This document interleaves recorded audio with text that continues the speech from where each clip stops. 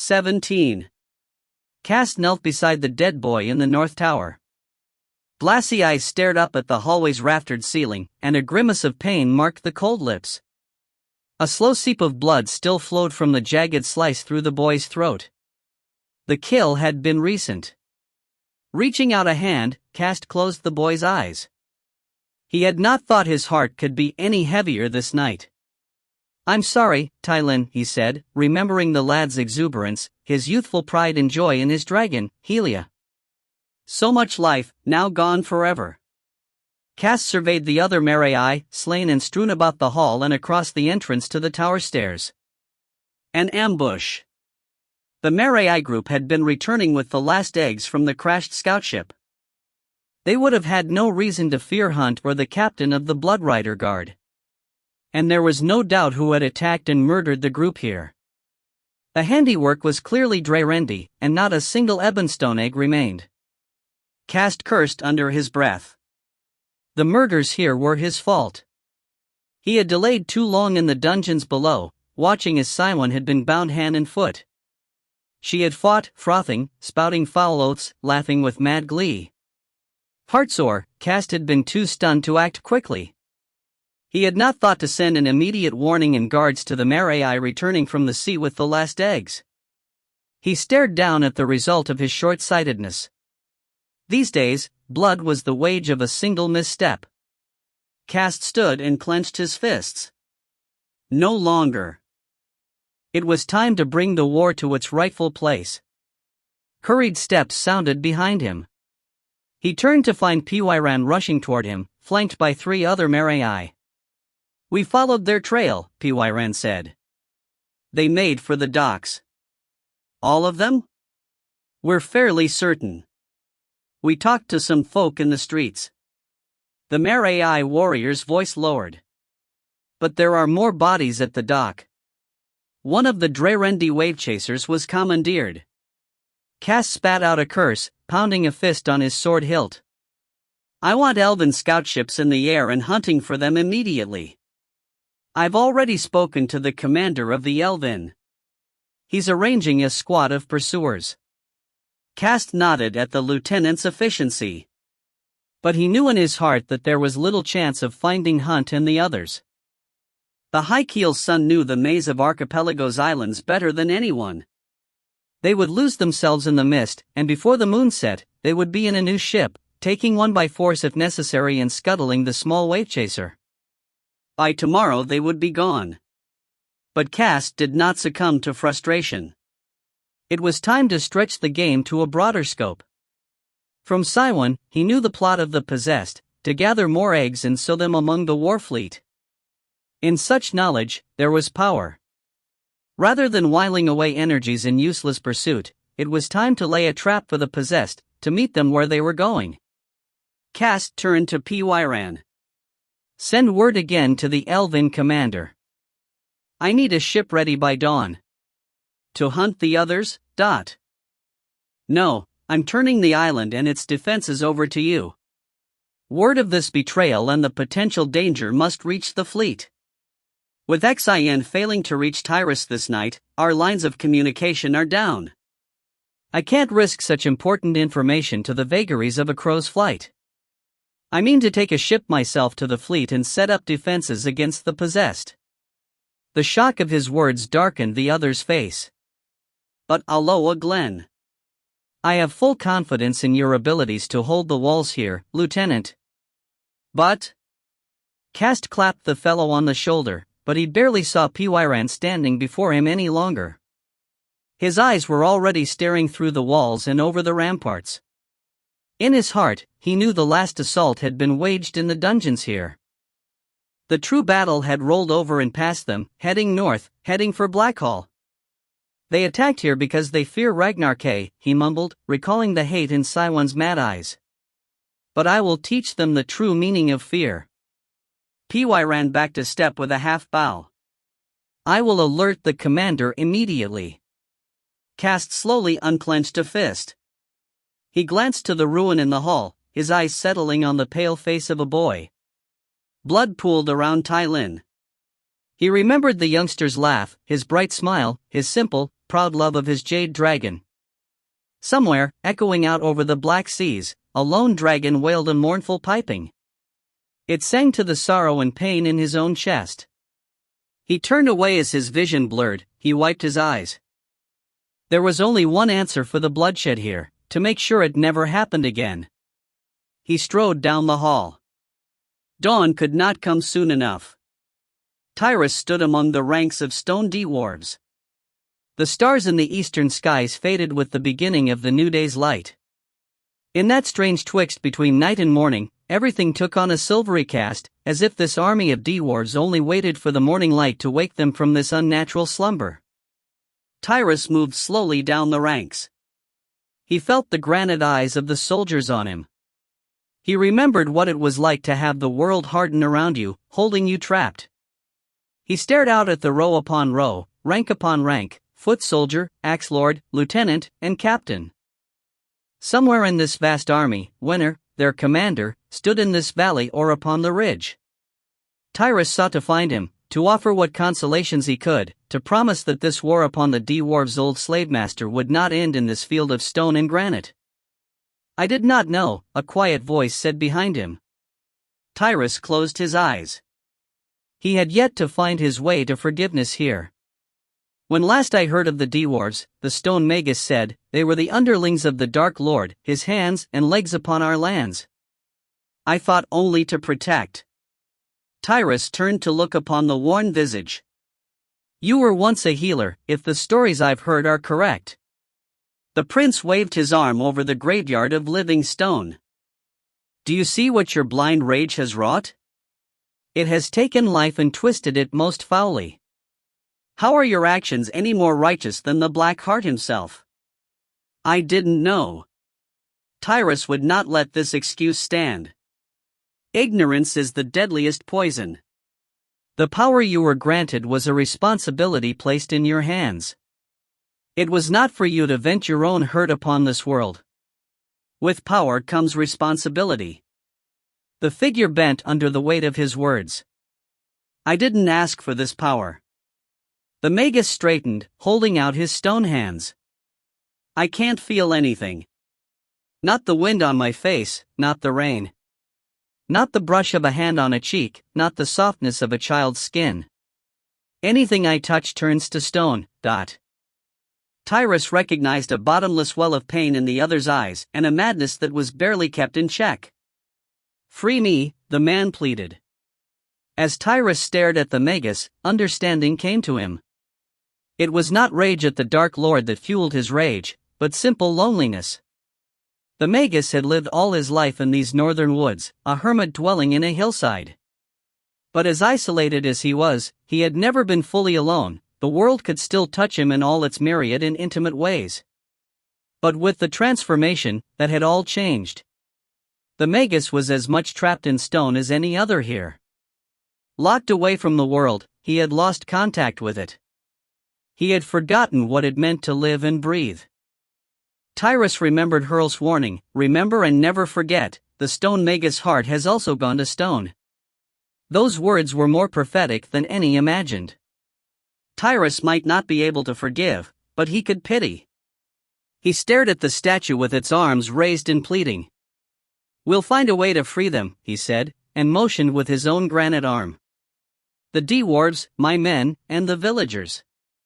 It can't be done, the magus said, his limbs lowering in defeat. Tyrus stared out at the army as the eastern skies grew brighter. To the north, hills appeared from the darkness. Bare, skeletal trees covered their slopes. It was the edge of the stone forest, the one-time home of the sad figure standing beside him. Tell me of the coming of Blackhall, Tyrus said. The magus covered his face. It was too awful a time. I don't want to touch those memories again. You must, Tyrus said more harshly. He confronted the man, pulling one hand away from his face. If there's any hope to reverse your magic, I must know how your powers came to be. The magus shook his head. It was too dark a time to look upon. Tyrus shoved down his other arm. Then look on this. He shouted, and motioned to the stone army. Thousands imprisoned by your hand, trapped in stone like you. Can you hear them crying for release? Can you feel their eyes begging? No, the magus fell to his knees. He rocked in place. I didn't know. Now you do. And you owe them more than a bonfire at night and weepy words of sorrow. If the cost is to face your past, then you must pay it. The magus continued to rock. His heavy knees furrowed the soil. Tyrus prayed he had not pushed the creature too far, driven him back into ravening madness. Then slowly words tumbled from his stone lips. I was gathering herbs from a woodland glen, anise and hawksbreath. He lifted his hands to his nose. I can still smell them on my fingers. Tyrus moved a step closer, though he feared touching the man, lest he draw him from these ancient memories. Then a great roar, like 1,000 thunderstorms crashing together, split the quiet. The ground shook, heaving up in great swells, then falling again, as if the land itself had become a stormy sea. I was thrown down and clung to the soil with my fists, praying to the mother above and the land below. I thought my prayers answered when the quaking slowed and stopped. I rose and fled back to my hillside home. When I got there, I found all the windows shattered, my great oak door cracked in half. I went inside to see what was left of my home and belongings. Then, the rocking of the magus became more frantic. A wail rose from his throat, boiling out as if from the turmoil inside the stone man. It is over, Tyrus murmured. You're safe here. The figure seemed deaf, but after a moment, words came through the cries. A hot, searing, foul wind came screaming from the sea. It blasted every leaf from every tree. Saplings were uprooted. Older trees cracked and tumbled end over end. I fled and cowered in the root cellar, and still I could not escape the burn of the winds. It was impossible to breathe. The magus clutched at his throat as he rocked, gasping, choking. Calm yourself, Tyrus urged. The wind is gone, lost in the past. The magus shook his head. It's never gone. I can still hear its howl in my ears. It is the scream of the damned.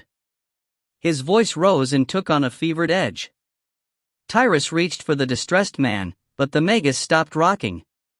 His eyes were wide open, but Tyrus knew he was not seeing the world around him. Day became night as the wind screamed away. I fled my home, but the world was gone. A smoke that glowed with sick energies covered the skies and lands. Ash fell like rain. And far to the east, the skies glowed an angry red, the face of all that was evil in the world. I could not meet that gaze, so I dove back into my home. But there was no escape. Slowly the rocking started again. The air sickened. The land shook. Wicked cries echoed down to me. I covered my head, but still they found me.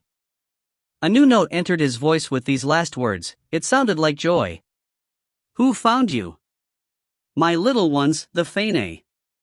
Tyrus remembered Hurl's story of the tiny carvings brought to life by the healer. Was it true? Or was this madness? The magus continued. I had thought them surely destroyed, but they found me curled in my cellar. I went to greet them, but they were frightened. They fled. All but the first of the Faene that I created, Rael, a northern word for king. The last was said with thick bitterness. He forced me to look upon myself. Look upon yourself? He made me turn and see the form buried in ash at my feet. Tyrus frowned in confusion. Rael wiped away the ash and revealed the stone figure upon the floor of the root cellar. He made me stare at it. As the magus spoke, fingers rose and gently probed chin, cheekbones, and line of nose. I hardly recognized my own face. Tyrus' eyes widened. But there was no denying what lay on the cellar's floor, my corpse. I was dead and hadn't even known it. My spirit must have become lost in that volcanic fog, unable to escape to the mother above. But Rael, curse him, made me face my own death. But what happened after that? Rael called the other Faene to him. They circled both the body and my spirit and gave back what I had granted them. A wail rose again. I didn't ask for it. What did they give you? Life, the stone mage cried. The life I had breathed into them, they returned to me 100-fold. Tyrus weighed this claim. He had heard of elementals that could animate non-living objects, some for days. But if the madman here was to be believed, he had imbued these creations of his, these Fene, with independent life. I was forced back into my body. And as such magic could enliven wood, so it did to stone. I rose from that cellar floor, alive again, but trapped in a shell of hard ash. And your ability to change others into stone? The magus shook his head. I don't know. It was wrong to cast a spell while there was so much corruption in the air. The Fene must have been affected by the black magic in that foul ash or the loathsome energies wafting through the blanket of glowing fog. But when I rose, I quickly discovered all I touched turned to stone. Over time, I learned it was a curse I could cast out from my body. The magus again covered his face. But the cost, it was too high. What cost? The magus lowered his hands and glared at Tyrus. Haven't you been listening? Madness laced his words. The Fene gave me back what I gave them, their life. I woke to find nothing but whittled pieces of wood in the cellar. My children were gone. The magus clenched one fist. Except for Rael. He still lived. He left me in the woods and said that when Blackhall sank again, I would be free to rest. And what became of this Rael? The magus gestured to the barren northern hills. He's in the stone forest, curse his eyes. Rebuilding his brethren. The Fene? The spell did not only affect me, the magus said. The warping of that magic changed Rael, too. He can now chisel petrified wood from the stone forest and granted life, adding to his brethren, becoming a true king as I named him. But his children are not sweet and innocent. I've seen them. Though their flesh is as pale as the wood from which they came, there is something dark about them. I can't even stand to look. Tyrus cut him off. You said their flesh is pale? The magus turned from the hills to look at him. You still aren't listening. It was the warp of magic. I can change the living into stone. Rael can change stone into the living. Tyrus sensed the balance of forces here, a warp and weave of fearsome energies. He studied the hills stubbled with skeletal trees. The first rays of the sun glinted off the crystalline branches of the petrified forest. Deeper in the woods, mists moved through the trees, swirling like disembodied spirits. Did an answer lay out there? Could Rael reverse what the magus had wrought? And if he could, would he do so? He turned to the magus. I want to meet this Rael. The stone figure glanced to him as if he were the mad one. The Fene don't tolerate strangers. As I said, they've grown dark of heart. I haven't seen Rael in over 2 centuries. Then it's high time for a family reunion, Tyrus said. Let's go pay your kin a visit. No, the stone magus said. They'll kill you. Tyrus patted the granite that made up his chest. I'd like to see them try. He faced the stone forest. Take me to this king of the Fene. It was good to feel the rolling planks of a deck underfoot, even if the ship flew leagues above the true sea. Cast closed his eyes and felt the wind whipping through his hair, tugging at his cloak, shoving against his chest. Among the Drerendi, it was said the wind had teeth. This morning Cast could feel its bite. He kept one hand on the bow deck's rail as the Raven's wings swept northward. They had favorable weather, a fierce southeaster blew out from the blasted shoals. Cast felt the energy in the air, a mix of lightning and sea salt. The elven captain, Lisla, was adding her own magic to fill the sails and steady the course. The plan was to reach the fleet in 3 days' time, and it would take every bit of the captain's talent to achieve this end. They had left at dawn, a crew of elven warriors, a squad of blood riders, and Master Edel of the Marai. They also bore one prisoner, trussed and locked in a small stateroom, Siwan. Cast could not leave her behind. In the war to come, Ragnar K could be important, and she was the only one who could unlock the dragon inside him. But there was another reason he hauled Siwan along on this journey: hope. Somewhere locked inside the evil was the one he loved. He gripped the rail, digging in his fingernails. He would find a way to free her or die trying. A hatch slammed open behind him, caught by the fierce winds and thrown wide as the small Zowel tribesman climbed to the deck. Having lived among pirates, Xin was experienced with walking the deck of a storm-swept ship. He hurried toward Cast, not bothering with the safety ropes, bent against the wind. Shaven-headed, the tribesman's single braid of hair was a flag behind him. "I've reached Lord Tyrus," he said breathlessly as he took a place beside Cast. The pale scar of an eye on his forehead seemed to glow with joy. "He lives. What news does he bear? How fares the fleet?" Xin held up a hand. "I made only a flicker of contact. His sending is muffled, as if he speaks with his mouth covered. All I could understand was something about the dwarves. But he lives. Is he with the fleet?" The tribesman frowned. "No, I think he is alone." "Alone?" Xin shrugged. "I will rest and try again later." Cast nodded, relieved. "I'll need you to pass word to Joch." Xin fingered the shark tooth pendant around his neck. He used the talisman to communicate with Helena's group. "I spoke with Joch before we departed.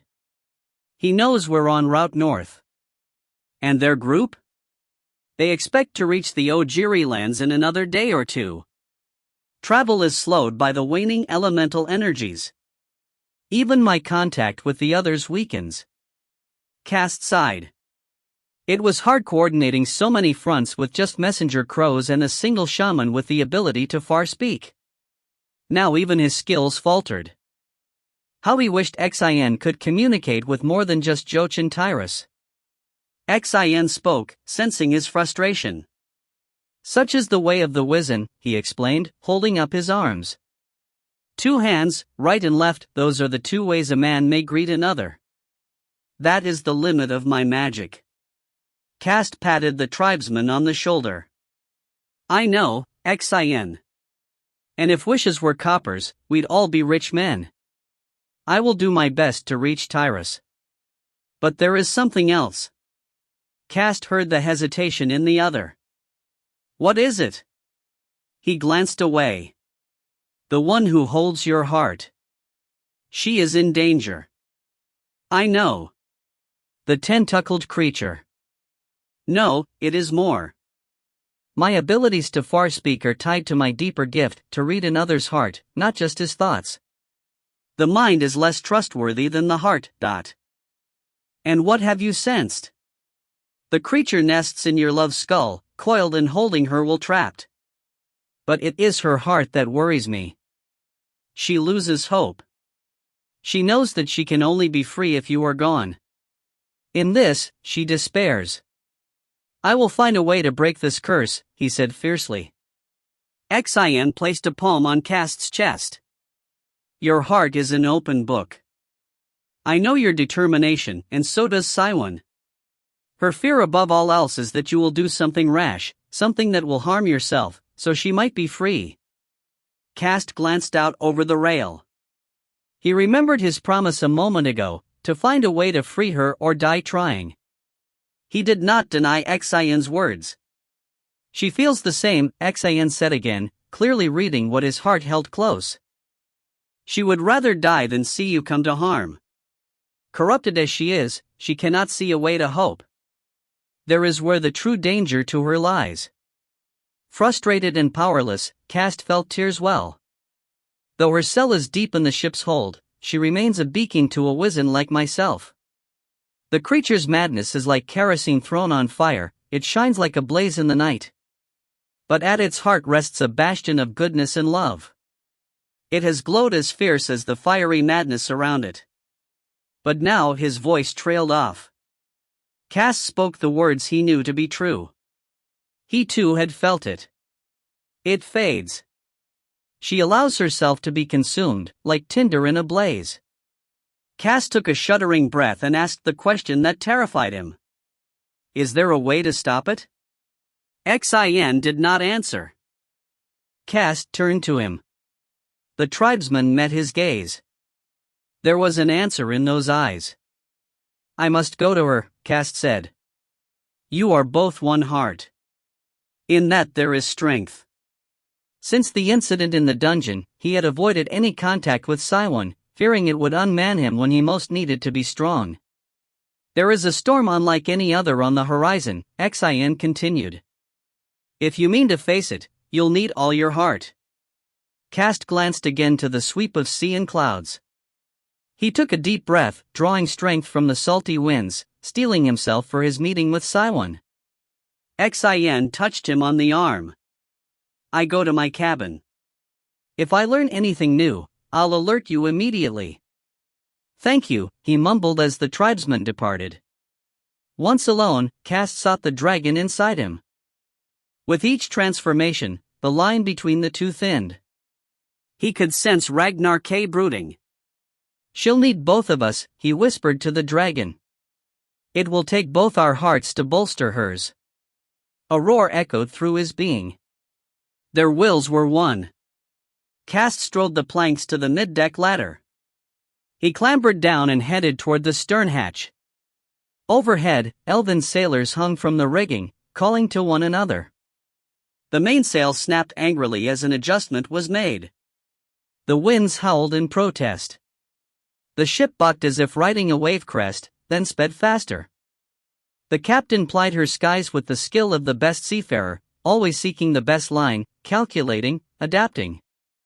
Unlatching the stern hatch, Cass left the deck and the ship to her captain.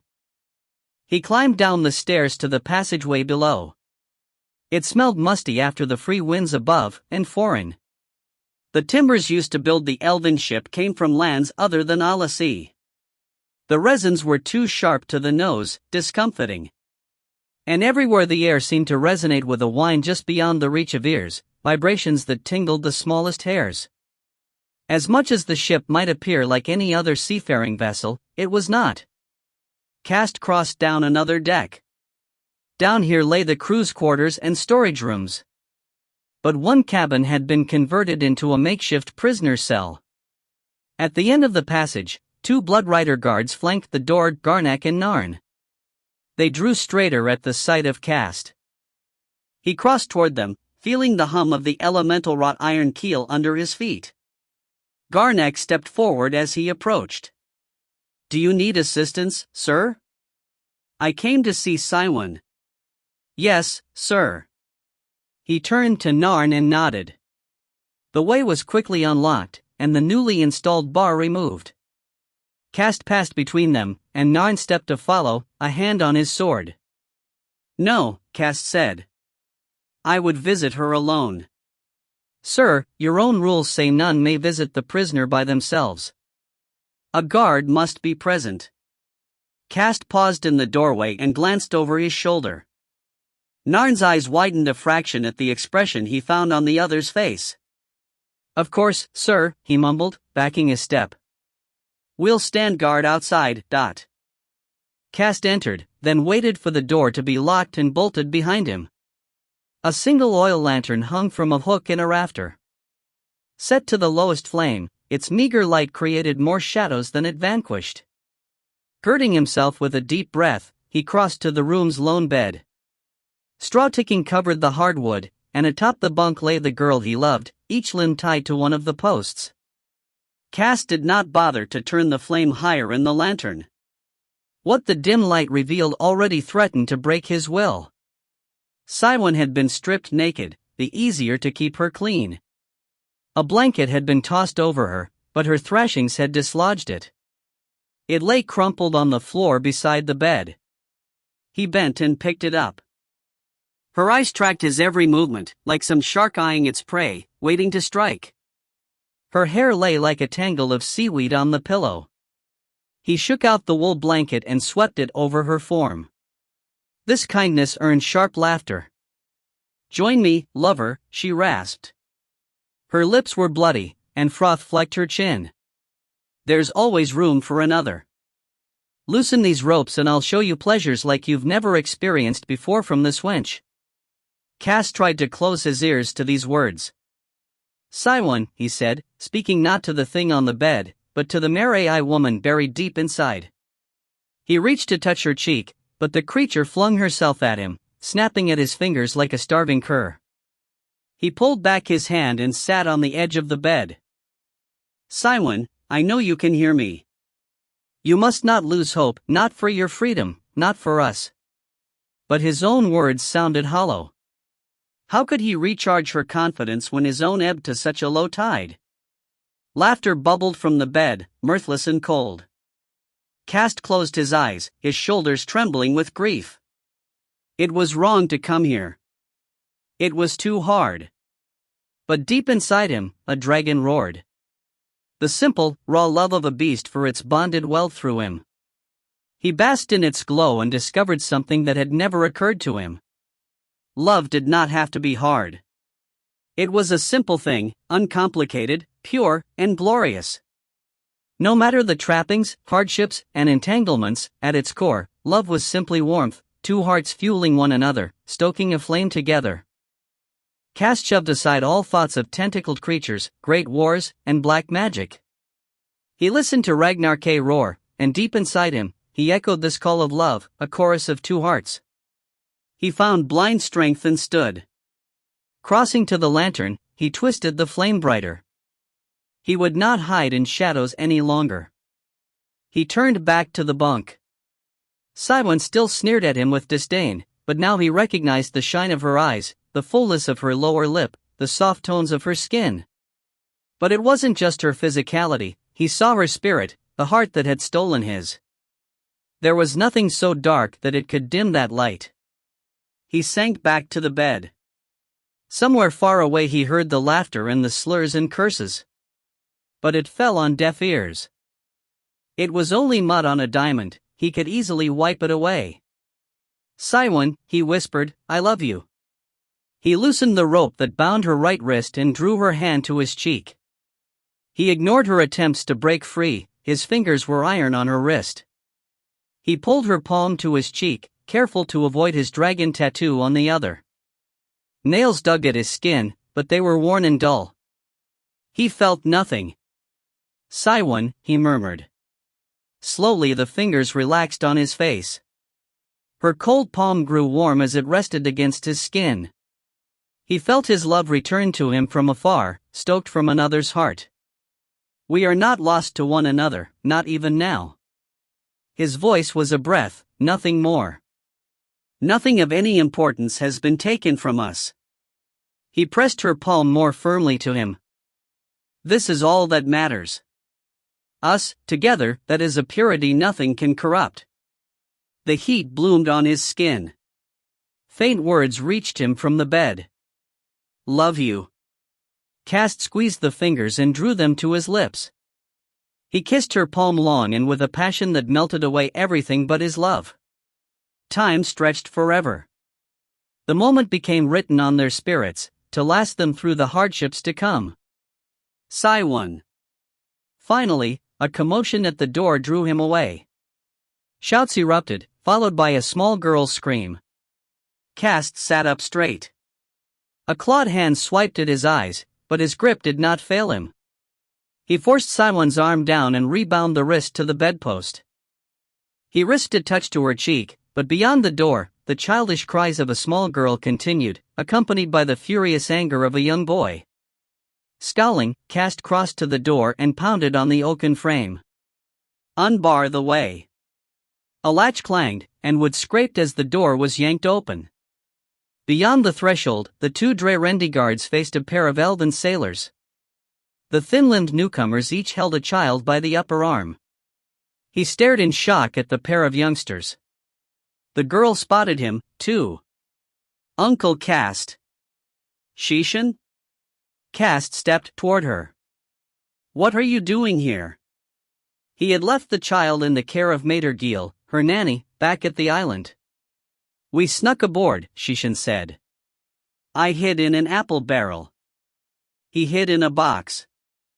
She pointed to the other child, and Cast recognized Rodrigo, Nayland's boy. His eyes were stretched wide, and his lower lip trembled as he fought back tears. One of the elven sailors spoke. Captain Listless sensed them in the hold. She sent us to root through for stowaways.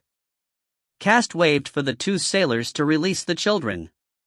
He knelt by Shishin and pulled the boy to his side, tucking him under an arm. Why did you sneak onto the ship? Shishin stared over his shoulder. Her eyes crinkled, and an arm pointed. Aunt Saiwan, is she sick? Cast glanced behind him. The cabin door was still open. Frowning, he motioned for Narn to close and lock the door, then turned back to the young girl.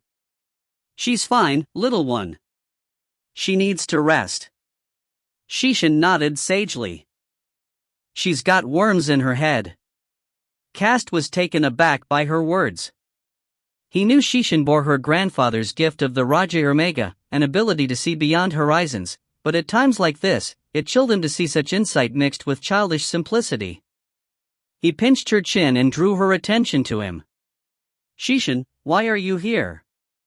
Her voice shrunk to a whispered secret. Hunt needs me. Cast sighed. Back at the castle, he had tried to explain to her that Hunt was simply away. He should have known that such lies would not be believed by someone with her abilities, especially when she was bonded to Hunt by ancient magics. We're trying to find him, Cast said. But you shouldn't have left Mater Gil. She'll be scared for you. I had to come. Hunt needs me, . And what about Rodrigo? Cast asked. He had to come, too. He didn't want to, but I swore that I'd scrimshaw him a pony if he didn't cry. And I didn't cry. Rodrigo burst out. Well, you were gonna. Cast shook his head.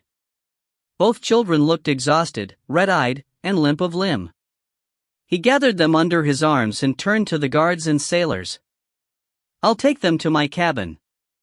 Send a crow back to Aloha Glen with the news of the children. If I know Mater Gil, she'll have the entire castle torn apart stone by stone looking for the girl. One of the Elvins stepped forward. Captain Listless said she is prepared to head back to the island at your word. Cast nodded. He hated the delay in backtracking, but he had no choice have her tack around as soon as the winds are favorable. No. Shishin said. We don't want to go back. Hush, child. Rodrigo can't leave his tree for very long. He is Naifi. He must go back. No, he doesn't. I showed him how. She glared at the boy. Show Uncle Cast. Rodrigo shook his head. I don't want to. Cast hiked the boy higher. What is Shishin talking about? Show him. Shishin demanded. Cast leaned his forehead against the boy's. It'll be our secret. You and me. Bloodrider brothers. Rodrigo's eyes widened. He stammered, then reached in his jacket and pulled out a twig upon which hung a heavy flower. It was rumpled, but clearly one of the koakona blooms. Shishin says that I got to prick my finger and put blood on the broken end of the stem. It'll keep the flower fresh, and I'll feel good. Have you tried this already? Rodrigo nodded. I used a rose thorn. He yipped like a puppy when you step on its tail, Shishin added. I did not. Cast frowned at the girl. Shishin, where did you get this idea? She squirmed, biting her lips. She would not meet his eyes. Shishin, he kept his tone stern. She leaned closer, pressing her cheek to his. Papa told me in a dream. He showed me. Cast knew she meant her grandfather, Pinor, the shaman of the Drerendi. He had died during the War of the Isles. Could the child be right? Would Rodrigo be safe as long as he watered the twig in his own blood? Papa says Rodrigo is different. He comes from bloodsuckers. Cast startled. Shishin knew nothing about Rodrigo's heritage, that his roots traced back to the grim wraiths. He turned to the boy. At half a day out from the island in the tree, the boy should be ailing, fading, and weak. But besides appearing tired, Rodrigo was pink of cheek and full of nervous energy. He did not seem to be suffering in any way. "What should I tell the captain?" the elven asked. Cast considered the situation. Dare he put faith in Shishin's dream? A boy's life hung on this hook. But so much also depended on a swift rendezvous with the fleet. "Sir?" Cast straightened and stepped away with the children in his arms. "Stay the northerly course for now." Shishin clapped, then hugged him around the neck. "We're going to find Hunt." "Yes, we are." Cast headed to his stateroom at the other end of the passageway. As they reached the door, Shishin whispered in his ear, "When I'm grown up, I'm gonna marry him." He lowered her to the floor. "Hunt is too old for you." Shishin giggled. "Not Hunt, silly." She pointed a small finger toward Rodrigo, then pressed the same finger to her lips, indicating secrecy. Cast tousled her hair. He hoped that girlish fancy came to pass. As such, a part of him still balked at his decision to continue with the voyage. He was leading the children into a realm of danger beyond the darkest contemplation. He opened the door and guided Shishin ahead of him, then followed with the younger boy in his arms. Rodrigo was already dozing off. Shishin clambered onto the bed, and he settled the boy beside her. Rodrigo crawled to the pillow and fell into its embrace. "You both rest," Cast ordered. "I don't want either one of you even stepping off this bed." He turned to go, but the girl reached out and touched his arm. "Uncle Cast, Papa told me to tell you something." Gooseflesh prickled the skin on his arm. "Your Papa, from another dream?" "No, the same dream as the one about Rodrigo." Shishin yawned, a jawbreaker that would not stop. Cast had to restrain himself against reaching out and shaking the girl. "What did he say?" His voice was strained. Shishin curled into a tired ball. "Papa says you have to kill the dragon." "Kill Ragnar K?" His words were not so much a question as simple shock. But Shishin answered it anyway, stifling another yawn, "'Cause the dragon will eat the world." 18. The summer sun offered no warmth in the cold, wintry woods. Tyrus marched over soil as hard and flinty as the trees themselves, while grayish puffed up with each step. He grumbled under his breath, while the magus trod ahead of him, slogging up a wake of clogging soot, moving no faster than a man might crawl. "How much farther?" Tyrus asked. The magus pointed vaguely ahead. "Still another league." "And you're sure Rail will be there?" "With Rail, I can never be certain. He has become as wild as his creations." Tyrus studied the woods to right and left. Though the trees were leafless, the forest remained gloomy from the fog-shaded sun. Still, green life poked through here and there, twisted and stunted bushes bearing more thorns than leaves, scraggly grasses, a few gnarled saplings. And with the greenery came all sorts of small life, beetles, snails, snakes, voles, and scrawny rabbits. He even spotted one deer. But conspicuously absent were any sign of the Fae, the tiny inhabitants of the dead forest. Throughout the trek yesterday and this morning, he had sought some evidence of the creatures, tiny footprints in the ash, distant voices, movement. But it was as if he and the magus were the only ones who moved through the woods. Only during the night had he caught flickers of motion from deep in the wood, but they could easily have been ordinary woodland creatures. Still, Tyrus sensed that little was ordinary that moved through this forest at night. The only other creature he had spotted in the woods was something large that had lumbered past along a hill's ridge in the distance. It was like nothing Tyrus had ever seen. It was gray-skinned, or perhaps just ash-covered like himself, and moved on all fours. Its head was like a bull, but with a drape of tentacles hanging above its wide mouth. It marched along, gathering anything green from the forest floor with its tentacles and feeding its gullet. Tyrus had given it a wide berth. Even granite could break if trampled under the bulk of such a gigantic creature. But besides this lone beast, the woods appeared empty of life. It lay dead silent, no birdsong, not even a whisper of insects. Each step they took sounded loud and abrasive. Tyrus was glad to have company on this journey, even the taciturn Magus. The stone forest was not a landscape to walk alone. It was a place of madness, where empty hills and valleys drained one's spirit, and loneliness was compounded. Finally, the Magus broke the stony silence. "We near my old home." His face swung like a plant seeking sunlight. "I would see it before we pass into the deeper wood." "Is that wise?" Tyrus asked. He feared that his companion might become mired in old memories and grief at the sight of his former homestead. "Perhaps we should go directly to Rail." "No," the Magus droned, swinging in a westerly direction. "I would see my home again." Tyrus had no choice but to follow. The Magus led the way up a long slope and through a section of trees that grew more densely together. As Tyrus followed, he noted strange pox on the tree trunks they passed. They appeared at first natural, but as more and more became apparent, he realized they were nooks and cubbies cut or chiseled from the trees. He paused to examine one of these holes. It was about 2 handspans tall and 1 wide, crudely hacked. The Magus noticed his attention. Raw material from which the Fae were born. He spoke as he marched up the hill. "I would take a chunk of wood from a tree and sit with it until it spoke to me." Tyrus closed the distance between them. "Spoke to you?"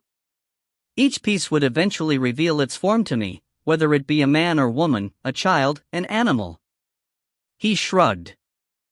"Then I'd chip away the wood to free what was hidden inside." "Then you'd give it life," Tyrus said.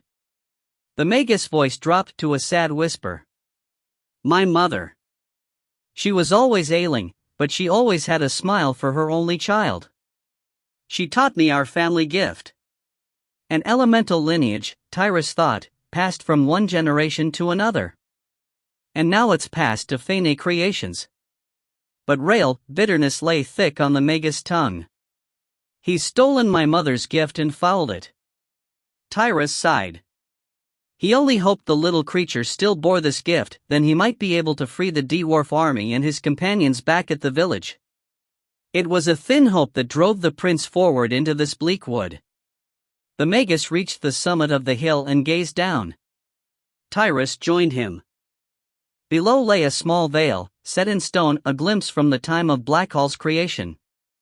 A small section of forest had been cleared away.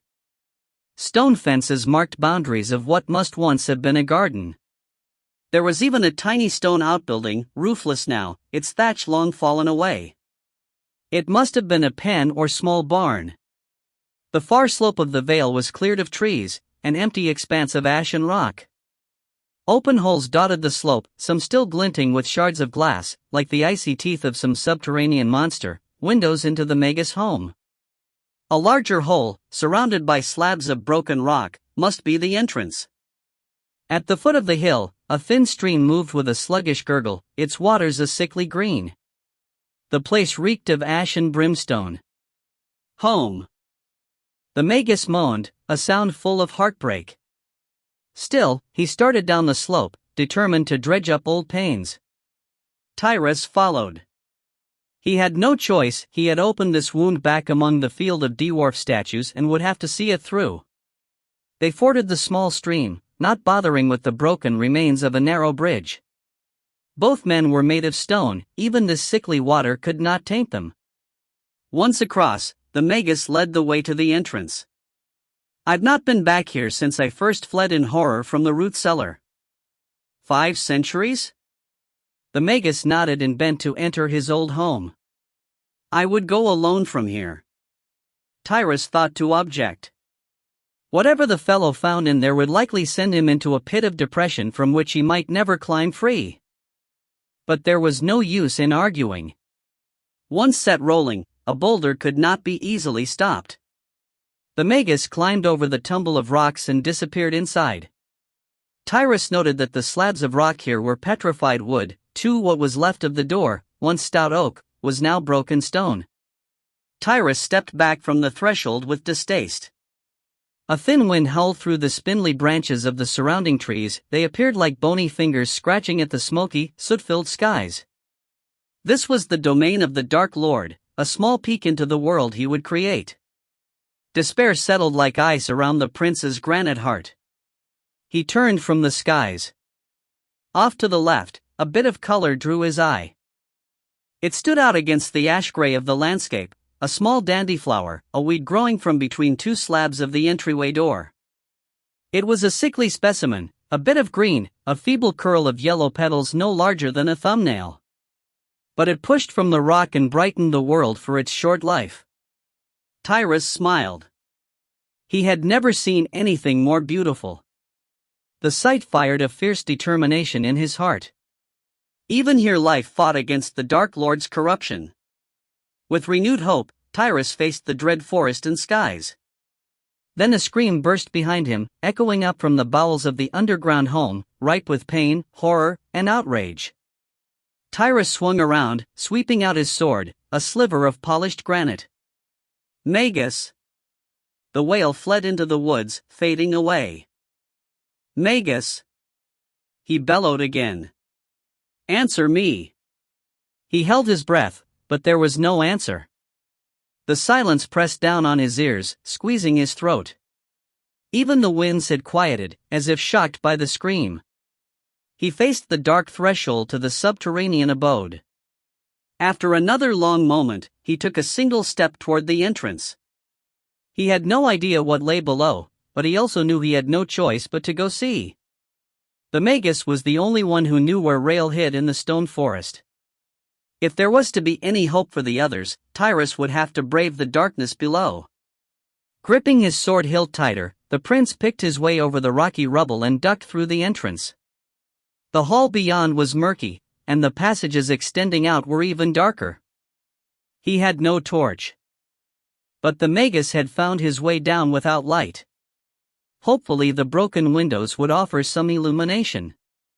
With his sword held before him, he moved toward the passage he had seen the magus take. The darkness closed around him immediately. He crept one step at a time, sweeping out with his sword, seeking obstacles. Slowly he shuffled down the hall. His eyes quickly grew strained. His ears sought any sound that might lead him to his quarry. The hall ended at a cross passage. Tyrus paused. To the left, the way seemed fractionally brighter. A window must light that direction. But which way did the magus go, toward the light or away? Tyrus scrunched his brows. He had an inkling of where his companion would head. The magus had come back here to face his past, back to his roots, back to where he was born into this stone-cold world, the cellar to this haunted home. Tyrus sensed the best course was to the right. The floor seemed to slope slightly downward that way. Taking a deep breath, he headed into the darkness. He was rewarded soon thereafter by discovering a set of stairs on the left. As he stood on the top stair, he heard a slight tinkle from a bit of rock bouncing down the steps. Someone had passed recently this way, loosening what had been untouched for ages. Had the magus braved the dark stair? Maybe the scream was from a fall. Could the magus have hit his stone head and blacked out? No, the scream had been full of anger and horror. Tyrus took a step down the well. Then another.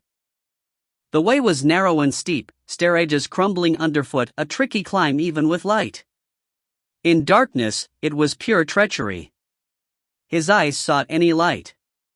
More pebbles tumbled, dislodged by his own feet. The narrow stairway spiraled, tight and confining. As he rounded another turn, he began to make out his sword arm, a darker shadow cutting through the gloom. Light! There was light seeping from down below. His pace increased. With each step, details emerged, the stone walls, the worn steps, the turn of the stairwell. The light took on a richer cast, a reddish glow. Fire! Who could have set a flame down here? He reached the end of the stairs and stopped. A short passage stretched to an open doorway. Lights flickered up ahead, clearly a fire or torch. With the tumble of stones from the stairs and his own echoing footsteps, there was no need to pretend secrecy. "Magus!" he called out. "Are you all right?" There was a long hollow silence, then a whisper of laughter. "Magus?" The laughter swelled, full of depths that spoke of madness and malice. It echoed up the stairway. But as Tyrus stood on the step, he knew he was mistaken. The sniggering behind him was not echoes. A pebble bounced down from above. The stairway behind him was no longer empty. A voice, brittle enough to shatter glass, called out from the cellar room. "Come, Prince of Pirates, join us where it all began." There was no doubt who spoke ahead. It wasn't the Magus, but his creation Rael. Tyrus moved forward. He had come to meet this creature, he wouldn't balk now. And from the sounds behind him, he doubted he would be allowed to leave. Crossing to the doorway, he stepped into the cellar. The room was shallow but wide, a single torch was jammed into a hole in one wall. Its light revealed old, crumbled shelves, and sacks of burlap huddled in the corner. Ash and dust covered all. In the center of the cellar stood the stone Magus, his back to Tyrus. He seemed frozen in place, a true statue again.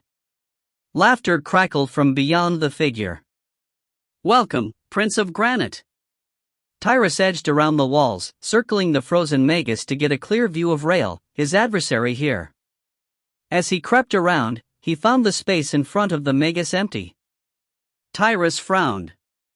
Had Rael circled in step with him, keeping the statue always between them, staying hidden, but Tyrus suspected a trap and stopped, sword ready.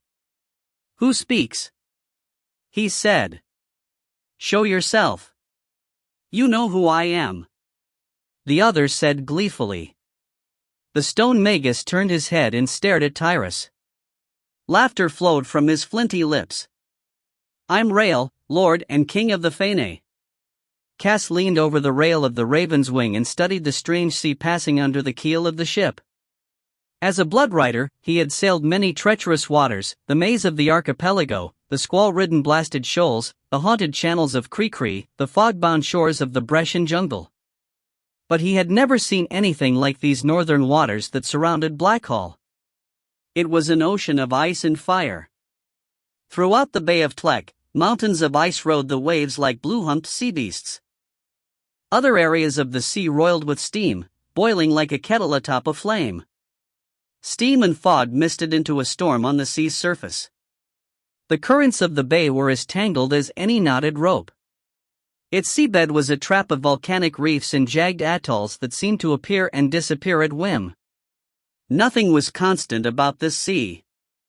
Not the winds, not the weather. Master Edel stood beside him, a companion in this vigil.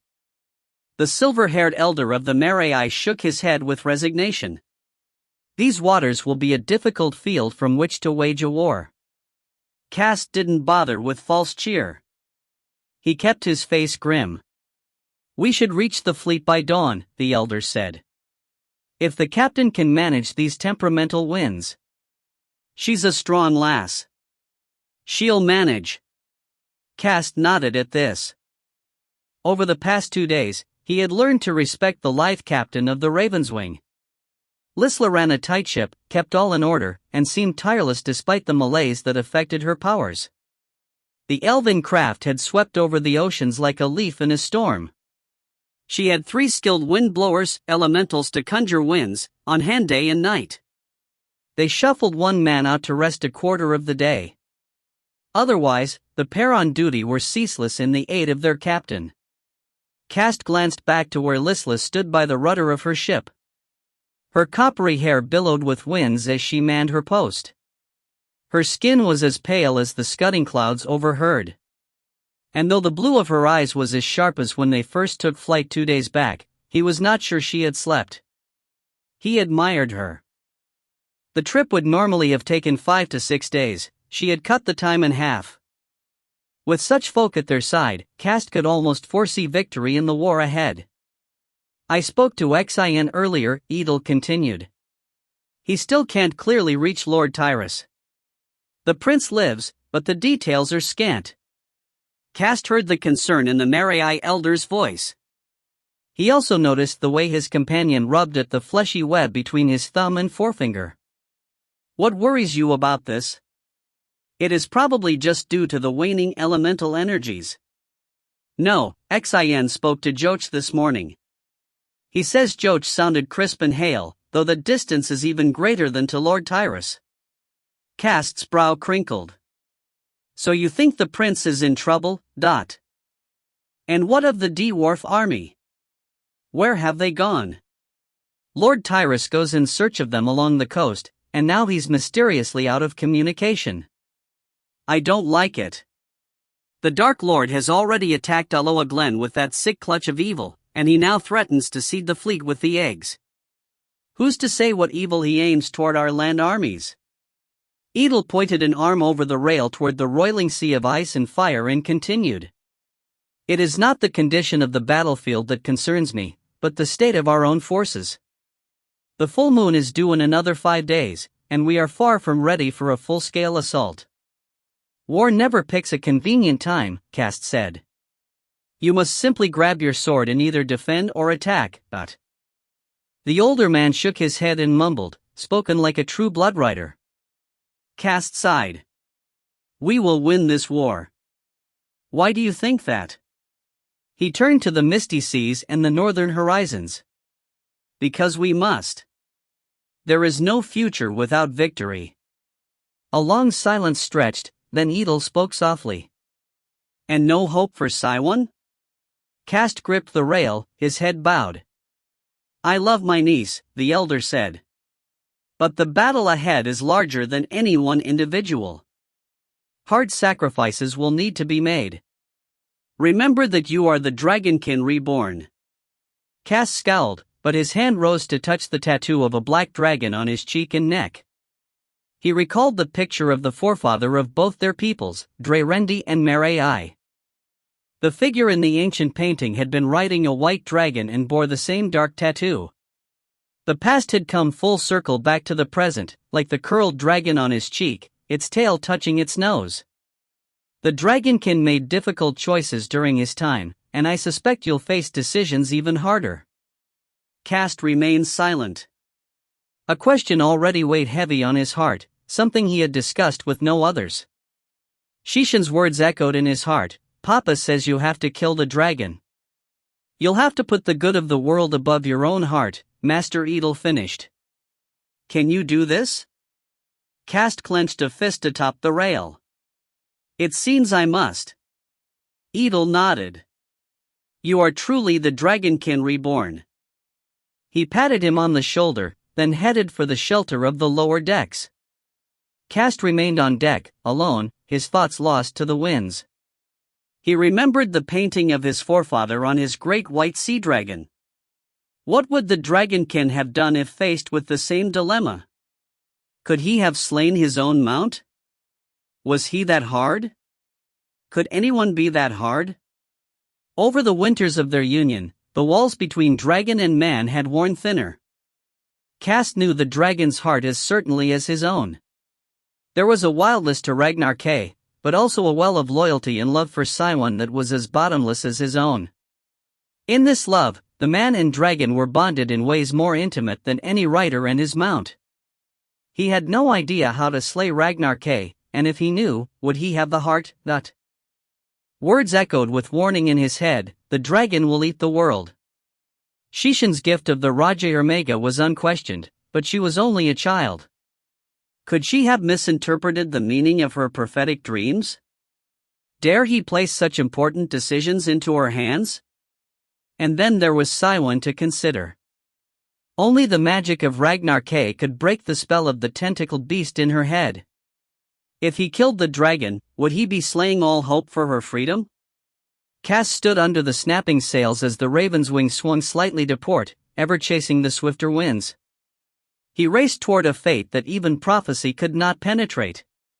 But as he stood there, he trusted his heart. He could not dismiss the certainty he had seen in Shishan's eyes. He had sensed the truth the moment it had been spoken. He remained facing north, letting the cold winds wipe the tears from his cheek. Ragnar K must die. A tremble passed over his form, terror and despair. At first, he thought it was just the emotions of his decision, but the sense of menace grew around him like the clutching arms of a demon. Then a scream arose from below, echoing through the planks. Sigh one. Other voices rose in panic from the rigging and deck.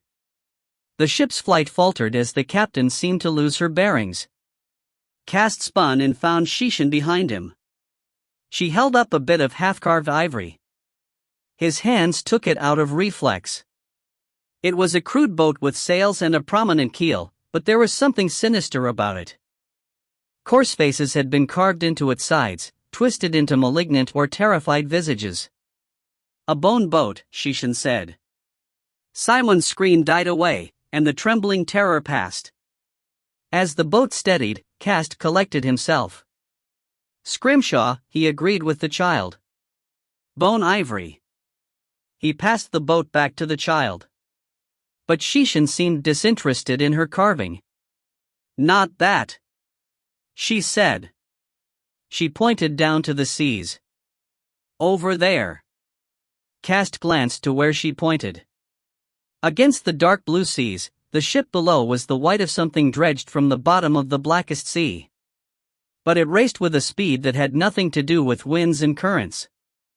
It was as if the oceans themselves rejected the sick craft and sought to expel it from the waters, sending it flying northward. Frowning, Cast grabbed a spyglass from his hip and sought a better view. It took him half a moment to find it. Once he did, every hair on his arms and neck rose with a pebbling gooseflesh. He knew he was staring at the source of his terror from a moment ago. It was not winds that filled those sails, but fear and horror. The craft must have passed near enough for them to feel its wake. He stared at the monstrous construction. Its prow was a skeleton, its bony arms outstretched to the skies in supplication or pain. Its sides were not planks of wood, but fused bones and skulls. Even its stitched sails seemed too leathery for cloth. Skin came to mind at the sight, accentuated by the dripping gore that seemed to flow along the rigging, like blood through a corpse's veins. A bone boat, Cast mumbled. Shishan pointed. Hunt's down there. Let's go see what he's doing. Tyrus faced the stone magus in the dusty cellar. Rail? The figure swung to face him fully. Stone eyes narrowed, and lips pulled into a wicked sneer of amusement. Welcome to the heart of my kingdom. He half bowed, mocking. One lord of stone to another. I don't understand. The statue straightened, running a palm over his form as if smoothing rumpled clothing. We share this prison of stone. Magus and king. Man and Fane. Shock slowed. You're one person. Two spirits, one body. Tyrus' thoughts turned to Fardale and Mogweed. The twins were similarly afflicted. The magic. It not only warped. It also wove. During the spell where the magus spirit was sewn back into his stone corpse, I was woven into the mix like yeast into a bread's flour. Then why did you wait until now to reveal yourself? It was not my choice. A familiar bitterness soured his words. The magus only lets me out when he sinks so deep into his well of blackness that I can slide past him to the surface. And can I speak to the magus now? Can he hear me? Not unless I allow it. I control the body. Laughter flowed after this. And I won't allow it. He covered his ears with his stone palms. Let the sleeper sleep. Tyrus watched this display with a furrowed brow. The relationship, though similar to Mogweed and Fardale's plight, was clearly different, and something struck him as wrong. This new speaker still sounded at the edges like the magus. Was it just the limits and range of a stone throat, or was it something more sinister? And Rail had called him by name a moment ago, knowing him as prince and pirate. This spirit would not know that, unless it shared the magus' ears and mind. Subtle mannerisms struck him, the way the eyes shifted to the left just before he spoke, the way one hand's fingers would curl and uncurl while speaking. These characteristics of the stone magus persisted in Rael. Were the two truly different? Were they two spirits sharing one body, or had one spirit split into two minds? Come. It's been forever and a day since I met any of my children. Let us see how they've fared in my absence. Rael clumped his stone form back to the door. He paused only to grab up the torch from the wall. Tyrus had no choice but to follow. Rael led the way to the spiraling stairway.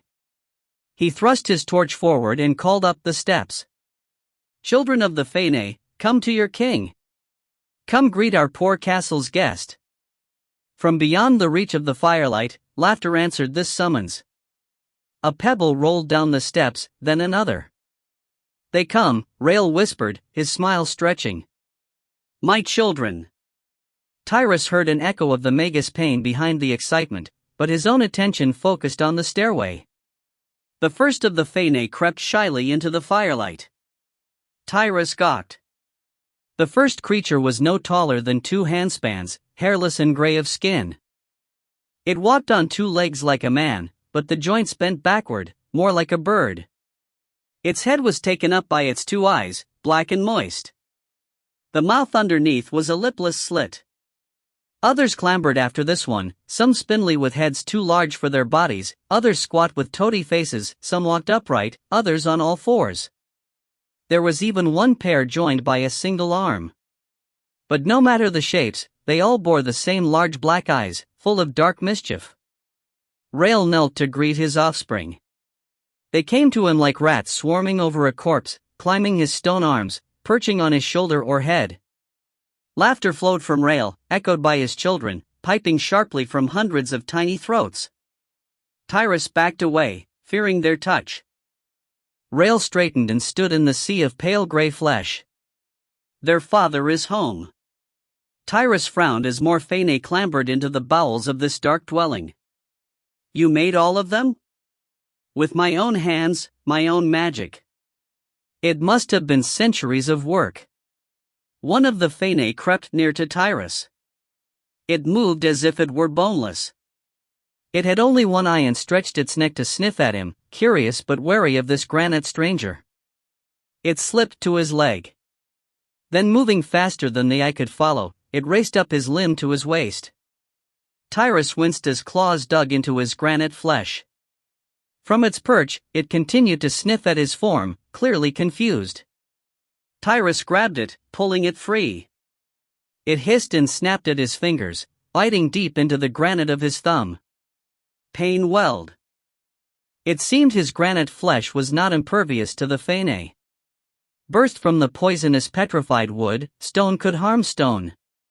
He tossed the creature back among its brethren, where it was lost in the shuffle of flesh and limbs. Tyrus pressed his wounded thumb to his chest. A single drop of blood fell to the floor. Another Fae sniffed at the splatter, then lapped it up. Blood feeders. Tyrus backed another step. Of the hundreds here, no 2 were alike. The roil of flesh was like the ravings of a madman given form and substance. Tyrus quailed at the enormity of the task before him. How could he convince the magus or Rael to help him? Hope of a cure for the dwarf army faded, but he knew he could not give up without trying. Perhaps if he better understood the magic at work here. Rael, he called out. The stone figure focused back to him. I would see how you make one of your Fae. Rael waved a hand dismissively, knocking loose one of his creations. It fell squalling among the others. He ignored it. I have enough children to care for. So how would one more be a burden? Or can't you bring another into existence? Rael's eyes narrowed. You doubt me, a vein of menace laced his words. Tyrus held his breath, sensing the moment could go either way. The hundreds of pairs of eyes swung upon him like a murder of crows eyeing a worm. At a word from their king, he could be torn limb from limb, a feast of blood for this foul brotherhood. But something shone in Rael's expression, hidden under the menace, loneliness and fear. Understanding dawned. How long had it been since anyone had conversed with the magus or Rael? The pack at his feet were clearly mindless, creations of madness given life. They were feeble company. "Come above," Rael finally said. "I'll show you what I can do." He stalked through the Faene at his feet. They ran from his legs and up the stairs ahead of him. Tyrus followed, leery of the stragglers, those Faene that moved more slowly, shambling or crawling. His thumbs still ached from the bite. As he climbed, he kept his sword between him and these last Faene. A small creature that looked like a six-legged spider scrabbled ahead of him. He sidestepped its clumsy progress and followed Rael with his torch. They reached the top of the stairs and wound their way to a chamber with a large cold hearth. A broken window let in wan sunlight. Rael slipped his torch into a wall slot and waved Tyrus inside. The Faene swarmed ahead at their master's signal and climbed over chairs, tables, and benches. Pottery on a shelf fell with a loud crash, startling Tyrus. Other Faene ran through the hearth, leaving tiny footprints of ash. Rael scowled but entered with Tyrus. "They're excited to have visitors." "So I see." A wood rat was ferreted out by the horde. It ran across the stone floor, but it was set upon by the Faene. They tore it apart before it could cross half the room. Its squeal was brief as it disappeared under their many claws and teeth. Rael crossed to a bench on the far wall. Metal tools were spread on the tabletop and hung on pegs on the walls. Tyrus, following, recognized woodworking chisels, awls, and knives. Chunks of petrified wood in various stages of sculpting rested on the bench. Rael reached to one of these. "I was working on this before the magus last took command of the body." He collected a chunk of stone chiseled into the likeness of a dog. A vague snarl marked its lips. Grabbing a sharp-pointed awl, Rael set to work on the piece. He dug and scraped, changed tools, flipped his handiwork one way, then another. Tyrus let him work, fearful of disturbing his concentration. Seen through the open window, the sun was setting into gloomy twilight, as one statue worked on another. Tyrus used the time to plan a strategy. If Rael could indeed change stone to flesh, then he must convince him to break the spell on the dwarves. But what coin could he offer this madman? He had no clear answer when Rael finished. "That will do," he said. It is hard to hear the voice in the wood after it's stone. Tyrus remembered similar words from the magus, how the wood spoke to him, telling him what it wanted to be. Tyrus stared at the wolf-like carving. If the wood itself told him to sculpt this, then the tree must have been mad. The dog had horns on its head, its hind legs looked like a bird's, ending in claws. "You can breathe life into this?" he asked, suddenly unsure he wanted Rael to do so. "Yes." Rael studied his handiwork. "It only takes a bit of concentration." Tyrus stepped around for a better view. He saw that most of the other Faene also were fixed on the new statue. "And a little blood," Rael mumbled. He grabbed up one of the Faene nearby and stabbed it with the awl he had been using. It screamed like a wounded bird, but Rael lifted it and spattered its blood over his new statue. Where each drop touched, stone melted into gray flesh. The transformation spread like thawing ice over the sculpture's entire surface. In a short moment, the wolfish creature appeared flesh. Rael tossed aside the wounded Faene. It scrambled away, licking at its wounded side. On the bench, the wolf stood unmoving, as still as any statue, only carved of gray flesh. Leaning forward, Rael blew across the form, starting at the back end and working forward. Where his breath touched, the flesh seemed to ripple, coming alive. Legs bent, its tiny chest heaved, its neck craned. Then, as Rael straightened from his labors, wide black eyes opened to stare anew at the world. "Welcome, little one. Welcome to this dark world." Laughter followed, echoed by the other Faene. Tyrus gaped as the creature tested its legs, throwing its head around, trying to skewer anything nearby with its tiny horns. It bounded off the table to join the others. Several gathered around the newcomer, sniffing and pawing at it. Rail swung around. "That is how my children are born. Blood and breath." Tyrus remained speechless. Blood to melt stone to flesh, breath for life. Was that the answer? Could the blood of the Fene break the spell that held the others trapped in stone? And since the others already had life, would they even need Rail's breath? He stared at the mass of cavorting creatures. How much blood would it take? There was only one way to find out. He crossed to the bench. The wounded Fene had left a trail of blood atop the table. It was black but also seemed to glow a sickly green, like the stream that ran past the house. Tyrus leaned forward, placing his granite palm atop a tiny pool of the brackish blood. With its touch, a shock trembled up his arm. His legs weakened, and a gasp flew out of his lips. He stumbled back, raising his hand before his face. His granite palm was now pale flesh. As he stared, the transformation raced up his arm with a warm tingling. The heat warmed the stone. Clothing and skin bloomed with color and life. Rail stared at him in shock. Tyrus gasped again as the spell dissolved from him, spreading over his torso and down his legs. He watched his other arm come to life, starting at the shoulder and sweeping down to his hand and up the length of his sword. In moments, bright steel reflected in the firelight. He straightened and moved his limbs. He felt lighter, more spry. "The Magus spell, you broke it." A cry escaped Rail's throat. It was pure madness, a mix of horror and delight, an impossible sound. Turning to the bench, he smeared some of the blood on his own stone flesh. He held his finger out toward Tyrus, the finger remained gray stone. "Why doesn't it work for me?" he screamed, sounding distinctly like the Magus. "Why is this a key to your prison and not mine?" Tyrus backed from this tirade.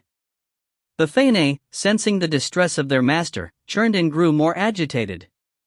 Wails piped from their throats, too, an echo of their creator. Several were staring his way. Their black eyes glowed with suspicion and something more dire. Bloodlust.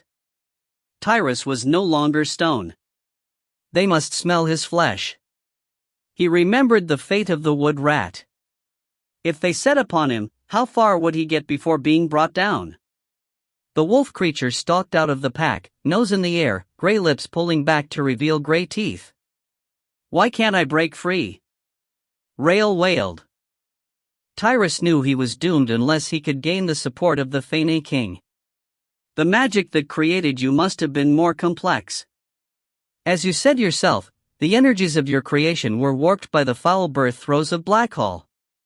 The blood of the Fene must not be strong enough to break the spell." Rail screamed in despair. The Fene surged toward Tyrus, sensing the source of their master's distress. Tyrus held the sword before him. The wolf creature leaped, but he kicked it away.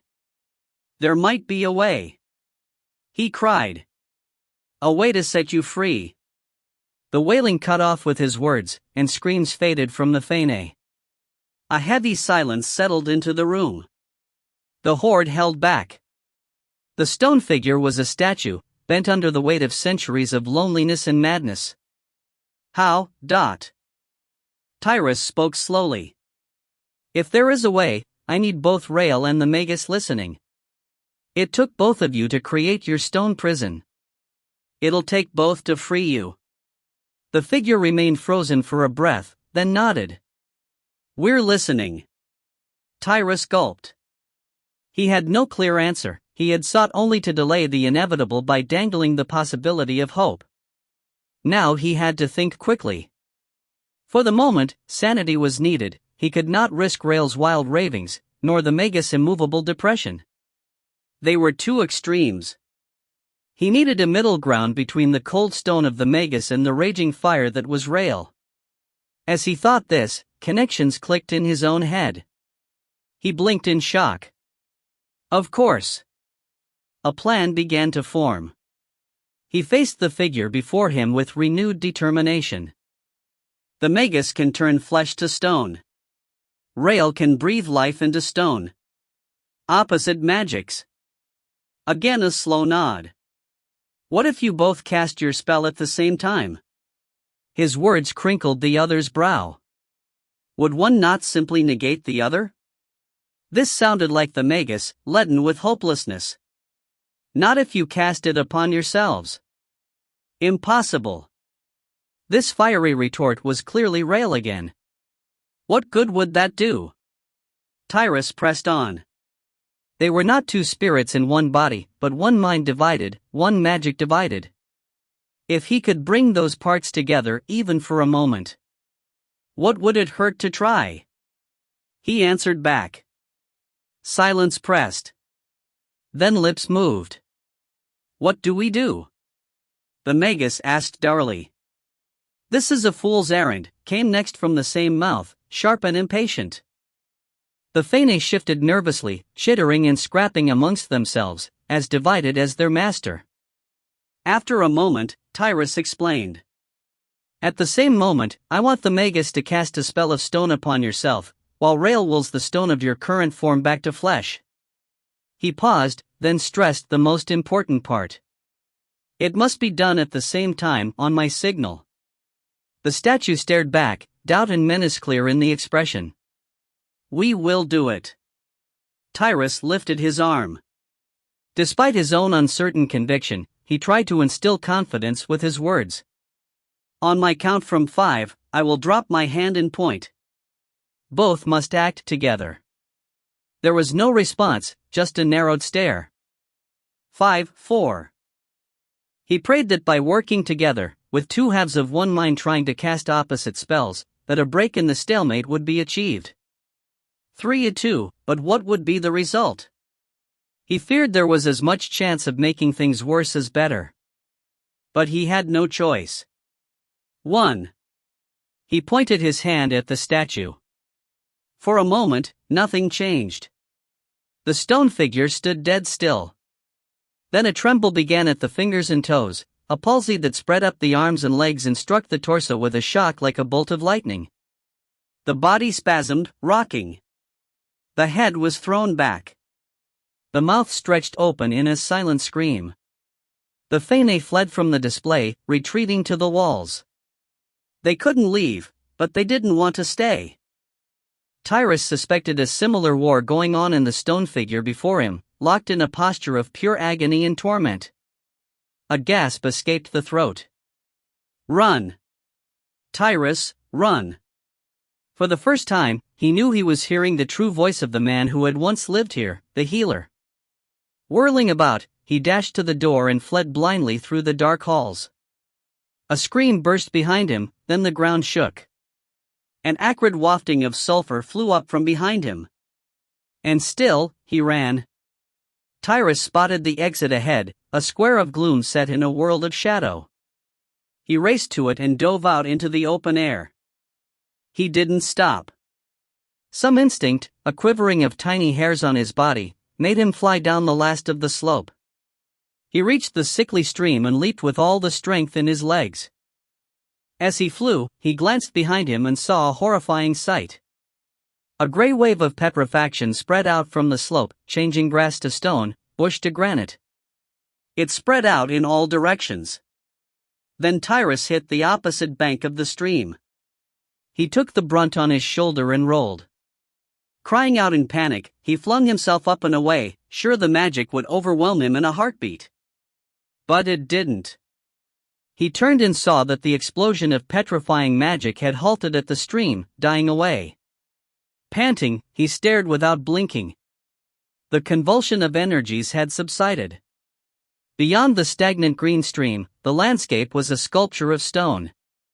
He had not expected such a backwash of magic. He cupped his mouth and called across the stream. Magus! Rael! There was no answer. Chewing his lip, he debated his choices here. Nothing now blocked him from leaving. The spell was gone from his body, he was flesh and blood again.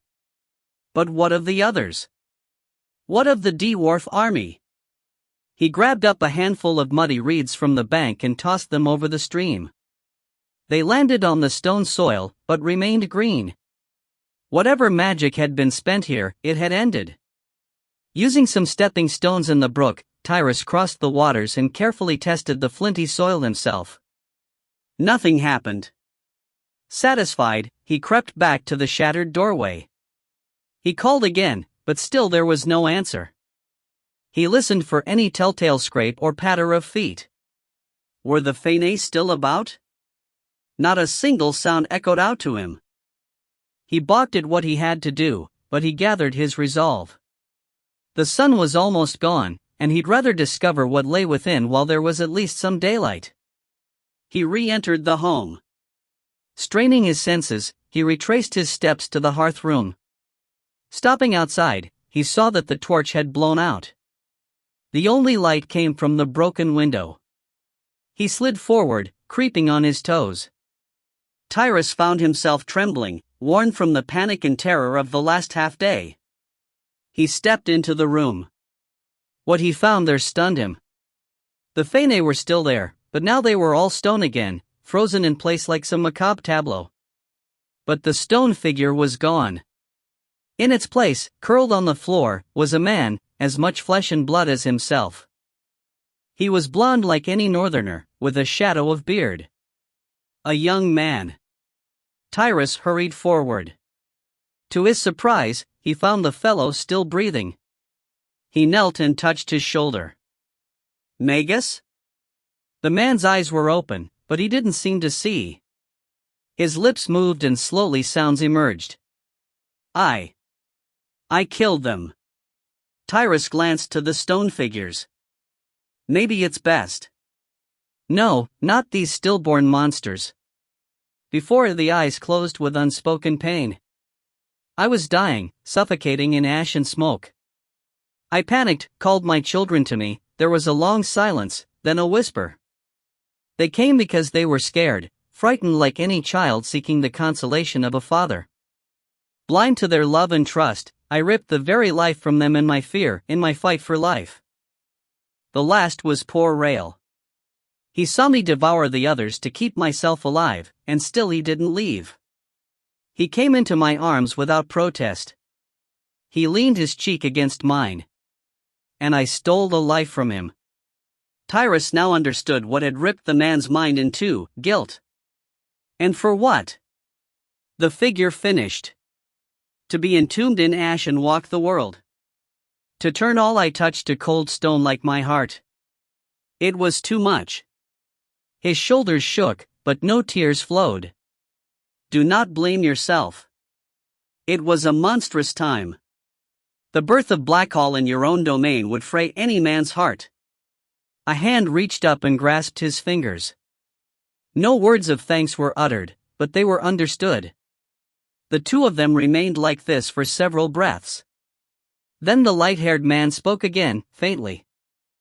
It is time to follow the path I was meant to journey long ago. And as I die, so do my spells. His lips stopped moving. But first Tyrus felt a jolt through his hand as the man's life left him. A gift. He stared down at the pale face, still and quiet, but no longer a statue. In death, the Magus had found his way back to life. Tyrus stood. With a sad shake of his head, he departed this tomb and sought the last sunshine left in the day. Standing in the doorway, he watched the stony landscape melt back to grass, dirt, and scrabbly bushes. The Magus spell was indeed unraveling. As he stared at the hopeful sight, he prayed the same was true elsewhere. With the Magus gone, would his friends in the frozen dwarf army be freed? There was only one way to find out. Tyrus stepped through the rubble of an oaken door. As he did so, he spotted the small dandyflower growing amid the debris. Like the grass, it had also faded from stone back to green leaves and yellow petals. Tyrus reached down, plucking it free. As he did so, the stem grew black, then the leaves, then the petals. In a heartbeat, he held only a granite replica of the flower. His eyes widened with horror. Shocked, he dropped the flower. It shattered at his toes. Only then did he remember the last words of the magus. But first, a gift. Siwen swept through the foggy night atop Ragnar K. She closed her eyes to savor the freedom of the open sky. Earlier, she had been dragged from below deck spitting and cursing, still possessed by the wickedness in her skull. But as before, Cast had called her forth enough to release the dragon. Atop her mount, united by the bonded magic, she was her own self again. And Master Edel had told her about the malignant boat they followed, the Ship of Bone. The possessed, led by Hunt, raced the foul creation toward the fleet, intending to seed their evil among the ships. They had to be stopped. She and Ragnar K were to scout the ship and prepare a plan of attack, while the Raven's Wing kept high among the clouds, awaiting her signal to dive down and attack. Both Bloodrider and Elven warriors readied for the assault. Ragnar K banked on a wingtip and swept seaward. Siwen opened her eyes. Below she spotted the pale ship sweeping through the waves. Distantly she swore she heard screams carried on the winds. It was the wake of fear left by the ship, a palpable evil. Muffled by the magic of her dragon, it was dulled and blunted. Still, a small tremble passed over her skin. Bad ship, Ragnar K grumbled, sensing her heart. Siwen didn't argue. The foul craft, its crew, its cargo, all of it had to be destroyed before it reached the fleet. But she had friends aboard the ship, as innocent as she herself.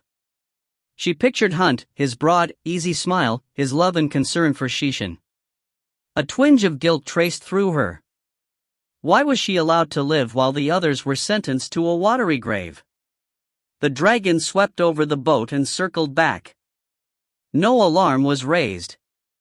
The ebony scales of Ragnar K blended with the dark night. Siwen studied the empty deck.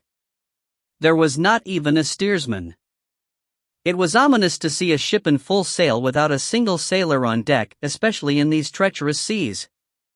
Around the ship, mountains of ice rode the currents, while other sections of the sea boiled and spat with searing steam. To sail such waters blindly was to invite certain death. But still the ship sped on, leaving a wake of screams. Spied upon this close, the leathery sails were clearly skin, stretched and stitched with sinew. The rigging appeared damp with blood and gore. The skeleton at the prow held up bony arms toward the skies, pleading. The skull's mouth was frozen open in a silent wail. Siwen felt bile rising in her throat at the sight of it. It seemed mad to board such a craft, but they must. This den of evil had to be destroyed. Circle back to the Raven's Wing, she whispered, sending her desire through her thoughts as much as her words. We'll attack when the moon is fully risen. Ragnar K beat his wings to spiral back up toward the waiting ship. Movement below drew her attention. She focused back on the dread craft, where a hatch opened and someone stepped to the deck, face raised, searching. Hide, she urged her mount. Ragnar K swept into one of the steamy fog banks, vanishing inside. All sign of the ship was lost below. The world itself vanished in a cloud of warm haze. Water beaded her skin, smelling of brimstone. Siwen shivered despite the warmth and prayed they hadn't been spotted. For that brief moment, as the sentinel below had raised his face to the skies, she had recognized Hunt. Catching an updraft, Ragnar K flew high and cleared the fog bank. Starlight and moonlight shone brighter. The dragon's wings glistened with jeweled droplets. With a final shudder, she left the terror of the ghost ship behind and turned her face to the open skies. Half a league away, she spotted the Raven's Wing, its iron keel ruddy in the night. She directed Ragnar K back home. They dared not wait any longer before waging their assault. Whether Hunt had spotted them or not, he was clearly wary. Ragnar K swept over to the Elven ship, drawing abreast. He swept along as Siwen called to the ship's captain and pointed toward the seas below. Now! As we planned, but we must go now.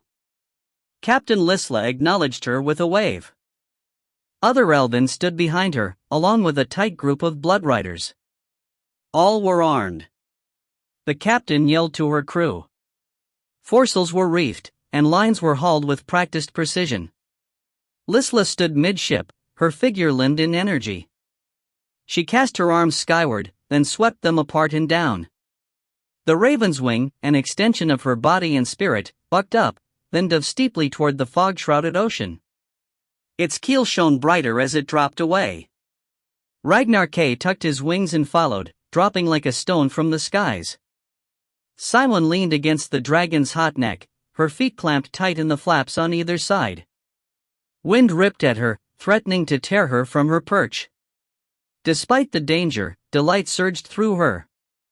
In her heart, a dragon roared a matching pleasure. The sensations blurred, and it became impossible to tell where dragon ended and rider began. Ragnar K passed the diving ship, and the pair broke through the clouds, the ocean spreading before them. Blue ice glinted against the Black Sea. Plumes of steam rose like ghostly towers of some lost city. And amid the wild ocean, a single ship scud over the waves. "Go!" she urged. "Do not let them escape. Never, my bonded, never." Behind the sending of the dragon, she felt the heart of another. She touched that smaller heart and felt a pride and fierceness that matched 100 dragons. Siwen smiled into the winds. Whatever came of this night, for this moment they were all together.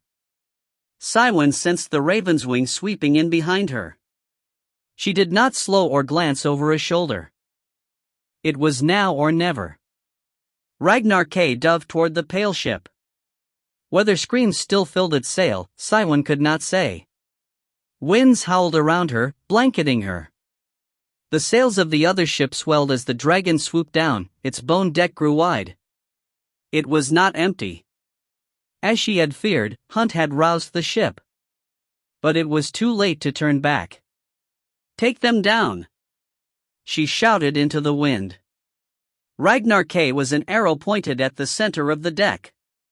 Siwen ducked lower. The dragon's scales were a hearth burning under her. At the last moment, his wings shot out, cupping the wind. Clawed legs swung forward to land. Men on deck fled from the onslaught, lest they be crushed. Ragnar K roared as he smote the deck, scattering all from his path. Claws dug into the bony planks. Siwen was thrown forward by the impact, but she was held fast by her mount. She crouched up as one wing lashed out and snapped the bone of the foremast, toppling it seaward. As the possessed fled the dragon, she glanced back and saw the raven's wings sweep over the boat. Ropes dropped from hatches in the bow and stern. Ladders unfurled, thrown over the rails. From the hatches, Elvin dropped headfirst down the ropes with one leg twisted in the lengths as support. They looked to be plunging to their deaths, but at the last moment they slowed, then flipped to land cat-like on the deck, swords ready. Following them down the ladders, the blood riders clambered and slid with equal alacrity. They leaped to the deck, bellowing war cries, armed with axes and swords. Then the two forces met. The possessed fought like wild beasts. Once Drerendi themselves, they were skilled fighters. Now, directed by the creatures inside them, they used tooth and nail as readily as their blades. Screams rose all around. Sails snapped as if in a tempest. By the stern, a line of archers dropped to their knees and shot flaming arrows skyward, peppering the underside the raven's wing. Fires ignited, but buckets of water were cast upon the small blazes before they could spread. Around the dragon, the fighting grew fierce. Siwen sat in the eye of the storm. The dragon's wings protected her, while Ragnar K snatched any of the enemy who came too near. Their broken bodies were tossed overboard. Across the deck, blood washed over bone. From her perch, Siwen was the only one to notice the transformation. The bloody bones of the deck rippled. Leathery flesh grew as if fed by the blood and gore. Gasping, she realized the fight was feeding the foul creation, bringing it from bone to life. She yelled across the deck. "Beware! The ship comes alive!" But the sounds of battle muffled her warning. She watched an elven step on a patch of transformed deck. Under his feet, a maw opened, lined by sharp teeth. Caught by surprise, he fell into the waiting jaws, arms flailing. As he slid down, the teeth clamped shut, biting through his chest with a crunch of bone. He didn't even have time to scream. Few noted his fate. The others must be warned. She cried to her dragon. Already the spread of flesh swept over the decks. Be ready! Ragnar K answered. The dragon's chest swelled under her, then he stretched his neck and roared with all his might. The cry split the sounds of battle. Siwon did not wait. In the moment of stunned silence that followed, she screamed to be heard. Beware the ship. It comes to life under you. Several of the combatants stared down at the decks. Others retreated from the flow of flesh. Then the fighting resumed. The tides of battle turned against them.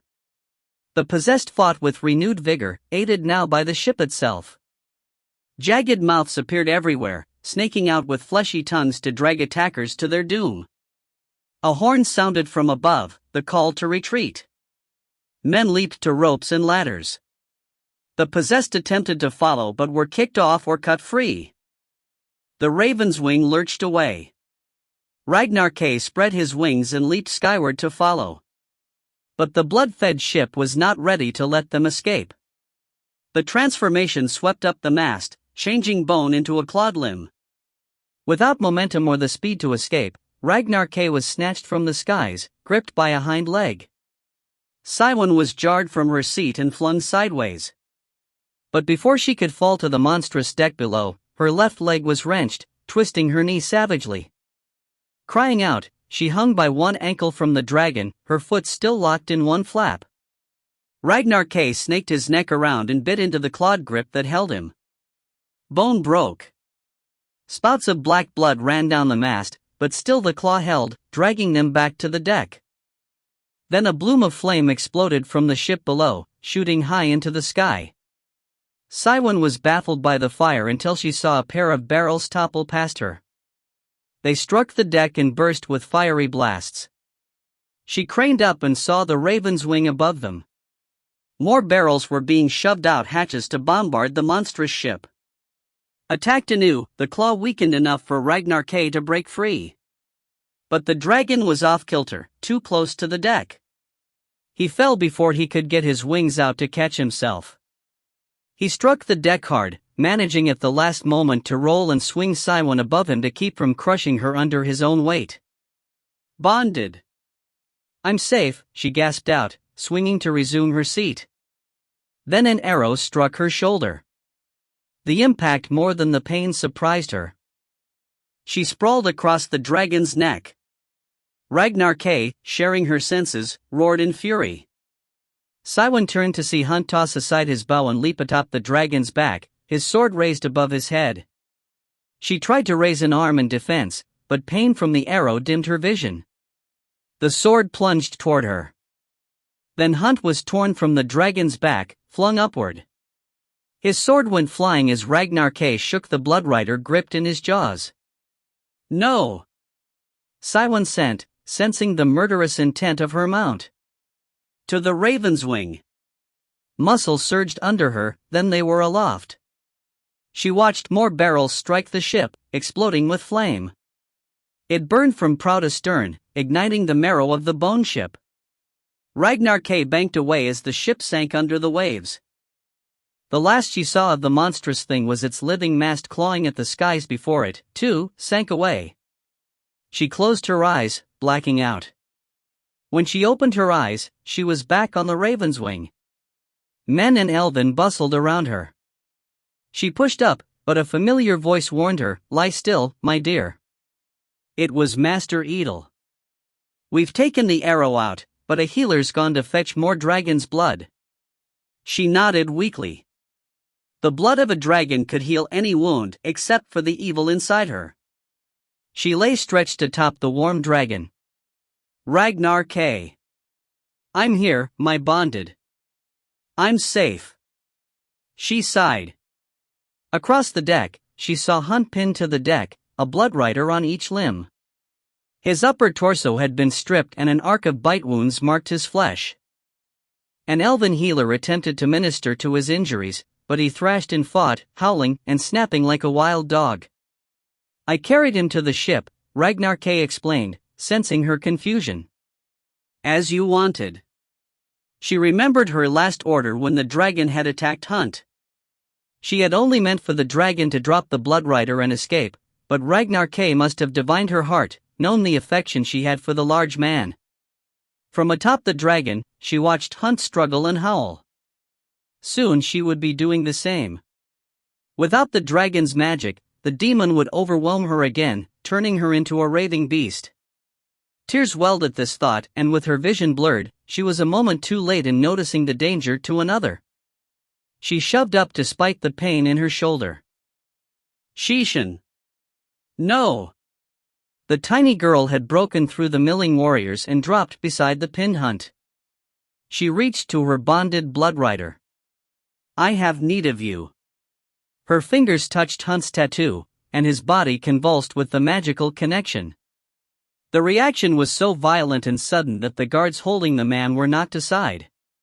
Saiwan fought to go to her aid, but the dragon held her ankles, refusing to let her go. Hunt grabbed up the small girl. No! Saiwan moaned.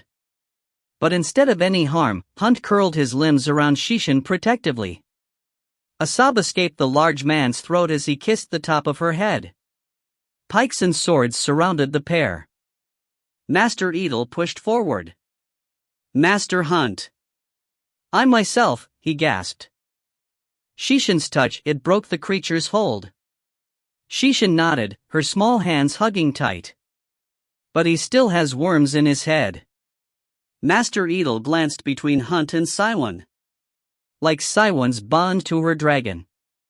As long as Shishin ignites the magical bond and stays in contact, he'll be free, Saiwan mumbled to herself. It cheered her to see the two together, it fueled her hope that one day the same might be true for her and Cast.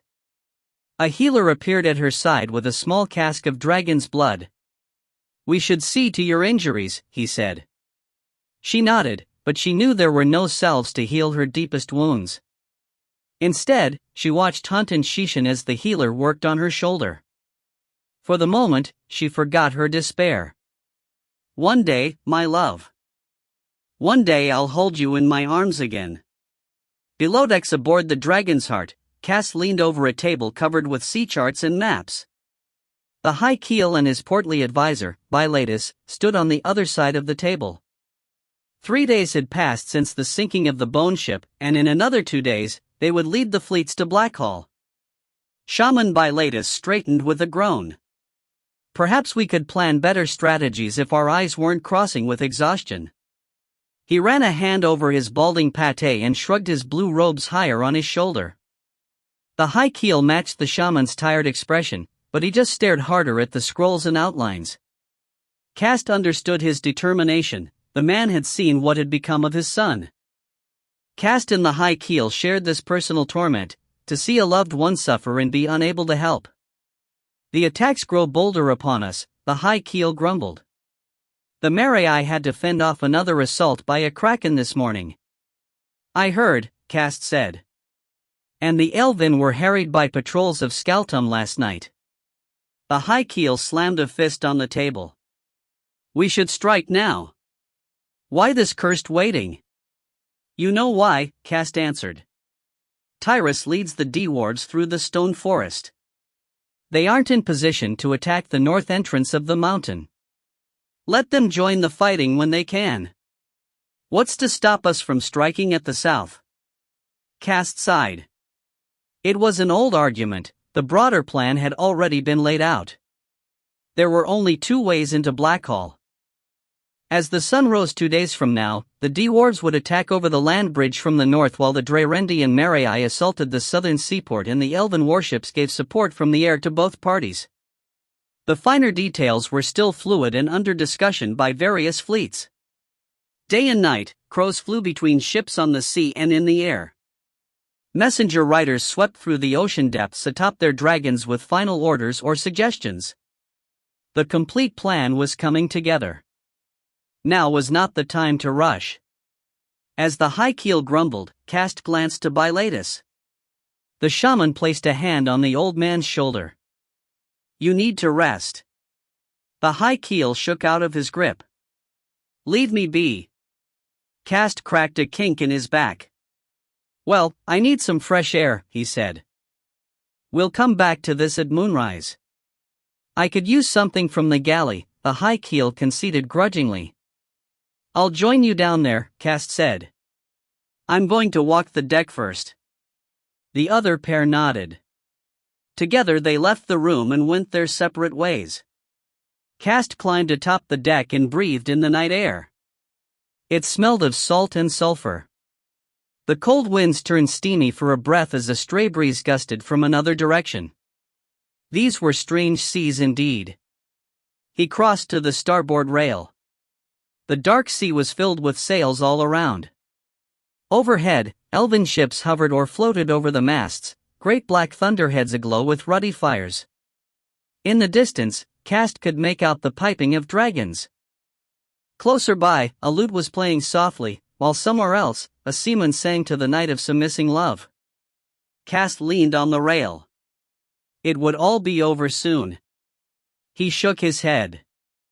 All this planning was for naught. The true war would be fought on another field far from here.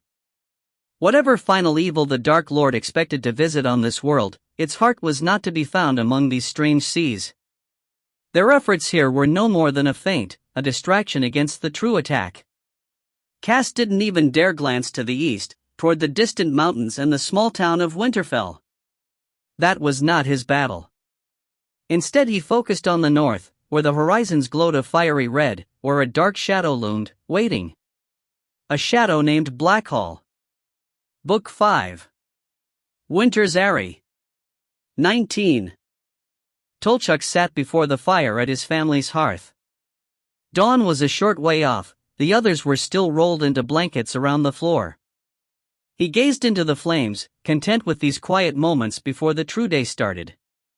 Across the cavern, a calm silence filled the space. No shouts, no challenges, no demands on his time. But that would change as soon as the sun rose. As the new spiritual leader of the tribes, the clans were his responsibility. It was a weight as heavy as the stone in his thigh pouch. His fingers settled to the goatskin satchel. The heart remained corrupted, transformed into ebonstone by the blood of the Ilgard Virani. He feared bringing the stone near the spirit gate in the core of the mountain, lest its corruption spread into the heartstone arch. Thus he dared not open the gate and consult Sisycopa for guidance. Days passed, while the last words of Sisycopa still echoed in his chest, the spirit gate must be protected. You must be this guardian.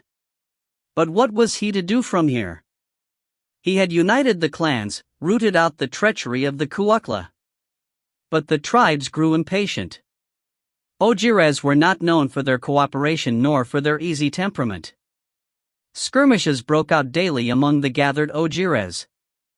Some direction was needed, and all eyes turned to him. But what was he to do? Where did they go from here? The sound of running feet drew his attention to Mogweed. The shapeshifter raced across the cavern toward the hearth. He had taken to nighttime sojourns, getting braver each evening, venturing farther from the warmth of the hearth. From his pale face, it looked as if something had frightened or excited him. A ship. He blurted, gasping. Tolchuk stood, frowning. Mogweed waved an arm toward the brightening entrance to the cavern. An elven ship. Coming from the south. His shouts roused the others. Blankets were thrown back. Magnam rolled to his feet. Is it Jarek's scout ship? The dwarf asked, rubbing at one eye. The one we hid? No, it's larger. Someone comes. Maybe they mean to rescue us. Jastin sat up, half cradling the small swamp child in his arms. Her wings stretched as she woke. It must be from Aloa Glen. Maybe they received the crow scent from Cassadar. Tolchuk hoped so. Through the swamp child, they had communicated all that had occurred here to Cassadar, and she had sent a crow to Aloha Glen with the information. But so far there had been no response. Magnam scowled. I doubt a ship could reach here so quickly from the island. It's been only a handful of days. But it is an elven ship. Mogweed all but danced. Come see. The Ojires camped outside are already rousing, the sight has them spooked. Tolchuk grabbed a cloak and waved Mogweed forward. They'd best hurry. A flying ship could set the whole encamped valley into a panic. Mogweed rushed toward the entrance with the others trailing. But as he reached the threshold, his feet suddenly went out from under him, sending him sprawling with a howl to the stone floor. Tolchuk reached a clawed hand to help him up, but the man shoved to his feet on his own. He straightened and ran a hand through his hair, then turned a baffled face toward Tolchuk. What's happening? Tolchuk sighed and nodded to Magnam. Tell Fardale about the ship. He pushed past the dazed shapeshifter and stared at the sun rising to the east. Dawn. The twins had traded places again. Beyond the cavern entrance, the valley floor was aglow with hundreds of campfires. The meadow grasses were beaten to mud by the many Ojires assembled here, as if a rain of boulders had fallen from the slopes of the northern Fong. Already sounds of alarm were spreading throughout the valley. Ojires stood and pointed toward the southern skies. Females bleated nervously. Tolchuk stared across the valley. Night still ruled the skies to the west, but the uppermost cliffs of the Fong were already bathed in sunlight. As he searched the skies, he spotted the ship sailing from the south. Still in darkness, its iron keel glowed with ruddy magic, while lamps in the rigging lit the billowing sails. Then the ship hove at around the flank of a cliff and crested into sunlight. It burst into dawn with a shimmer of sailcloth and the gentle warmth of its dark wood. Cries grew louder among the Ojires. Hunchwa appeared from among the mass and loped over to the group gathered at the entrance to the Taktala cavern. What new demon attacks? He asked in Ojiri. The war leader of the tribes bore a club in his free hand, knuckling on his other. He was ready to fight. I believe they be friends, Tolchuk answered in the common tongue. Allies. Hunchwa glanced doubtfully to the ship sweeping toward the valley. Find the head of each clan, Tolchuk said. Spread word that the ship must not be attacked. Hunchwa nodded with a grunt. It will be done. Then he loped down the slope, bellowing for the clan heads to gather. Jastin stepped forward with the winged swamp child at his knee. The girl sucked a thumb and stared wide-eyed at the sky. Pretty, she mumbled around her thumb. I'll send the swamp child up to the ship, Jastin said. Kassadar can let them know where we are, what the condition is down here. Tolchuk nodded, but one eye narrowed as he watched the ship. As the elven craft flew closer, a great flock of birds followed, swooping and diving in its wake, as if blown up from the rimwood forests in the lower valleys. With each breath, more and more appeared, filling the skies. What's with all the birds? Magnam asked on his other side, voicing Tolchuk's own concern. As answer, Fardale shoved through them, knocking into Jastin. He craned up, his face frozen in disbelief. Silura! He gasped. Tolchuk moved alongside him. What be you saying? Fardale swept a hand across the sky. The eagles and hawks, they're all my people. Tolchuk frowned at the dark flock building up behind the handsome ship. A shapeshifter army? Either it was an invasion from the western reaches, or more forces than the Ojiri legions had been swept here by the tides of fate. Tolchuk wished he had risked unlocking the spirit gate and consulting Sisakofa. Send the swamp child, he ordered Jastin. Let's find out who comes with such an army. Look! Magnam called out. All eyes focused back to the ship. A bloom of fire suddenly flared over the ship's prow.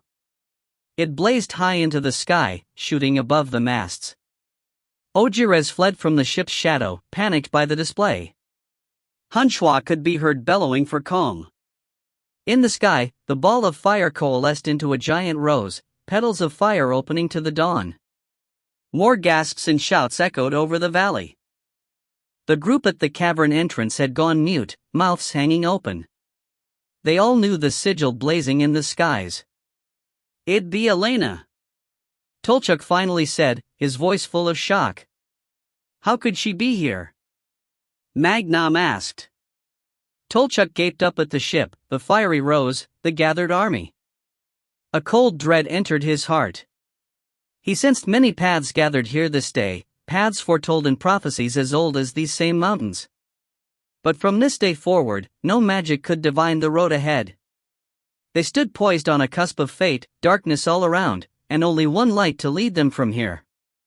Tolchuk stared up at the blazing rose of Witch fire and prayed Elena was strong enough to bear such a burden. Eril lowered the spyglass. Elena stood beside him, her right hand extended toward the skies. He watched as she deftly tied off her magic and slipped a calfskin glove over her ruby hand, now a touch paler after the magical display.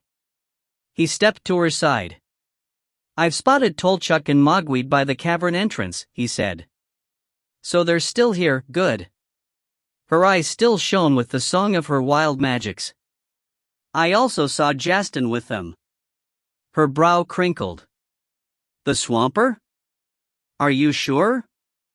The confusion dimmed the glow of magic in her face, and Eril was glad for it. Warmth re-entered her features. "It's hard to mistake that scarred face," he assured her, taking her arm. The others lined the rails to either side, but he didn't care who saw, he was long past hiding his affection for Elena. "I watched Jastin kneeling beside some strange child. It takes wing toward us as I speak." "A winged child?" She searched the skies until she spotted the small figure in flight. "Could it be one of Cassadar's creations?" Eril shrugged. "It seems we'll all have stories to share." Together, they gazed out at the valley below, lit with morning fires and covered with the rocky shapes of hundreds of ojires. "It'll be good to see Tolchuk and everyone else again," Elena murmured. Eril heard the trace of regret in her voice. He kissed the top of her head. The last days here aboard the Wind Sprite had been calm and restful, no threats, no monsters, no dark magics, only the sun, the wind, and the skies. But now the signs of the war showed clearly on the earth below, burned homesteads, skeletal remains of towns, and bands of strange beasts roaming the forest. Eril suddenly understood the elven nature a little better. Above, in the open skies, the world seemed a simpler and brighter place. "We could always just keep flying," he whispered in her ear. She slipped her arms around him. "Don't tempt me." How he wished it were that easy. But he knew there were no words to sway Elena from her true course. So he allowed her this small illusion of this possibility of escape. "The winged child comes," he noted. He felt her sigh. "Then it's time to return to the world," she whispered into his chest. Eril lifted her face and wiped the tears from her eyes before anyone else saw them. "We'll face it together." By midday, Elena was bone-tired as she called the War Council to order. The tensions between the shapeshifters and the ogres remained thick. Both sides had long histories of isolation and mistrust. How could she forge them into a single army, when she doubted she had the strength for even this meeting? Earlier, the reunions between Elena's group and Tolchuk's had been joyous but still heavy with sorrow. Jarek, Mama Frida, and little Tikal all dead. She sat, her eyes still puffy from unshed tears. After she heard the story of Vera and I reborn and the treachery here, a hopelessness had dragged on her spirit, and she had seen the stricken look on Eril's face. He had once loved Vera and I, and now this abomination had been unleashed upon the mountains and had taken the lives of their friends. Did the evil in this world never die? She reached a hand to Eril. He squeezed her fingers. Everyone was gathered. It was time to begin. She stood and stared around the chamber as torches of blue flame danced shadows on the walls. Tolchuk had named this place the Chamber of the Spirits, a sacred cavern to the Ojiri tribes. To one side of the central fire, the 5 heads of the Ojiri clans had gathered with their lieutenants. Across from them sat the elder root and his cadre of fellow shapeshifters. Between them were the members of her own party. All eyes were upon her. Elena spoke firmly. 3 nights from now, when the moon waxes full, the world will end. She stared around at the mix of faces and races. All our worlds. Not just the forests of the western reaches, not just the mountains of the Fong, not just the islands of the coast nor the plains beyond. All our worlds will end. She let her words soak into the crowd. You know this to be true? Hunchua, the war leader of the United Clans, asked. Elena glanced to Harlequin Quail, then back to Hunchua. We have word from a trusted source. But on our journey here, we have seen the fires burning among the foothill villages. We have seen the camps gathering in the highlands below your peak. Tolchuk spoke from his bouldered seat. Even the Triad spoke of this danger before passing on. Hunchua nodded. Grumbles passed among the other Ojires. What are we to do? The elder root asked. He wore a white robe and no other adornment, setting aside his crown of leaves for this meeting. Elena waved Eril to stand. Dressed in black finery, he was an imposing figure. His black hair had been pulled back into a severe braid. His cheeks still glowed from the blade he had used to shave his stubble. A thrill passed through her at the sight of him. On the trip here, they had come to share, if not their bodies, at least their bed. Under the blankets, away from eyes and responsibilities, they had spent quiet moments sharing the warmth of each other's touches, exploring boundaries that neither were ready to cross yet. Eril spoke to the gathered heads, drawing her back to the moment. A great evil has been brought into these highlands, a statue of foul black stone sculpted into the likeness of a wyvern. It is the heart of the darkness that threatens our world. In the next 2 days, we will send scouts by air and on the ground. We must hunt out where it has been hidden, for when the sun rises in 2 days' time, we will bring both our armies down upon its lair and destroy it. This will stop the evil? Hunchua asked. Elena sighed as Eril glanced to her. She remembered the Demonis Vera and I. Evil will always survive, she said plainly. Concerned murmurs rose from the gathering. But our efforts will protect the world for now, she finished. It is all one can do in life, fight evil where it is found. Where will it be found? The elder root asked. The foothills are vast. A search for a single statue could consume hundreds of days, not just 2. We know roughly where the statue was going, she said. To Winterfell, the place where I grew up. Stunned silence met this revelation. But the next to speak surprised even Elena. I know more exactly where such an evil might lie. The words came from the strange child at Jastin's side, one of the Swamp Witch's golems, a winged girl of perfect beauty.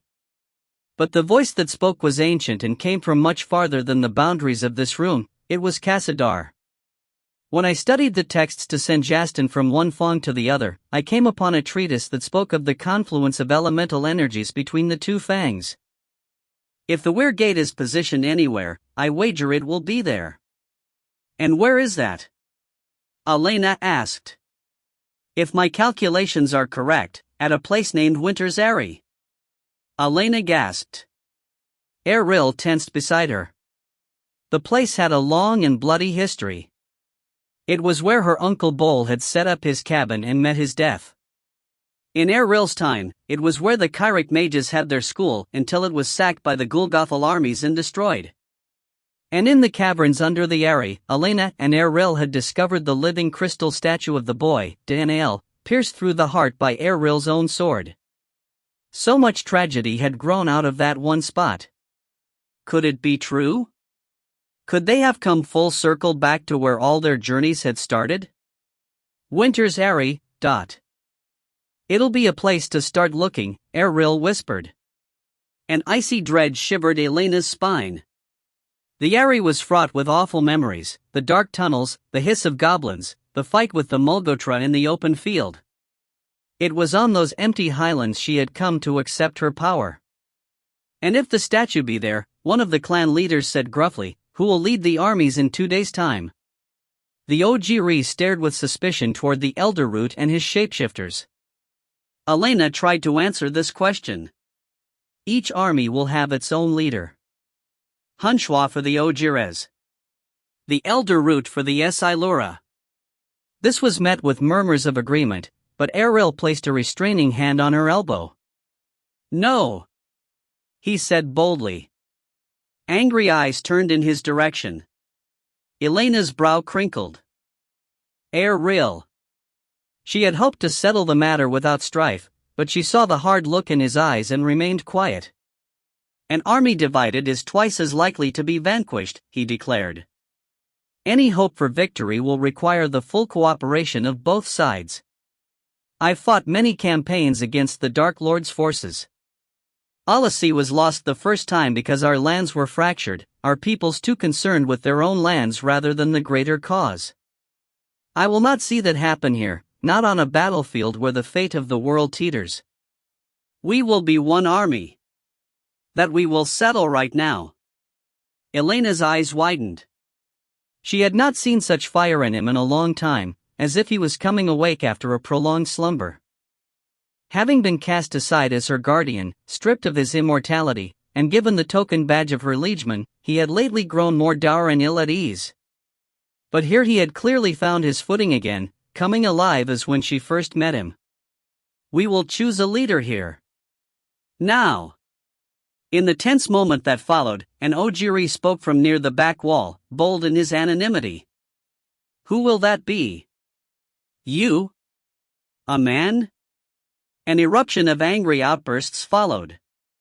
Eril simply stood before the onslaught, a boulder in a stormy sea. He waited until the tide ebbed. No, he said. My place is beside Elena. She thought to object, he would make an excellent commander.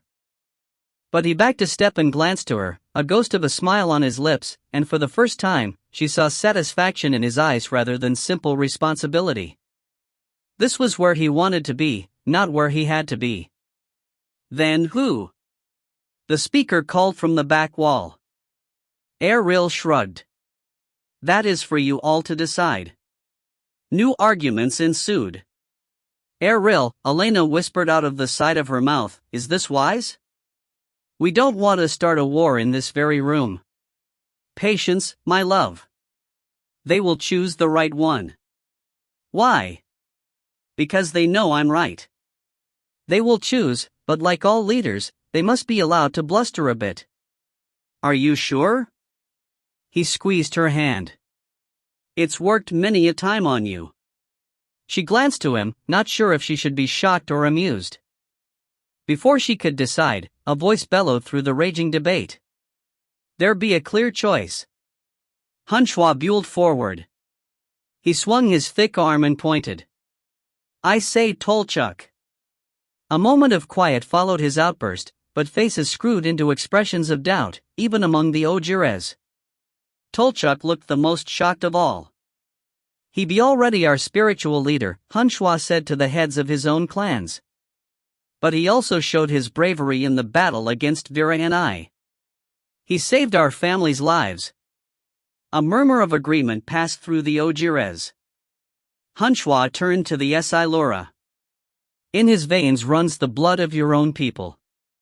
If we join Ojiri army to shapeshifter, then the best leader be of both bloods. Elena opened her mouth to agree, but Eril squeezed her hand. Not yet, he whispered. The elder root conferred with his own people, then faced Hunchwa.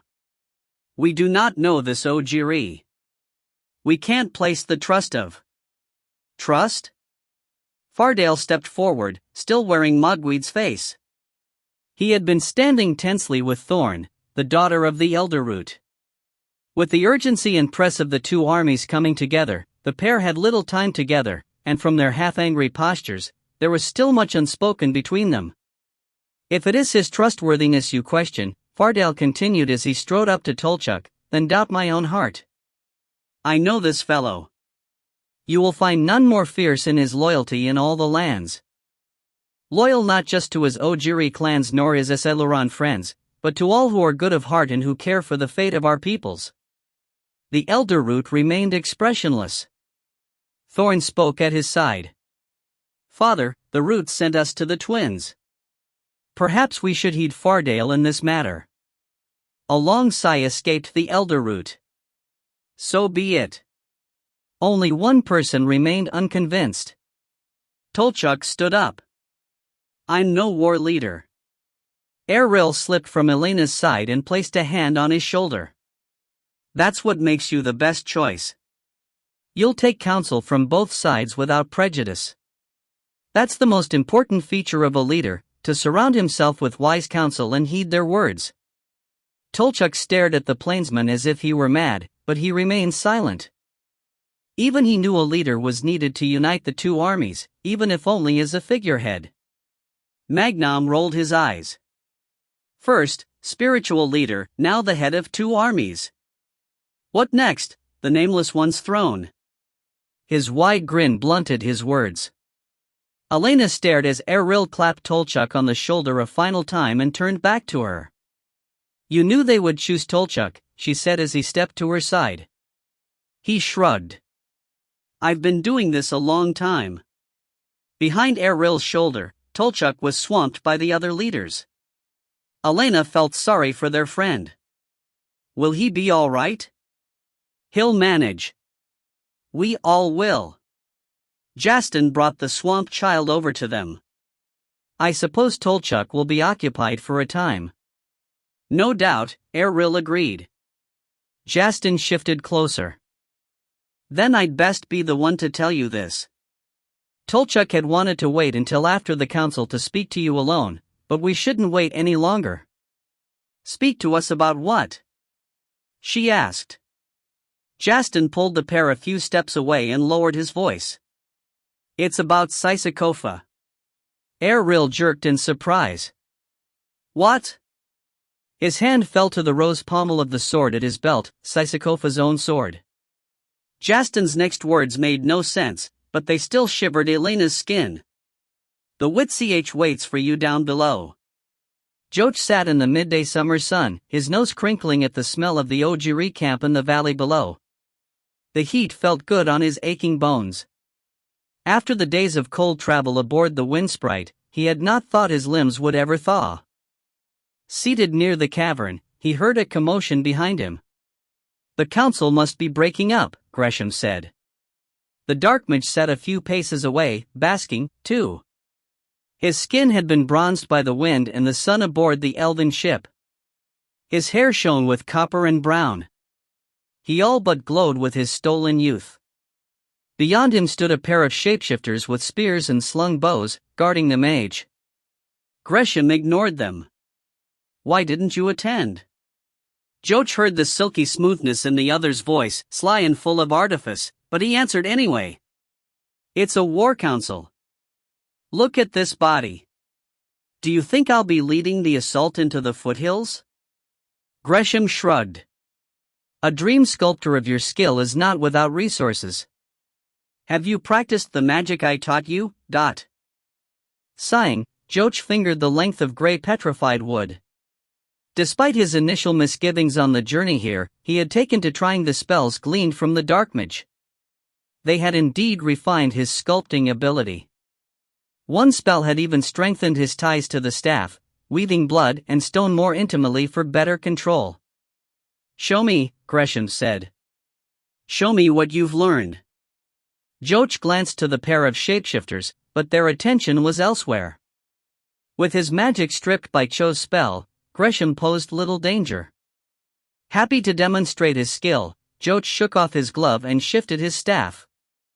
As his flesh touched the stony wood, he felt the familiar tug on his heart. He watched veins of crimson flow into the length, his blood feeding the staff. In a matter of heartbeats, the gray wood had lightened to white. Exhilaration trembled through his body, a sense of the power at his fingertips. He had barely delved the surface of the dream magic stored in the staff. He pointed its butt end toward the ground, and his lips moved in a silent spell. From the end of the staff, dribbles of blood seeped into the trampled mud at his feet, his own blood running through the stone, a trick of the spell Gresham had taught him. Following the drops of blood, Joch sent his spirit slipping out into the hazy landscape between reality and dream. Atop the mud, a simple rose grew out of the dreaming, pushing into this existence. But it was no sandy construction. Its leaves were a summer green, its petals as crimson as his heart's blood, its thorns as real as the staff he held. The dark mage pursed his lips. Not bad. You're learning. It's perfect, Joch said, trembling with the flow of blood between his flesh and the staff, suddenly cold again. The sun seemed to have been bled of its warmth. Gresham leaned closer, studying it, then leaned back. But there is no life in it. It might as well be a painting. He frowned at the criticism. So? We both know why you practice so hard, Joch, why you sit with me eking bits of arcane magic from my lore. Gresham waved a hand dismissively over the sculpted rose. This will never do if you want to bring Kesla back from the sands. Joch swallowed, hardly breathing. Then how? How do I bring life out of nothingness? Gresham shook his head. You take and take from me, my aged boy, but you never give. His voice lowered to a hushed whisper. You are one step from piercing the final veil between true life and the mere appearance of life. Joch was no fool. He knew the dark mage had been passing on these stray bits of magic in the hopes of earning his eventual freedom.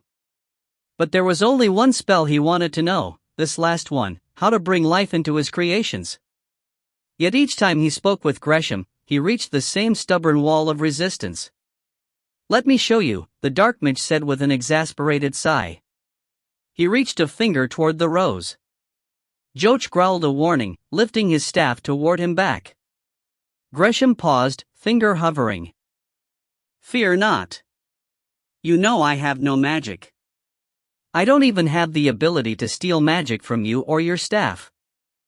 That cursed spell and book keep me dampened. Joch pulled back his staff. Then show me what you intend to show me, and be done with it. Gresham touched a single petal, then straightened, dusting his fingers. Joch frowned. There seemed to be no change in the rose. So? The dark mage waved to the plant. Look closer. Joch leaned in, cocking his head. His spine sent pangs of protest as he bent over. I don't. Then he saw it, at the corners of the leaves, brown curls, edges of decay that hadn't been there a moment ago. But Gresham had no magic to alter his sculpting. It lives now, Gresham said as if reading his thoughts. It bows to time like all things. Nothing in life is perfect. With life comes all its imperfection. Impossible. Gresham knelt forward, and before Joch could cry out, he yanked the rose from the mud and tossed it at Joch. The attack roused the shapeshifter guards. Spears suddenly bristled, and Gresham was driven back to his seat. Look! The dark mage spat. Do you doubt your own eyes? Joch waved the guards away as he slipped his glove back on, breaking the blood spell on his weapon. The petrified wood went gray again. He lifted the muddy rose from his lap, the fragrance filled his senses. He shook the clods of dirt from the other end. Roots. The rose had roots. His hands began to shake. He had not sculpted roots. Why would such a creation need roots when he himself was the source of its growth? He stared toward Gresham, stunned. How? The dark mage folded his arms. You take and take. Joch held the rose tenderly. Gresham had no magic, how could he have done this? Joch cradled the flower as if it were Kesla herself. Life. He brought it to life. He stared over at the dark mage. He could not hide the anguish and hope in his expression. I can teach you, Gresham said. And I can grant you half your youth back. I'll keep half, you get half. Equal and fair. I don't care about the stolen winters, he gasped. Just the spell. Gresham cocked his head. My boy, if you want to bring Kesla back, you'll need both. Joach frowned. Life takes life, Joach. It is not born out of nothing. What do you mean? Gresham nodded to the rose. That flower cost me 34 days of my life. And if you want to bring Kesla back, it'll take more than days, it'll take a good chunk of your own life. Gresham eyed Joach up and down. Life which you can't afford to give up in your current state. Joach found himself growing breathless, as if the air were suddenly too thin. What will it cost me for this knowledge? Nothing, my boy. All I ask is my freedom, and I'll be on my way. I won't even ask you to destroy your sister's precious book. He could not hide his surprise. You drive a hard bargain, Joach. I realize that you can't or won't betray your sister. So be it. All I want is my freedom. How can I trust you? Gresham shrugged. With the book still bound, I'll have no magic, not until I'm well away from its reach, at least 5 leagues, I believe. So if you let me go and I haven't kept my end of the bargain, then there is nothing stopping you from catching me again. I can't be more fair than that. What of the war? Your knowledge. The dark mage rolled his eyes. You know these highlands better than I. I've told you all I know already. Joach searched for a trick. For your freedom, you'll give me the secret of life and half my years back. Gresham nodded. Joach could not bring himself to make this pact. He stood, still holding the rose. I'll need to think on it. Don't think too long, my boy. Once this final war starts, I expect the Iron Plainsmen of Standy will find me more a risk than a boon to the cause. If you wait too long, you might find both your youth and my secrets spilled upon the ground at the point of his sharp sword. Joach knew these words to be true. If he was to make this bargain with Gresham, it would have to be in the next day. He slipped the rose into a pocket of his cloak. I will give you my answer by nightfall. Gresham watched the boy stalk off. He had noted the care with which the boy treated the rose. All Joach's hopes for his love were wrapped in that little flower. You've already given me your answer, Joach. He leaned against the cliff wall. The midday sun heated his face as he closed his eyes. He searched out with his mind, but if Rook was out there with his bone staff, the gnome was still too far away to be felt. You'd better be out there, my dogged friend. If my plan is to succeed, I'll need that staff. He sighed. He would keep his bargain with Joach, give him half his youth back and teach him the trick to bring life into his art. But he wasn't going to leave. Freedom or not, he needed one other item. Shadow's Edge. There was no more powerful talisman in all the world. Even the Dark Lord himself could not withstand the magic of that sword. Sisycopa had chosen wisely to hide her weapon in the energy-dampening nexus of the western reaches. Otherwise, the Black Heart would have smelled such a tool from across the world and hunted it down. But now it was within his own reach. And he was not leaving without it. Gresham soaked in the sun, content that this was his last day of captivity. He again pictured Joach pocketing his precious rose. You're mine again, boy, and this time, you'll dance your way to your own doom. Whether you want to learn it or not, I'll enlighten you on the most powerful black magic of them all, the corrupting power of love. Eril stood before Tolchuk, unable to believe what he was seeing. Impossible, he thought. The Ojiri held the heart of his people, there was no mistaking its shape and size. But it had gone black with corruption, lined by streaks of silver. It's Ebonstone. Elena gasped. Tolchuk kept his back to the cavern, hunched over the stone. Almost all the War Council members had abandoned the Chamber of the Spirits. Even Hunchua and the Elder Root had left to discuss how best to scout the highlands around Winter's Eyrie. Jastin had gone with them, offering the use of the winged swamp child to aid in surveillance. The only ones left were members of their immediate party, Nalan, Marek, Harlequin Quail, Fardale, Thorn, and the dwarf Magnum. They clustered around the Ojiri. Still, Tolchuk kept his voice low. The blood of Vera and I corrupted the stone. I dare not risk opening the spirit gate. The taint of the stone might spread. Tolchuk had already explained about the ring of heartstone at the core of the northern Fong and the spirit found bound to it, Sisakofa. None but a handful know of the heart's corruption, Tolchuk finished. Elena stepped forward and studied the stone, careful not to touch it. If it changed once, there must be a way to change it back. Nayland joined her. The blood of an Ilgard transformed it. Maybe that is a clue. Merrick nodded. Tainted elemental blood corrupted the stone.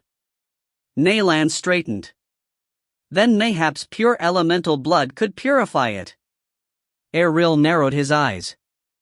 Could the answer be that simple? I'll try, Merrick said. I don't know, Elena warned.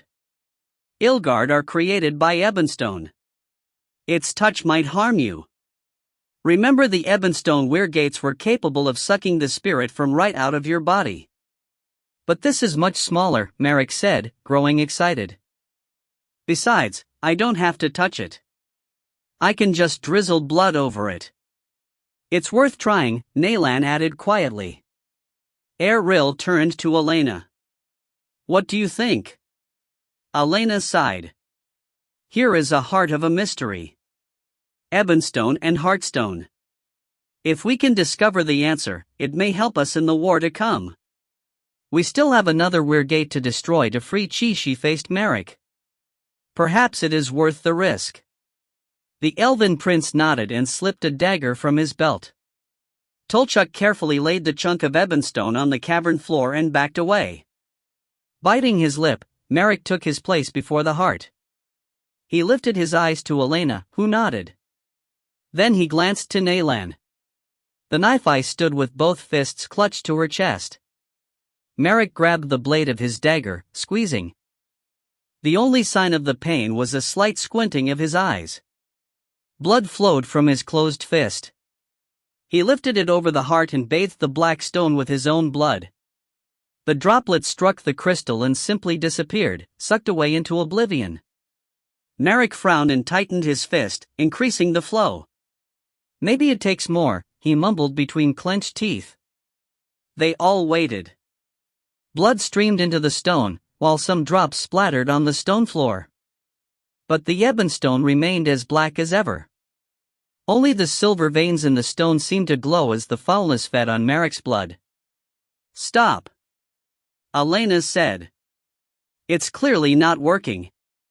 Merrick did not argue, the truth of her words was plain. Nayland crossed to his side with a strip of linen from her own shirt. She helped wrap his hand. Harlequin Quail shook his head. Any other bloody ideas? Magnum grunted. The dwarf had stood with his arms crossed the entire time. His eyes flicked between Tolchuk and the stone. Maybe we're looking at this wrong. We're not thinking large enough. What do you mean? Merrick asked, his voice bitter with his defeat. Magnum unfolded his arms and began to pace. I'm not sure. But I think you are on the right path. Ebonstone is heartstone tainted by the touch of an Ilgard's blood. But what is an Ilgard? A corrupted elemental, Erril snapped. What are you getting at? Let me talk it out. Ebonstone is to heartstone as an Ilgard is to an elemental. Magnum continued to stalk. So what is an elemental? A person gifted with a bit of the land's magic, Nayland answered, straightening at Merrick's side. And what about Heartstone itself? Magnum continued. Old Mad Mimbly said it's the land's own blood. I don't see your point, Erril said. Merrick answered. Elementals bear the gift of the land's magic. Heartstone is the land's blood. The corruption of an elemental is not a corruption of his blood, it's a corruption of the land's magic inside him. So, it's not my blood that can purify the stone. It's the land's blood. Which is Heartstone, Elena cried, her eyes going wide. Are you saying Heartstone can cure Ebonstone? The dwarf shrugged. According to Mad Mimbly, Heartstone was essential to staving off the darkness that was to follow. We dwarves thought him addled, but maybe instead he was speaking the plainest truth. Magnam turned to Tolchuk. And we saw Lord Boulder here demonstrate this very truth when he freed you from the Manticore Weirgate, shattering you free with the chunk of rock at our feet. And the Weirgate changed into Heartstone. Elena said. But it be the magic in the heart that freed her, Tolchuk said. Be this not so? Magnam shook his head. That's what we all thought. But now I wonder otherwise. In Golgotha, the heart was empty of your people's spirits. Did you not yourself declare the stone dead, just plain crystal? There was no extra magic in the heart. It was simply Heartstone, the land's own blood, but that was apparently magic enough. A stunned silence followed. If Magnam was right, the answer lay before them. Could this be true? Elena asked, hushed. I remember something else, Tolchuk mumbled as he lifted the heart from the floor. In the cellars below Shadowbrook, the Ilgard Tauren feared the heart. He fled from it. I thought he feared the magic in the stone, but maybe he merely feared the stone itself. Eril spoke into the silence that followed. We all know how to find out if this cure will work or not. Their eyes left the Ebonstone heart and focused on him. We test it, he declared. We see if the ring of Heartstone can purify the heart. Tolchuk glanced to the tunnel. If it fails, we risk the entire gate. I say we must attempt it, Eril said firmly. If it's proven true, then we'll have a real means of thwarting the Black Heart. Elena stepped to Tolchuk's side. She touched his elbow. I agree. And I think you sensed the truth of Magnam's words. After a reluctant pause, Tolchuk nodded, then turned to lead the way. I will take you all to the gate, but I pray we be correct. Elena met Eril's gaze. He could read the worry in her eyes. It was a significant risk. Marek and Nalan followed Tolchuk, with the others in tow. Eril followed with Elena. As they neared the tunnel, her hand slipped into his. Her fingers trembled. Are you all right? He asked. Could this have been the answer all along? She mumbled. If Heartstone could purify Ebonstone, could it have been used to cure the Ilgard, Tutvira and Iron Kral, and so many others? If we had only known. He squeezed her fingers. It's certain doom to stare behind you and wonder at the paths you didn't take. There is only one path anyone needs to walk, and that's straight ahead of them. From a few steps ahead, Harlequin glanced back to them. He must have heard their words. This is our only path? Great. I heard what Tolchuk calls this passage. What? Elena asked. Harlequin nodded to the tunnel ahead. The path of the dead. Oh, Elena's footsteps faltered. Eril pulled her more snugly against his side. It's just a name, not an omen. Still, like her, he knew what lay at the end of this tunnel. Either they would corrupt the gate or open it, but which outcome was worse? Both Elena and Eril had heard Tolchuk's story earlier. They knew what awaited them beyond the ring of Heartstone at the core of the world. But neither of them wished to speak that name aloud. Sisakofa. 20. From the dark cell of his imprisonment, Mogweed stared out through Fardale's eyes. All day long he had watched and listened. And now they were headed to the Spirit Gate. Now he studied the path they followed. He had tried these past many days to convince Tolchuk to show him the Arch of Heartstone, but the Ojiri had refused, too wary of letting the chunk of Ebonstone near the gate. Now, at long last, they were going there, but he was trapped in Fardale's head, unable to act. He cursed his luck. At hand was the key to unlock his prison. He recalled the message from the Dark Lord, echoing out from the Ebonstone Bowl, "You must destroy the Spirit Gate. It must be shattered with the blood of my last seed." Mogweed stared past Marek and Nalan. Tolchuk strode with a torch raised before him, lighting the way. It was Tolchuk's blood that could free Mogweed. All he had to do was slay the Ojiri at the gate, then the Dark Lord would break the curse upon him. Of course, there was one more price to be paid for his freedom. We will burn the wolf from your heart. That was the final cost, Fardale's life. According to the Dark Lord, only one could survive the breaking of the curse. One body, one spirit. But could he take that step, too? The dilemma had weighed upon him these last days. Suddenly he was not so displeased with his current imprisonment. Chained up in Fardale's skull, the choice was taken from him. For now, he would simply spy and plot his victory for a later time, when his heart was not so conflicted. Content in this realization, Mogweed allowed his attention to focus back to the world beyond Fardale's eyes, even though his brother spent most of his time casting sidelong glances to his snowy-tressed companion. Thorn, the daughter of the Elder Root, moved with easy grace down the tunnel. Mogweed could sense the wolfish lusts of his brother, the slight widening of his nostrils as he took in her scent, the thudding of his heart and drum of his blood. Thorn, a wolf herself at heart, sensed Fardale's attention. She slowed her pace to match his. Her eyes glowed with something unspoken. Then words filled his head, reaching both their minds. I must speak to you. I must tell you something. Mogweed became lost in the mix of her emotions, fear, anger, shame, heartache, and a trace of the lust that matched Fardale's own.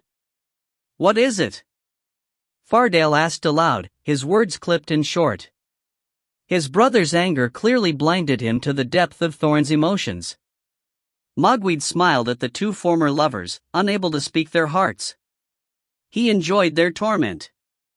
Fardale still anguished over his exile from the western reaches, by edict of Thorn's own father.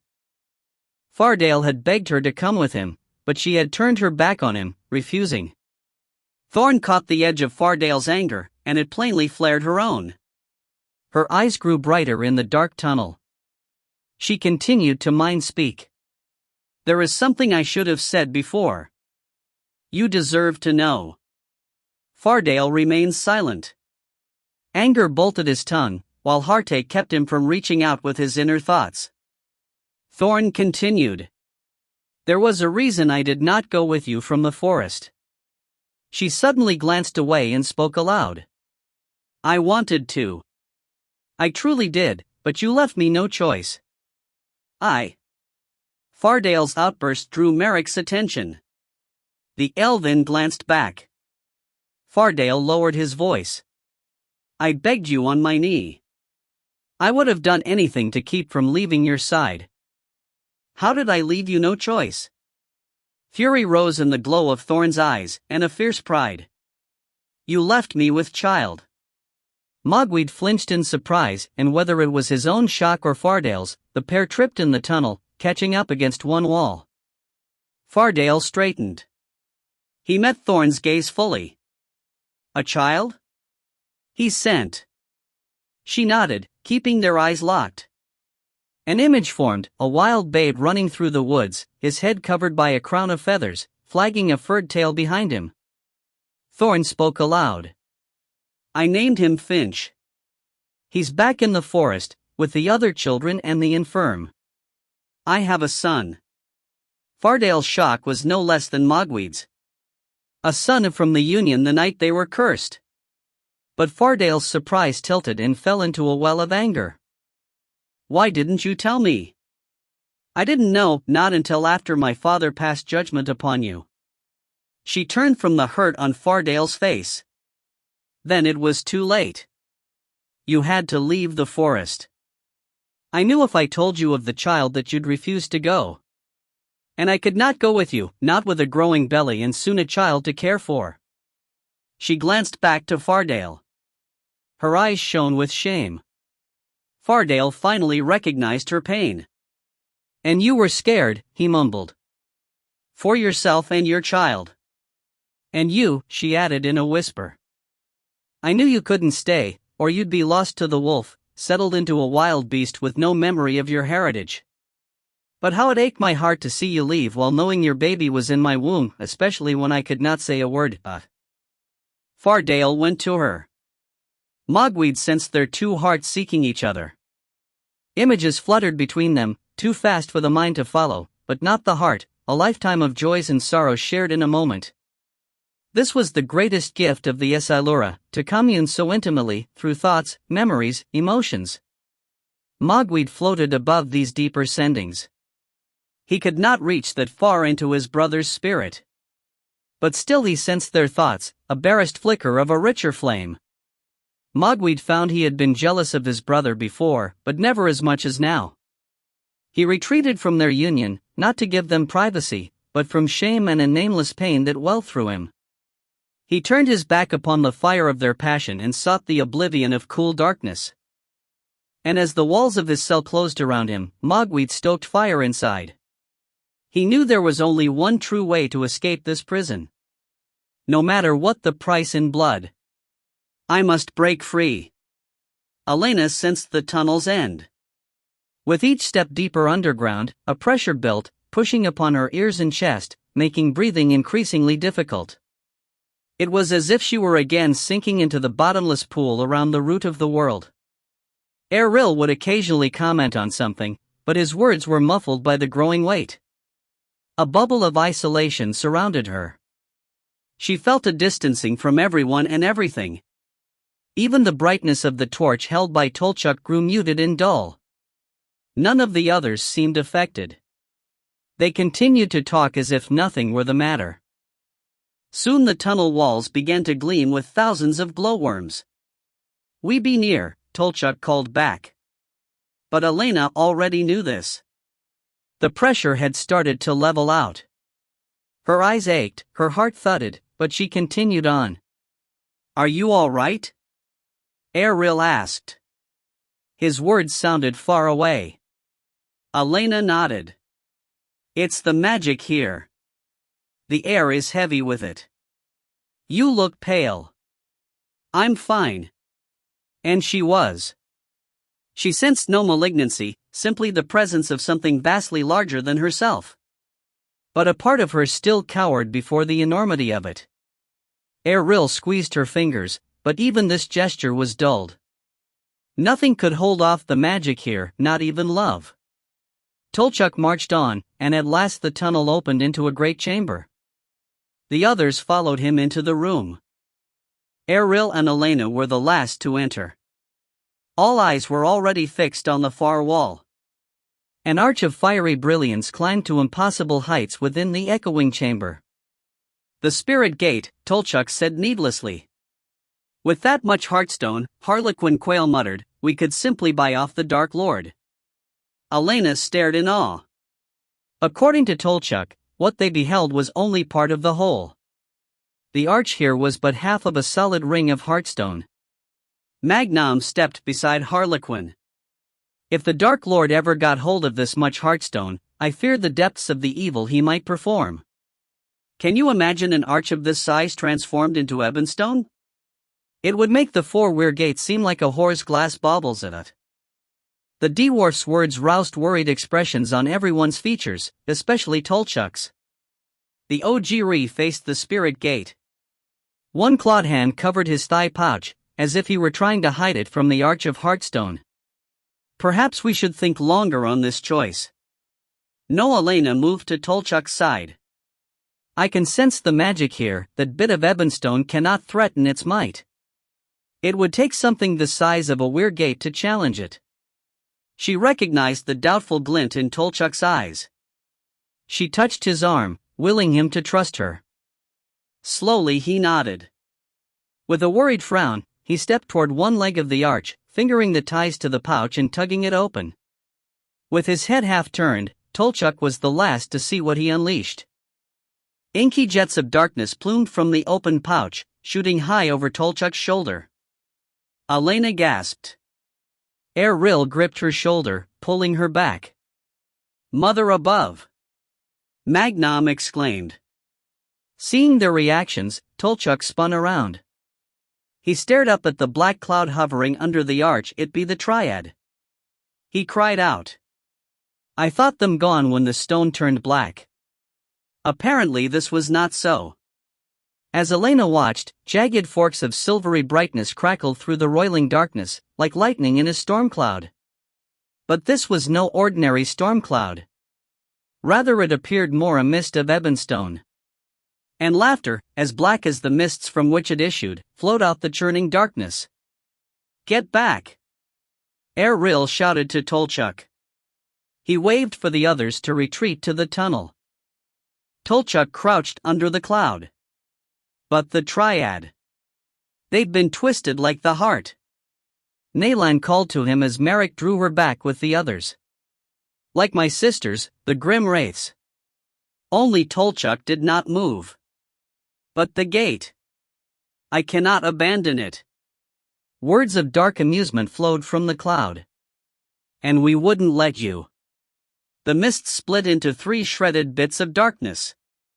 2 fled to either leg of the arch, with the last sailing high to the pinnacle. Separate now, they appeared vaguely Ojiri in shape. "No!" Tolchuk cried, straightening. "I won't let you harm the gate. It be not we who mean to harm it." The words seemed to rise from all 3 shadows.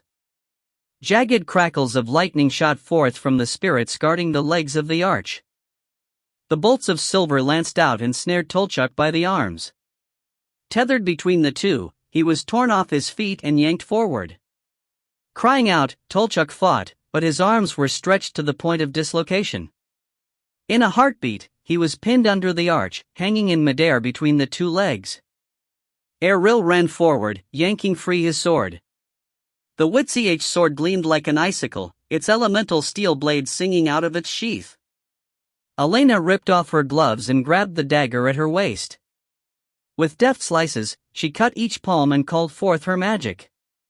Flames ignited over both hands, Witch fire and cold fire. She sensed Merrick and Naylan flanking her. The others returned with them. None of them would abandon Tolchuk to the wraiths. From the peak of the arch, the 3rd shadow cast more bolts of silver, warding them back. The jagged spears struck with the might of true steel. Erril dodged a bolt, rolling to the side. Bits of rock blasted from the stone floor where he had been standing. Other spears aimed for their group. They scattered. The hammer blows echoed throughout the cavern. Back to the tunnel. Erril shouted from behind an outcropping of stone. "I'll go for Tolchuk." Elena picked herself up from the floor. "Do as he says."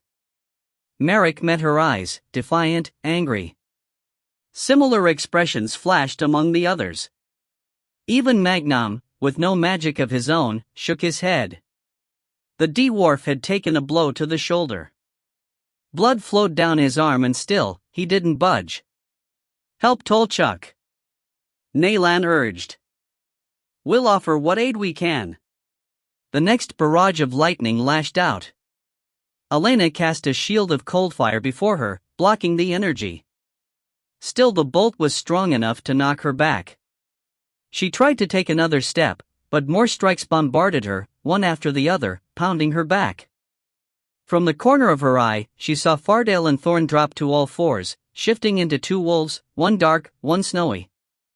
They raced across the floor in a zigzagging pattern, passing in front of her while bolts chased after them. With the momentary distraction, Elena fought her way forward. She spotted Erril behind the outcropping, pinned down in the center of the room. Blast struck his shelter, shattering chunks of rock, eroding his hiding space away. On the far side of the chamber, Merrick moved with the unnatural speed of his people, impossible to catch, while Naylan crouched behind a boulder with Magnum, binding his wound. There was no sign of Harlequin Quail. The master spy had fled. Elena turned her attention forward. It was a stalemate, neither group was strong enough to break the other. Elena feared using her full power against the wraiths that hovered in front of the Heartstone Arch. Even if her magics could harm pure spirit, the backlash might harm the spirit gate. If the ring of Heartstone were shattered, so would be all hope of learning whatever Sisycopa knew. It was too important to risk a direct attack. Around her, the chamber echoed with lightning blasts, making it difficult to think. Elena kept up her shield as she slowly worked forward, trying to reach Eril.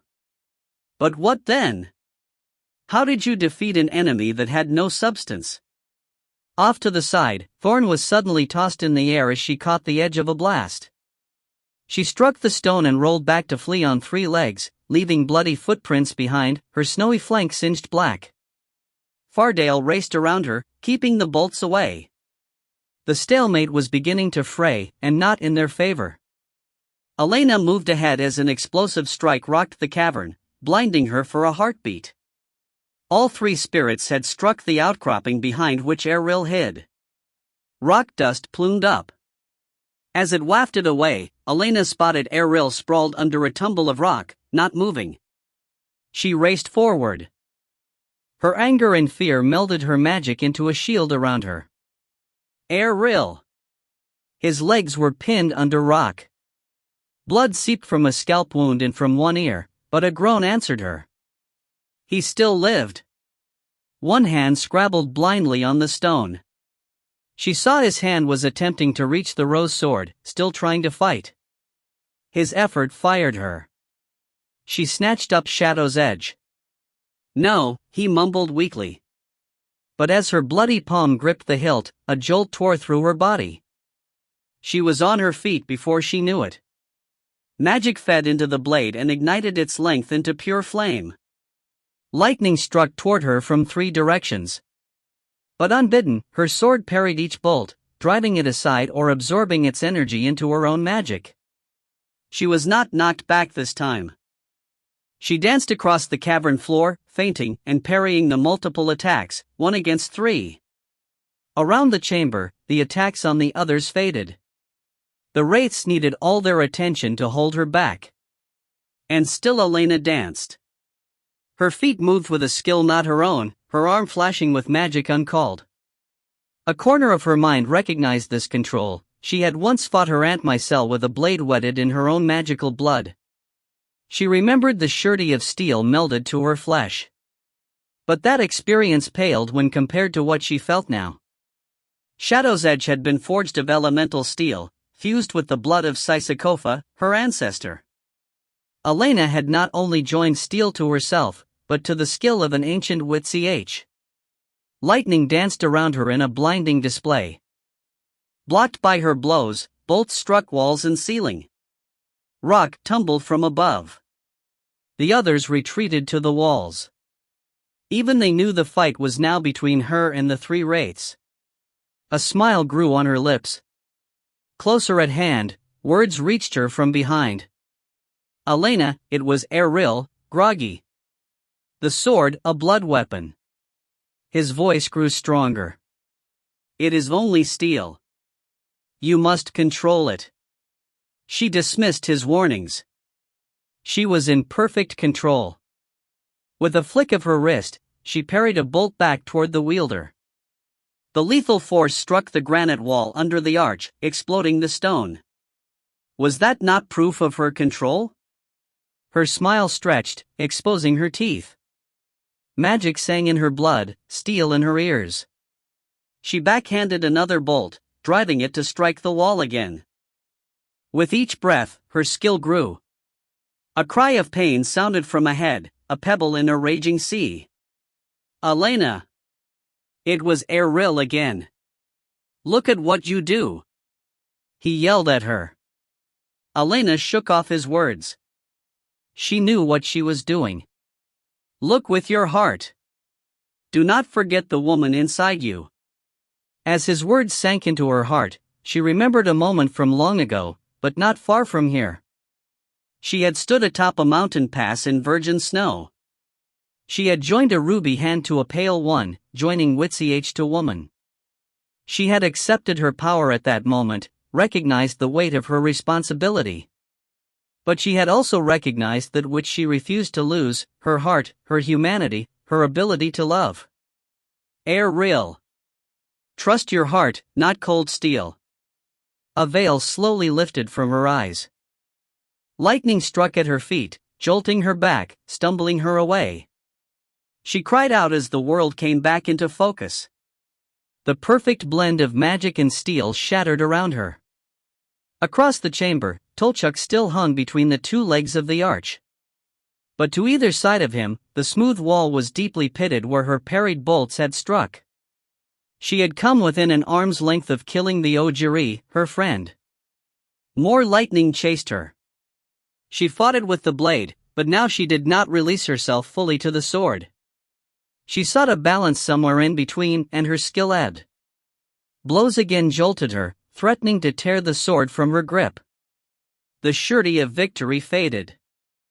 Elena sensed that only by releasing herself fully to the sword would she have the skill to bring the fight forward to the gate, but if she did that, she risked losing herself and those around her. Steel did not care about love, only victory. Movement by the gate drew her attention. A small hand waved at her. It came from near a pile of rubble at the base of the wall, under Tolchuk's feet. A figure rose from hiding, Harlequin Quail. The spy held a dagger in his teeth and motioned with his hands. Elena frowned, then understanding dawned. Her eyes grew wide. Of course. She risked a glance behind her. I need everyone who can still move to be ready on my word. Elena turned back and parried another bolt toward the ceiling. Sounds of affirmation echoed out to her. She locked gazes with Harlequin Quail. She prayed his plan was sound. Now! Rush the gate! Elena burst through a flurry of lightning strikes.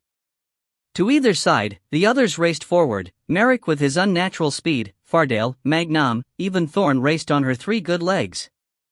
Lightning shattered out in all directions at this last drive toward the Spirit Gate, but their efforts were a feint. Under Tolchuk, the short man dressed in motley and bells leaped with an unnatural silence. Moving with a grace that defied bone and muscle, he grabbed Tolchuk's ankle with one hand, pulled himself up, and used his dagger to slice the pouch hanging from the Ojiri's thigh. Harlequin then dropped and landed in a crouch, both hands held out. The ebonstone heart tumbled out the bottom of the pouch and into his waiting palms. With his prize in hand, he raced from under Tolchuk and aimed toward one of the pillared legs of Heartstone. Only then did one of the wraiths notice the man under their misty noses. A bolt of lightning lashed out at him. Harlequin dove forward with a jangle of bells, somersaulted twice, and was at the arch. Without pause he flew up the granite wall like a spider. Another bolt struck at him, but he was already leaping toward the arch. With the heart held out before him, he slammed its dark shape into the gap where it fit with perfection. A scream erupted from the trio of wraiths. Harlequin leaped aside. Brightness flared along the arch, exploding with such brilliance that all were driven back. The wraiths were burned from their perches, blasted into wailing fragments. Tolchuk, no longer restrained, dropped to the stone floor. He landed in a half-crouch, swinging to face the gate. Elena retreated to Eril's side. He reached to her, blood dripping down his face. She dropped the sword and took his hand. The pressure she had felt in the tunnels grew to an enormity that threatened to drown her. Wincing, she leaned near him. "Are you all right?" He grimaced. "I've felt better." Worried, Elena turned to the arch. The wall, framed in glowing heartstone, began to shimmer. Granite dissolved into illusion. The gate was opening. The flow of ruby light trailed down under the stone floor and around again, marking the buried ring of heartstone. When the brilliance reached the chunk of blackened stone at its heart, the ruby glow swelled over the darkness and overwhelmed it, wiping it away. With this release, the entire ring blossomed with a light that pierced flesh and bone. For a moment, Elena felt a linking similar to that with the blood sword, a melding of her spirit to the energy here. But instead of being limited to the length of a steel blade, her essence sailed forth in all directions. The boundaries were vast, farther than her mind could fathom. In that instant, she knew to what she was blood bonded. The world, all the lands, all the peoples. For the barest moment, she sensed all life. In the past, she had experienced hints of this interconnectivity, a vast web of all living things, but never more than at this moment. The beauty and symmetry grew into a harmony that was both complex and simple. It was a chorus without music, a perfect crystalline matrix of silver life force. Her magic sang with her ecstasy. Then, like a snuffed candle, it was taken from her. The cavern snapped back into focus. The pressure popped away into oblivion, gone. A sob escaped her clenched throat. Elena! Fingers squeezed her hand. She squeezed back, not ready for words. Against the far wall, the ring of heartstone had opened. Beyond the threshold lay a well of darkness streaked with fissures of forking and crisscrossing veins of crimson fire. Bursts of brilliance raced along and disappeared, almost too quickly for the eye to follow, like shooting stars across a night sky. But this display was but a backdrop for the true marvel at the heart of the well. In the center, slowly spinning, was a crystal the color of a clear morning sky. The stone seemed to swell toward the gate, growing to fill the ring of heartstone. The spirit stone. The glow bathed the group huddled before its immensity. Elena again felt the connection to all living things. She sensed the beauty of her own life force, of all those in the room, a shine of silvery energy. In Merrick and Naylan, she also recognized the flame of their elemental fire, a tiny spark of brighter magic. In that moment, Elena realized a startling thing. They were the same, the life force in all things and the silver energy of an elemental's fire. She gaped at the stone. The same was true before her. The crystal was an amalgam of life force and elemental silver. It was both. And with this realization came another. She had seen such a crystal once before. She was not the only to make this connection. Daniel, Eril whispered in awe and sorrow. Elena knew he was right. The boy had been sculpted of the same crystal as here, life force and elemental silver, fused into a brilliant crystalline form. There was something important about this connection. Elena could almost grasp it. Then from the heart of the stone, a droplet of darkness appeared.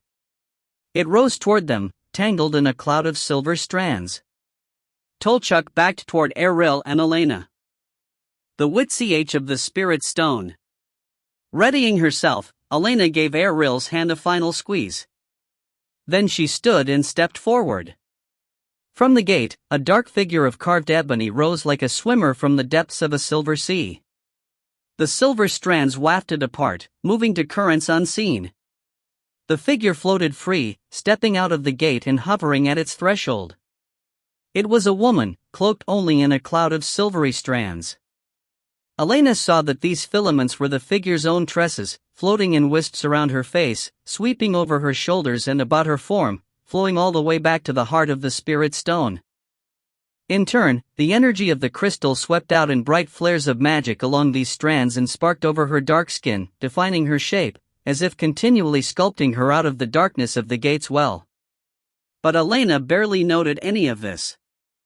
Her eyes were fixed on the woman's face, smiling down upon her. It was her own face. Maybe a bit older. Only the eyes were truly someone else's, ripe with ancient knowledge and magic. Sisikofa, she greeted her. The woman nodded. Elena, at long last. Her voice seemed slightly out of time with the movement of her lips. Elena was too stunned to speak, but the figure smiled so warmly that her frozen tongue melted. I have so many questions, Dot. So do we all in life, Sisikofa answered, but I'm afraid I can only offer the guidance left to me by my predecessor. I am only the shadow of the one you named Sisikofa, bound to the stone to pass on one last message. What I've learned during my guardianship here, I've already told the seat of Lychuk. Elena nodded. Tolchuk had already related the history of the Dark Lord, of his ancestors' betrayal that had started in this very room and earned him the name Oathbreaker. What else must I know? She asked. What message do you bear? I've come to tell you that you fight the wrong enemy, the shadow of the witch said. You have all along. But the Dark Lord seeks to blacken the very heart of the land. You've said as much yourself, she blurted out. Sisikofa nodded. It is so. Then how is the Dark Lord not our enemy? The sea of glowing strands stirred. You do not listen. He may be an enemy, but he is the wrong enemy. Let the others you've gathered to your side face Lychuk and his darkness. You must ready yourself for the true danger to the world. And what is that? The figure wafted through the air, stretching from the gate to hover before her. One dark hand rose and brushed her cheek, a sensation that was both ice and fire on her skin. Not what, but who, she whispered. Who? Elena echoed. The witch leaned near to her ear. There was no breath, but the answer still reached her. You. Elena stumbled back in shock. Me? The spirit drifted forward, following. There is a dark tide coming, foreseen for ages past, by seers from many lands. All the threads of prophecy wrap around a single spirit, not Lychuk, but you, Elena Morinstall, descendant of witches and elven blood. You will hold the threads to the world's fate. What must I do? You will face a choice, a cusp of prophecy. Your choosing will either damn or save all. That is where the true danger lies. How? Elena straightened, a flame of anger burning through her shock. Even at the cost of my own life, I will certainly choose to save the world. The witch smiled darkly. There is the heart of the danger of which I speak, the reason I've locked a part of my spirit in stone all these ages.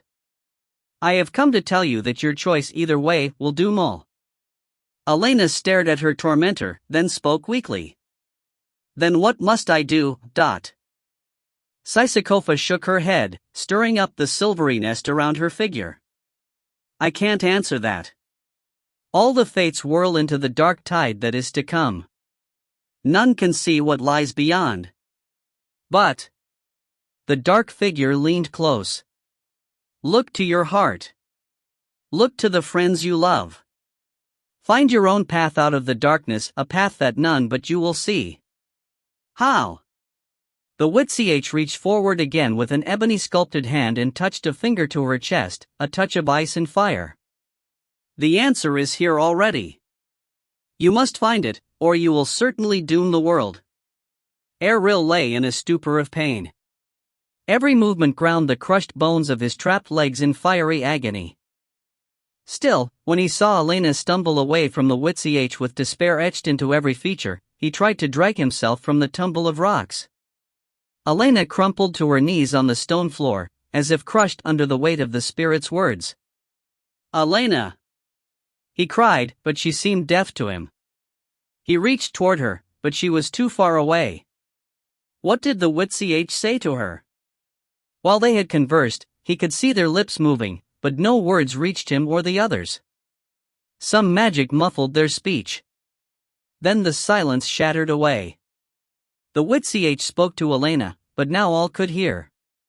What I have told you, you must keep to your heart alone. None here have heard our words. Elena stared up, her face a mask of fear.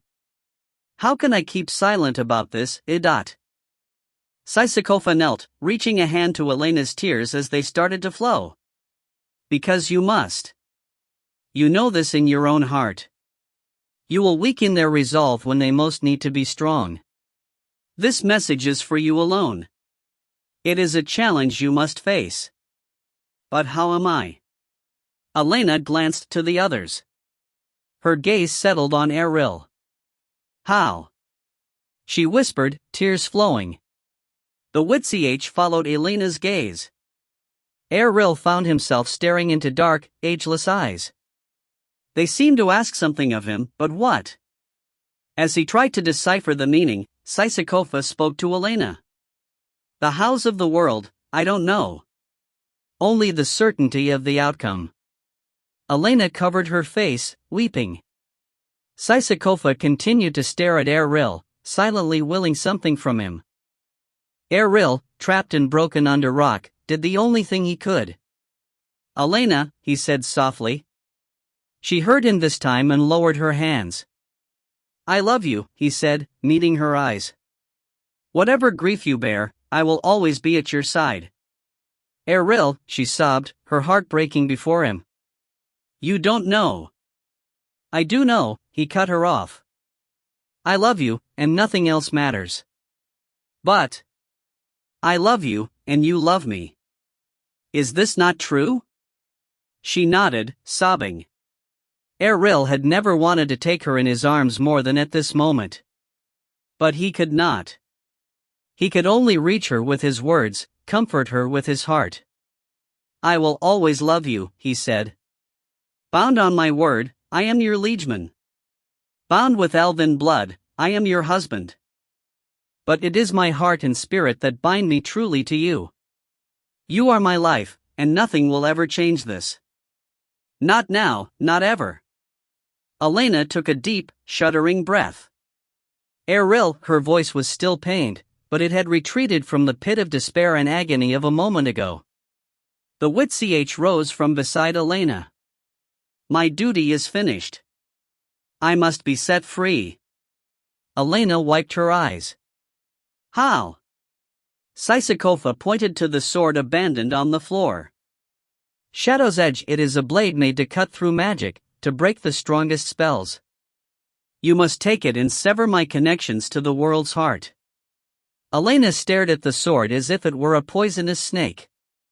Do this, and I will grant you a final boon. Elena glanced questioningly to the witch, but no answer was given. The witch simply motioned to the sword. Elena took up the sword and shoved to her feet. She crossed behind the figure, to where the flow of silver strands streamed back toward the world's heart. Elena raised the sword. Erril heard a whisper from the witch. At long last, she murmured, closing her eyes. Elena brought down the sword. As it cleaved through the silvery tangle, a bright light burst throughout the room, blinding them all for a scintillating heartbeat. Then the world returned. Elena stood a few paces away, still holding the sword in both her hands. The witch was gone. Beyond her, the gate remained open. The spirit stone still shone in the heart of the world, but now it retreated back, growing smaller until it winked away, taking its dark well. Ordinary granite filled the space. Tolchuk cried out. It was only then that Erril realized that the Arch of Heartstone was gone. The entire spirit gate had vanished. Elena stared up at the empty wall, exhausted. Like the spirit root of the western reaches, she mumbled. The land is pulling back. Only the shadow of the witch was holding this gateway open. With Sisakopha gone, the land readies itself for the final battle. But the gate, Tolchuk said. It is the heart of our clans. No, Elena answered. As long as the land thrives, your clans will always have a heart. It exists for all lands, for all peoples. None can claim it as their sole property. She turned around.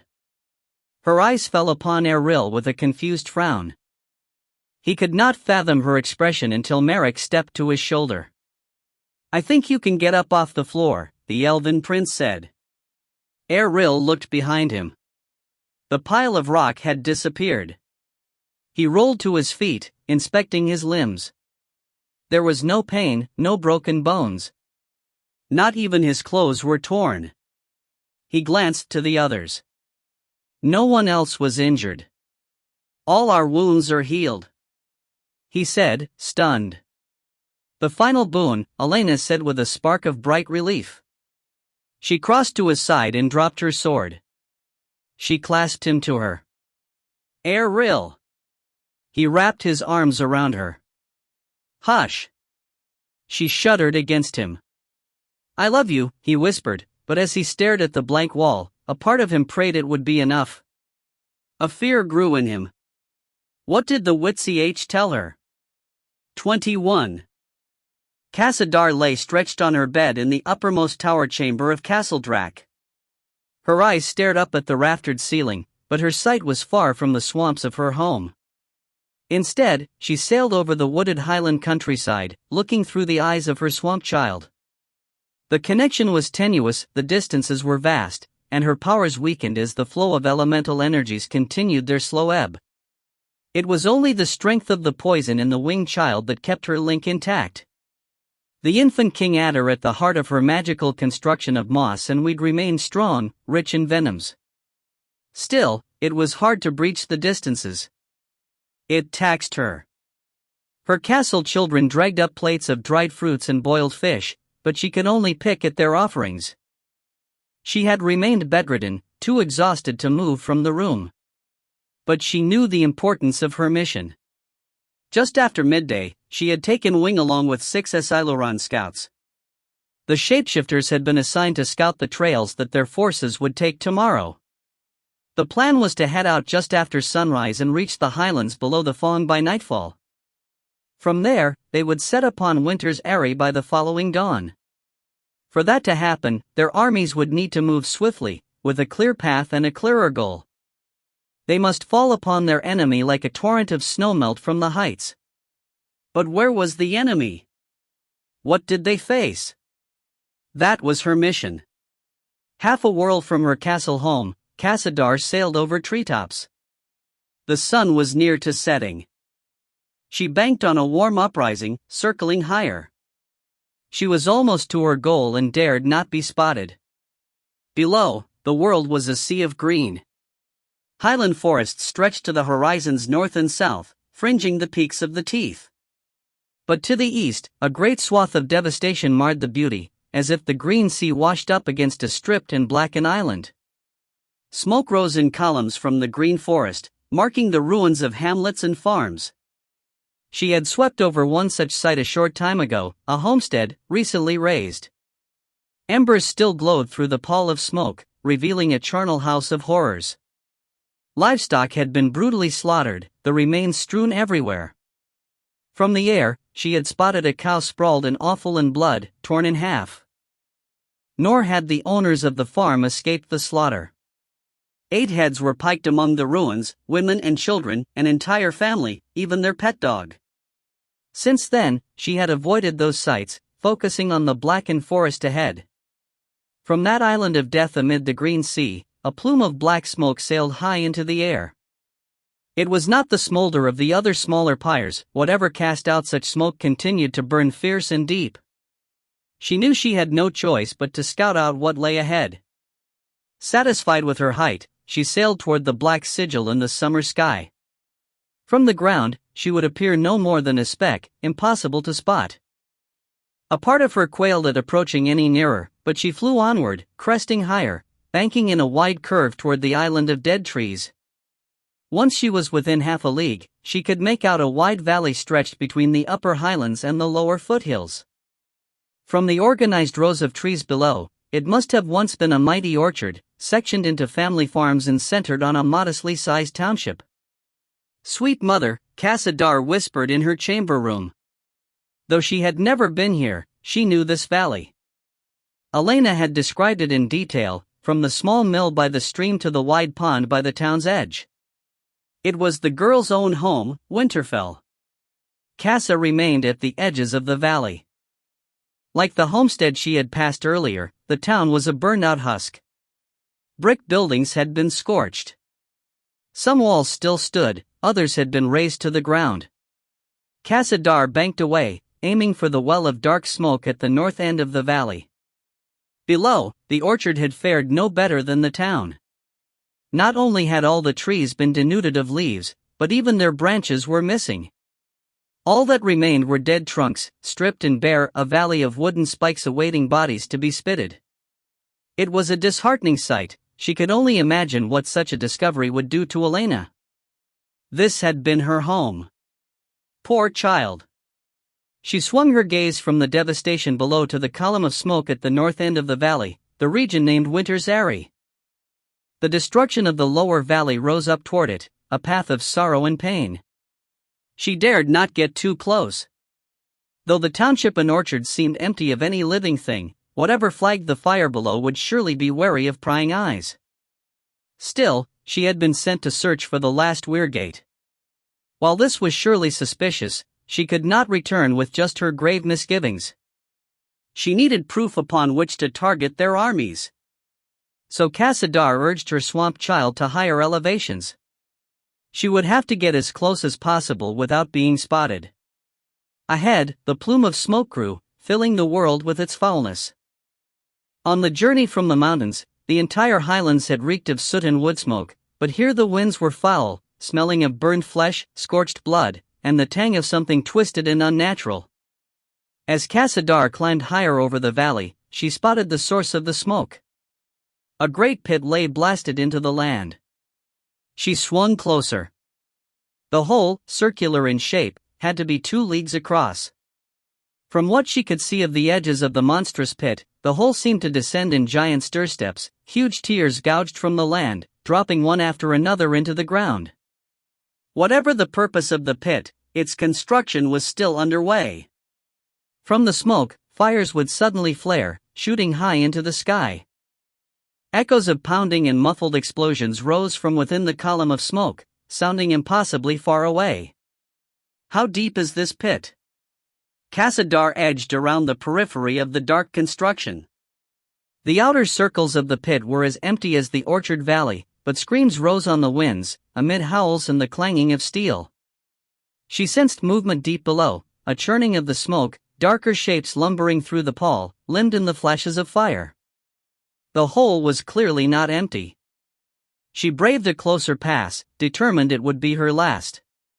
She would report what she discovered here and leave the decisions to the War Council. As she swept nearer, searching the heart of the smoky pit, she sensed a presence swell before her. Towering ahead, the column of darkness took on a new form. It sprouted black wings, and a neck stretched forth out of the darkness. Fiery eyes opened above a smoky beak. A dark malignancy searched out. Cassadar knew better than to tarry. She dove away, sensing that to be spotted by that presence would be certain doom. She fell back into the desolate orchard valley, dropping among the bare trunks, skirting and winging with the momentum of her dive. Trunks flashed past. She dodged right and left, then rolled into the cover of a streambed. She flew just above the sludgy, muddy waters, keeping the banks of the stream between her and the smoky searcher. At any moment, she expected a monstrous black claw to snatch her away. Even hundreds of leagues away, she knew she was not safe from the evil. If caught, both child and creator would be destroyed. Fueled by fear and aided by the innate skill of her creation, she winged down the stream, sweeping at impossible speeds, a prayer on her lips. Then the stream emptied into a millpond, and the banks fell away. Exposed, Cassadar rolled and searched behind her. She was surprised at how far she had traveled. The smoky shape was only a smudge on the horizon. Watching from a distance, she saw the spread of black wings fold back into the cloud. The beaked visage dissolved into smoke. The last to vanish were the fiery eyes. They searched a moment longer, then they were gone. Cassadar shook with relief. She had come near to awakening the beast at the heart of the monstrous black pit. Thankful to escape its attention, she urged the swamp child out of the valley and away. The sun was disappearing into the mountains to the west. She chased after it, ready to return to her friends, to Jastin. She glanced once more behind her. The black smudge stood out against the darkening sky. She had found what she had come seeking. There was no doubt what beast had risen from the smoke, the black wings, the sharp beak, the fiery eyes. It had been the shadow of the wyvern, the last weirgate. It must surely lie at the heart of the pit. With a heavy heart, Cassadar fled the devastation. In 2 days' time, she would return, she and all the others. They had no choice. A shudder of dread passed through the swamp child, and far away in her castle tower, Cassadar made a quiet plea. Mother above, have mercy on us all. Have you made your decision, boy? Leaning on his staff, Joach frowned down at Gresham. He clenched his gloved fingers, resisting the urge to smash that satisfied smirk from the dark mage's face. Gresham had knowledge he needed. The dark mage sat in a pile of moldy straw in his makeshift cell, a small cave at the end of a blind tunnel off the main Ojiri cavern. His arms had been tied behind him and his legs bound. There were 2 guards, Ojires armed with clubs, posted at the end of the tunnel, the only exit. The sun has set, Gresham pressed. What is your decision? Joach crouched, his old knees cracking. He supported himself with his stone staff. Let's be clear, if I free you, you'll teach me how to imbue true life into my creations, and return the winters of my youth that you stole from me. Half the winters. Half, Gresham corrected. That was the deal. And once you're free, you'll leave here. Do you think I want to stay? To be recaptured? Joach narrowed his eyes. Could he trust the dark mage? Surely not, but he could not risk losing this one chance.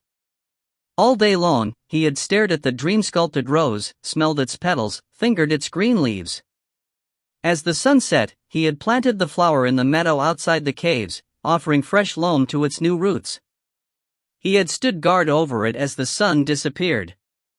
It truly lived. For such magic, he would risk anything. As he crouched, he pictured a girl with twilight eyes and skin as warm as the desert sands. Anything, he would risk anything to touch her again, to watch her smile under moonlight. Gresham's eyes glinted in the torchlight filtering from the tunnel beyond the cave. A vague smile marked his lips, but also a trace of sadness. Joach lowered his voice. First tell me how you brought life into the flower without any magic. Do this and I will slice your bonds. And after that? I'll get you past the guards. Once away, you'll return my years, then be gone from these mountains. Gresham nodded. I'll need a horse. Joach thought for a moment, then sighed. Agreed. Gresham rolled up onto his knees. Then let us begin our last dance. To understand what I did to the rose, you must first understand about life forces, the flow of energies that separates the living from the dead. The dark mage stared across at him. All life force is the same energy, but it is made unique by each individual spirit. A spirit will imbue this energy with its pattern, sculpting it, if you like, into something unique. What does this have to do with the rose? I'm getting to that, my boy. Though you have the face of an old man, you have the patience of a brash youngster. Go on, Joach urged, irritated by the dark mage's jovial chiding. Gresham sighed. As you know, I stole a large font of your life force. It aged you, making me younger. Anger flared in Joach, but he bit his tongue to keep the mage talking. I had to rip it from you, and it is not an easy thing to do, for life energy, once patterned, is immutable. It can't change. The life force that keeps me young is still patterned after you. It is still me? Joach trembled with the horror of this thought. And it wants to return to you, like a stream wants to flow down a mountainside. You are its most natural vessel, but I keep it dammed inside of me by the force of my will, nothing more. For it to flow back to you would only take a touch of my hand and the release of my will. It's that simple? Joach could not keep the shock out of his voice. Indeed. And the rose? You created it with your own sculpting. It is as much a part of you as your arm or your leg. To bring it to life, I had only to touch its petals, and will the energy I hold to flow into it energy pattern to you, patterned the same as the rose. Once the empty cup was full, I stanched the flow and broke contact. But the rose now lived. Joach sat back, stunned. So anything I dream sculpt, I can bring to true life by pouring my own energy into it, simply willing it to live. The dark mage nodded. Some of the strongest magics are the simplest. Joach closed his eyes. A tremble passed over his limbs. If it were true, he could bring Kesla back to life. But could he trust Gresham's word? He wanted proof first himself. He positioned his staff over his knees. What are you doing? Gresham asked. Testing your word. Joach shook back the sleeve of his cloak and exposed the stump of his wrist. He had lost the hand to this one's gnomish dog. He passed the stump over the length of his petrified stave, calling forth the magics inside, calling forth the sculpture of the hand stored in his staff. Hand and fingers bloomed into existence, unlined by age, as smooth as when he was young. And though he could move the fingers, even grab objects with the strength of 10 men, it was cold and unfeeling, as if he wore a glove of ice over the new hand. Though Joach could grant it the illusion of life, it was still dead. Joach stared over at Gresham. To bring something I sculpted to life, all I have to do is will it? The dark mage nodded, gaping at his creation. Joach noticed Gresham's eyes flick to his own scarred wrist with clear desire. The dark mage had also lost a hand, centuries ago. If I had your gifts. He mumbled. What must I do? Joach asked. Gresham studied the hand. You must let some of your life energy flow into the new sculpture. To do this, you must merely wish it so. Patterned after you, the energy will fill the void. Joach stared at the dream hand. Will it to live? Could it be that simple? He closed his eyes and pictured himself whole, hale of flesh and bone. He imagined a river flowing through his blood, spreading out from his heart in all directions, down his legs, out his arms, trailing to his fingers and toes. He waited for something to happen, but nothing did. It didn't work. He blurted. Didn't it? Gresham asked. Joach held up his sculpted hand. Only now did he see the corded lines, the bluish veins, the paper-thin skin. It had aged. He compared it to his left hand. They were the same. I don't understand. He flexed the newly created fingers, and the aged joints ached. You've brought the dream to life, true life. It must match the age of your energy. You are old, so it is old. Joach ran his new hand over his staff. He felt the rough grain and the sharp green crystals embedded in it. This hand was real. Closing his eyes, his thoughts turned to the one hope in his heart. Kesla. Gresham must have read his desire. You've done well here. But to bring something as complex as an entire person to life will take a significant chunk of your own energy that you don't have to spare. Joach opened his eyes. But you'll return half of what you stole if I free you. The dark mage nodded. That is the deal. A vague smile again marked Gresham's lips. Joach knew that there was something yet unspoken, a trick yet to be played, but he would deal with the consequences when they arose. He could not move forward from here without the dark mage's cooperation. Cradling his staff under one arm, he pulled a dagger from his cloak. You had best keep your word, Gresham, or I'll use the same dagger to slice your throat. He leaned forward and cut the man's ropes. Gresham rubbed his wrists and stretched his arms. What of the guards, Dot? Joach waved him aside, then pointed his staff at the spot where Gresham had sat. He unleashed one of the 2 spells he had prepared before coming here. It had cost him blood and would cost him again much of his stored magic, but the price of his own youth was worth it. Dream magic plumed from the end of his staff. Upon the stone, a figure took form, sculpted from the energies and drawn into this world. It was an exact replica of the dark mage, bound again in ropes. Joach took a certain amount of satisfaction from Gresham's shocked expression. You've more talent than I suspected, Gresham mumbled. Remarkable. The replica lay limp and blue-faced. There was no life in the creation, and there never would be. They'll believe you dead, Joach said. You can leave with no searchers on your trail.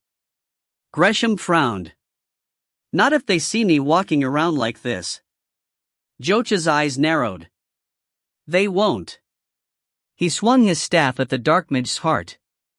Gresham backed a step from the threat, but Joach cast out his second spell. Dream magic swirled. Joach was careful not to let this magic contact the mage, lest the blood diary spell suck it away.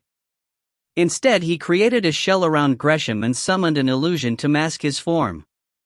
The dark mage now appeared to be an elven sailor, with coppery hair and pale skin. The magic would not withstand much scrutiny, and any stray hand would pass through the shell, revealing the artifice. But it would suffice for now. Gresham spoke through the illusion. Well done. Be warned, I can sweep away the magic at any time and call guards if you betray your word. Gresham nodded, as did his illusory counterpart. Then let us end this matter. Joach thumped to the cave entrance and called down the tunnel. Guards! Come quickly! Something is wrong with the prisoner. A shuffle sounded, then one of the Ojiri guards lumbered down to them. Joach pointed his staff toward the corner of the cell, where the dream-sculpted body lay crumpled. Dead, he said in the common tongue, speaking simply for the Ojiri to understand. The man is dead. The Ojiri leaned into the cell. His nostrils sniffed. Dead, he said thickly. Joach nodded.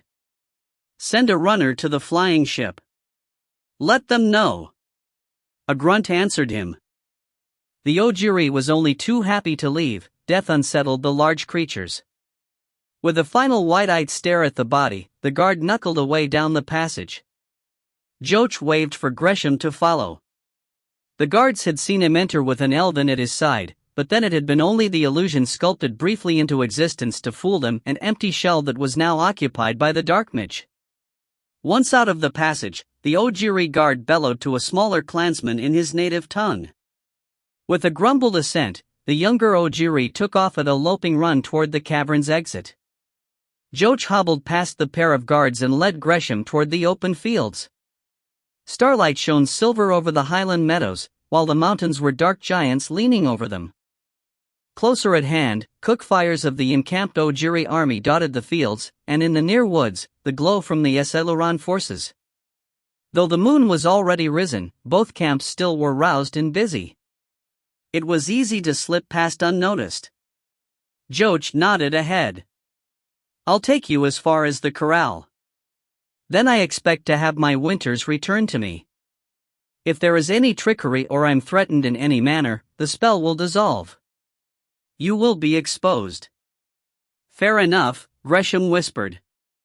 Joach kept a step behind the dark mage, ready for any final deceit, but Gresham just marched toward the crude stockade where a few horses were penned. In a separate stanchion stood Rorschach, the mountain man's former steed. The war charger tossed his mane and nickered at their approach. Its nostrils flared, and it pawed one steel-shod hoof in the mud, clearly not liking what it sensed here. I'll choose a mount other than that black monster, Gresham said. It wouldn't do to escape only to break my neck on the first trail. Joach stepped to the stockade gate. First, your final payment for your freedom. The dark mage sighed. So be it.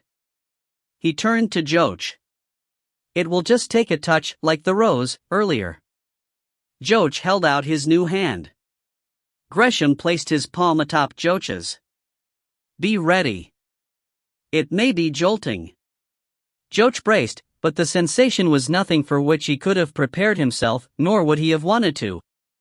A warm wash of pleasure flooded into his palm and up his arm. It welled out in shuddering waves, as if fueled by a beating heart. Filling his legs, it swamped up his torso and over his head. There was a momentary sense of drowning, then his vision, blurred by the event, sharpened again. Gresham pulled his hand away. Joach stared at the dark mage, looking through the illusion of the elven to the man hiding inside. Gresham had aged from a young man to someone in his midwinters. His brown hair had gone to balding at the corners and appeared more drab than its coppery hues earlier. But still Gresham was far from an old man. How do you feel, boy? Gresham asked sourly. He was slightly unsteady on his feet. What had wonderfully filled Joach had clearly drained the dark mage. Joach lifted his arms, amazed at the strength he found there. He straightened the aged crook from his back and lifted one hand to feel his face. It was smooth, the skin clinging instead of sagging. A laugh tumbled from his lips, bold again, not raspy. He took a deep breath, appreciating the swell of his chest. I'm young again. Younger, Gresham said. You look a man of 30 winters. Joach didn't care. Compared to a moment before, he felt as young as a newborn babe. Laughter again rose unbidden. Am I free to go now? Gresham asked. Joach thought of betraying the man and dragging him back to his cell, but Gresham had kept his word, and so would he. Go, be gone from here. None will look for you. Gresham unhitched the corral gate and fetched one of the horses, a roan gelding. It was unsaddled, but the dark mage grabbed a bridle and reins from a hook and deftly fitted the bit. What of your new form? Won't the others be suspicious? It's why I created the dead golem of your form to leave behind. Not only will it keep anyone from looking for you, it supplies a reason for my returned age. Gresham used a rung of the stockade to hoist himself bareback atop his mount. He walked the horse out of the corral. I see. You'll claim some of your stolen life automatically returned to you with my death. How convenient. Joach shrugged. Do not come back. Fear not in that. I believe I've overstayed my welcome as it is. Gresham glanced back over at Joach. Oh, one other thing, enjoy your youth while you can. What do you mean? Joach felt a trickle of dread cut through his joy. If you wish to bring Kesla back, it'll take everything I just gave you, but... Joach clenched a fist. What? Gresham held up his one hand. I am a man of my word. I've given all I said I would. You'll be able to bring her back, then you'll return to the age you were a moment ago, an old, bent-backed graybeard. But Kesla will live. Joach relaxed his hand. As much as it galled him, he knew the dark mage was right. As long as he could bring Kesla back from her sandy grave, what did it matter? To give up these years in trade for her life was a small price. Gresham sighed. I truly hate to see you so miserable. For your help, I'll grant you a final bit of knowledge for free. There is a way you can have both, Kesla and your youth. How? Joach stepped closer. Think, boy. Why did I pursue your sister so ardently? Joach frowned. The book. The Blood Diary. It grants Elena immortality, a font of life forces without end. You must merely destroy the book and absorb those energies yourself. You'll have more than enough to both grant Kesla her life and maintain your youthful vigor. Gresham turned and legged his horse on. You've grown, my boy. Don't stop when you're halfway to everything you dream. Joach watched him ride off. He didn't know whether to thank him or curse him. Instead, he simply turned and walked back to camp. He had much to ponder, but as he did so, he appreciated the length of his stride, the sureness of his step, and the strength of his joints. He had indeed much to ponder. From the edge of a copse, Mogwid watched Elena's brother stride away from the horse corral. What had he just witnessed? He kept crouched until the elven on the horse had vanished into the rimwood forest to the west. Then he rose and stared back toward the Ojiri caves. What magic was this? The elven had touched Joach, and the man had grown younger before his eyes, his back straightening, the winters falling from his features like leaves from a tree. Even his hair had darkened from a silver gray to a rich auburn, a match to his sister. Mogwid frowned. Perhaps it was some illusion. Elena's brother was skilled in dream magics, though he never suspected the man of such skill. Even Joach's stride as he left the corral was sure and firm. Could mere illusion quicken an ancient's step? He shook his head, it was no concern of his. He had come here with the rising moon, but he had not yet built up the steel in his veins to do what had to be done. He dared wait no longer. Mogwid slipped back into the darker shadows under the trees. In the center of the glade, his pack still lay where he had left it. The ebonstone bowl rested atop a small rock. He trembled in the chill of the thin night air. He had failed to destroy the spirit gate, but so had the demonic spirits of the triad. Mogwid closed his eyes. After the battle, exhausted, he had fallen into that restless slumber inside Fardale's skull, only to awaken with the setting sun. He found himself lying with Thorn, his arms around her naked form. She had been asleep as he slipped away. It seemed she and his brother had not only made peace with their shared pasts, but they had also renewed their former passion. He had crept from the furs with distaste. He remembered the depths of their union, mind to mind, in the tunnels. He was glad he had slept as their bodies mirrored the same union. With his arms wrapped tight around his chest, Mogwai stared down at the ebonstone bowl. If he ever hoped to be free of Fardale, he would have to brave the darkness cupped in the bowl of black stone. He knelt. From a pocket, he removed a soiled bandage. Naylan had used it to bind a cut on her forearm, a wound from the spirit gate battle. With the miraculous healing afterward, she had had no further need for it. Mogwai had watched through Fardale's eyes as she disposed of it. Upon awakening, he had fetched it from the refuse. Her elemental blood should awaken the bowl's magic. Still, he hesitated. He closed his eyes. He had no prickling sense of someone staring at the back of his neck. Good. Fardale still slept, clearly sated after his rutting with his wolfmate. Dream while you still can, brother.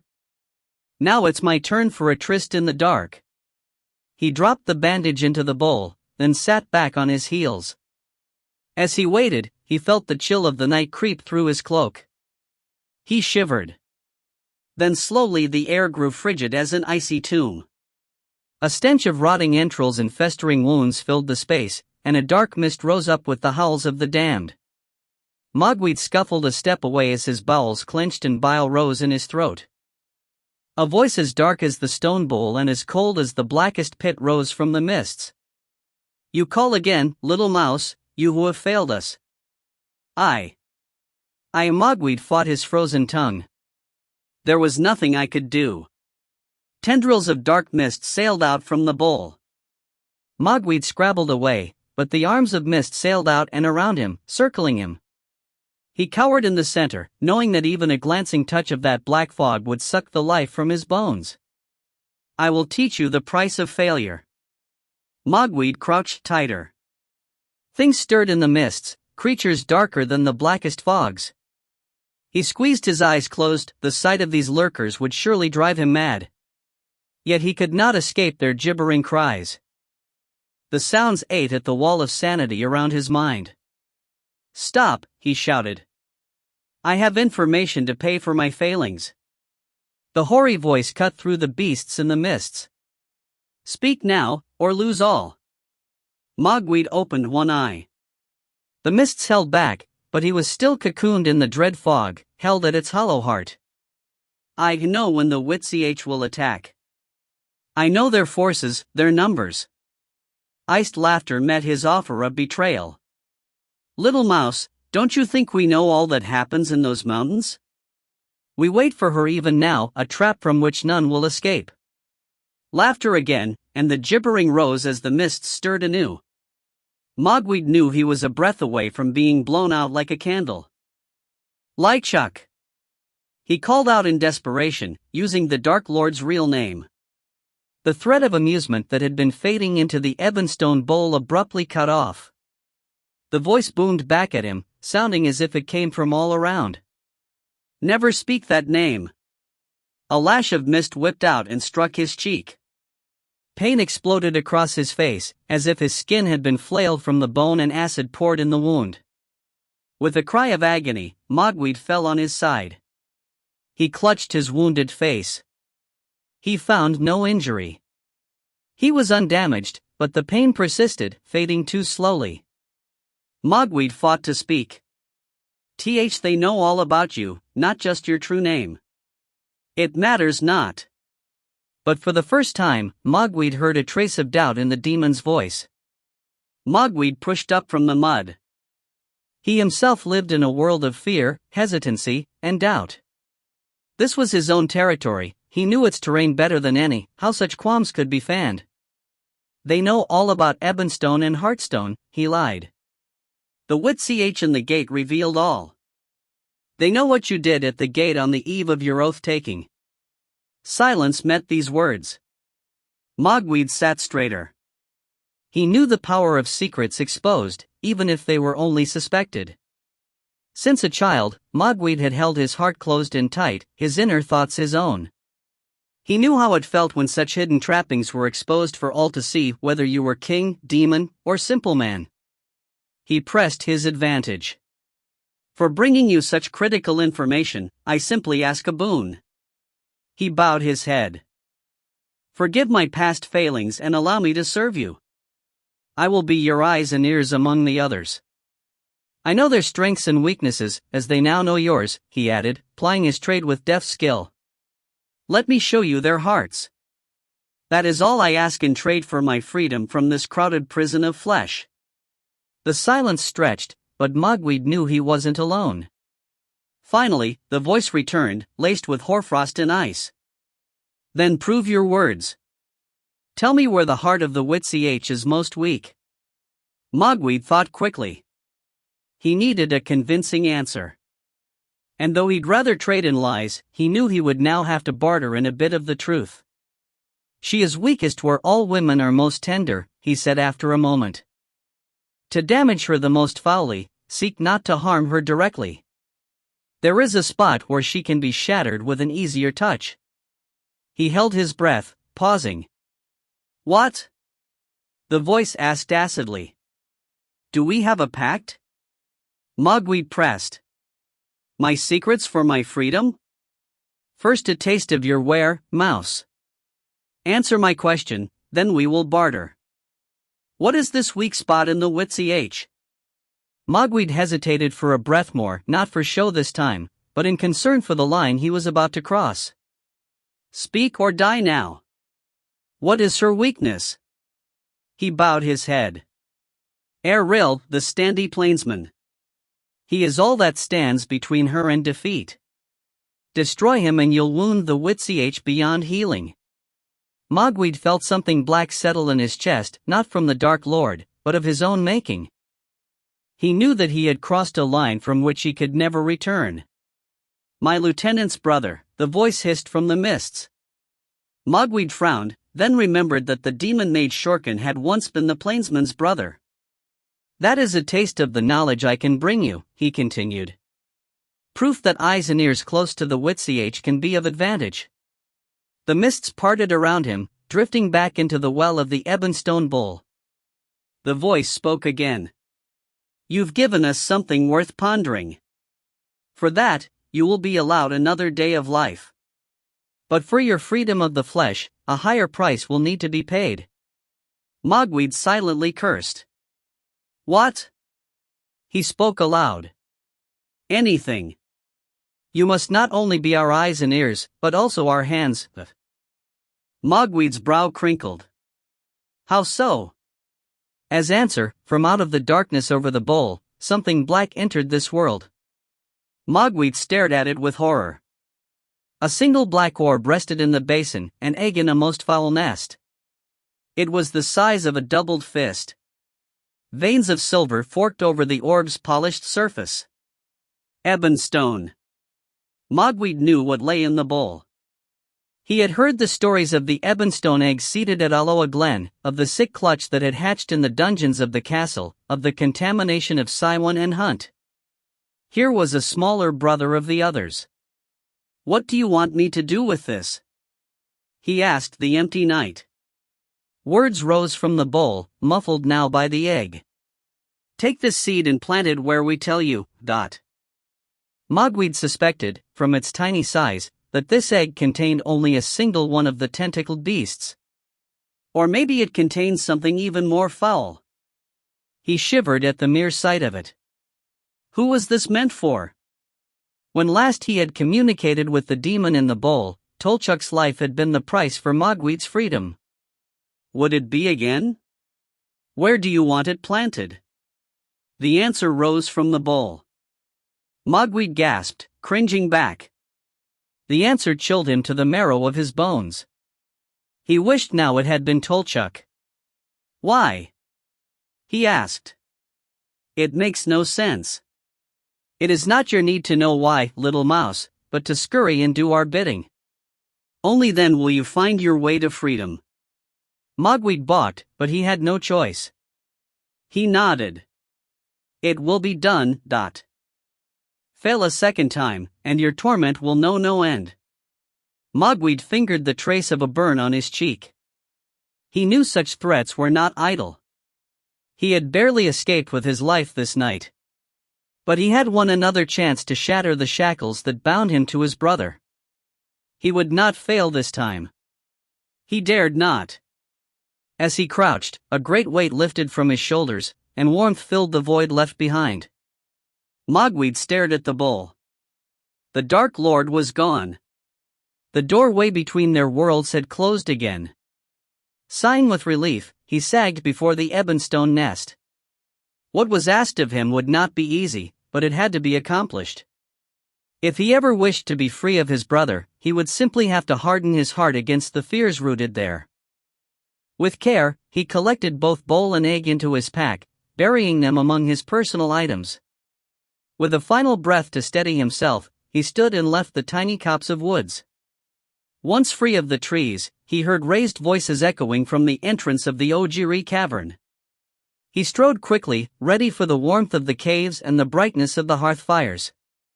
As he neared the yawning opening, he saw Elena and Eril, along with most of their companions, gathered just inside.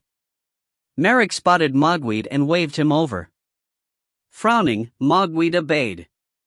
They were all gathered around Joch. Sounds of amazement rose from the crowd. "You look 5 decades younger," Harlequin muttered, walking in a circle around the boy. Joch smiled. "And I feel even younger than that." Mogwai put on a mask of surprise. He had already witnessed the transformation. But for now, he kept up a pretense of shock. Eril wore a scowl. "And Gresham's death brought this boon upon you?" Joch shrugged. "I can only suppose so." The boy pointed to a bier that bore the slack body of the dark mage, guarded by 2 Ojires. "I can't imagine the two are not related." "My youth, his death." Mogwai stepped to the corpse's side, gaping in shock. The dark mage's face was blue, eyes glassy and blind. "No, this can't be." He turned to the others. "When did he die?" Elena answered. "He was discovered by Joch just a short time ago." There was no mark on his body. Her eyes flicked toward Joch. "It seems his heart simply gave out." "Like he had a heart," Magnam mumbled at her side. But Mogwai caught the suspicious glance shared by Elena and Eril. They suspected foul play here, perpetrated by Elena's own brother, murder for the sake of youth. "You'd best cut the body into bits," Harlequin said. "Bury the parts in separate unmarked graves. From the stories, the dead of the Dark Lord don't always stay dead." Eril nodded. "With the dawn's light, it will be done." Joch stood among the others, hale of limb, straight of back, his face unlined. He met Mogwai's eyes for a moment, then glanced away. But in that tiny moment, Mogwai sensed something in the other's eyes, something dread unspoken. Mogwai remembered the exchange by the horse corral. The elven sailor had touched Joch, transforming the bent-backed elder into the young man before him now. Then the sailor had ridden off, not toward the elven ship, but into the woods. Mogwai studied Joch. It seemed there was more afoot here than was spoken. Before he could ponder it further, a heavy hand fell on his shoulder, startling him. He turned to find Tolchuk beside him. "Strange night," the Ojiri mumbled. Mogwai bobbed his head, not trusting his voice. Tolchuk didn't know half how strange this night truly had been.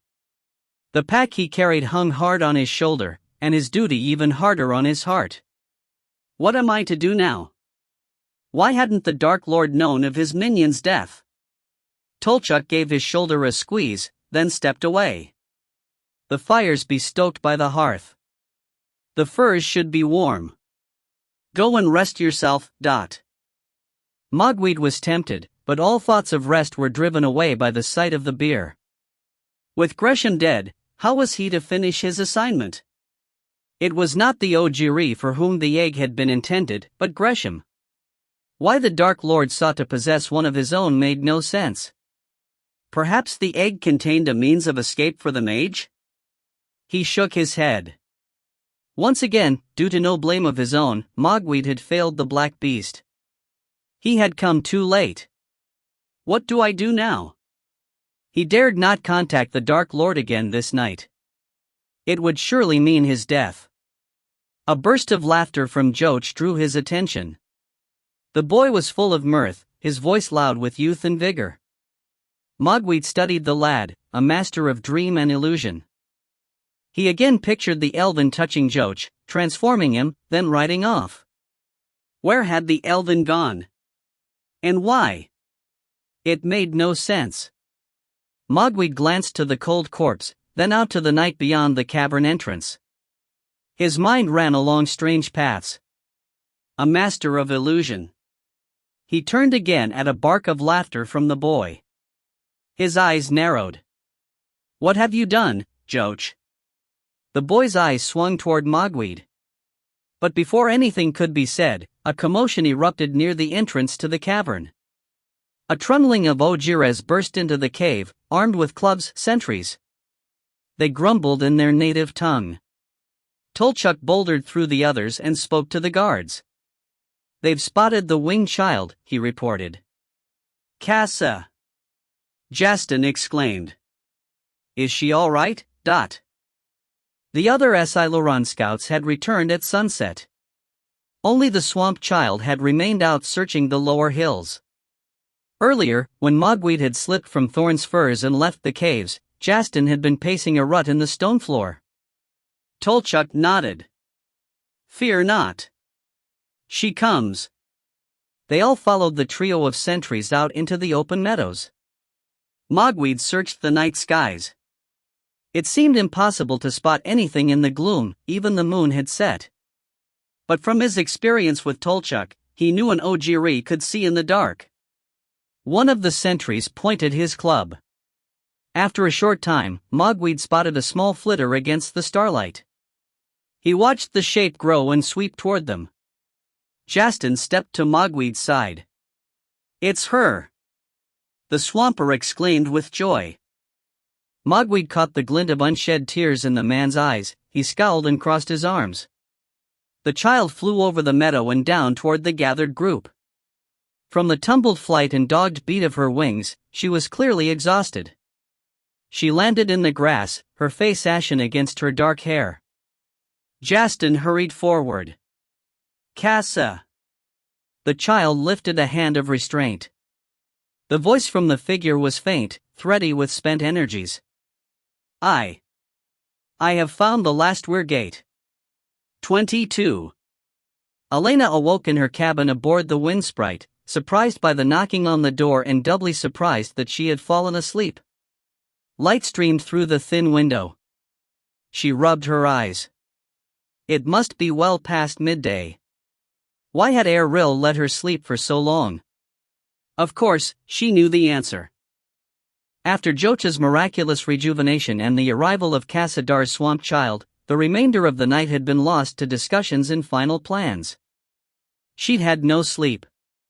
Only after the armies had rallied and were underway with the rising sun had Erril managed to herd her to her cabin for a short rest. The knock sounded again. Mistress Elena. She threw off the blanket. She was still in her clothes from last night. Yes? She answered. Master Erril requests you join him in the galley. Elena rolled to her feet and slipped into her boots. I'll be there momentarily. She crossed to a wash basin and gilded mirror. She fixed her hair back with a sweep of her fingers and a silver pin. She met her own eyes in the mirror, seeking some sign of the strength she would need in the next days. But all she saw was a girl with shadows under her eyes and lines of worry etched at their edges.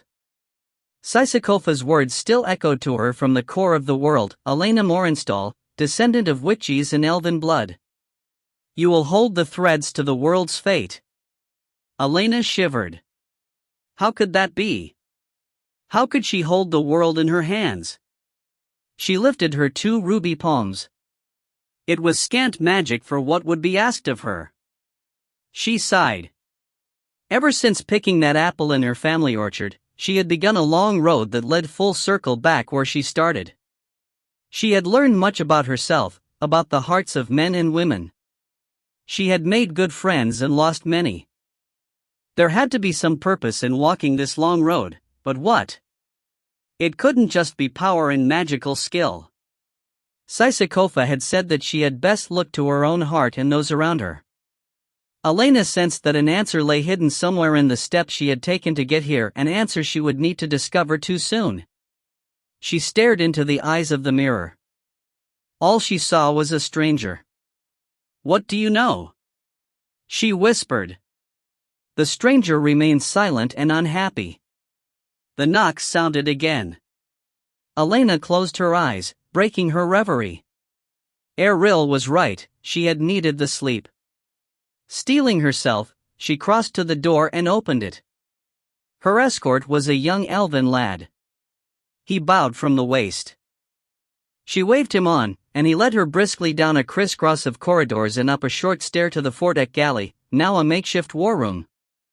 Elena entered and found the various leaders of the armies at hand, and many of her companions. They all stood from the table as she approached. The elder root was dressed in a loose white robe, easy to shed when he shifted into the golden eagle form he wore when rallying his folk. At his side, Tolchuk stood with Joch.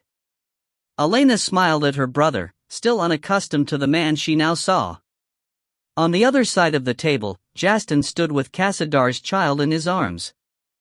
The little girl was sucking her thumb, clearly still exhausted.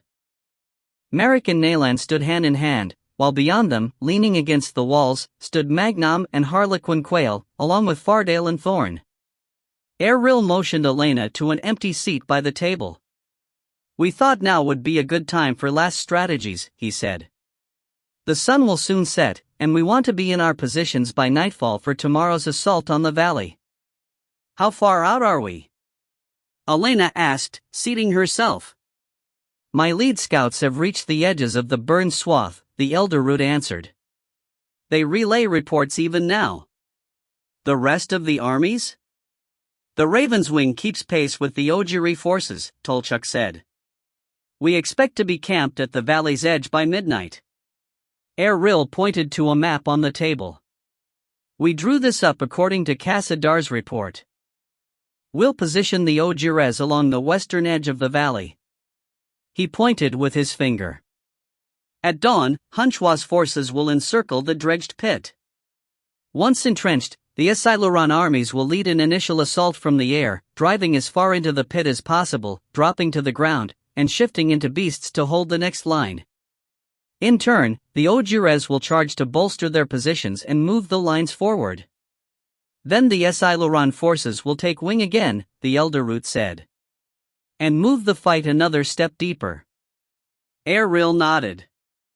"We'll have the two armies leapfrog each other, step by step, down into the pit." Elena stared at the oval scrawl on the map, shaded in with coal. She studied the rest of the terrain in silence. This was her home.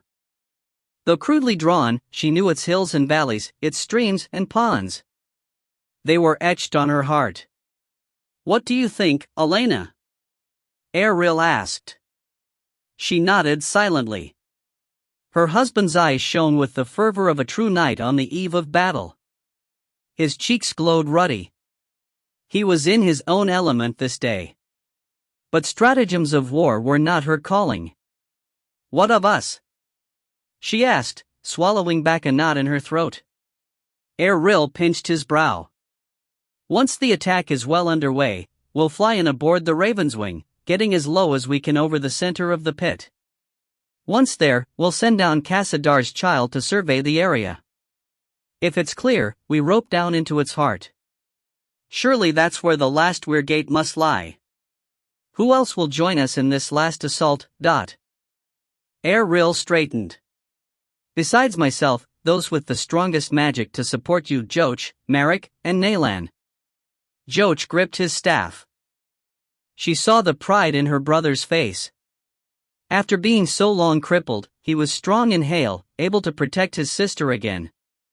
But beneath this fire, she recognized a dark edge to his bearing, a hardness that had not been there before. Last night, she had discussed with Erril the possibility that Joch had slain Gresham to regain his youth. Erril had agreed with her suspicions, but ultimately, he was more relieved than concerned. Whether at Joch's hand or not, Gresham was gone. Now, seeing the darkness behind Joch's eyes, Elena was not so sure they had escaped the dark mage's evil. She shifted her attention to Merrick and Naylan. The pair had been among her first allies. And where Joch had grown darker, they now shone brighter. She saw how they clasped to each other, always touching. It seemed the long road here had softened, rather than hardened, their hearts. Elena took joy in this. She nodded to them in thanks, both for all they had done in the past and for this last sacrifice. Erril spoke, drawing back her attention. But we may need more than magic to reach the Wyvern Gate. So a few others will join us in this assault. 2 shapeshifters, the elder root said from across the table. My daughter Thorn and her betrothed, Fardale. Elena's eyebrows rose as Fardale bowed to her. Though he bore Mogweed's face, there was still a wolfish carriage to the man, a sense of the wildwood. Long ago, I ventured from these forests at your side, Fardale said stiffly. I've watched you grow from a girl to a woman, from a Witch to a queen. And though we could share no words, I've known your heart all along. I will not leave your side now. I can't. Your scent is in my blood. You are my pack. He pressed a fist to his chest in an oath bonding. Thank you, Elena mumbled, fighting tears. We'll also take a strength of arm, Erril added. Tolchuk and the dwarf Magnum. Tolchuk nodded. Like Fardale, I could also be nowhere else. His eyes glowed warmly toward her. And though he could not speak mind to mind like a shapeshifter, she heard the love and determination behind his words. Magnum crossed his arms beside the Ojiri, amusement in his eyes. And where Lord Boulder goes, I must follow. I've also won a place among this illustrious party, Harlequin Quail said with a shrug. It seems saving all your lives back at the Spirit Gate has softened the plainsman's iron stubbornness. Erril sighed. His speed and cleverness could prove useful. Elena surveyed the room. Sisakofa had said to look to her friends during the darkest moments ahead. At least they wouldn't be far from her side. She gathered her courage, bolstered by those around her. The plan seemed sound. What of the assault on Blackhall? Joch spoke up. I've coordinated with XIN back at the Dragon's Heart. They'll attack the same morning.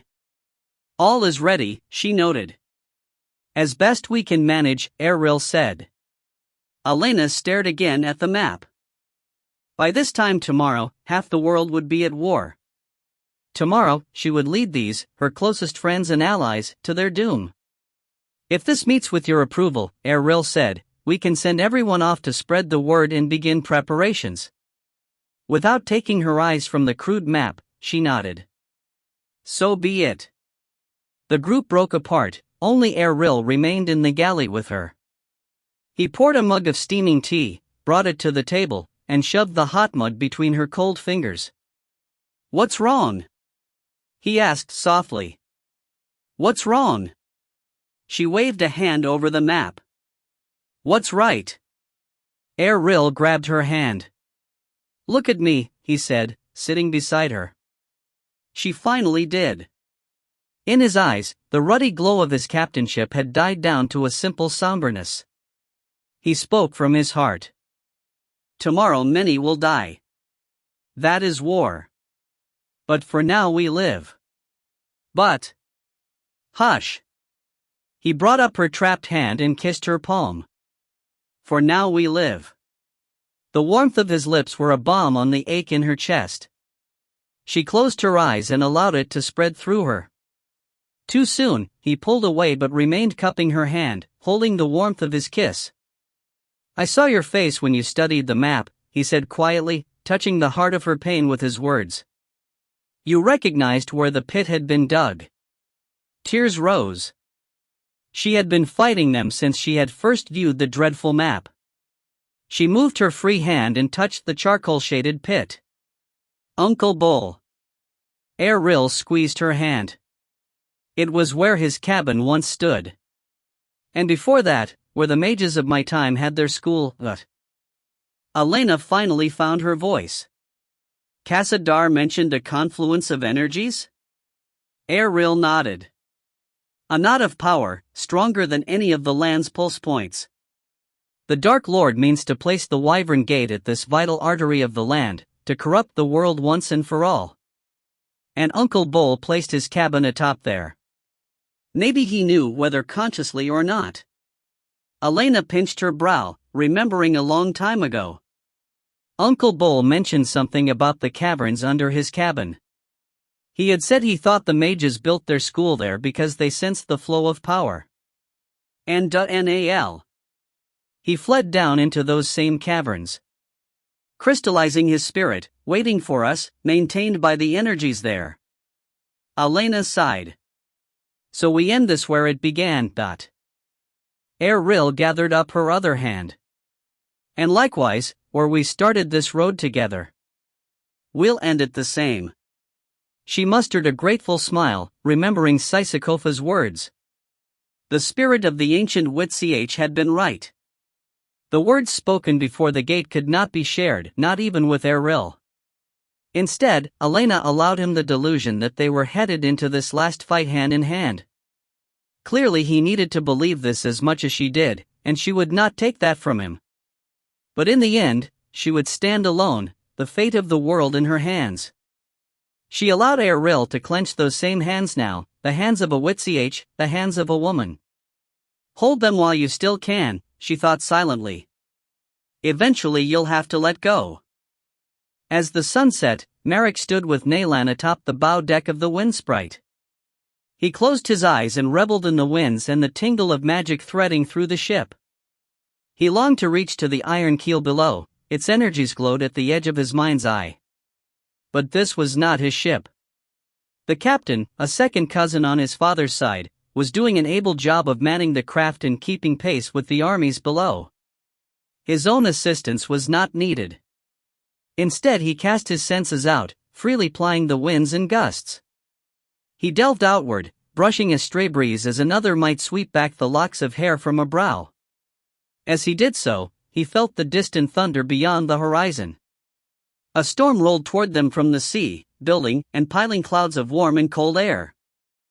Moisture, still scented by the sea, filled the skies. The vibrations of forked lightning chased through his senses, and farther yet, winds built like waves, ready to crash upon these highland heights. Before dawn, the skies would be as much at war as the land itself. He would alert Ariel and the others, but the matter could wait for the moment. He opened his eyes. As yet, the skies were clear. Only a few wisps of high clouds, rosy streaks against the bruised purple skies, marred the day's gloaming. The sun set behind them. To the east, purple skies were already dark. A few stars shone. Nalan stirred beside him. We near the burned trees. Merrick drew a deep breath. The air smelled of wood smoke, but no more than a moment ago. In the foothills below, the Ojires marched through healthy woods and meadowed glades. For such large creatures, they loped at surprising speeds, boulders rolling downhill from the mountaintop. He searched wider afield, toward the dark horizon, but he saw nothing but green life. I don't see the blackened orchard. Nalan sagged near the rail. I feel it. Her hand rose to her brow, then settled between her breasts. It aches worse than any blight. Around me now, the woodsong sings, bright as a highland spring, but ahead and approaching ever closer, I can hear a dreadful discordance, not the silence of my blighted home, but a deep cry of torture. Her hands rose to cover her ears.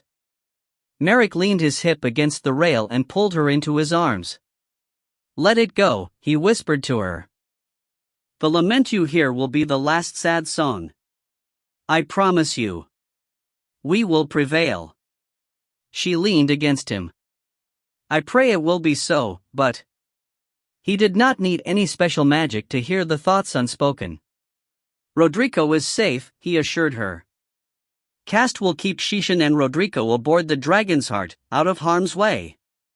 Nayland made a small sound of negation. With the dawn, no place will be safe. He gently kissed her honeyed hair. She smelled of rose petals and orange blossoms. Your son will be protected. A murmur, unintelligible to most, but he understood and corrected his words. Our son. With the sun's rise earlier this day, they had made vows to one another, witnessed only by the open skies and the forests below. Who knew if they'd have a chance later? It seemed foolish to hold one's tongue and not speak what was in one's heart. It was in these same forests that the two had first met, ancient enemies with bitter blood between them. But at the end of this long road of hardship and loss, it seemed the past was not so important as the present. His hand sought hers. Fingers entwined, matching their hearts. The darkness nears, she whispered. Merrick swung his gaze again to the dark horizon. Just at the edge of the world, green forest tumbled into blackness. A column of smoke rose into the sky, a deeper ink than the twilight murk. He had no ability to hear woodsong, but the plight of the fouled land ahead still screamed in his ears. He had an urge to call the winds around him, to steal the ship from his cousin and wheel them away. It was death to go into that land, a blasted terrain of hollow defeat. But instead, he clutched Nayland tighter. Distantly, the storm beyond the horizon thundered in his ears, thudding deep in his chest and echoing in his bones. He was a lightning rod, vibrating to the forces coming together here. Nayland must have sensed it, too. She lifted her head and stared eastward with him. The line of green hills ended at the blackened forest. It spread as far as the eye could see. It is the end of the world. Errol had tried to stop Elena from coming topside, but from the steel in her eyes, he had known it was futile. But now, seeing her stricken face in the moonlight, he wished he had chained her below decks. She stood at the rail, staring out toward the devastation that had once been her home. The orchards were stripped to fire-hardened spears aimed at the sky. The air reeked of smoke and ash. With night fallen, the ruined hills shone in spots with the ruddy glow of buried coals. Embers still smoldered, the glow reminded Errol of the fires found in the peat bogs below the northern steppes. Journeyers had to be cautious of these hotbeds. A careless foot could lead to a fiery doom. But the terrain here, Errol suspected, was even more dangerous. There was no telling what dire magics lay lurking beneath the smoky, smoldering landscape. For caution's sake, the wind sprite kept its distance from the ruined valleys. Below, in forest still green, the Ojiri forces were gathering, setting up the short night's camp. The Asiluran army settled also to their own nighttime roosts, some remaining in winged forms, others reverting to whatever felt most comfortable, bears, wolves, forest cats, or a blend in between. Over the valley, the moon hung heavy and bright, one night from its midsummer fullness when the world would balance on the success or failure of their actions. Thunder rumbled like the drums of war. A storm rolled in from the distant coast. According to Merrick, the first raindrops would be felt late this night. By morning, they'd be caught in the teeth of the storm. Sloggy footing for an assault, but the storm would be just as hard on the enemy. And under the cover of thunder and rain, perhaps they could get even closer to the pit before having to engage the Dark Lord's armies, whatever they might be. Errol frowned. That's what troubled him most about the sight before him and the long road here. They had encountered no sign of the enemy. He was not so naive as to believe that whatever lay out in the pit was not aware of their encroachment. So why no harrying, no gnashing at their flanks? Were the entrenched forces so sure of their own might? It made Errol more nervous than if they had to fight for every step. Across the blasted landscape, the pit was a void, its edges clouded with smoke and dark mists. But at its heart, an infernal glow shone forth, swelling and subsiding like some monstrous forge, breathing in and out. It was a numbing sight, one that drained the spirit to look upon it. Slowly the others had drifted below decks. The plans for the morrow were set, guards and sentinels posted for the night in case the enemy attacked, and after the long journey, all sought whatever comforts they needed on this last night. Some had gone to pray, others to seek the company of friends and lovers, others still to solitary contemplation of the morning. With the dawn, the horns would sound and this last battle for the Weirgate would be underway. Errol stood his post beside Elena. Joach stood on her other side. He seemed no less shocked to discover the fate of their valley home. Though the death of Gresham had rejuvenated the boy, he now leaned on his staff, weighted down by his own heavy heart. Across the skies, the stars slowly disappeared as clouds rolled across them, the front edges of the storm. Small flickers of lightning danced the fringes. Soon the moon would be gone, and night would claim the valley and wipe the dreadful view away. As Errol watched Elena sink into a pit of despair as deep as the one in her homelands, he wished the storm to hurry toward them, to hide the horror from her eyes. Joach shifted his feet and shrugged his cloak tighter to his shoulders. It grows cold. Perhaps we should go below. He glanced to Errol over the top of Elena's head. Joach motioned with his chin, encouraging Errol to help him, then guided Elena back from the rail. She moved woodenly. As a gust of wind blew across the deck, Errol felt the first drops of rain splatter his cheek, cold and biting. He took Elena's other arm. We should rest while we can, he muttered. Together, Joach and Errol led her to the foredeck hatch. Stepping ahead, Joach opened the door and motioned them through. He mumbled to Errol as they passed. Take care of my sister. With all my heart, he answered back, breathless with worry. Joach remained at the doorway. I'm going to check with Tolchuk and make sure the Ojiri clans have gathered before I seek my bed. Errol nodded and led Elena to their cabin. She had yet to speak a word. She seemed again the little girl he had once rescued from these very lands, just as mute, just as worn of heart. Inside, coals shone brightly in the small hearth, and the warmth melted away the chill almost immediately. Errol guided Elena to the bed, then bent to help remove her boots. I can manage, she finally said, and shook the stubborn boot off. Her voice was not nearly as lost as he would have expected. She fought the other boot to join its twin. It thumped to the floor, followed by a long sigh. Are you all right? Errol asked, still on one knee. She nodded slowly, but her lower lip trembled. He read her expression and did not press her. Instead, he stood and kicked off his own boots. We should catch what sleep we can, he said softly. She stripped out of her calfskin jacket, while he shrugged out of his cloak. Slowly they shed their outer trappings until both stood only in their undergarments. Elena unbound the sash around her waist to let her linen shift fall loose, draping from shoulders to mid-thigh. Errol rolled back the furs and heavy woolen blanket. He turned to invite her into the bed first, but he found her eyes upon him. Before he could utter a word, she gently pushed him to the bed. She slid her hands under the edge of his own shirt, her palms warm on his still cold skin.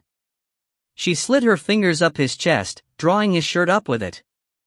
He reached and trapped her hands halfway up. Elena, they had not slept bare-skinned together since the night of her near freezing in the Esiluron glade.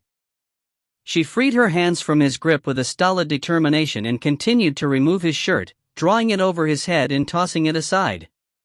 He stared into her eyes and saw her need. She stood back and loosened the ties to her own shift from around her neck. The drape of linen fell, shivering down from her shoulders to pile at her ankles. She stepped out, naked, a woman of startling beauty in the light of the hearth. The glow bathed her skin like a flow of liquid light, casting all into warm hues, from the curve of her neck, to the swell of her breasts, to the fullness of her hips. She came to him in all her womanliness, and he found no breath for words. He made a sound half between drowning and desire. Standing before him, she let her hands touch him again, his cheek, his neck, down an arm. She drew his own hand and placed his palm on her belly. He finally found his voice. Elena, we mustn't, not like this and not now. Thunder rumbled from the skies beyond, reminding of the war to come. Its roar trembled through the ship. Elena slid beside him on the bed. Why? She whispered, ignoring his words. With dawn, the battle begins. We should. She drew the furs over them, drawing him down to the pillows and nested blankets. Her skin on his own melted his reason. Why? She repeated in his ear. The war. No, she interrupted again, her lips brushing the tender skin below his ear. The reason in your heart. Errol closed his eyes as a shudder of desire swept from his toes to the core of his being. He fought to speak without a moan. I don't know what you mean.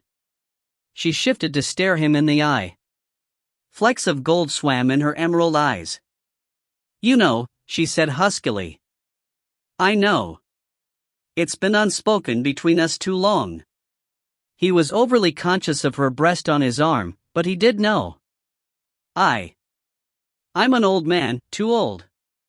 It came out with a relieved rush. I've lived for over 5 centuries. Elena sighed. And I'm too young. He opened his eyes and found his voice again. Despite your womanly body, you're still just a girl of 15 winters. He could not keep the shame out of his voice. She stared sadly at him. 15 winters? Perhaps. But in these past winters, it's not only magic that has aged me into this womanly body. On this journey, I've slain both enemies and those I've loved. I've led armies to victory and to ruin. I've entered the very heart of darkness and survived death itself. And along this road, I've learned. Tears filled her eyes. I learned to love you. Elena, he pulled her into his arms, wrapping her tight to him. What does the count of winters matter? She whispered. My heart is far older than even the handful of winters that the spell has aged me. Another shuddering sob. A fist thumped his chest, in both irritation and hopelessness.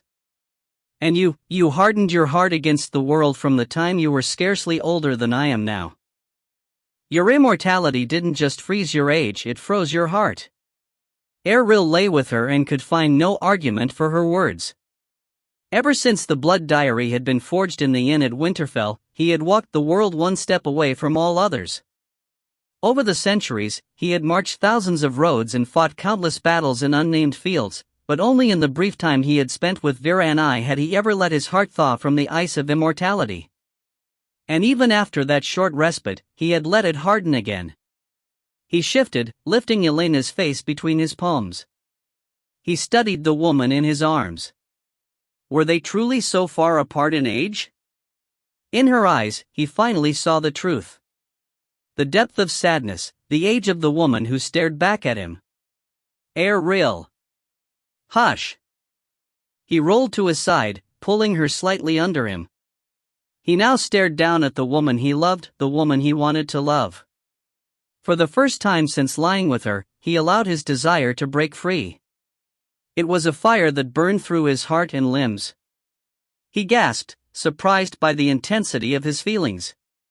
He bent down and kissed her, his will taken from him. Now it was her turn to gasp, lips crushed, breaths shared. Their arms tightened into iron, fingers struggling to hold even tighter. Thunder cracked somewhere far overhead, while a gust of rain pattered against the wooden sides of the boat, sounding like an arrow barrage. The boat rocked and lurched in the sudden surge of storm winds. But neither of them acknowledged it, locked in each other's arms, locked in each other's heart. Errol broke finally from the kiss, moving his lips to her neck, to her breast. She arched to meet him, crying out. Elena, he moaned in chorus with her. He lifted his eyes for a moment to meet hers. He rode the crest of a wave from which he was about to tumble. Their gazes met. He sought one last time for a warning signal, some sign to hold off. But all he saw in her eyes was the same shared passion, a fire that melted the boundaries between them. No words were needed at this moment, but Elena whispered them anyway. Don't save me, just love me. Always, he answered, falling into her. Always and forever, not. From a promontory a league away, Gresham sat atop his roan gelding and stared up at the storm-tossed boat. He studied his target. The iron keel of the wind sprite was a streak of fire in the night. Lightning briefly illuminated the reefed sails and rain-swept masts. The ship bobbed and skipped like a cork riding the winds of the storm. He could just make out the azure brightness of a figure at the stern deck, the captain, he supposed, struggling to ride out the storm. The others must all be below, waiting out the wild weather, waiting for the dawn. He smiled as a gust parted the limbs of the oak under which he stood and drenched him with water. He shifted the staff in his hands and dried his clothes and body with a small spell, casting out a shield of magic to insulate himself from the storm's cold and dampness. It was good to have his power returned to him. He glanced to the beast cowering in the lee of his horse, rain sluicing from the stump gnome's gray skin, its peaked ears flat against its skull. Rook trembled. The gnome's ribs showed along its leathery side, and it moved with a slight limp. The beast had been hard-pressed to cross the forest and meet its master as instructed. After being freed by Joach, Gresham had fled west beyond the reach of the book's spell almost 5 leagues. He had known when he crossed beyond Cho's tether. It was as if something burst inside him, and he knew he was free, his magic available to him again. Unleashed, it was not hard to discover Rook's location and meet the gnome. He was relieved that the beast still had his staff. While it was just a hollow length of bone, he would have wasted precious time fashioning a new one.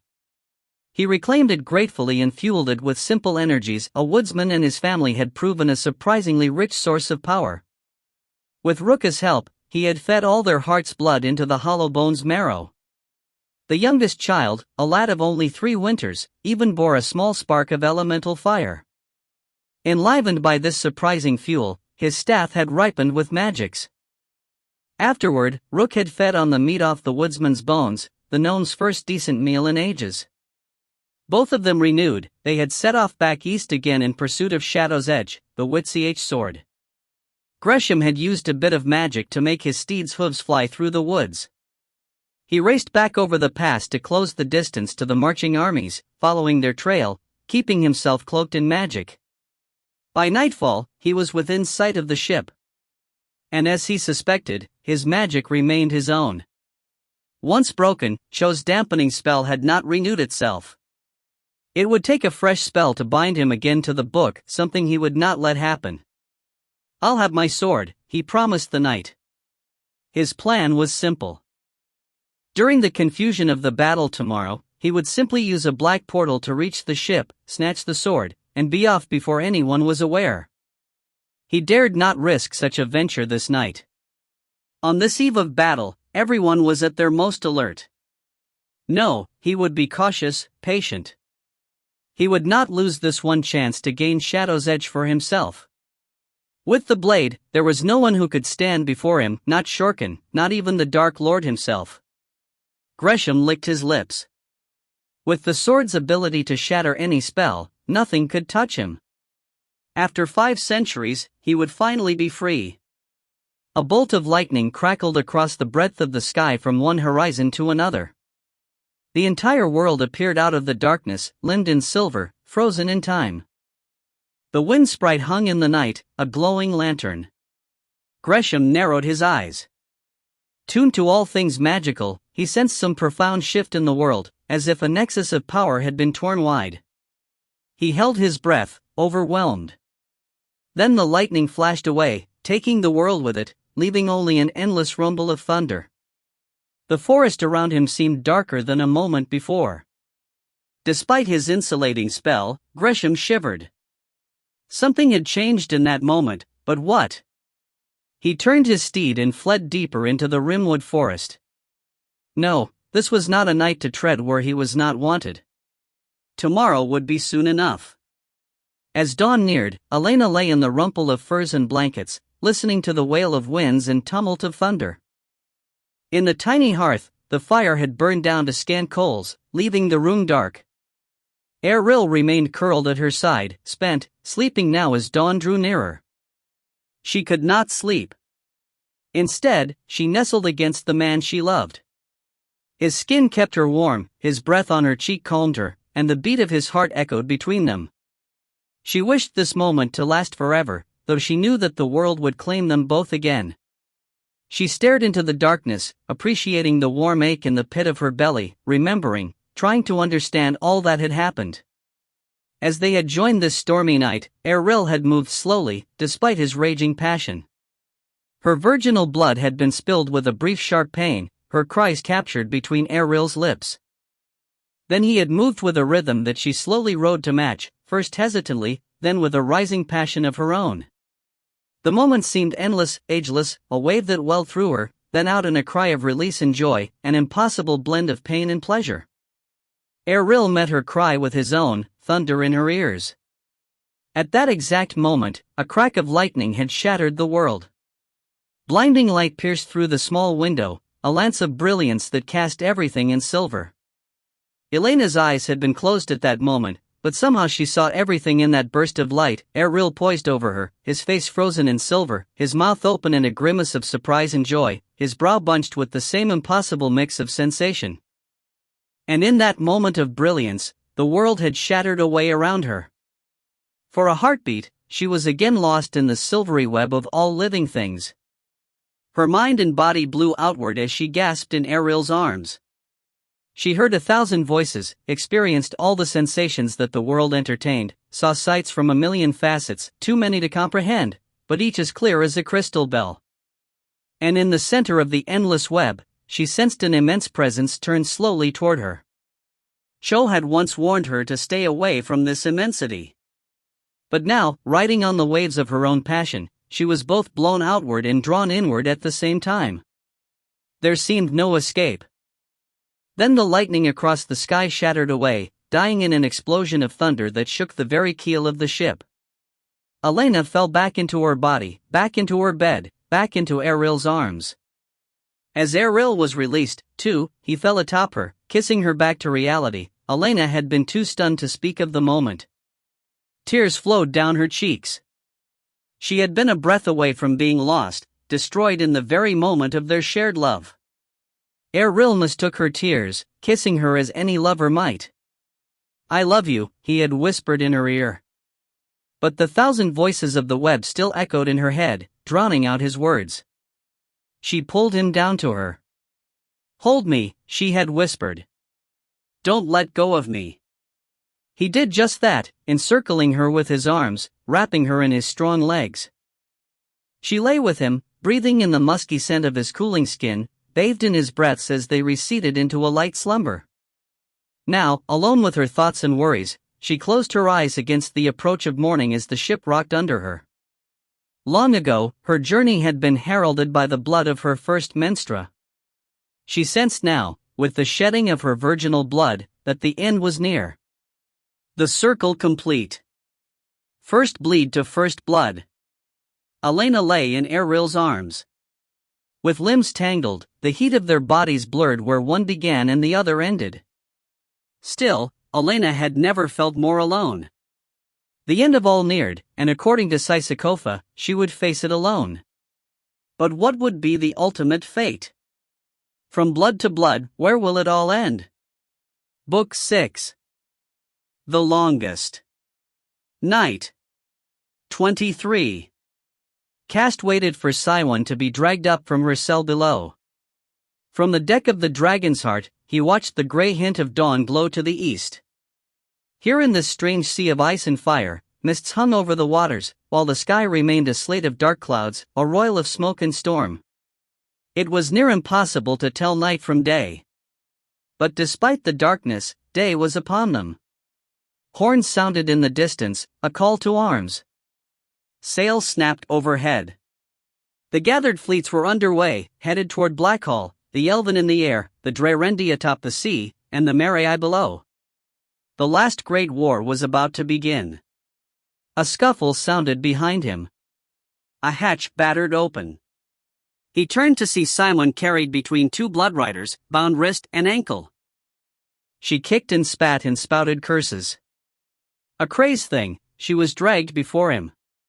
While the larger war loomed, he faced his own first battle. "We'll eat your hearts," she screamed at the guards. But when her eyes met his, she went quiet. A slow smile formed on her lips, cold and foul. "Siwon," he said, ignoring the evil before him.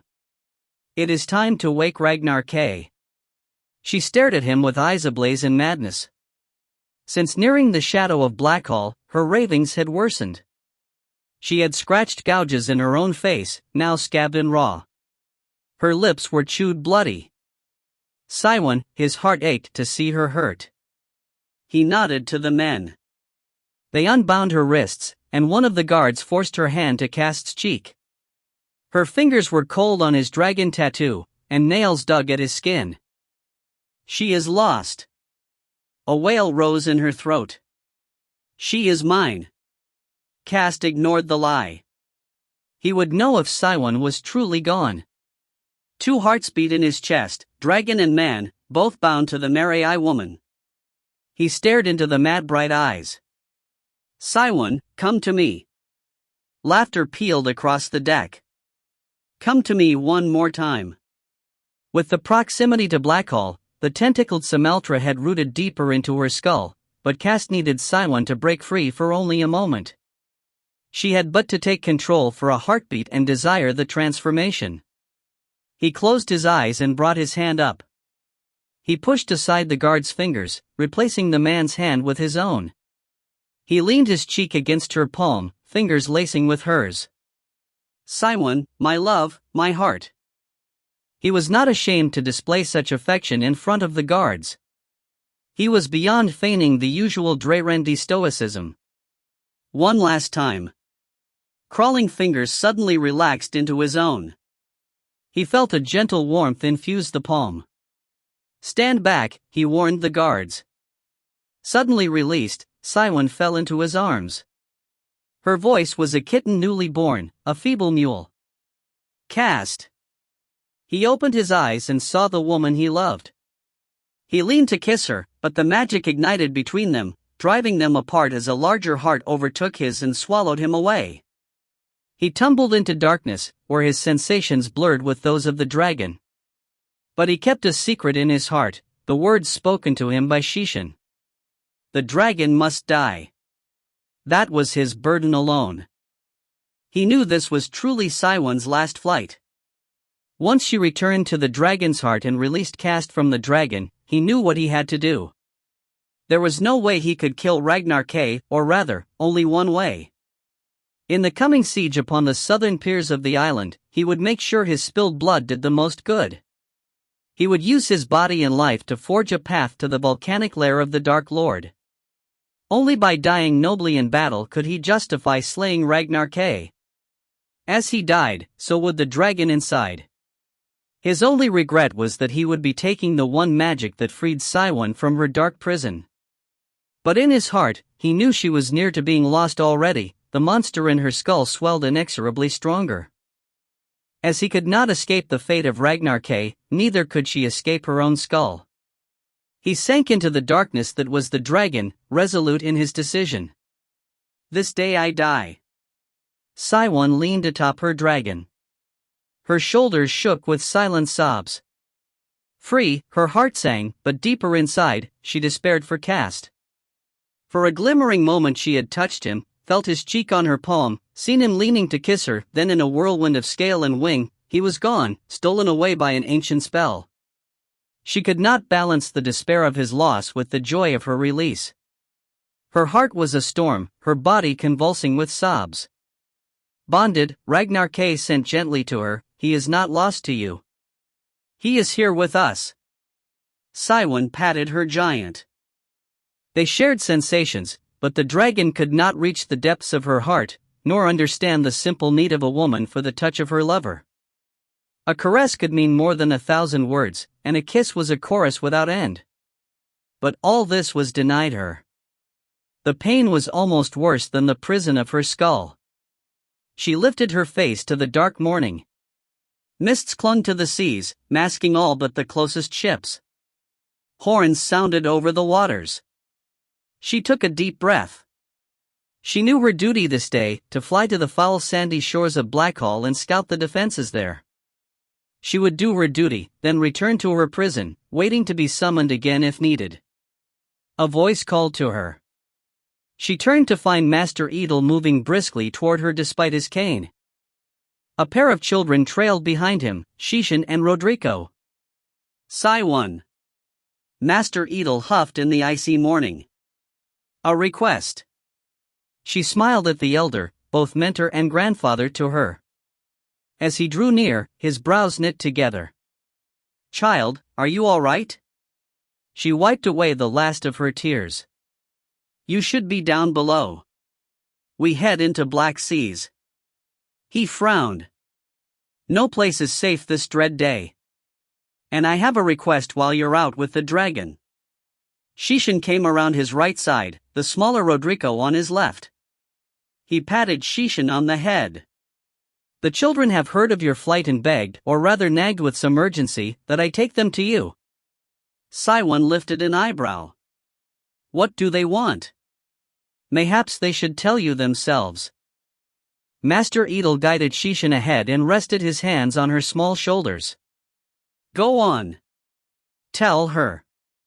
Shishin's eyes were as wide as saucers as the dragon swung its head around to stare at the trio. This child rode with us before, Ragnar K sent to her. He sniffed noisily, which earned a squeak from Shishin. Rodrigo backed farther into Master Edel's cloak. Fear not, little one, Saiwan said. He won't hurt you. What did you want to tell me? Shishin's eyes never left the giant black dragons. We. Roddy and we want you to take something to that volcano place. She frowned. I'm not sure I can do that. Master Edel interrupted.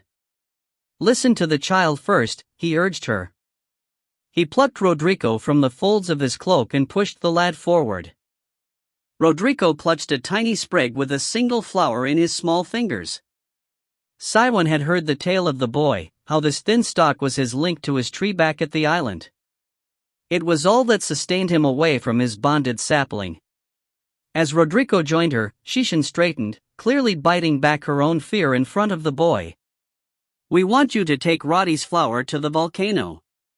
Rodrigo did not seem so keen on this plan. He clutched the twig tight to his chest. Saiwan narrowed her eyes and glanced over the children to Master Edel.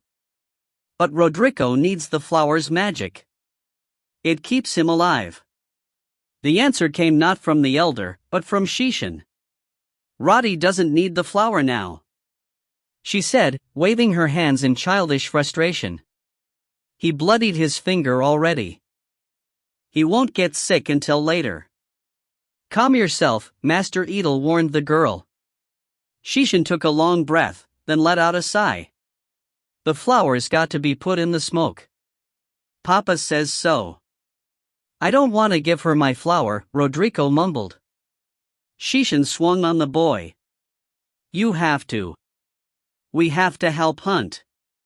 Rodrigo scowled, but his lower lip trembled, near tears. I still don't want to give her my flower. It's mine, not yours or hers. It's mine only. Saiwan stared over the bickering children. Master Edel, I really must be going. He nodded, pulling the squabbling children apart. I know. But I think we should heed the girl.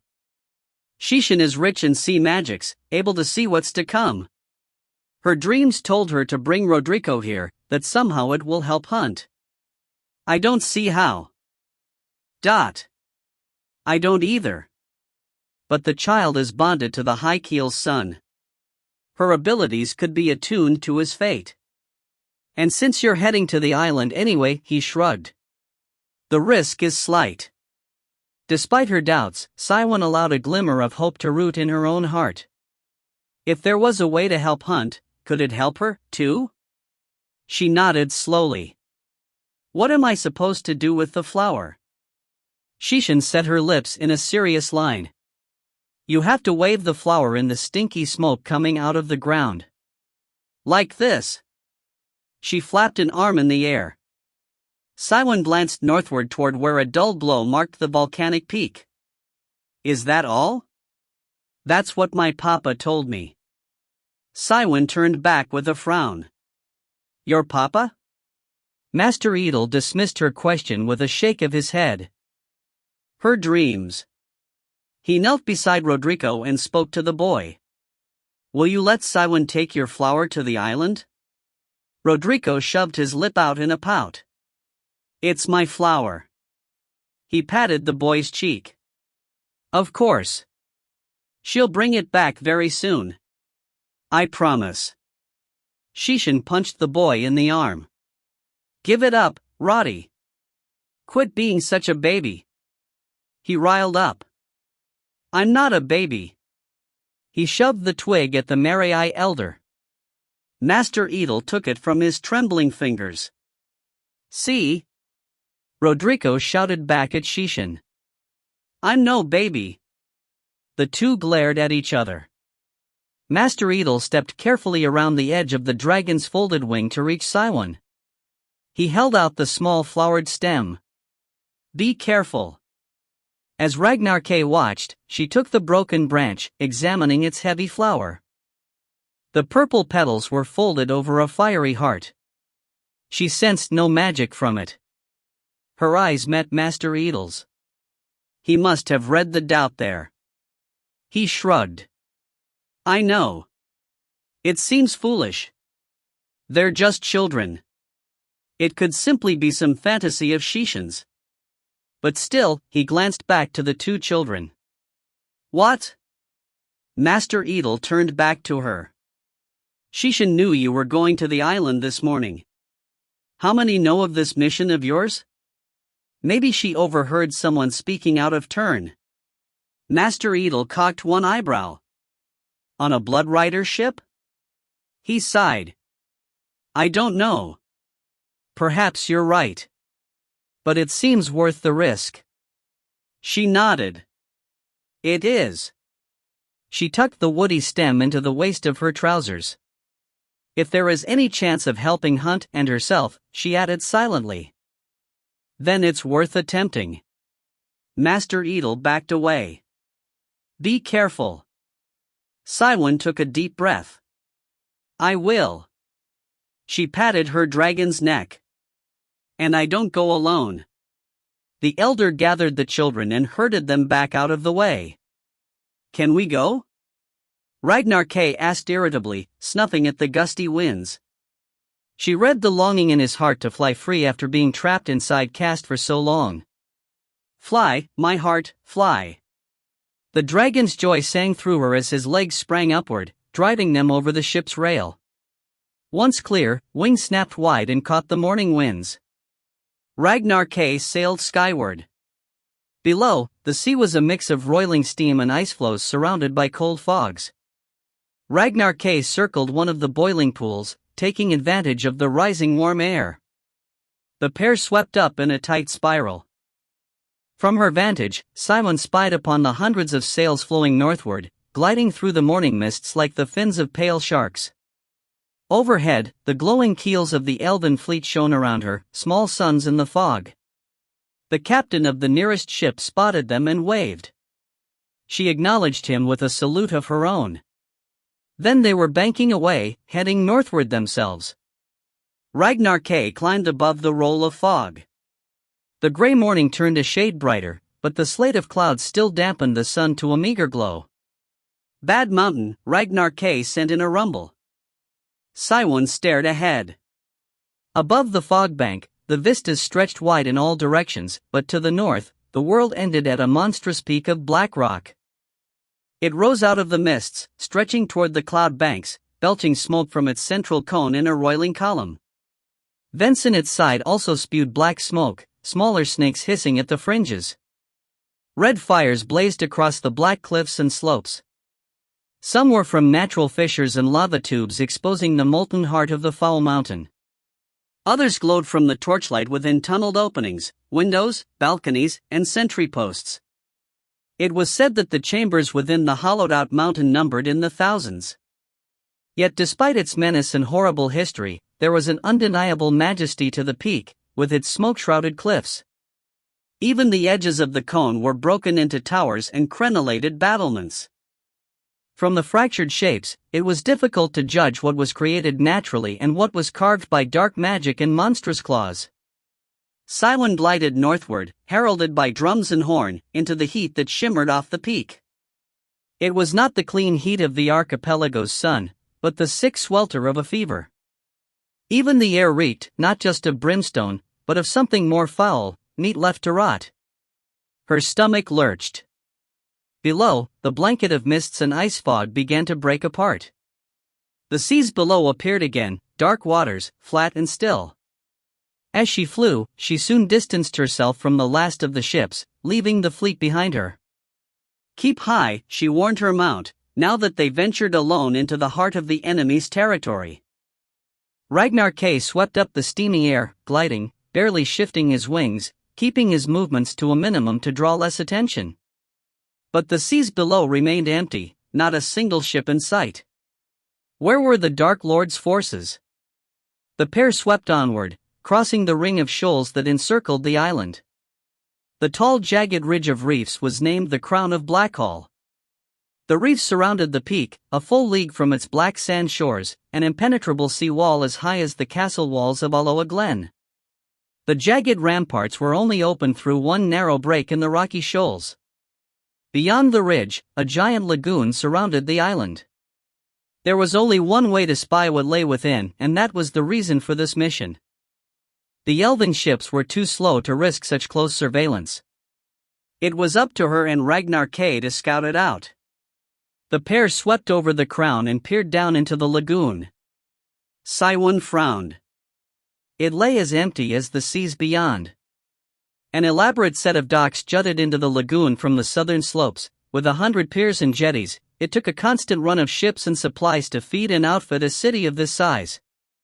But the dockworks lay abandoned. Not a single ship, not even a skiff, was tied to the piers. Not a soul moved. Despite the heat from the peak, a chill shivered over Cylon's skin. Beyond the docks, a small township skirted the peak's slope, servicing the deckhands and sailors of the supply ships. Though many found it profitable to do business here, a great number feared to set foot within Blackhall proper. So inns, brothels, trading shops, and other enterprises sprouted like barnacles along the rocky shore between the docks and the southern gate. But even here the tangle of streets and alleyways was deserted. Where was everyone? Since the Allies had cut supply lines to the island as soon as they entered these waters, many ships should have been trapped here. The township should have been full of people. Beyond the crude town, the southern gate yawned above the dockworks, a fissure that went a quarter of the way up the mountainside. It was dark. No blow from the vents, lava tubes, or windows broke the gloom under the gate. No bars or obstructions closed off the passage into the heart of Blackhall. It was open, waiting for them. Can you get closer? She urged the dragon. Bonded, I would be away from here. As would I, my giant.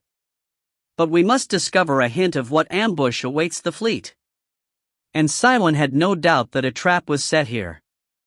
Blackhall was a woman lying with her legs spread wide. But what disease was she carrying? Where was the hidden dagger? I will try to fly closer, Ragnar K said, his usual bravado gone.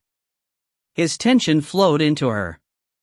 The dragon tilted on a wingtip and dropped in a plummeting dive toward the dockworks and the open gate beyond. He did not slow as the winds howled past Cylon's ears.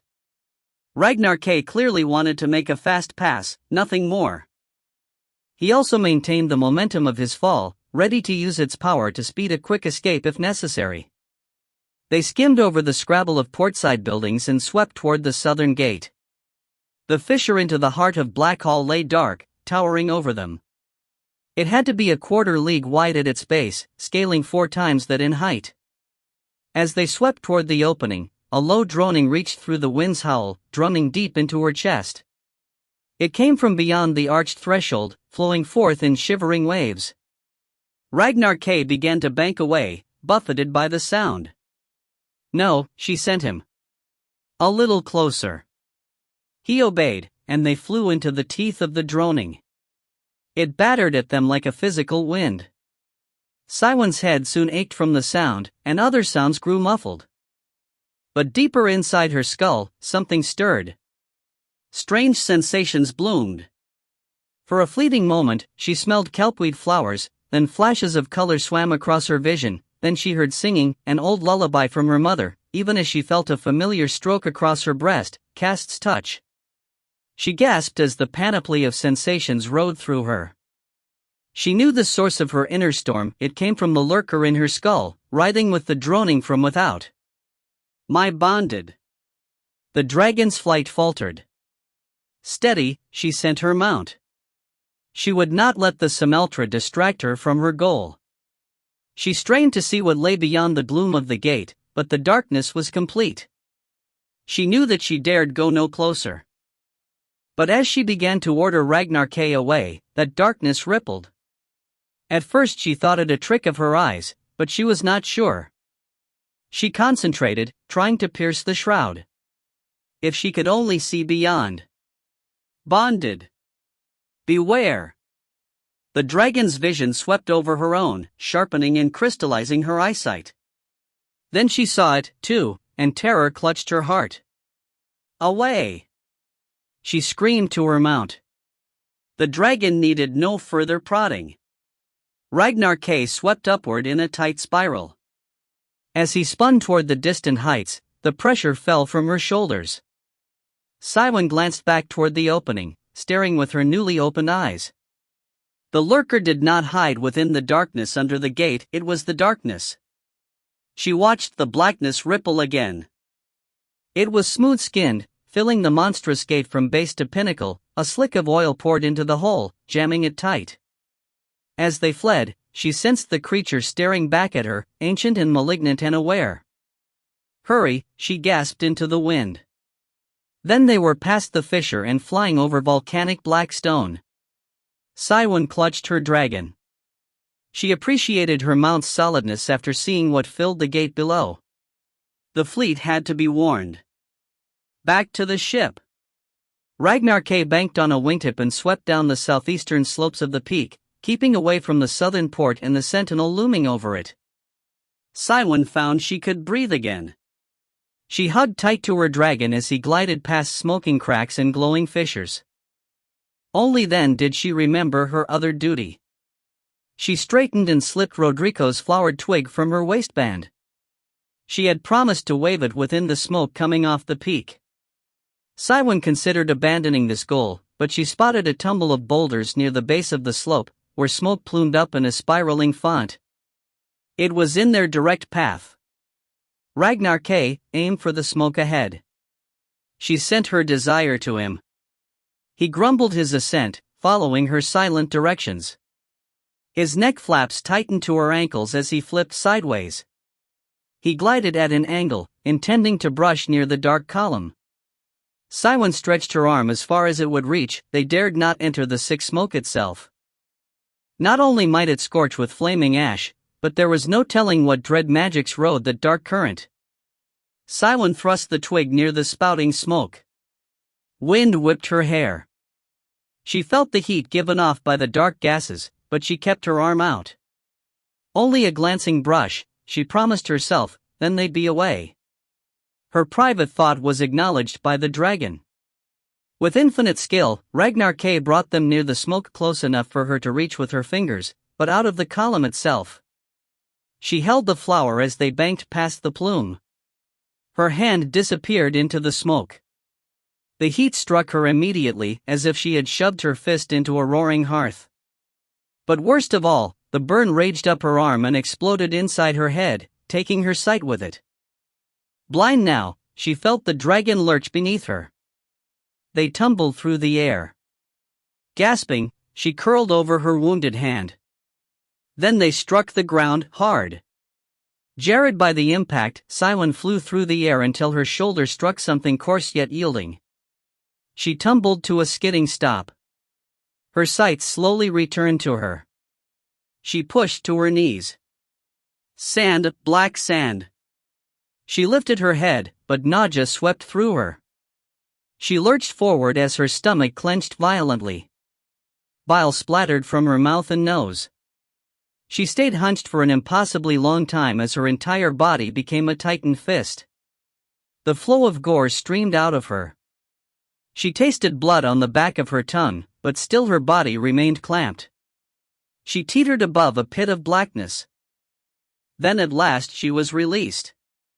Like a bowstring pulled too far and snapped, she fell, gasping and choking, to the sand. It took her several breaths to get her vision back. First, it was like staring through the single lens of a spyglass. The world had shrunk to a narrow tunnel. All she saw was a dark strand of sand, the lap of water, scuttling crabs. Dragging up to an elbow, she blinked, and slowly the view widened. She spotted Ragnar K a short way down the beach, sprawled half in the shallows of the lagoon. Ragnar K, she called in a hoarse wheeze. He lay limp in the green waters, not moving, not breathing. Dead, her heart rang out. She felt it in her gut and knew it to be true. As if sensing her grief, the ground shook under her feet, an ominous rumble. She forced herself to her knees. Ragnar K. Her cry echoed over the empty stretch of beach and up the unforgiving slopes of Blackhall. She was alone. As the sun's first glow brightened the morning, Tyrus stood with his men and the dwarf general atop a granite cliff head. Below them, the stone forest tumbled down to the sea as if seeking to drown itself in the gray-green waters. But stretching out from this coast in a single arched span was a volcanic causeway that connected island to forest. It was their goal, a road straight to the northern gate. Through a spyglass, Tyrus searched the volcanic peak. It had been the silent giant in their midst since they entered the stone forest, glowing through the night with balefire and spouts of molten rock. Now they faced the jaws of the giant, open and waiting for them. The northern gate was a monstrous cavern opening, a pot wound in the side of the mountain, darker than the black stone that framed it. The arch of stone, the Black Road, as it was named, leaned out toward them like a foul tongue. He lowered his spyglass, his brows pinched. Why were the road and gate unguarded? What trap awaited them? Tyrus glanced back to the dwarf army, 3,000 strong. Covered in ash from head to toe, the columns and lines of dwarves still appeared to be stone. But small movements belied this rocky appearance, the shift of a shield, fingers curling on a sword hilt, the glint of narrowed eyes. A voice drew his attention forward.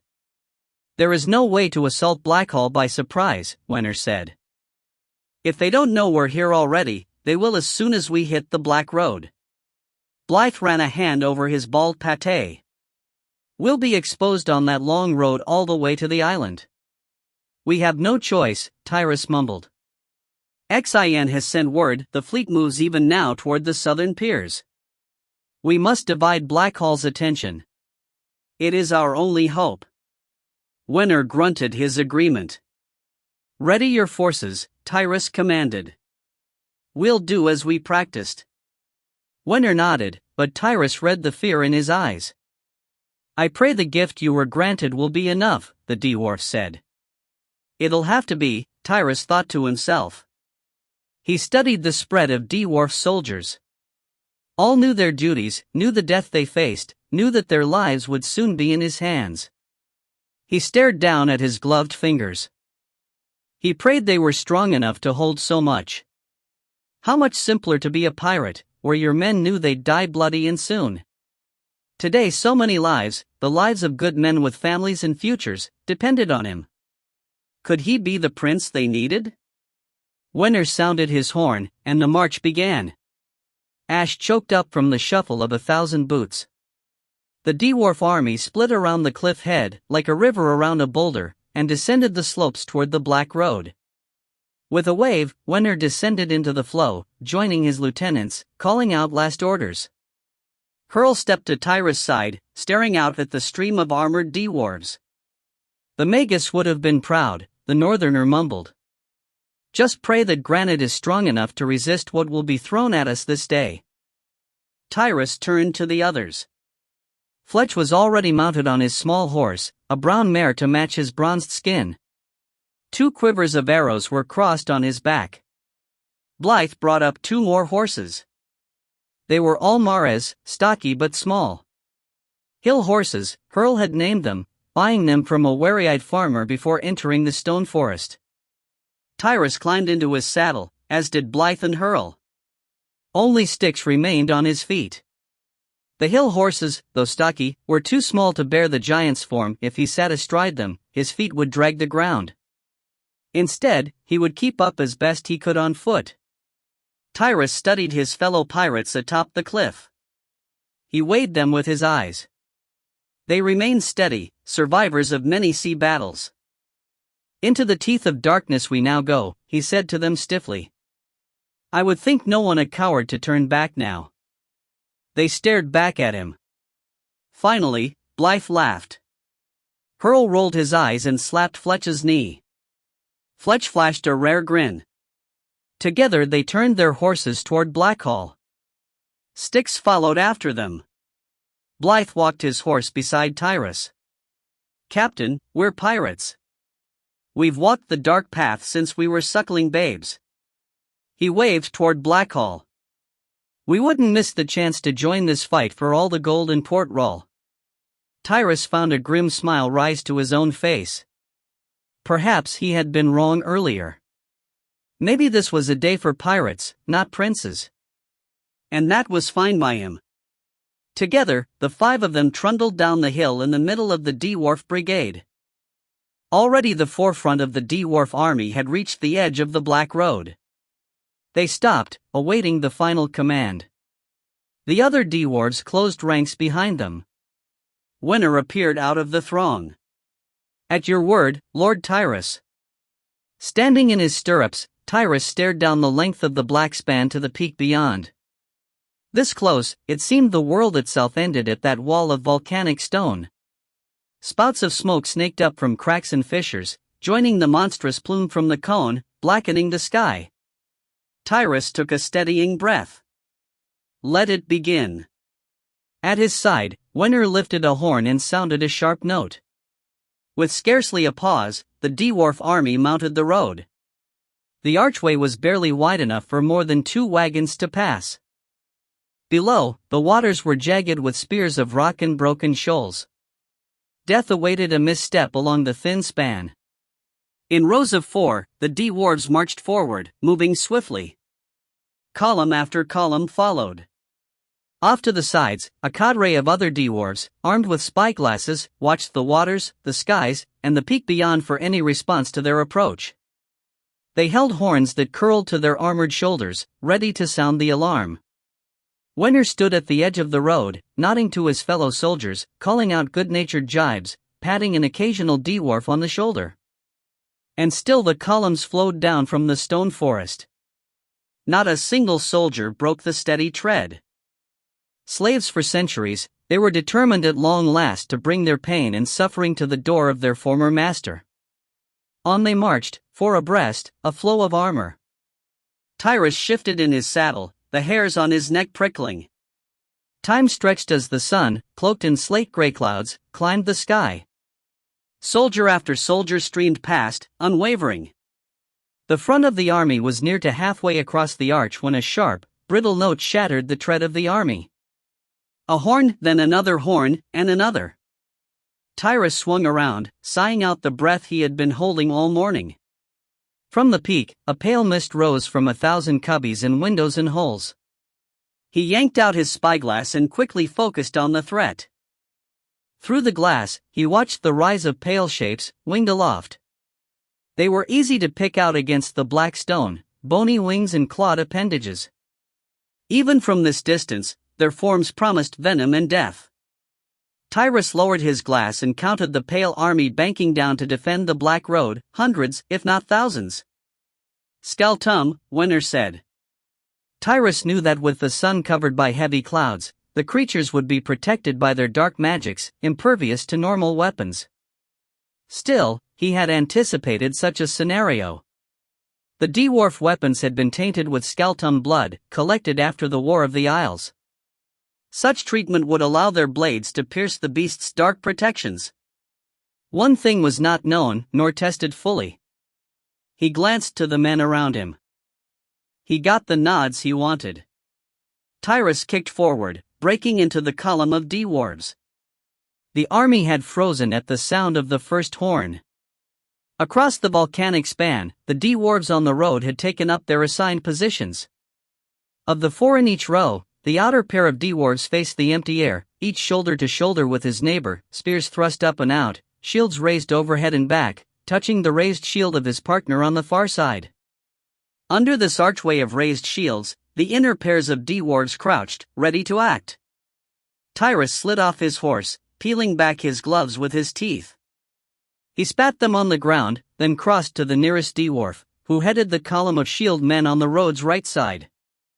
He saw the fear in the dwarf soldier, a young fellow, new to his armor. Without flinching, Tyrus met his eyes, trying to instill faith, though the youngster trembled a notch, his raised spear jittering. Tyrus lifted his right hand and brought it to the dwarf's exposed wrist. From their past trials, skin-to-skin contact worked best, though it wasn't necessary. Wenner spoke at his shoulder. "The Skaltum come." Tyrus glanced skyward as the flock dove toward the black road and the waiting army. Shrieking cries echoed off the water, singing the promise of a bloody death. With a steadying sigh, Tyrus gripped the young dwarf's wrist. He closed his eyes and touched the granite inside him, unfettering the magic granted to him by the magus. It was easy to cast, harder to keep in check, and almost impossible to call back. Now he let it go. The petrifying magic welled out and into the dwarf in his grip. He watched the man's wrist go to dark granite, then rush over the rest of his body, turning flesh, armor, and weapons into stone. The magic did not stop there, but spread to his neighbor, who stood shoulder to shoulder, and continued down the line of dwarves, one after the other, turning the entire line to stone, a solid wall of granite. He fed more and more of his magic into the line, swelling it with petrifying energy. With nowhere else to go, the magic leaped across the raised shields to flow down the other side, petrifying the column of dwarves posted on the left side, too. "Hurry!" Wenner warned. Tyrus fed a last bolt of energy, prayed it was enough, and broke contact. He fell back gasping, weak in the knees. Before him lay a long tunnel of granite, a passage composed of living statues. Within the tunnel, the remaining dwarves huddled. "Here they come!" Wenner shouted. Stumbling back, Tyrus watched as the Skaltum struck the road, screaming a dreadful cry.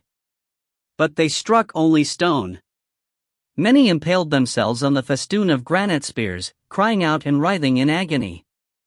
The more cautious were still blocked by the packed stone soldiers, unable to reach those shielded inside the passage. Claws raked and screams echoed, but the tunnel held. From within, the huddled dwarves leaped up and jabbed spears at the Skaltum, poking between their stone brothers. Shrieks of bloodlust turned to cries of surprise and pain. With careful aim, others shot arrows between the cracks in the shields, striking with cold efficiency, plucking Skaltum from the skies like a rabble of crows. Sticks appeared with Tyrus' horse. "We should hurry, the trick will not last long." The giant offered a hand to Tyrus. He almost reached to take his friend's hand, then saw the black tint to his own fingers. "No," he said hoarsely, he dared not be touched yet. The petrifying magic was still ripe in him. Clenching his lips, he concentrated and choked back the magic. Stone slowly, too slowly, turned to flesh. It took all his will and constant vigilance to keep the magic in check. It was as much a curse as a boon. With the magic secured for the moment, he mounted. Wenner lifted a horn, and a piercing blast burst through the morning, sounding the next stage of the assault. He glanced up to Tyrus and his men. "May the Mother protect you." "And you and yours," Tyrus replied ritually. With the alarm raised, the dwarves inside the passage abandoned their attacks on the Skaltum and raced forward toward Blackhall, running under the shields of their brothers. They moved with surprising speed. Tyrus kicked his horse after them, leading his men down the living tunnel. "Keep your heads down and your arms close to you," he commanded as they entered the stone passage. "I'll be sending more petrifying magic into the tunnel, and you won't know when, so don't let your maras brush the shield wall." "And risk being a statue again?" Blythe said. "Not likely. There's only one part of my body I want turned to hard stone, and that's only when I'm back in one of Port Roll's brothels." The quip earned a guffaw from Styx, who kept pace behind the horses, his head ducked from the arch of raised shields. Winter led the remaining dwarf army into the passage after them. Another horn sounded from far ahead. Tyrus sighed with relief. It was the signal he had been waiting for. He reached a hand out and touched the wall on the right, casting a fresh jolt of energy into the granite. His senses raced with his magic down the line to the end of the tunnel. There, as the horn blast indicated, new guards had joined their brothers, taking up their posts, shoulder to shoulder. The new magic swept over them and petrified the newcomers, extending the reach of the tunnel a few spans closer to the dread mountain. Tyrus also felt the sick touch of the unfortunate Skeltum who happened to be perched or touching the magic-wrought passage. They, too, were petrified into granite, caught in the spell. A few became a part of the tunnel, grotesque statuary. Others, wings now stone, fell to shatter on the rocky shoals below. Tyrus broke contact, a tight smile on his lips. Time shrank to a shining moment of the present as he raced on, careful to keep his hands clear of his mount. Cries reached him, both beast and dwarf. Claws scrabbled at him from cracks in the tunnel. But he pulled his sword and hacked at any that drew too near. His steel blade went to stone at some point, but he could not say when. Poison blood, green and noxious, steamed along its length. And still they raced down the tunnel, chased by screams. His horse sweated under him, whinnying with fear. It sidestepped bodies, soldiers poisoned black by the venomous claws of monsters, and fled onward. There was no retreat. Then distantly another horn sounded, and Tyrus reached out again with his magic. Black fingers brushed stone. Petrifying energy lanced out. Bit by bit, the living tunnel snaked down the black road span, its creep relentless. Still, Tyrus was not so fooled by their success as to be emboldened. They fled straight toward the looming mountain of dread evils, Blackhall. A part of him knew they faced their own doom, but he could not help smiling, showing his teeth. He was a pirate after all. Siwen stumbled across the sandy beach toward the prone form of her dragon. Tears flowed. Ragnar K. She called futilely, knowing the dragon was gone, and with him, the man she loved. Her bare feet were cut by the glass-sharp rocks. She ignored the pain, barely felt the burn of salt in the wounds as she splashed through the shallows. Ragnar K.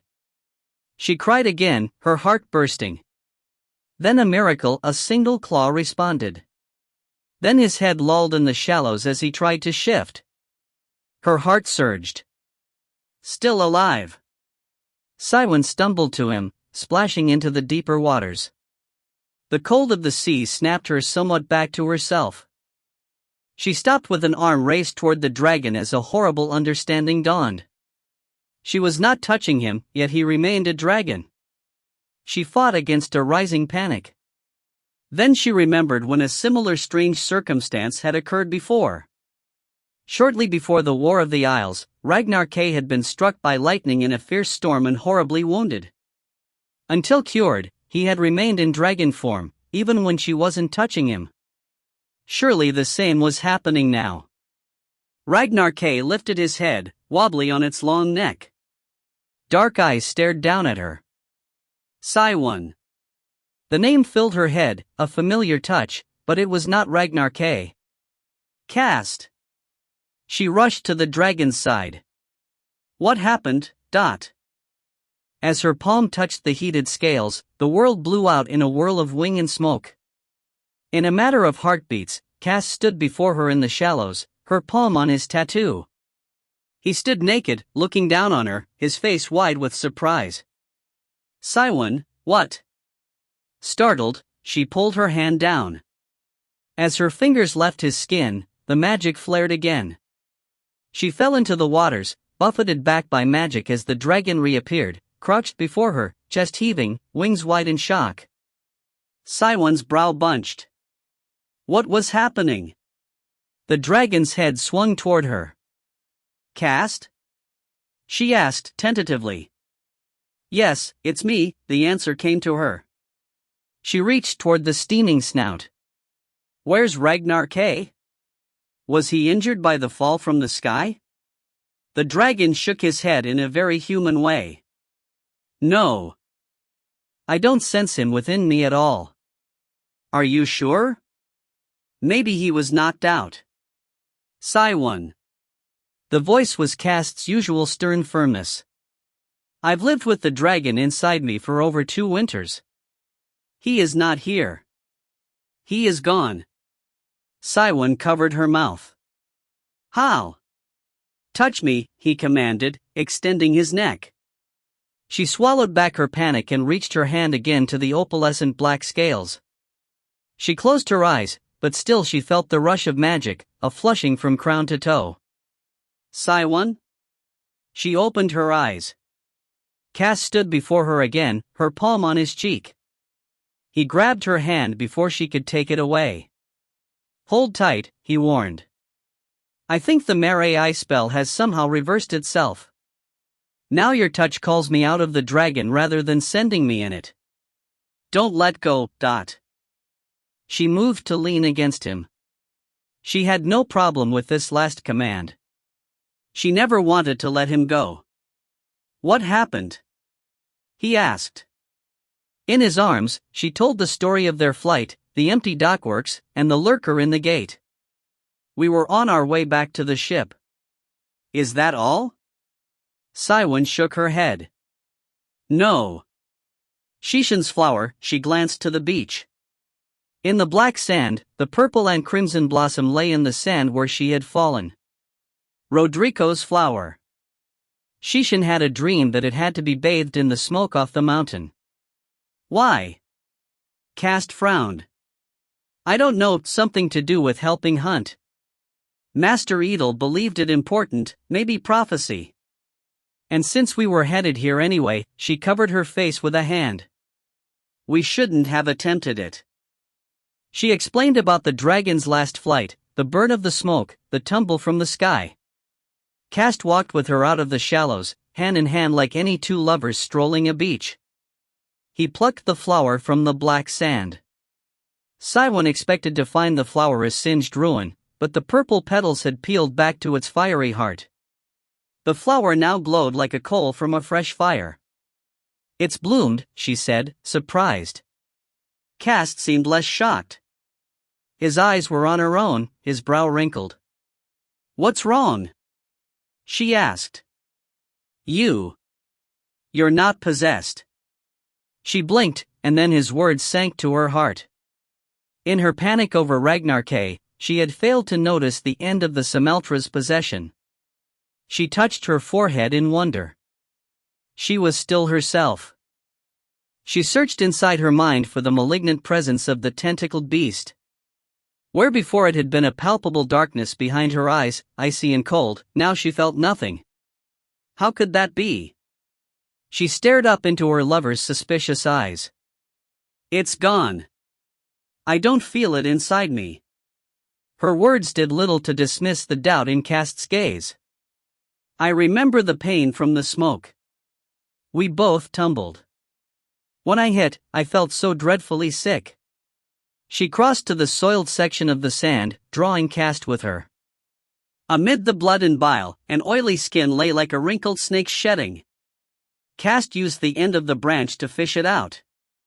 He plopped it down and teased out the tentacles. It was the Sameltra, or what was left of it. I truly am free, she cried. A joyous tide surged in her heart. Free! She stared up at Cast as he rose to his feet. Her relief and happiness must have been plain, too bright to doubt any longer. He swung her into his arms, hugging the breath from her. You're mine again, he mumbled into her hair. His body shuddered against hers as he allowed himself to believe. After a moment, Simon pulled away enough to speak. But what of Ragnar K? Cast stared back at the smoky column. I'm not sure, but Shishan warned me of something. She said I'd have to slay Ragnar K, that he would eventually pose a risk to the world. Simon jolted with his words, almost breaking from his arms. Why would she say that? I don't know. She didn't either. Cast studied the smoky trail in the sky. The magic from the mountain's heart must be able to suck a foreign essence from a body. It drew the Samaltra from you, leaving only the skin that you later expelled. It must also have drawn Ragnar K out of me, leaving only the dragon's skin behind. But the spell tattooed into my flesh somehow keeps his skin alive, allowing the transformation to continue. But without the dragon inside. It's just an empty skin, Cast finished, kicking sand over the slimy tentacles. Not empty, she argued, reaching to his cheek. It still has a heart, your heart. He sighed and faced the rising curl of smoke. Ragnar K rose from the stone heart of Aloha Glen in a smoky cloud. Now smoke draws him away, perhaps to the very heart of Blackhall. She heard the worry in his voice. You fear he'll be twisted by the magic here? Ragnar K is a spirit of pure elemental magic, the clay from which the Dark Lord sculpts his Ilgard creations. I fear what the fiend could do with the dragon's energy. He circled Siwon with his arms again. Back at Aloha Glen, the whole purpose in seeding the Ebonstone eggs had been to capture Ragnar K. And now we've delivered him to the very doorstep of the Dark Lord. Siwon mumbled into his chest. Then we've traded my freedom for the dragon's. Cast tightened his arms. Don't speak that way. It is the mother's blessing that you are free. There was no trade. Siwon leaned against Cast's chest, the joy in her heart soured. Either way, she finally mumbled, we must return to the dragon's heart to let them know of the trap and of what has befallen us here, and to return Rodrigo's flower before he falls ill from its absence. He nodded and stepped back. Then I must fly us home. Siwon shook her head, catching his hand. No. I can't ride back with you. Cast's brows pinched. You forget, my touch will pull you back into a man, she explained. You have to go without me. And leave you here? I'll hide, she promised. The news you bear is too important. And Rodrigo will need his flower. I'll stay here until you return. Cast glanced around, clearly searching for another answer. He found none. His eyes settled back to hers, unsure. You must, she said simply, putting all her courage in her voice. But I'll still be a dragon when I reach the ship. You'll find a way to pass on the message. Carve the planks with your claw if you must. I only just got you back, he whispered. She lifted his hand and kissed it. Deliver the warning. Let the fleet prepare to battle the beast in the gate. While they do that, you return here with Hunt so we can free him. I'll be safe. Now that I'm free, I'll never be enslaved again. Cast's eyes were still narrowed with worry, but he nodded. You'd best hurry. She began to pull away, but he drew her back into an iron embrace. I'll not miss this chance, he whispered, then bent and kissed her. Siwon sighed between his lips. It had been too long. She melted into his warm lips, tasting the salt and his breath. Her heart ached, and in this moment, she could not hide her own fear. In this kiss, she drew what strength she could from the steel in his arms, the firmness of his lips, the coarse stubble of his cheek. She drew all she could from him. But it could not last forever. With tears in her eyes, she broke their embrace, pushing him away. Go, before I never let you go, she added from her heart. He stepped back, arms outstretched, only their fingers touching. His face was flushed, balanced between duty and love. Go, she repeated. Be safe, he commanded. She nodded, not trusting her voice any longer. His fingers dropped from hers. Magic blasted outward, kicking up a small eddy of sand. A moment later, the dragon reappeared on the strand of beach, silver claws dug deep into the black sand. Siwon stepped forward and retrieved Rodrigo's flower. She placed it before the dragon. Fly swiftly, she whispered. Cass stared at her through a dragon's eyes as tears flowed down her face. Then he gently collected the flower between his teeth and spread his wings. I'll return soon. The silent promise filled her heart and mind. Then with a bounding leap, he flung his body into the air. His flight was not as smooth as when Ragnar K controlled the dragon, but apparently the blending of the two over the past winters had given Cast some ability. After a slight bumbling, he was off, flying over the jagged crown to the seas beyond the shoals. She watched him, a fist clutched to her heart. Under her feet, the ground shook again, this time more violently. The smooth waters of the lagoon rippled.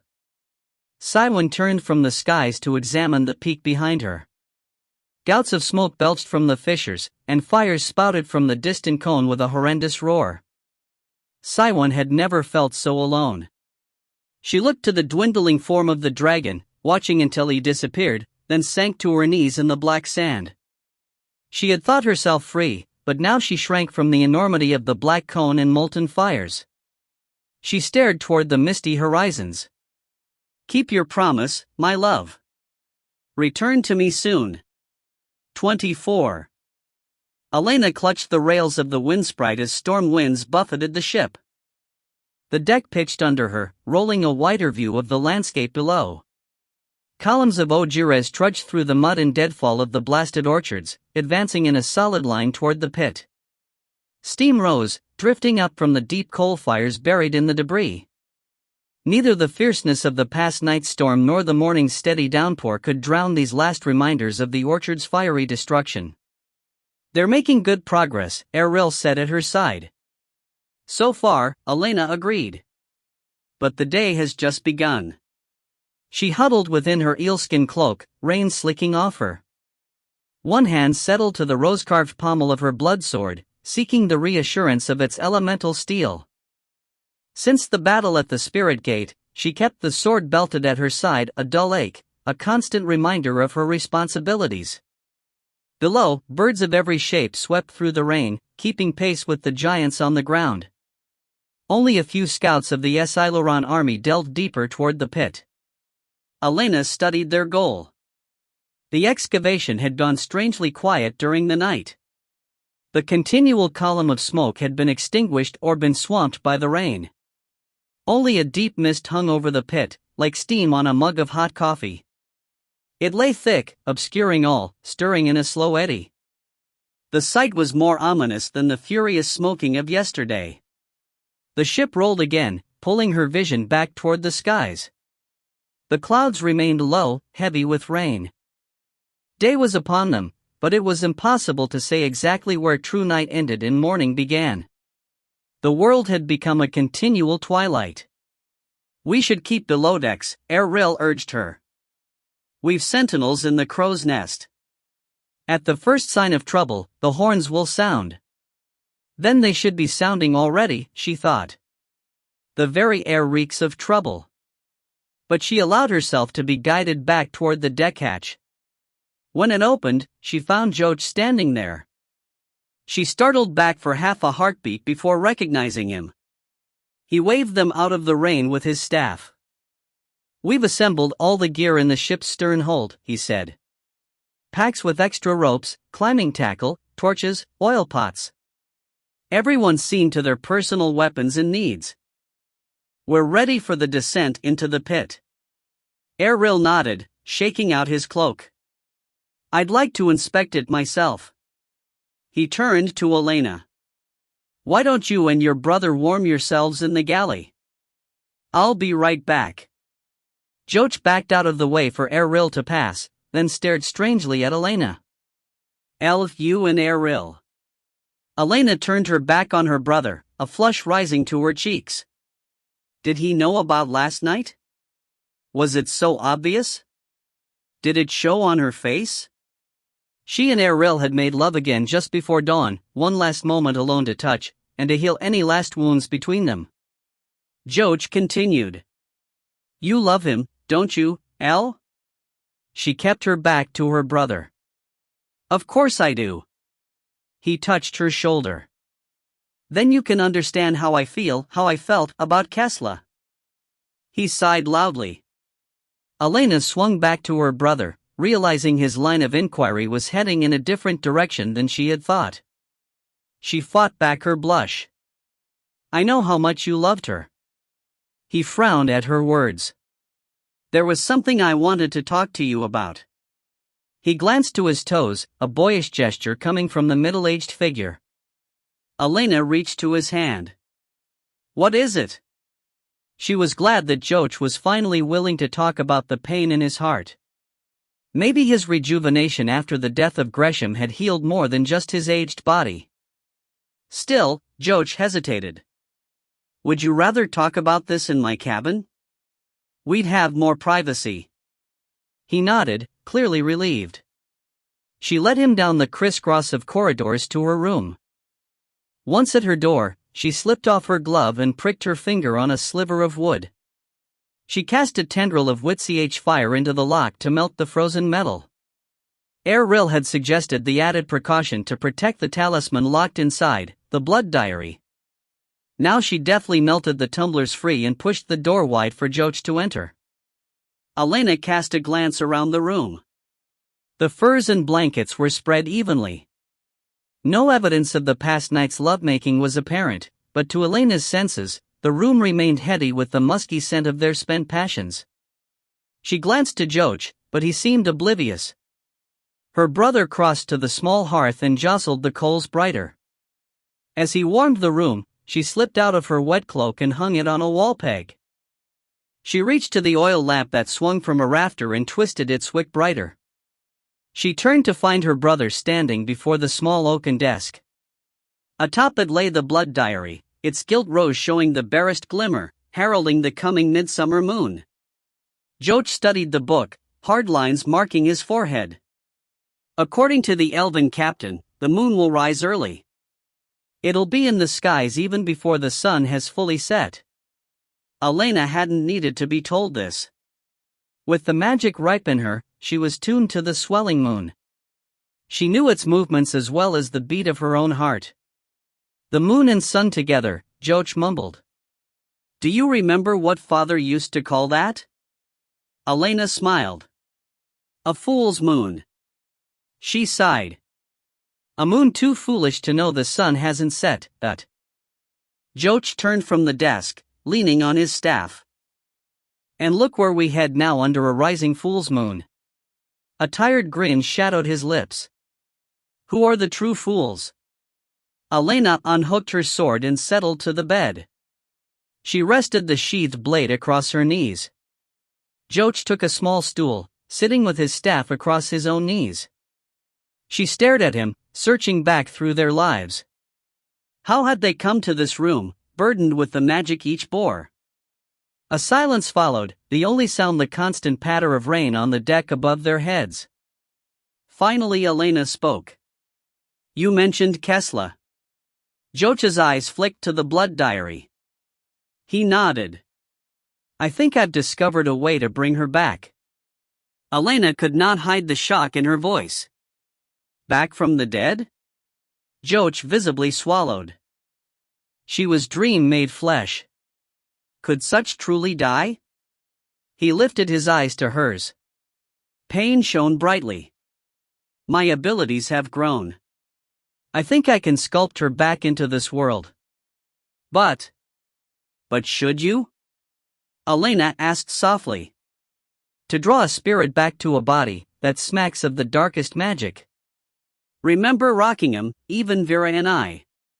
The dead should be allowed to die. It is the mother's final kindness. What of Naylan? She died and came back." Elena shook her head.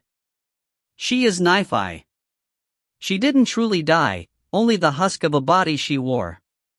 Her spirit remained here, wrapped in the magic of her woodsong." "But is Kesla any different? She was born out of the land's magic. Who's to say her spirit has passed on to the mother?" Elena frowned. Joch could be right, but in her heart, Elena feared so dark a path. "What you ask?" she mumbled, shaking her head. Fire entered his voice. "I never said I was asking." Elena met his eyes. His pain had flamed into something bitter, his fingers had tightened on his staff.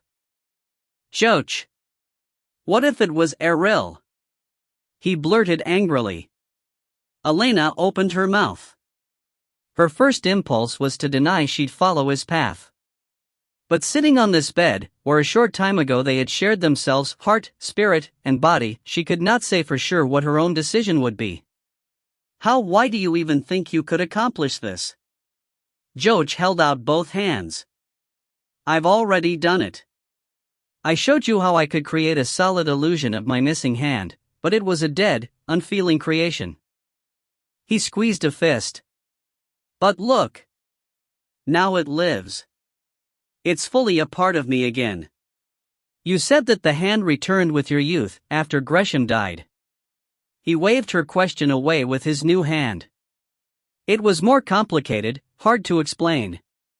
All that matters is that with Gresham gone, I could do what I couldn't before. Elena sensed hidden meaning behind her brother's words. A hand is not a person, she simply said. A hand does not possess a unique spirit. It can be done, Joach insisted. I have the knowledge, the ability. I only need one other thing. What's that? His eyes again drifted to the book on the table. More life energy. The spell to bring true life to a dream-sculpted creation requires more energy than I have right now. How much more? She asked, standing up. Leaving the sword on the bed, she stepped toward the desk, beginning to understand. A lifetime's worth, Joach mumbled. He nodded to the blood diary. Immortality is locked between its covers, the infinite energy of the void. I know this all too well. Elena picked up the book. First it had granted Eril immortality to serve as its guardian and keeper. Then its power had passed to her. It did not stop death, but its font of energy could hold off the passing of winters and heal injuries more quickly. It would take only a small fraction of that energy to fuel the spell needed to bring Kesla back. Please, Elena. Kesla gave her life to break the basilisk gate that threatened our lands. We owe it to her to try and bring her back, but... Elena felt herself swaying to Joach's cause. Dare she trust her brother's heart in this matter? Could she deny him this attempt? Still, she glanced to Joach's new hand, to the face that was both familiar and strange, and doubt weighed her heart. Finally, she sighed, putting off such matters for now. We dare not attempt any spells that might weaken the book before the coming war. I can't risk the world's fate on the possibility of one woman's resurrection. Joach nodded gratefully. He clearly took her words as agreement, rather than just a postponement. Of course. I didn't mean we do this now. I must conserve my own magic for the battle to come. She started to correct Joach's assessment, then thought better of it. She'd leave that discussion until later. It would also give her more time to consider her brother's request. Joach stood. Thank you, Elle. I knew you'd understand. She simply nodded, averting her eyes. Joach crossed back to the door. I should see to the final preparations. Harlequin Quail wanted to discuss something about using illusions to confound our enemies. If anyone knows a way to sneak us under the guard of the Dark Lord, it would be Harlequin, Elena agreed, holding the door for him. Joach turned back to her as he slipped away. Thanks again, Al. She smiled at him, seeing for a moment the simple, honest boy she had left in the orchards. But beneath that something darker stirred. His grip on his foul-staff was tight as he thumped away. She closed the door and leaned back against it, the blood diary still clutched to her chest. The gilt rose on its binding glowed with the growing magic of the moon. Stepping from the door, she flipped open the cover. Blank pages stared back at her. She laid a palm on the parchment, smooth and clean. There was no evidence of the gateway that would open again with the moon's rise. She wished Aunt Phila were here with her now. Joach had awakened old family memories. She closed the book and returned to the cabin's bed. She smoothed a blanket. Even more than Aunt Phila, she wished her mother was here. If only for a few moments. Mama, what am I to do? she whispered to the empty room. For answer, a piercing horn echoed through the ship. She swung around. The sentinels in the crow's nest. Distantly, a more muffled horn answered the first, this time from the ground, from the blasted orchard. It begins! She ran to the door and tore it open. She was startled to find Joach blocking her way. He must have returned for her when the alarm was raised. Joach! We must! Further words were knocked from her as he struck her straight-armed in the chest. She stumbled backward, caught off balance. She fell back on the bed as Joach pushed into the room after her. Joach, what are you? Then the illusion fell from the figure as he slammed the door behind him. Red hair faded to brown, features melted from the warm familiarity of her brother to another familiar face, but one far from warm. Elena could not catch her breath from the shock and disbelief. It was impossible. She had seen his body hacked apart and buried. His name choked from her throat. Gresham! She snatched for her witch dagger, but before her fingers could touch its hilt, a magical force ripped forth from the darkmage. Elena was thrown to the wall, pinned in place, spread-eagled against the slightly curved planks. She could not move. Gresham stepped toward her, kicking through the jumble of furs and blankets. It's no use struggling. Despite his words, she fought the invisible bonds. Her hands pounded with energy, aglow with magic, cold fire in one, witch fire in the other, but with no blade to release the blood magic, she was kept from her power, at the mercy of this creature. Gresham leaned near to her. Now where is the blood sword? With the first horn blast, Erril leaped to one of the underside hatches of the wind sprite, while others in the hold scattered to various portholes and hatches. Erril dropped beside a coil of rope attached to a complex block and tackle pulley system overhead, the conveyance used to haul supplies. He leaned out to stare at the landscape below. Rain swept in waves, obscuring the view, but clearly something had the Ogiras roiled. Another horn blast echoed up from the muddy orchard. He could not see what threatened. All he could make out was columns of Ogiras breaking down into bouldered lines. Others bounded about, shouting orders that didn't reach this high. What was going on? He needed a better vantage. Just as he pushed up, a large shape burst up through the hatch, shooting into the hold with a flourish of wings and a gust of wet air. Erril rolled away, his sword in his hand as he regained his feet. But no defense was necessary. The shape, still in flight, spun through the hollow space and landed in a wary pose. The creature was a blend of avian and human features, a crown of feathers, naked legs, arms that trailed long pinions, and a narrow, pinched face. Amber eyes glowed in the dim hold. Fardale and Thorn appeared at Erril's side. It's one of our scouts. Erril sheathed his sword. What is happening? The Esileron glanced around the room, panting. Under attack. From the ground itself. Lying in wait and ambush. The birdman locked eyes with Thorn. The elder root sends word. His eyes glowed at Thorn for a long silent moment. She nodded, as Fardale clutched her elbow. Clearly he had caught the silent message, too. His duty done, the scout dove back out the hatch. Erril caught the glimpse of feathers sprouting as the shapeshifter dropped away, becoming a terrorhawk again. What did he tell you? Erril asked Thorn. She turned to him, paler than a moment before. My father and his army are going even now to join the battle below. Erril clenched a fist. I must see what they face. He swung up the stairs to the open deck above. When he shouldered open the door, he found the storm growing fiercer, spats of stinging rain pelted the rolling deck.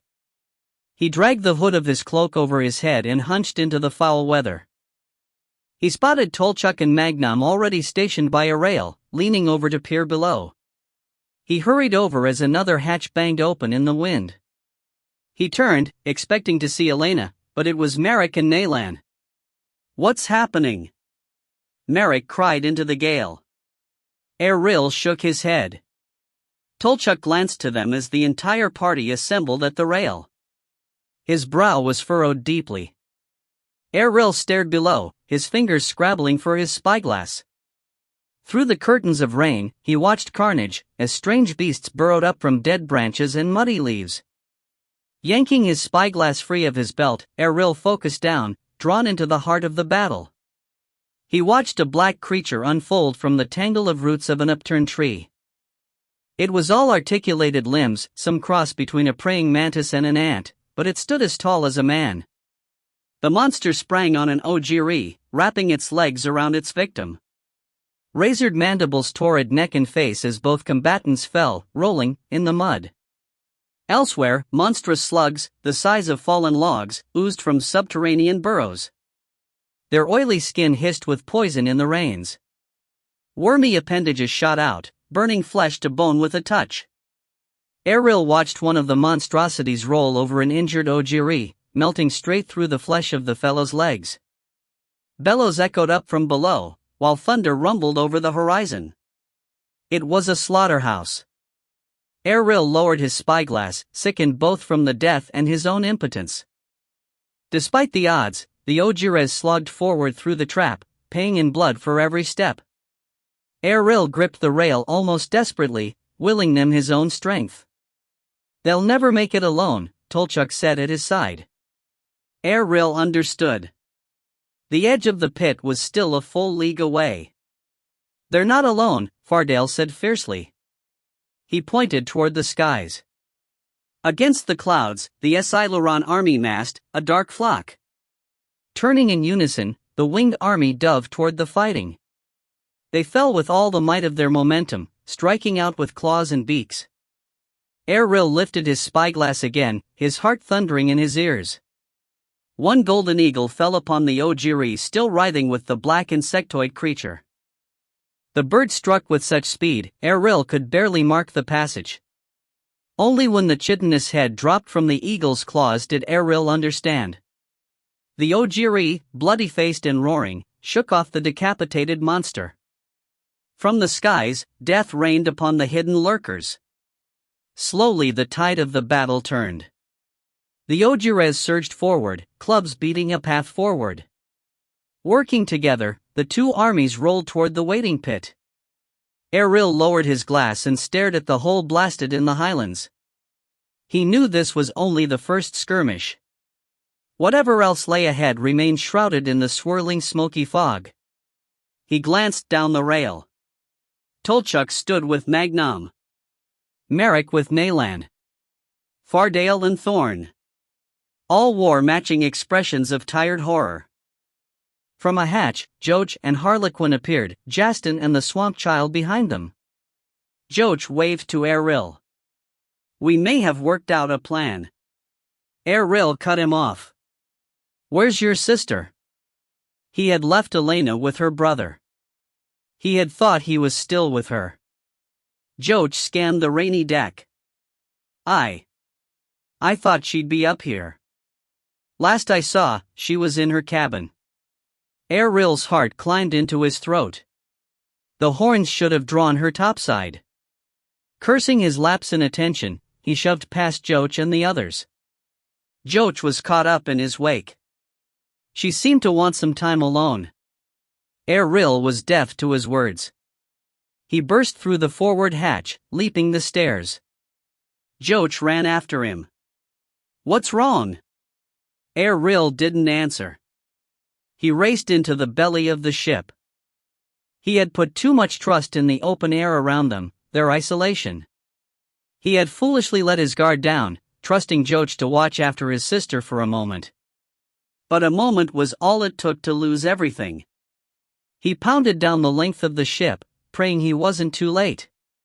He spotted their cabin door at the end of the hall. Nothing seemed amiss. Joach yelled, racing after him. "What are you?" Ahead, the explosion blasted the door off its hinges, blowing it down the hall. Erril was tossed backward, colliding into Joach. The flying door struck them with the force of a hammer, clipping Erril on the side of the head as it tumbled past.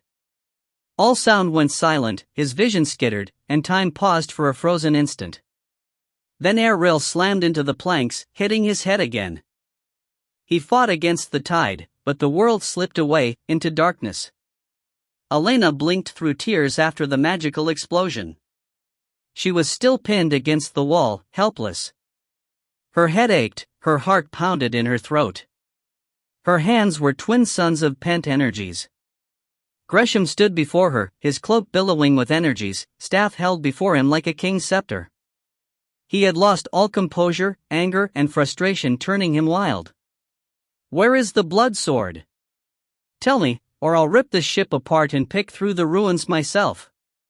The dark mage had the power to back his threat, she only had to look at the ruin of the doorway to know this. But she remained silent. Since capturing her, he had battered at her will with horrible figments, whispered promises, but he dared not risk physical harm against her. If he were to bloody her hands, the magic would be hers again. It was a standoff. Elena carefully kept her eyes away from the furs at the dark mage's feet. His initial attack had thrown the bedding to a jumble at the foot of the bed. The Witch sword lay hidden in the pile. Clearly Gresham believed the sword more artfully protected, not lying in plain sight. She kept her eyes fixed on Gresham. The dark mage's patience had worn thin. He must know his time was running short. A voice startled them both. "Gresham!" The dark mage swung around. Joach stood in the splintered doorway, his staff raised before him.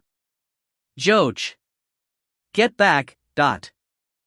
Her brother ignored her. "You swore you'd not return." Gresham shrugged, but kept his staff raised.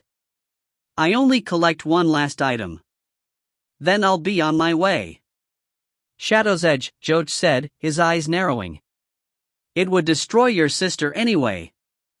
I'll find a better use for it." Elena hung from the wall.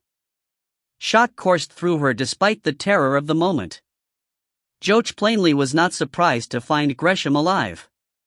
From her brother's words, some pact had been made between them. But why? Just to regain some of his life? Elena stared at Joach's resurrected hand.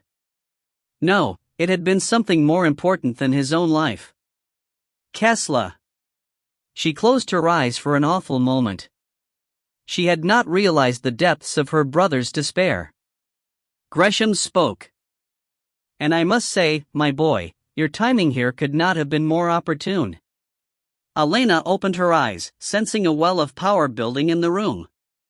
"I had no leverage with which to pry your sister's secret." Gresham lashed out with his staff, more swiftly than a striking snake. "But with you here." A whirl of oily darkness opened behind her brother. "Joach!" Elena yelled. Before she could finish her cry, a horrid beast leaped from the darkness and snatched at her brother. It was gray-skinned, muzzled, with peaked ears, and its hands ended in ripping claws. Bone-crushing arms ending in vicious claws grabbed Joach, ripping through his clothes to dig into flesh. His staff tumbled to the floor, rolling out of reach. The beast lowered its muzzle to Joach's throat, lips curled in a snarl, razored teeth glinting. He snuffled hungrily, piggish eyes bright with bloodlust. "Rook likes you," Gresham said as her brother struggled. "I think he remembers the taste of your old hand." Joach's struggles became more frantic as the dark mage turned to Elena. "Now perhaps we can negotiate, Shadow's Edge, for your brother's life." Elena stared at the slavering beast. "And don't expect any further interruptions," the dark mage added. "I've sealed the end of this corridor." Elena's eyes drifted toward the floor, toward the rumple of blankets and furs. She had no choice. The sword. Then movement caught her eye. Joach's staff was rising from the floor behind Gresham, a shadow building under it. Her brows pinched. Gresham sensed the danger a moment too late. He swung, but the staff lunged over his head as the shadow burst upward. The dark mage was caught by the neck, choked across the throat by the stone staff. His own bone stave clattered to the floor as he grabbed for his neck. Behind the dark mage, the shadow continued to take shape, as if folding out from another space. It was Joach. Gresham's mouth opened in dismay, even as her brother continued to throttle the mage. "I warned you never to return." Joach slammed a boot atop the fallen staff, shattering the length of bone. Blood flowed from the shards, steaming across the planks. A howl rose, and Gresham groaned to match. Joach glanced to the beast who was holding his facsimile. With a wave of his hand, the image dissolved to sand, then even that vanished. The goblin startled back to cower against the wall, eyes darting. "Free my sister," Joach hissed. Gresham lifted his hand as a scrape of wood sounded by the doorway. All eyes swung around. Errol stood, leaning against the ruined frame, sword in hand. Blood dribbled down his forehead. "Elena!" The moment's distraction was all it took. Gresham slammed his elbow into Joach's rib cage. At the same time, obeying some silent command, the beast leaped at Errol with a roar. Elena fought her bonds, but she could not even move her fingers. Before her, Joach coughed, the air knocked from his chest. He stumbled back, releasing the dark mage. Gresham leaped free, crouching amid the remains of his shattered staff. He opened his palm over the bloody remnants, and the bone shards reassembled in a flash of magic. His staff snapped back to his fingers. Joach lifted his own staff, but the dark mage was quicker. Magic blasted out. Her brother was thrown across the cabin to strike the stone hearth pinned against the wall as surely as Elena. By the doorway, Errol was a whirl of steel. He skewered the dark mage's creature again and again. Then with a final spin, he sliced his sword across the beast's throat. Blood spurted to the ceiling as the creature fell dead to the floor. Errol stalked into the room, the front of his cloak dripping with gore. Gresham spoke from the corner where he crouched by Joach, his bone staff pointing toward the plainsman. "Even after 5 centuries, you've not lost your stroke. Now drop your sword and kick it over here." "No!" Joach spat, seething. Gresham shoved his stumped wrist toward Joach, whose trapped body convulsed, back arching from the wall despite the restraints. A scream burst from his lips, along with a gout of blood. "Joach!" Elena cried out. "Do as I say," Gresham hissed at Errol, "or I'll make the girl suffer, too." After a tense pause, Errol dropped his weapon, pushing it away. Gresham lowered his stumped arm. Joach collapsed, sagging back to the wall, blood dribbling from his lips. "Joach!" Elena moaned. "He'll live with nothing worse than an ache in his belly," Gresham said. "But that can change. It's up to you." He nodded to Errol. "And it seems one more life has been added to the pot. You are a hard bargainer, my dear. Now I'm forced to offer 2 lives for the ancient sword." "Don't do it," Errol quickly blurted. Gresham ignored the plainsman. His eyes stayed on Elena, while his staff remained pointed at Errol. "Have you ever seen skin stripped from a body in one tear? It's a bit tricky, but I've had practice. You just pick the one, Errol or Joach. Husband or brother." Gresham swung his staff back and forth. "I don't care which." Elena knew they were defeated. She nodded to the blankets. "The sword is right there, under the furs, Dot."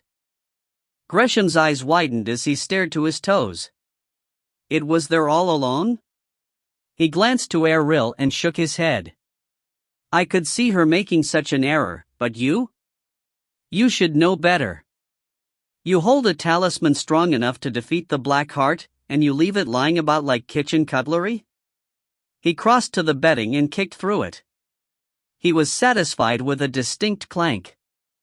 "I expected complicated wards that only Elena could unlock." Errol glowered at the dark mage. Warily, Gresham tucked his staff under his arm and fished through the furs. He straightened with the rose pommel hilt in hand. He shook off the sheath to reveal the icy length of elemental steel. "Shadow's edge," Gresham said with awe, suppressing a relieved laugh. "Mine at last, Dot." He dropped his bone staff and kicked it aside. The simple action was enough to tell Elena how awful a weapon the blade must be. She met Eril's eyes. He was staring at her hands.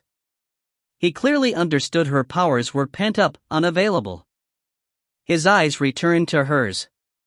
"Remember your family's bathing chamber," he whispered. "When you burned it down." Elena frowned. She had told Eril that story long ago. She had barely bloomed to her rose, just after her first menstrua. While soaking in a cooling tub, she had willed the waters to warm, but with no control of her magic, she had come near to boiling herself alive. But what did that have to do with now? She had no access to her powers. She wasn't bloodied. Then her eyes grew wide. Her hands hadn't been bloodied then, either. Afterward, thinking back on it, she had figured the release had to do with the bleeding from her first menstrua. The flow of blood from the core of her womanhood must have allowed the magic to stream out into the bathwater. She stared at Eril. From first bleed to first blood. He knew she still seeped from their first night together. Blood again, from the heart of her womanhood. Could this be a way? She listened to the magic raging inside her, the pure energy, fresh from the void. She willed it to flow from her ruby hands, back to her heart. As she did so, the glow faded from her fingers. Gresham turned to them, holding the sword before him. "As bargained, I will spare the lives of those you love, but there is another here to whom I owe a debt." Eril stepped between the mage and Elena. "I'll not let you harm her." Gresham laughed. "Always the knight, Eril." The dark mage swung to the desk. "But I intend your woman no harm. I'd prefer she waste her life attacking the Black Heart. To that end, we are united in purpose." He pointed the sword to the blood diary. "It is Cho. I mean to make her pay for making me dance like her little puppet." He glanced over his shoulder. "Now you shall understand the full power of the sword to break spells, to unbind what is bound." Joch realized his intent the same moment as Elena. "No!" he gasped out, spitting blood. Gresham eyed him, lowering the sword slightly. "Some dreams are better left dead." Joch struggled, eyes wild. "I'll make you pay." The gray stone staff rattled on the planks, but he failed to move it more than a handspan. Gresham eyed his efforts, lifting one brow. "You are strong, my boy. What I could have done with you, given the time." He shook his head sadly and turned back to the blood diary. Elena did not waste her brother's efforts. In the moment of distraction, she reached to the core of her being and touched the chorus of power there. As the dark mage stepped toward the desk, she lashed out with her magic. Wild energies lanced burning from the heart of her womanhood. Gresham sensed the release of unstoppable power and lunged forward. The magic blasted through the planks at his heels, missing him by the breadth of a hair. Splintered wood shattered up. Raw magic crashed through the ship and out the belly, leaving a hole clear through to the ground far below. The backwash cindered Elena's bonds. She fell limply from the wall. Eril was immediately at her side. Across the ragged hole, the dark mage teetered, the back of his cloak singed. He caught his balance and turned, the sword held before him. "Clever girl," he growled at her. "But you'll never get a second chance. The sword will protect me from even your magic." Elena knew this to be right. She had wielded the sword herself. It would protect its bearer. "Leave with the sword then," she said, standing. "But I'll not let you harm the blood diary." Gresham frowned at the book on the desk. The smoldering hole lay between him and the diary. "This is not over, girl. That I promise." He stepped forward, ready to leap through the hole and away with his prize. Elena felt the dance of magic in the air. A blur of movement caught her eye. Eril dove from her side, leaping and rolling. As he tumbled, he pulled a dagger from his boot and flung it with all the accuracy of an experienced juggler. The blade struck the mage's wrist, skewering it. Gresham's sword arm was thrown back. Shadow's edge tumbled from his limp fingers, to clatter harmlessly against the hearth. The dark mage was not so lucky. Twisted off balance, he began his own slow tumble through the hole. A wail of disbelief shrieked from his throat. With his staff abandoned, stripped of the sword, he had no magic to stop his fall. Down he went, screaming. Errol knelt at the hole's edge. Elena joined him. The dark mage's body cartwheeled end over end, arms and legs flailing. Far below, he struck one of the stripped orchard trees. The sharp, broken top pierced his chest. He slid, spike through the gut, to the midpoint of the tree, then hung there, unmoving. Joach slid down the wall as death released the binding spell. Elena remembered Aunt Mycel's warning long ago about putting too much faith in magic alone. Here was the proof. Shadow's Edge, one of the most potent talismans ever crafted against magic, had failed against something as simple as an ordinary Standish dagger. Errol touched Elena's shoulder, drawing her back, but Joach stepped to her other side. His chest heaved. His face was pale with fury. In his hands, he held Gresham's bone staff. "Not yet," he said in a half-moan. His lips continued to move, but no further words were heard. Elena felt a chill waft out from her brother. "Joach, no. It's over." He ignored her. His lips were blue from the cold coming off him. He lifted the staff and pointed it down. With a final silent utterance, he jabbed it toward the bloody tree below. A jet of black flame spat from the staff's end, balefire. It ripped through the dark morning, drawing shadows to it as it struck the bloodied tree. Flaming sap and bark blasted out, sailing far into the fields. The balefire burned down to the impaled body and burst with a surge of black flames. A scream of the damned wafted upon its fires for an endless moment, then faded away, leaving only a smoky ruin, flames dancing atop a smoldering stump. "This time he's truly dead," Joach mumbled. The bone staff crumbled to ash in his fingertips, raining down through the hole. Joach turned his back and strode stiffly toward the door. Without another word, he was gone. Elena found herself unable to move. She was glad Gresham was gone, the monster who had slain her parents and tormented her brother. But a strange sense of defeat washed through her. She stared from the smoldering stump to the doorway. Who had truly won here? Errol collected a blanket from the floor. He covered her singed clothes. Through the hole, the bright sounds of horns rose to them, reminding them of the other war raging below. Errol drew her up, held her close until her shaking subsided. After a long moment, she found her voice. "If you hadn't remembered about the blood," she began, glancing up to him. "Shush," he whispered. "Do you think my taking your maidenhood was something I'd forget so soon?"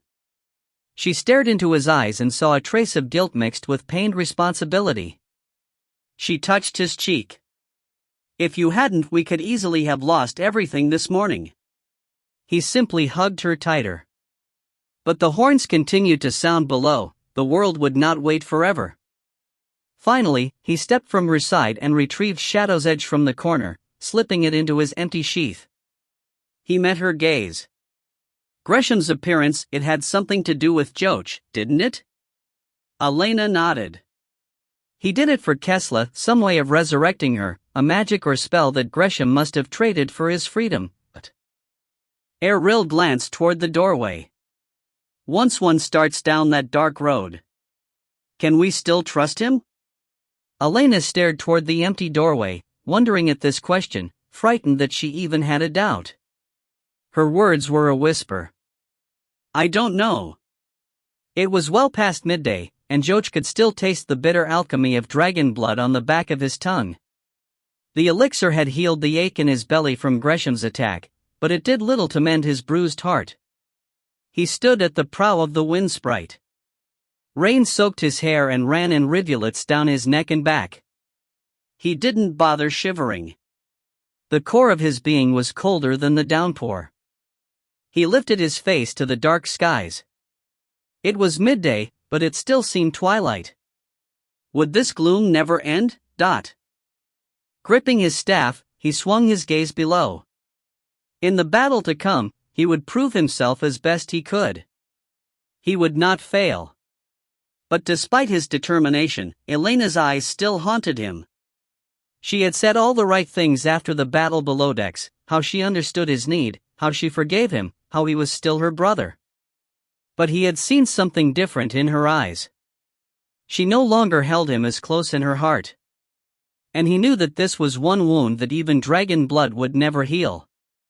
He closed his eyes on this pain and instead focused on another frustration. Gresham was dead. Joach had made sure of it, striking out with blind fury, casting the balefire that roasted the dark mage's body to ash. But he found little satisfaction in the act. In fact, the opposite was true. Without doubt, he hated Gresham with all his heart. The mage had stolen everything from him: parents, his youth, the woman he loved, now even the deep bond with his sister. But he understood that an important key to his own identity had been lost forever this morning. "What I could have done with you."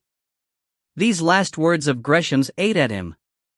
With the dark mage's demise, so died any hope of understanding the depths and breadth of his own magic. Joach shook his head. While his heart remained bruised, a core of anger grew into a hot ember. Perhaps Elena had acted too hastily. If she had just waited. "Are you ready?" Harlequin interrupted his thoughts. Joach opened his eyes back to the world. Below, the two armies, Ojiri and Esiloron, awaited the final assault on the pit. They had forged ahead through the long morning to within a stone's throw of the crater's rim. There the armies had lain entrenched through the day's middle, tending the wounded and readying for the last surge into the pit. The landscape below had gone ominously silent. Only the rumble of thunder rolled over the blasted valley. The entire world held its breath. "Joach?" Harlequin asked again. Half turning, Joach glanced across the deck. Everyone was assembled, packs in place, weapons sheathed and strapped. He met Elena's gaze. She nodded with reassurance toward him. She stood in black boots and a dark cloak, a match to the knight beside her. Joach caught the glint of the rose pommel at her hip, shadow's edge. She also carried the blood diary inside her cloak, ready for the rising moon. Joach met her gaze, reading the edge of doubt behind her encouragement. He would not fail. "Sound the charge," he directed the spy. Harlequin Quail waved to Tolchuk. The Ojiri, standing at the starboard rail, lifted a curled ram's horn to his lips. "Let it begin," Joach whispered to himself. The horn blared across the valley, and a roar answered from below. The Ojiri army lumbered in a wall of clubs and muscle toward the shrouded pit. Behind them, a sail of wings rose in a dark cloud as the Esilura took to the sky. Now, Harlequin said needlessly at his side. The plan had been the small man's, but it was up to Joach to execute it. Joach fed his blood into his staff. Gray stone turned pale. Green crystals flared along its length. Joach lifted his staff and tapped it on the planks of the ship. Distantly, he heard Harlequin yell to the wind sprite's captain. The ship slipped forward under his feet. Exclamations of wonder rose from those gathered behind him. He didn't have to turn to know what they saw. As the elven ship surged forward, a twin was left in its place. To the eyes below, it would seem the wind sprite never left its position in the skies. The ship sailing forward was masked in cloud and illusion, the spell like the one he had used to catch Gresham by surprise earlier, a diversion, a mock-up to trick the eye. Joach prayed the end result would be more successful this time. The ship flew onward, riding over the two armies. Then from up ahead, a legion of monsters burst from the mists, leaping and winging forth to meet the assault. Screams carried on the winds. Howls and shivering sounds of madness rose like steam. But the ship flew above it all, ignored and unseen. In moments, the battle vanished under the keel, taking the world with it. The landscape became a sea of mists, whirling in a churning eddy. The ship's captain aimed for the eye of the whirlpool, drifting over the pit and down, as if caught in the vortex. Everyone below! Ariel called. To the ropes and pulleys. Joach stared down a moment longer. Though he knew the ship was cloaked in illusion, he sensed something immense staring back up at them, an abyss of darkness from which there would be no escape. It seemed to call to him. He found himself leaning over the rail, mesmerized by the churning mists. Joach! Harlequin said at his side, touching his elbow. It's time. With the man's touch, Joach tore his gaze free, but he could not so easily escape the sense of doom. He shivered and pulled his cloak tighter. Are you all right? The short man in bells asked. Joach nodded. I'm fine. On this foul and endless journey, what was one more lie? 25. Cast prepared to launch from the dragon's heart as an argument played out at his side. Hunt stood on the deck, tugging little Shishin toward the dragon. I won't go without Roddy. She yelled. Hunt dropped to one knee. We must. It's dangerous enough to bring even you. Beyond the pair, Hunt's father, a high keel, stood with his meaty hands on Rodrigo's small shoulders. Beside them, Xin stood with the portly shaman Bilatus. It had taken the entire morning to relate the danger of the oily creature lurking in the southern gate. Strategies had been rethought. Crows were sent like arrows between ships on the sea and in the air. Cast was the center of all the flurry. The loss of the dragon was a serious blow, for while Cast could still wing through the air in this form, he was not a gifted flyer. It had taken all his concentration to reach the ship, landing in a tumble across the deck. Despite appearances, he was not Ragnar K. After he finally got his message delivered, aided by the considerable skill of Xin to read the secrets in another's heart, plans were quickly altered. A cadre of elven thunderclouds would proceed in advance of the surface fleet. They would lance the creature with bolts from their keels and try to draw it into the open. Then Drerendi forces would attack from the sea with catapults. Under this cover, the Marai and their dragons would rush the seawall, slipping through the jagged crown of Blackhall to the lagoon beyond. If the creature tried to flee into the waters, the dragons would be waiting to battle the beast. And once under siege, the monster would be attacked from all sides until victory was achieved. A trumpet sounded crisply across the morning. Cast raised his head. The 6 thunderclouds were already swelling their sails to sweep forward. Unbidden, a growl escaped his throat. His heart ached with worry for Siwan, alone on those black shores. Silver claws dug gouges in the planks. He had spent too long here already. Every beat of his giant heart was another moment that Siwan was in danger. A childish scream drew his attention back to the closer battle. Shishin, stop fighting me. Hunt's face was as red as his crimson shirt. Cast noted how wasted the high keel's son appeared. His black cloak hung loosely from his rolled shoulders. His cheekbones stuck out more prominently. While possessed, the creature inside Hunt sought to harm its host, refusing to eat, vomiting, digging gouges from his face, tearing hair. But with Shishin in hand, Hunt was his own man again, tall, proud, his hair braided in a neat warrior's knot. Still, Cast's senses, sharpened by the dragon form he wore, smelled the trace of Hunt's fear. It terrified the man to know what he became without the child. Thus, he clung to Shishin now. The child had to come with them to the island. For Hunt to be freed by the volcanic smoke, he would have to travel with Cast, and Shishin had to accompany them to keep Hunt under control. But the battle continued. Roddy must come. Shishin screamed into the overcast day. The child refused to go anywhere without her friend, even to the blasted island. Rodrigo did not share her sentiment. He sank back into the high keel's shadow, eyes wide with fear. He clutched the flowered stem to his chest. The flower lay bloomed under the boy's chin, casting a fiery glow from the heart of its purple petals. Cast had had enough of this delay. He remembered the fear in Siwan. It was a dagger in his heart. Enough! The fire in his chest burst out in a roar that tumbled everyone back from his flanks. Shishan's face drained of color. Hunt shielded her under him, as if fearing Cast would attack. Rodrigo ducked between the high keel's legs and hid in his cloak. Only Xian seemed unaffected by his outburst, a broad smile on his small face. The dragon has lost patience. He bellows his agony for the woman he loves. It is written with fire on his heart.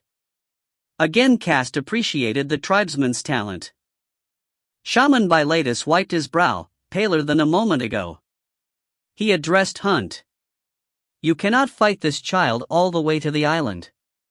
Cast will have enough to do getting you both safely there. If the child will be calmer with Rodrigo along, then so be it. Cast grunted agreement, tossing his head. We'd be putting the boy to needless risk, the high keel argued, standing taller to protect the child.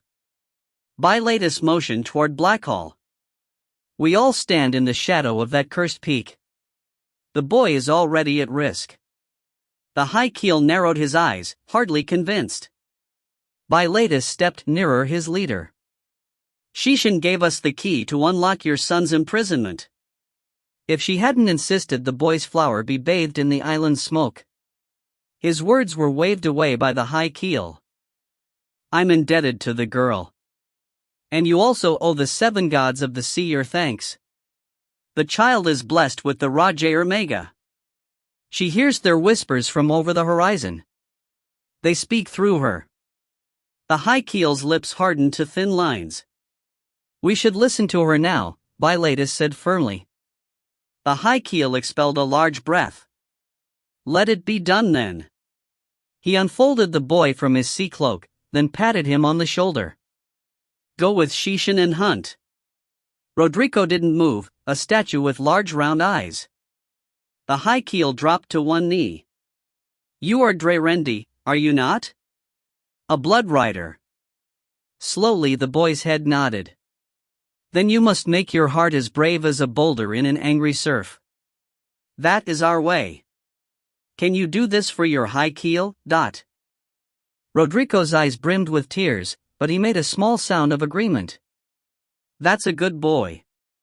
He turned Rodrigo around and passed him to Hunt. The high keel stared hard at his son. Take care of the children. With my own life, Hunt promised. He scooped Rodrigo into one arm. Shishan followed willingly, all the fight replaced with excitement. We get to ride a dragon. She puffed her tiny chest out.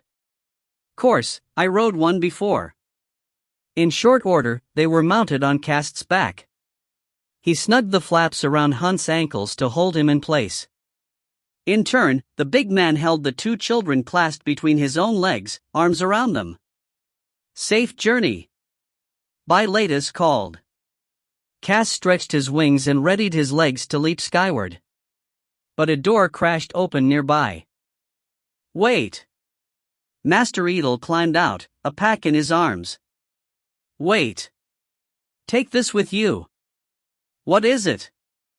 Hunt asked as the elder limped forward. He panted, his expression pained. For Siwan. The high keel frowned as Hunt took the pack, but Master Edel was as impatient as Cast. Go! The elder said, backing away. Go! Cast bunched his legs under him. Hunt hunched over the children. With a burst of legs and sweep of wings, they shoved from the ship into the empty air. Cast spread his wings, letting the instincts and reflexes of the dragon's body do most of the flying. The wings caught the winds, banking away from the ship. He felt the pressure of his wards atop his back and was careful to balance them as he caught a warm uprising from a boiling section of sea. Though his heart cried to rush to the black beaches in Siwan, he kept his pace even. Shishan hooped with excitement, while Rodrigo's cries were more moans of worry. Open your eyes. Shishan yelled into the winds. No. Rodrigo answered. The black mountain covered the horizon ahead of them, and slowly, too slowly, grew to fill more and more of the sky. The plan was for them to sweep onto the beach and have Hunt climb to one of the smoking spouts. Once Hunt was exposed and hopefully cured, he would remain with the children and Siwon in hiding. Cast would keep guard from the air while overseeing the assault upon the beast in the gate. When the Marai forces were through the opening in the rocky crown, a rescue force would be sent to collect Siwon, Hunt, and the children. Cast would then turn his full attention upon the battle. According to XIN, Tyrus had already reached the northern gate with the dwarf army. The goal was to join their two forces inside the mountain. A rallying point had been coordinated using the maps provided by Harlequin Quail. After Siwon and the others were safely away, Cast would attempt to penetrate the cavernous gate. If the monster lurking there could be lured away, he would sweep through the gate's threshold to scout out what lay ahead for their forces. That was the plan. But Cast had been in hundreds of campaigns and sea battles while sailing the blasted shoals with the Drerendi. He knew that few plans unfolded without mishap. So he flew with a heavy heart, weighted down by worries. Overhead, the cadre of thunderclouds swept forward, iron keels glowing brightly in the gloom of the day. Already spats of lightning ran in shivering tangles over their lengths as the ship's captains fed energy into the magic-wrought iron, readying for the attack. The 6 ships sailed in a tight formation, an arrow aimed toward the gate. Cast banked out of their shadows, heading slightly westward, toward where he had left Siwon. He slowly increased his pace, and soon they were sweeping over the shoals and gliding low over the lagoon. Ahead, the black sand beach stretched empty. His heart thundered in his ears. Where was Siwon? As he frantically scanned the rocks and sand, he both prayed and feared he had the wrong section of beach. Surely she would have spotted their approach and come out of hiding. As he reached the beach, he cupped back his wings and extended his legs to land in a running stop in the loose sand. But he barely noted his safe landfall. Instead, roar of frustration bellowed from his throat. Then Hunt's words cut through the hammer of his heart. "She's over there." Cast scrambled around, casting up a plume of sand with his claws. Far down the beach, he spotted a lithe figure leaping down some rocks. Siwon. Relief flooded through him. He must have overshot his target. He cursed the island for its monotonous shoreline, but his relief made him drunk with joy. Down the strand, Siwon struck the sand running and raced toward them. As she flew, she moved to the wet sands where the waters lapped the beach, seeking firmer footing. Only then did Cast spot her pursuers. They looked like 4 boulders tumbling behind her, craggy and massive. They leaped after her atop massive hind legs, bounding like malignant toads. The one in the lead yowled, revealing a maw that split its head from one side to the other. Daggered fangs lined the mouth. Cast shrugged the riders from his shoulders. Hunt, already half off, was knocked to his knees in the sand, still clutching a child under each arm. Free of his burden, Cast leaped forward, closing the distance to Siwon in a single bound. He trumpeted his fury at the beasts. The creatures slowed warily, allowing Siwon to race to him. "Get to Hunt!" he bellowed at her. Without a word of argument, she raced under one of his wings, ducking low, lest her touch turn him back into a man. "Careful, my love," she sent as she passed. Care was not something on his mind. He was ruled by the dragon instincts rising to the surface. Rage fueled his blood. His vision sharpened upon his prey. As if noticing the attention, the first of the beasts struck, leaping toward the dragon's long neck, mouth gaping, teeth glinting. Clearly the creatures had never tangled with the likes of a dragon. Cast snatched the toadish beast in midair, clamping hard, fangs piercing deep. Bones splintered. Cast shook the creature, hearing another satisfying crack, then tossed the limp form into the lagoon. The next 2 attacked in unison. One went for his throat, the other his belly. Cast knocked the first aside with a blow from his wing. The other was crushed under silver claws, driven into the sands as Cast spun all his bulk atop the 1 foot. The beast who had been knocked aside bounded back stubbornly, only to meet Cast's jaws. He bit through the creature's neck, leaving its headless body to scrabble blindly before falling quivering to the sands. Cast! Saiwan screamed behind him. He whipped around to find the fourth and final creature had slipped past him during his battle, splashing through the shallows to go after easier prey. Hunt stood down the beach, sheltering the two children and Saiwan. He had a sword in one hand and Shishin's tiny palm in the other. They dared not break hold of one another. The beast leaped toward the trio. Hunt tried to retreat from it, but his feet tangled with Shishin. They both fell. Rodrigo was left a step ahead of them, frozen in terror. Saiwan, knocked to her knees herself, reached to snag the boy from the beast's path, but the monster was already in the air, driving down upon the ashen boy. With a high scream on his lips, the lad thrust his only weapon toward the monster, his fiery flower. Roddy! Shishin yelled in terror. Cast bounded down the strand, but he knew he'd be too late. The massive beast landed atop the boy. Roddy! But instead of being crushed, the boy remained standing, wrapped inside the beast who was now no more than a smoke-sculpted version of itself. Then even these features wafted away into a vague cloud. Inside the smoke puff, Rodrigo's flower shone with a fierce fire, petals peeled back from its heart. Then the smoke seemed to draw into its blaze, sucked into the flower's heart, and Rodrigo stood unharmed in the sand, holding the flower. Saiwan pulled him into her arms. Rodrigo, are you all right? Cast stalked to them as Hunt and Shishin gained their feet. He watched for other attackers. Saiwan spoke. The flower's magic saved him. Cast grumbled deep in his chest. Or perhaps it was the boy himself.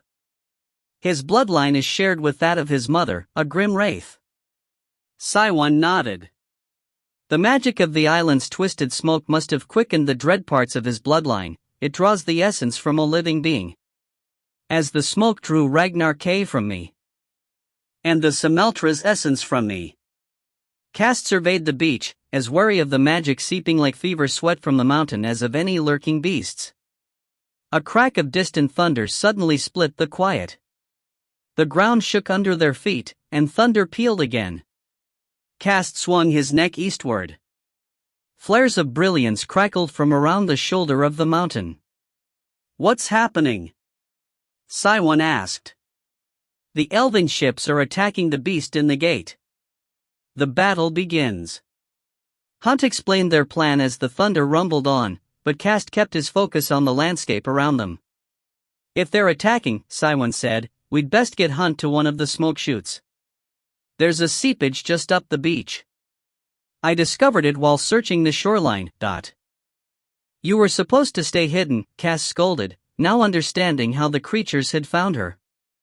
Saiwan frowned at him, then led the way. He rumbled a heavy sigh. Saiwan was never one to follow instructions. But he could not complain. If she had not disobeyed her own mother, the two would never have met. Saiwan marched around an outcropping to where a small crevice spewed a thin column of ash and smoke. As Cast stood guard, Hunt shoved a hand into the smoke. The effect was immediate. A gasp shuddered up from his heels, shaking his frame. Shishin, who still held his hand, was thrown back. Hunt dropped to his hands and knees, moaning. Then for an endless span, he spewed his belly into the sands. Blood trailed from his lips. And still he remained hunched, heaving, covered in sweat, shaking, while the children clung to Saiwan. Finally, Hunt sat back on his heels, wiping his face on his forearm. Hunt? Saiwan asked tentatively. He simply nodded. Shishin broke out of Saiwan's arms and rushed to Hunt. The worms are gone. Are we sure? Cast silently asked Saiwan. I think we should trust Shishin. She would know. Saiwan faced him, her eyes shining with warmth. As you knew with me. Cast stared into her eyes. How he longed for her touch, to be transformed back into a man, to hold her in his arms. The same desire shone in Saiwan's eyes. But the dangers here were too great. The dragon was needed as guardian over them all. They dared not risk it. Finally, Hunt rose wobbly, but he regained his footing quickly. The distant pounding of thunder was now almost constant. With the others safe, an anxiety to find out what was happening grew in Cast, stoked by the tremble in the ground below and the rumbles from the skies above. "The dragons should be here soon to take you all to safety," Cast told his wards. "Hunt and the children, maybe," Siwan answered, her back to him. She swung around, holding the bag sent from Master Edel. She pulled out a long, shimmering garment. "It's a sharkskin bodysuit," she explained, "used by my people for deepwater diving. With the gloves and hood, it covers the entire body." In addition, she pulled out a long belt, fastened with numerous small starfish-like creatures. He recognized them as stunners, tiny paralyzing weapons used by the Mare. Cast was bewildered as Siwan quickly slithered into the skin-tight suit. She stretched into one of the gloves. "Master Edel knew I wouldn't want to leave you." She touched his nose with her gloved fingers. He flinched back, expecting the explosion of magic, but nothing happened. He remained a dragon. "With the suit, I can ride atop you." "There is no need," he argued. "I can still be a dragon without you."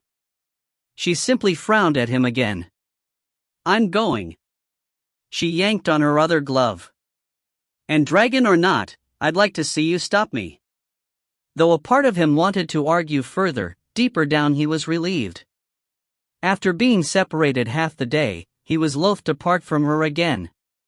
Before any further words could be exchanged, Hunt pointed to the lagoon.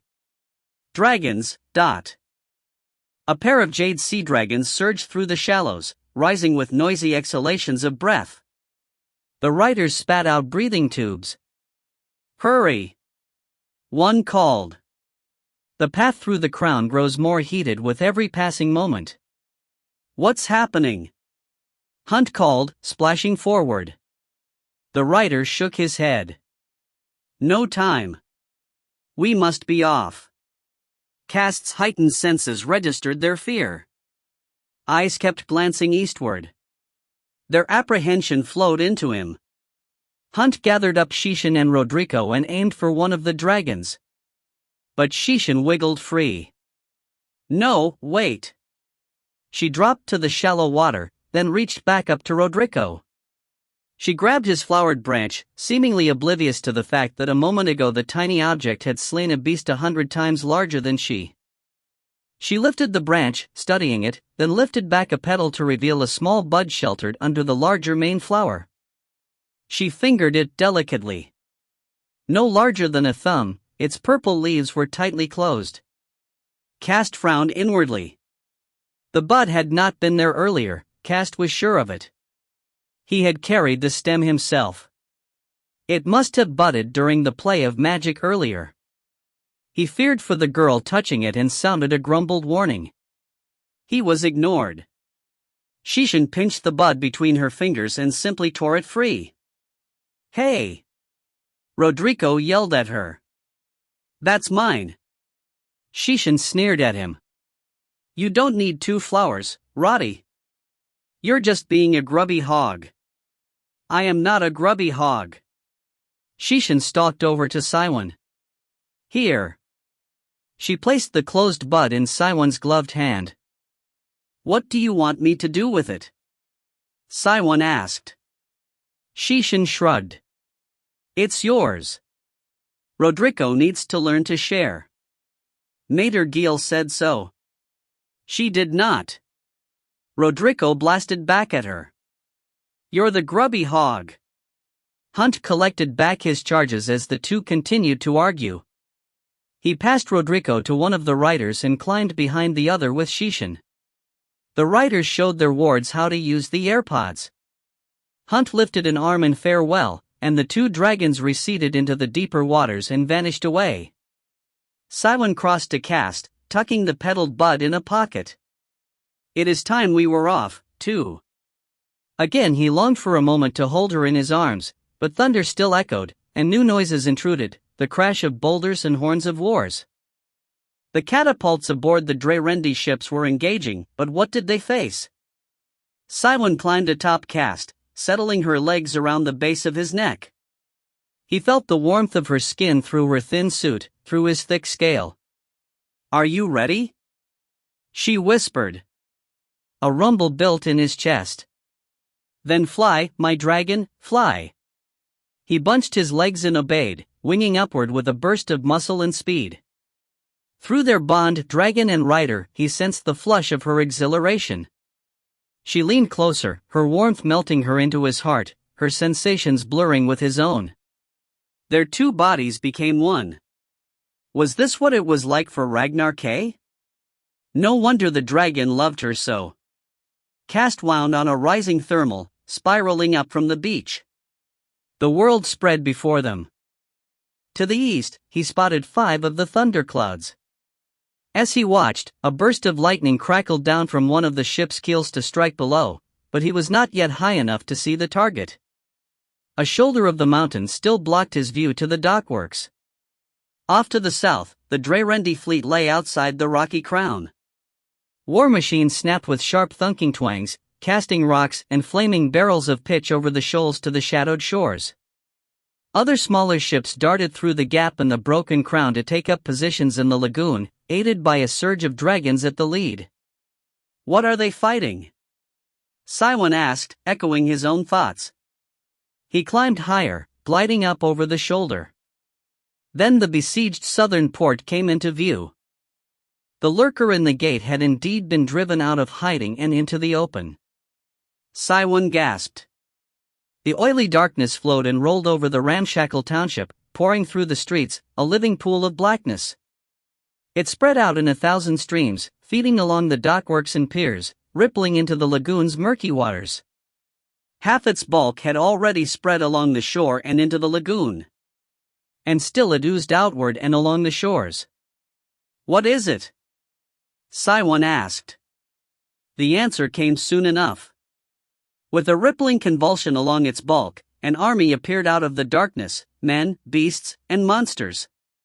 They shed their darkness, stepping forth, birthed out of the oily beast. Only thin tethers of blackness remained, attaching each soldier to its master. From the lagoon, hundreds of ships suddenly rose from the watery depths, tangled in masses of black snakes. Dead men rose from the algae-covered decks, trailing black umbilici, slaves to their master. "An army of the dead," Cywin mumbled, horrified. Then, worst of all, from the midst of the shrouded township, another ship lifted from its wet grave, its hull caved in, its keel cracked. Cast recognized the missing thundercloud. It rose now, not upon the elemental glow of its keel, but upon a twisted pillar of oily darkness. Upon its decks, too, sailors slowly stood, elven trailing black tethers, slaves now. "How can we defeat a legion that's already dead?" On the shores, a flow of creatures poured out of the black womb of the oily creature, all of Blackhall, slaves to the darkness, one army, one purpose. And still the flows of damnation rolled forth from the gate. Cywin spoke his own heart. "We're doomed. Hurry, men!" Tyrus yelled as he raced his mare over the last of the black road, risking a glance behind him. The tunnel of dwarf statues wound back across the volcanic span. Fletch, Curl, and Blythe followed on their frothing, wild-eyed mounts, chased in turn by sticks on foot. Beyond the giant pirate, the remainder of the dwarf legions kept steady pace. Despite the bloody run and carnage, the soldiers had not lost a step. Watching them this day, Tyrus understood how the dwarf armies had been so critical to the Dark Lord's conquest of the lands of Olasea. They were a tide of muscle, steel, and determination, impossible to turn aside. Riding past the last of the stone dwarves, Tyrus burst from the granite passage and galloped the last stretch of open stone that lay before the northern gate. Just past the threshold, a solid iron gate blocked the way into the mountain, lowered earlier as it grew clear to the hidden gatekeepers that the dwarf army would span the Black Road. As Tyrus rode toward the iron gate, Skeltum screamed, sensing their prey escaping, but they were kept back by dwarf archers positioned with crossbows in the shadow of the gate. Free of the tunnel, Fletch added his own arrows to the bolts, taking out a Skeltum overhead. It tumbled to the rocky shoals below. Galloping under the deadly volley, Tyrus reached the massive iron door and slid from his saddle. While he might ignore his exhaustion, his body could not. He fell to his knees, then his hands. Sweat streamed from his face. His hill horse nickered and ran in tight circles to the side. The world swam around him for a moment. Hands grabbed him and hauled him up. He glanced to right and left, Styx and Blythe. "I'm fine," he mumbled. "My legs are just horse sore." "Sure they are," Blythe said snidely. "Though your hands might be black as stone, your face is pale as my bare arse." Tyrus smiled sickly. "Thanks for that comparison. As if this day wasn't horrible enough." Styx stood over him. "We're safe for the moment. Rest and gather yourself." Tyrus looked beyond the giant. Curl and Fletch had joined the dwarf archers in keeping the remaining Skaltum at bay. More and more of the dwarf legions poured from the tunnel to aid in the defense before the gate. Winter lumbered up to them. The older dwarf leader looked hardly winded. But his eyes marked the terror of the crossing, and his bright armor was stained with scorch marks from the dripping gore of the Skaltum. "What now?" he asked, glaring up at the solid wall of iron. "We've won here, but to what end? This gate is thicker through than the reach of my arm." Tyrus nodded. "We have to get through. The other half of the Alishan army already wages war on the southern gate." Winter slammed a steel-gloved fist on the door in frustration. The clang echoed back to them. Blythe shook his head. "Why didn't I think of that? We'll just knock and ask politely to be allowed inside. I'm sure they'll oblige."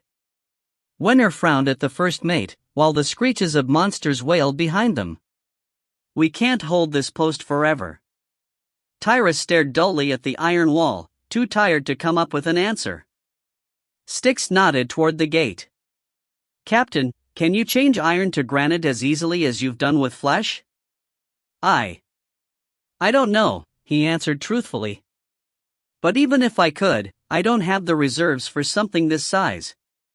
His words did not seem to faze the giant. Styx turned to Winter.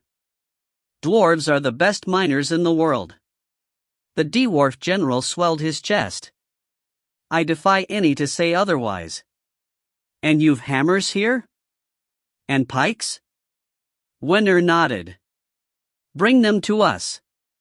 Winter glanced to Tyrus with a frown. Understanding grew in Tyrus. He nodded to the dwarf leader. "Do as he says." Winter turned, bellowing orders in the dwarvish tongue. With a sigh, Tyrus swung back to the door. "I still don't know if I have enough reserve. Could you draw back some magic from the dwarves who are already stone?" Styx asked. "Not after they were brave enough to face the petrifying magic a second time. For now, they're safer as stone. If we survive this, I'll bring them back." Styx simply grunted. With no other answer, Tyrus lifted his hands, still black from the backwash of his spellcasting. He placed dark palms on gray iron. Closing his eyes, he pushed his energies into the iron. Slipping into that otherworldly state, he willed metal to stone. Sounds muted, even his heart seemed to slow. But he felt petrifying force pumping out of him with each faltering beat. Before long, he knew that if he cast much more, his heart would slow to a stop, becoming stone, too. Strangely, he found he didn't care. A part of him quailed at this lack of concern, but he could not muster a challenge to the obstinate disinterest of true granite. Or maybe the torpor was simply his own heart, and the endless doubts that settled with the same weight as stone. It was all too much. He could not do this. He was not his father's son. Then he was suddenly ripped out of this stony lassitude. The world snapped back to him with screams, bellows, clash of steel, and pain. His arms burned with a deep fire.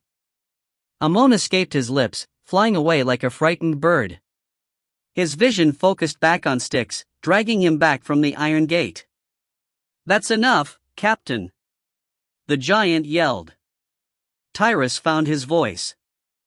did it. Look for yourself, Blythe said, standing back out of his way.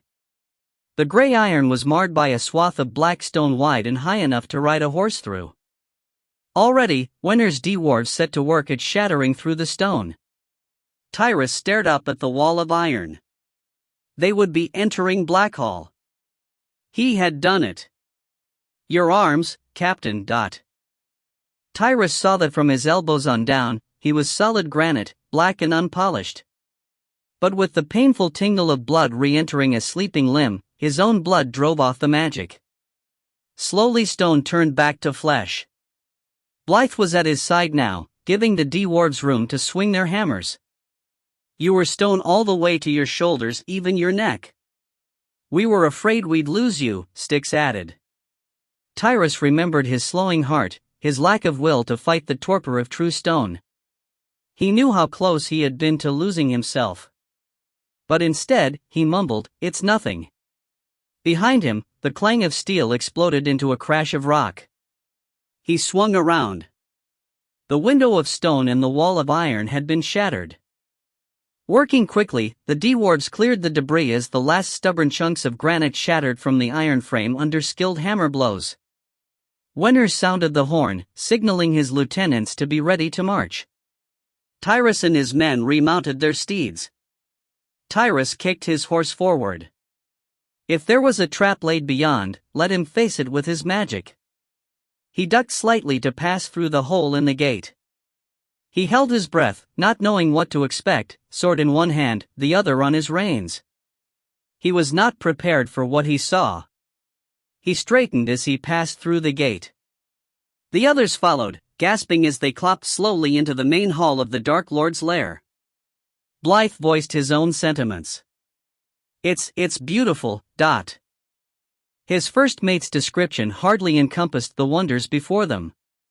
The hall was as high as the gate itself, extending forever forward, but not in a stark straight course. It meandered invitingly into the distance. From Harlequin Quayle's maps, this one hall tunneled through the entire mountain, connecting the two gates and widening in the middle into a chamber described as very, very large. Tyrus gaped around him. He could not imagine anything larger. It was like riding into a glass-blown work of art. There was not a single corner or sharp edge anywhere. Everything was curves of polished black glass. Spiraled columns curled from floor to ceiling. Tiers and balconies, festooned in delicate glass flowers and winding garlands, rose along both walls. And throughout the hall, torches blazed, prisming into colors beyond description, turning black glass flowers into shining bouquets. A short way down the hall, twin glass sculptures erupted from the floor. One shone with 1,000 colors of azure, while its twin reflected only crimsons and reds, a fire to the other's ice. Everywhere there were such wonders of light and glass. Tyrus stared all around, not daring to blink lest he miss something. Styx finally spoke, breaking the charm of the hall upon them. "No one's here." A part of Tyrus had registered the same. Their steps were the only noise echoing down the brilliant hall. The oddity drew him back to the duty at hand. He swung around. Through the hole in the gate, the dwarf army marched into the hall. Winter, ever practical, was assigning guards to the position and ordering others to find the iron gate's mechanism and disable it. With the gate kept closed, it would be easy to defend the small window and guard their backs. After a few final instructions, they were underway again. Tyrus led the party. "Where is everyone?" Blythe asked, walking his horse beside Tyrus. "I don't know." The beauty of the place slowly dimmed from his eyes. He recognized shops that he would see in any village, cobblers, bakers, tailors. And while their windows were full of goods, the shops were empty of both owners and patrons. It was a beautiful graveyard. Tensions built with each clopping step of his mount. His eyes strained, trying to discern a trap. The colors grew garish. The constant reflection went from tiresome to addling. But there was no sign of the living. Tyrus pondered this mystery. It was as if the mountain was hollow, a shell around an empty egg. This comparison raised a shudder, another stone egg. But what would this one hatch? According to Xian, their two forces should rendezvous at the large chamber in the middle of the concourse. Once united, they would strike downward, into the creche of the Dark Lord himself. Tyrus tried to reach Xian through his silver coin, but the magics of this cursed place confounded his attempts. They were on their own until their forces joined. As they marched, the winding hall stretched on ahead of them. They clopped across glass bridges over chasms that reflected molten fires far below. They passed gardens of statuary, like parks inside the mountain. A league passed under their hooves, then another. The passage became a blur of light and glass. Where was this central chamber? The few voices that had been speaking or raised in quiet song had long since died away. They trudged onward. But when they finally reached the rallying chamber, they were well into it before they realized it. The walls to either side had slowly pulled away, like arms opening. The roof arched higher, until it was as if they were no longer in a hall. Walls and roof were gone, they marched across a moonless, starless plain. Torches had been posted and planted throughout the floor, a flaming forest that spread out in all directions. Tyrus called a halt to allow the bulk of the dwarf army to join them in the chamber. The legion traveling with them numbered in the hundreds, but they failed to cover more than the smallest section of the entire floor. "Over there," Hurl said from his saddle, pointing an arm. Tyrus followed his direction. The forest of torches blazed brighter there. He unhooked the spyglass from his saddle horn. Through the glass, the blaze grew larger, more distinct. It was a massive fire pit, perhaps the center of the chamber itself. He lowered the spyglass and frowned. "Let's make for the blaze," he said, hanging in his saddle, exhausted. So they set out again across the vast chamber, moving as a single force, no longer restricted by walls. The distances were deceiving. They marched and marched, but the fire pit never seemed to grow any closer. "It's like sailing toward a mountainous coastline," Blythe said. "It's farther than it seems at first glance." Still, Tyrus refused to relent, and his persistence slowly bore fruit. The fire pit grew from a bright glow to a full blaze. The flames came from a hole in the floor. It gaped large enough to drop a small castle into its fiery depths. The heat kept them from getting too near, but at least the fires would mark their position well. Satisfied, Tyrus called for them to make camp. He climbed from his horse and fished through his cloak's pockets for his silver coin. He should try to reach Xin. Fletch appeared at his side. "The fire smokes," the stepman said in his thick accent. Tyrus noted the worry in his voice and glanced up. "The fire smokes. Most do." "Not this one," Fletch said. "Not until just now." Frowning, Tyrus rounded his horse's flank. The fire pit was shooting vast gouts of black fumes from the lapping flames. "Alert the others," he ordered Fletch.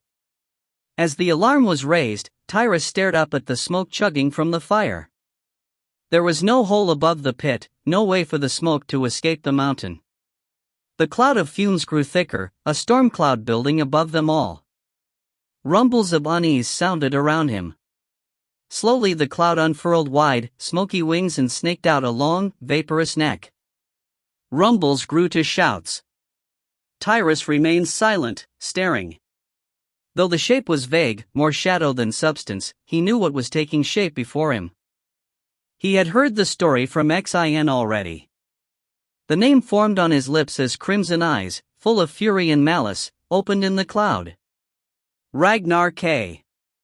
With a gasp, Siwen jerked upright in her dragon's saddle as a rip tore open inside her and something pushed through the gap. It felt like the touch of the Samaltra, dark and oily, but with something familiar about the touch, something that reached to her heart. "Siwen," Cass sent to her, "are you all right?" Winds rushed past, blowing back her hood and unfurling her damp hair. Screams rose from the war below, but she ignored them all and searched deeper inside her, touching the awakening darkness, opening a connection she thought gone. Ragnar K? What about him? Cast asked, reading her thoughts. He banked away from the fighting, sensing her distress. Can't you feel him? She asked. He's awakened. I don't feel anything, but he was bonded to you, not me. I feel his rage, smell the smoke, she said. Where is he? Blackhall, she knew this with certainty. Letting her eyelids drift closed, she cast out her senses along this new path. Images appeared, flickering. She caught glimpses of a cavern, flames, and figures in the dark. A man stepped forward, sword in one hand. The other hand was raised in clear threat, fingers blackened and unnatural. As he faced the dragon, Simon recognized his rusty blonde hair, his mustache, his sea cloak, now stained and torn. Tyrus, she mumbled. The pirate prince? Cast asked, intruding. He and the dwarves faced the shadow of Ragnar K. What of the dragon? The bond between Simon and Ragnar K grew stronger with her attention. She read her dragon's heart and despaired. It roiled with dark lusts and raving madness. There was no denying the reality. He's gone over, she whispered into the wind. He's Ilgard to the Dark Lord. With this realization, her heart broke. Oh, my sweet giant. Her anguish was felt and answered from afar. Bonded, come to me, join with me. The thoughts came from Ragnar K, but they felt more like the Samaltra. Black, oily, full of the promise of pain. There was no love, only ancient bonds of blood and death. Come share the taste of raw meat torn from bone, listen to the wails as my fangs rip the entrails from soft bellies. Come join with me, my bonded. She pulled her mind away, but she could not sever the connection. Now awakened, the dragon was linked to her. Ragnar K sensed her retreat. Dragon laughter followed after her. We'll always be one. Siwen opened her eyes. Her cheeks ran with tears. Not even the winds could dry them swiftly enough. Siwen? It was Cast again. His sending was a warmth to melt the ice from her veins, but shivering, she knew Ragnar K was right. She was again chained to a demon. We have to stop him, she moaned. Ragnar K? How? She could hardly think, her heart torn. The ancient bonds between dragon and rider, once formed, wound down to the bones of each. The loss of a dragon would often drive its rider into a despair from which there was no end. To lose your bonded was to lose yourself. But Siwen knew she had no choice. Ragnar K must be slain, she said aloud, needing to hear the words from her own lips. She pulled up her sharkskin hood, resolved to do what no rider had ever done in the history of the Mare. She would slay her bonded. Cast banked over the battle below. As the world tilted on a wingtip, the war appeared below in all its carnage. The army of the dead, controlled by the Black Beast, engaged the forces of the Mare, the Drerendi, and the Elven. It was a battle they could not win. As each ship, dragon, or warrior was slain, the monster would flow over the newly dead, enslaving them. With each death, the Dark Lord's force grew. Their only defense proved to be fire. As the battle had waged, it grew clear that flames could burn the oily tethers connecting the dead to their master. Once severed, the puppets fell limp and lifeless. Now volleys of flaming arrows sailed through the gloom, while barrels of flaming pitch were cast from catapults and fiery arcs to explode amidst the flowing creature. Still, the monster remained a tide of darkness, seeming without end. Where one section burned, another flowed forth. It was a stalemate between living and dead. But the standoff could not last forever. Eventually the barrels of pitch would run out, the supply of arrows would dwindle, and the Black Beast would roll over them all. We can't wait for the others to break through, Simon said. Ragnar K moves even now upon Tyrus and the dwarves, but what would you have us do? The fleets have lured the monster from the gate. With the way open, I say we chance a flight through the entrance. Alone? We must try. We are of no use in this fight, but we can be vital to defending Tyrus and the others." Cast remained silent, but Cywin knew he would agree. He was at heart a warrior, a blood rider. "We must be swift," he finally said. "As the wind," she echoed back to him. Preparing himself, Cast rode a rising warm draft to gain height. Soon they were well above the fighting, near the low clouds. The slopes of black stone steamed from inner fires. "Are you ready?" he sent to her. "Go," she whispered, leaning closer to his neck. "Just go." Tilting forward, Cast tucked in his wings. Dragon and rider became a dark arrow pointed at the heart of Blackhall. They fell toward the fighting, gaining speed. Wind screamed past her covered ears. She vaguely sensed the ankle flaps tightening, keeping her seated in place. The world swelled under them. The dockworks were a flaming ruin. The township ran with rivers of black flesh. Everywhere, the clash of steel divided the living from the dead. The winds reeked of burning flesh, mixed with the rotting stench of the beast itself and the sulphurous brimstone of the volcanic mountain. Cywin held her breath, a prayer trapped in her chest. Then as they flew over the bulk of the dread beast, Cywin again felt the buzz in her skull, an echo of the Semeltra that threatened to fill the empty spaces left by the tentacled creature from the egg. Cywin gasped at the intrusion. She was a lock that the evil here was attempting to pick. "Cywin?" Through their bond, she sensed Cast felt none of this. So why her, and not him? Then a thought arose, an answer that grew to certainty in her heart. Her blood ran cold. She stared again at the beast, studying its snaking tethers, its mastery of puppetry. She now knew what she was seeing. She knew why the Dark Lord had been so desperate to enslave Ragnar K.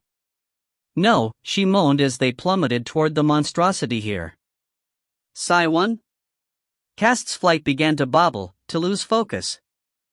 His worry for her was causing him to falter. "Don't stop. Make for the gate." She instilled her words with fire. Cast obeyed. His wings sprang out, catching their fall and turning it into a steep sweep toward the open gate, flying over the rippling darkness below. The monster noted their passage and undulated more vigorously under them. Cywin's head ached, her vision narrowed to the yawning gate before them. Beyond the threshold, fiery light glowed back at them. Torches, perhaps? Cast pulled up to pass just under the arch. Cywin's body pressed into the dragon under her. Below, the sea of oily flesh surged and eddied. Ahead, a tangle of tentacles shot skyward, attempting to block their passage. Cywin knew that to brush that black flesh was to be enslaved. "Fly," she urged her love. "Fly like the true dragon of my heart." Cast put all his love into the artistry of his flight. As they came upon the tangle, he swung atop one wingtip, then the other, winding through the grasping tentacles. He swerved and dodged through the threat, at one point rolling through the air in a spiral. The beast might sense her, but it was blind to the dragon, unable to match its speed or careening flight. In triumph they broke past the beast and shot through the gate. The hall beyond was huge, cavernous as the gate itself. It was a chute of melted glass lit with 1,000 torches. But beyond the gate, the hall was deserted. Cywin sensed that the Dark Lord had emptied the entire island to man the monster back at the gate and to fuel the last of his arcane acts. Nothing lived here now but the Black Heart's dread purpose. All subterfuge at governing had fallen away, burned up in this final cause. But to what end? What did the Dark Lord plan under the first full moon of midsummer? Cast flew down the hall, maneuvering over bridges or under catwalks with fine movements of his wings' edges. Back at the gate, Cast sent to her, "You knew something you were afraid to speak." "The creature." "I know what it is." "What?" "A giant Semeltra. A monstrous version of the smaller ones that possessed Hunt and me. I recognized its touch, the way it ate at my will. I think that's one reason the Dark Lord wanted Ragnar K out of the way. The dragon's roar, ripe with magics, could damage the creature, as it did the smaller ones back in the dungeon. Once captured, Cast added after a stunned moment, the dragon's magic could be used against us, too. As is being done right now. Ragnar K challenges Lord Tyrus and the others. I don't think the prince or the others have the magic to fight a demon dragon made of smoke. Will we fare any better? Cast asked. She remained silent as they winged down the long, dark hall, as if down the throat of some dark leviathan that sought to swallow the world. We may not have magic, Cywin finally said, but we have something more potent. What's that? She narrowed her eyes. We have each other, and the bonds that tie all three of us together. Can those bonds withstand the magic of the Dark Lord? Cywin stared down the long hall, unsure. Her voice was faint. Pray that they will, my love. Pray they will. 26. Eäril rode down through the mists in a rope sling. The world had vanished around them. The edges of the pit were half a league away, impossible to discern through the swirling fog. Only their party was visible, clustered together on the ropes lowered from the belly of the wind sprite. Elena swung at his side, wrapped in her cloak, near enough for him to reach out and touch. They had been dropping for an endless time. Was there any bottom to this pit? Even sounds failed to reach them. As they had dropped away from the ship, the echoes of battled screeches, bellows, roars, and cries had faded along with the world. The mist seemed to wipe everything away. Eäril studied the others, spread around him like so many ripe fruits on a vine. No one spoke. The mists were strangely warm, dampening skin and clothes to an oily sheen. They reeked of sulfur and burned blood. Eäril glanced upward. The ship had vanished, lost in the cursed fog. Earlier, the wind sprite had dropped to the level of the mists. From the stern hold, ropes and pulleys lowered the party through the belly hatches. They had dropped away unseen. Jocha's magic had worked its illusion. Elena's brother swung nearby, clutching his staff. The length of gray petrified wood shone as pale as new snow, though streaked through with veins of crimson, Jocha's own blood. Around him, the others watched the mists, packs in place, ready for an attack. Weapons glinted in the gloom. Tolchuk bore a hammer, as did Magnum. Harlequin Quail twiddled a dagger in his fingers, looking almost bored. Jastin, Fardale, and Thorn all bore short swords. Merrick and Nalan, hanging side by side, remained weaponless, bearing only the magic inside them. The moon rises, Elena whispered beside him. Though her words were no more than a breathless utterance, all heard. Sound swirled strangely within this unnatural cloud. Eäril swung to face her. She opened her cloak enough to reveal where the blood diary was tucked. The top of the gilt rose poked above the pocket's edge, glowing as bright as a star. Frowning, Eäril glanced upward again. But the sun still shines, he mumbled. She nodded, closing her cloak. A fool's moon. She huddled back to herself.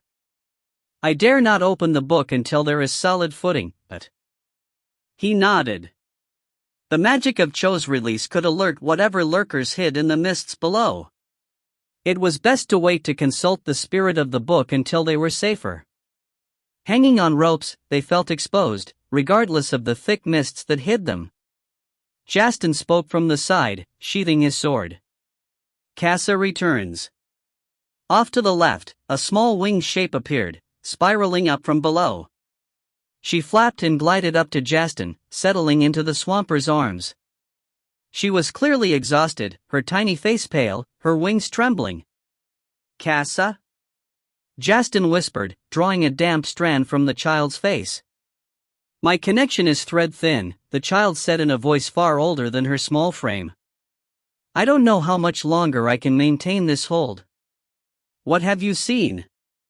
Eäril asked. The child's eyes flicked to him. The mists end in another 40 spans or so, opening into clear air. I dared not stay for very long. What did you see? Elena asked. All eyes were on Jastin and the child, but Eäril kept a watch around them. The mists swirl about the height of a castle tower above the bottom of the pit. Empty rock lies below, but it appears natural, not dug with tools. I spotted stalagmites and outcroppings that seem to have been there for ages. Erril spoke. They must have dug down and broken into the cavern system under the ancient school of the Kyric mages. Where the rock goblins lived, Elena mumbled. I saw no goblins, Cassa said faintly. There was nothing moving down below. Nothing's there? Erril asked. He frowned deeply. Could all of this have been for nothing, a trick to lure Elena away from the true battle at Blackhall? Erril's eyes settled with suspicion on the small form of Harlequin Quail, but the man wore a frown that matched his own. The swamp child spoke again. The pit lay empty, but I spied a tunnel leaving the space. It glowed fiercely with a most strange light. Erril crinkled his brow. So something was down there. We'll proceed cautiously. We all must be alert. Mumbles of assent answered him, but Harlequin quipped, and here I was planning on going in blindfolded. Erril ignored the man. As they continued to drop, winding down through the mists, even the gloomy glow above faded away. They traveled through darkness for an endless stretch, until slowly a silvery shine lit the mists under them. Be ready, he whispered to the others, as a freshening breeze washed across his damp skin. Then they were dropping into open air. Below appeared a cavern floor, littered with broken pillars of rock, boulders, and jagged stalagmites. Just at the edges, Erril could make out the lowermost step of the excavation here. They had reached the bottom. And as Cassadar had described, the floor remained empty. But Erril did not relax his guard, there were plenty of places for creatures to hide. And directly ahead, a tunnel cast out a silvery sheen almost too bright to look upon. It was a constant, substantial light that drew stark shadows across the cavern floor. Erril pointed to a pile of boulders. We should. His rope sling jerked, almost tumbling him from his seat. He clutched at the rope with his free hand. The others were similarly bobbled. Elena swung against him. He grabbed for her, but she jostled away. What's happening? Justin called out. His swamp child, startled by the swaying, now winged around him in panicked circles. Something's attacking our ropes. Magnum answered. As if confirming his words, they all began plummeting toward the stone floor, not as fast as if their ropes had been sliced, but much more quickly than their slow descent a moment ago. And with each breath, they fell faster and faster. Watch the rocks! Erril yelled as the floor flew up toward them. Like so many crashing boulders, they struck the floor. Cries arose from among the party. Erril took the brunt of his landfall with his legs, then rolled to his shoulder, dispersing the momentum of his landing. He was on his feet in his next breath. He spotted Elena a few steps away. Blood dribbled from her hairline. He rushed to her. Are you all right? She nodded. Just a scrape. I'm fine. She wiped at the blood and stared around the boulder-littered floor. The others. Merrick ran up with Nalan. Both seemed unharmed. Everyone back. The elven called, his frantic eyes on the mists above. The ropes continued to snake out of the sky, whistling downward. The ropes weren't cut. The ship, the wind sprite, it falls. Erril gaped upward as Merrick's words struck him. Then he grabbed Elena by the arm. Hurry! He cried.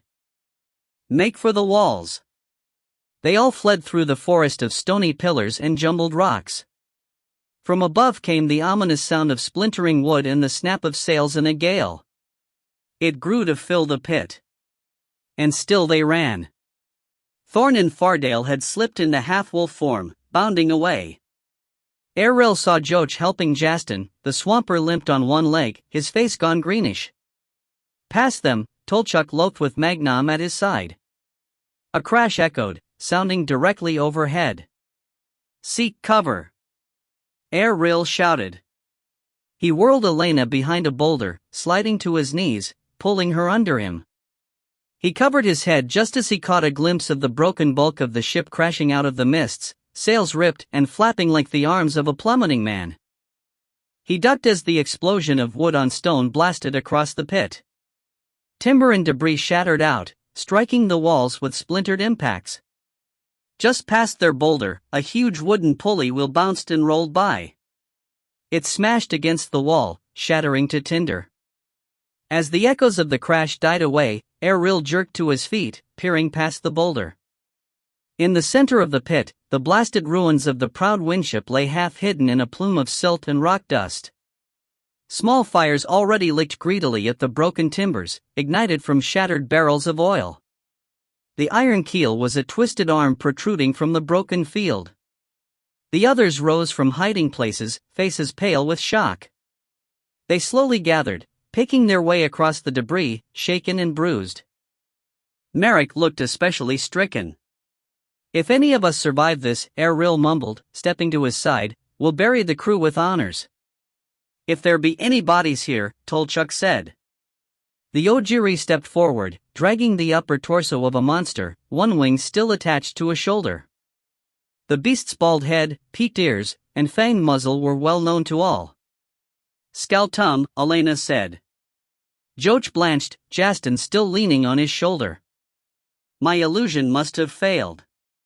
Elena shook her head. "It lasted long enough to get us here." "Or trap us here," Harlequin Quail said. He stared at the ruins. "We can't say we exactly dropped in unannounced." Confirming this, screams echoed through the mists from above. Errol stepped forward. "To the tunnel. Now." He led them off. As they quickly marched, Jastin pointed upward. "Cassadar has gone to scout the tunnel ahead, to see what lies at its end." Errol spotted the small winged child gliding toward the entrance. As Jastin hobbled to the side, Elena mumbled, "We already know what lies at the end, don't we?" Errol saw the same recognition in Merrick, Fardale, and Tolchuk. There was no forgetting this tunnel. "We've come full circle," Merrick said in hushed tones. "All of us again, missing only the mountain man this time." Errol nodded. Of the original gathering, only Krall was absent, his war charger left behind at the Ojiri encampment. Errol stared ahead. Long ago, at the end of this tunnel, the group had discovered the crystal statue of Danael, the boy mage who had been one of the three to give their lives to the forging of the blood diary. That statue was gone, its chiric essence given up to ignite the book's magic. Now, Errol sensed with icy certainty that a new statue lay beyond this tunnel, not of crystal, but of black stone laced with forked veins of silver. An ebon stone statue, the last weir gate. "Full circle," Errol repeated as they reached the threshold to the tunnel, all of them limned in the silvery light. Elena's hand found his. They had walked this path together once before, a girl child and her knight. Now they would face it together again, joined by more than just oaths and prophecy. Elena's fingers squeezed his. He felt the love in the small gesture. Down the tunnel, a winged shape disappeared into the glare. Errol stepped to follow. "It's time to end this." As they started down the passage, Mogweed sat within his dark prison, staring out with Fardale. With everyone distracted by the descent into the pit and the fall of the windship, no one noticed the strange twist of circumstances. Fardale marched with Thorn, their senses focused outward. They kept their bodies fluid, ready to transform at a moment's notice. And with Fardale's attention on the tunnel, even he failed to note the change in their condition. Mogweed grinned darkly. No walls confined him now.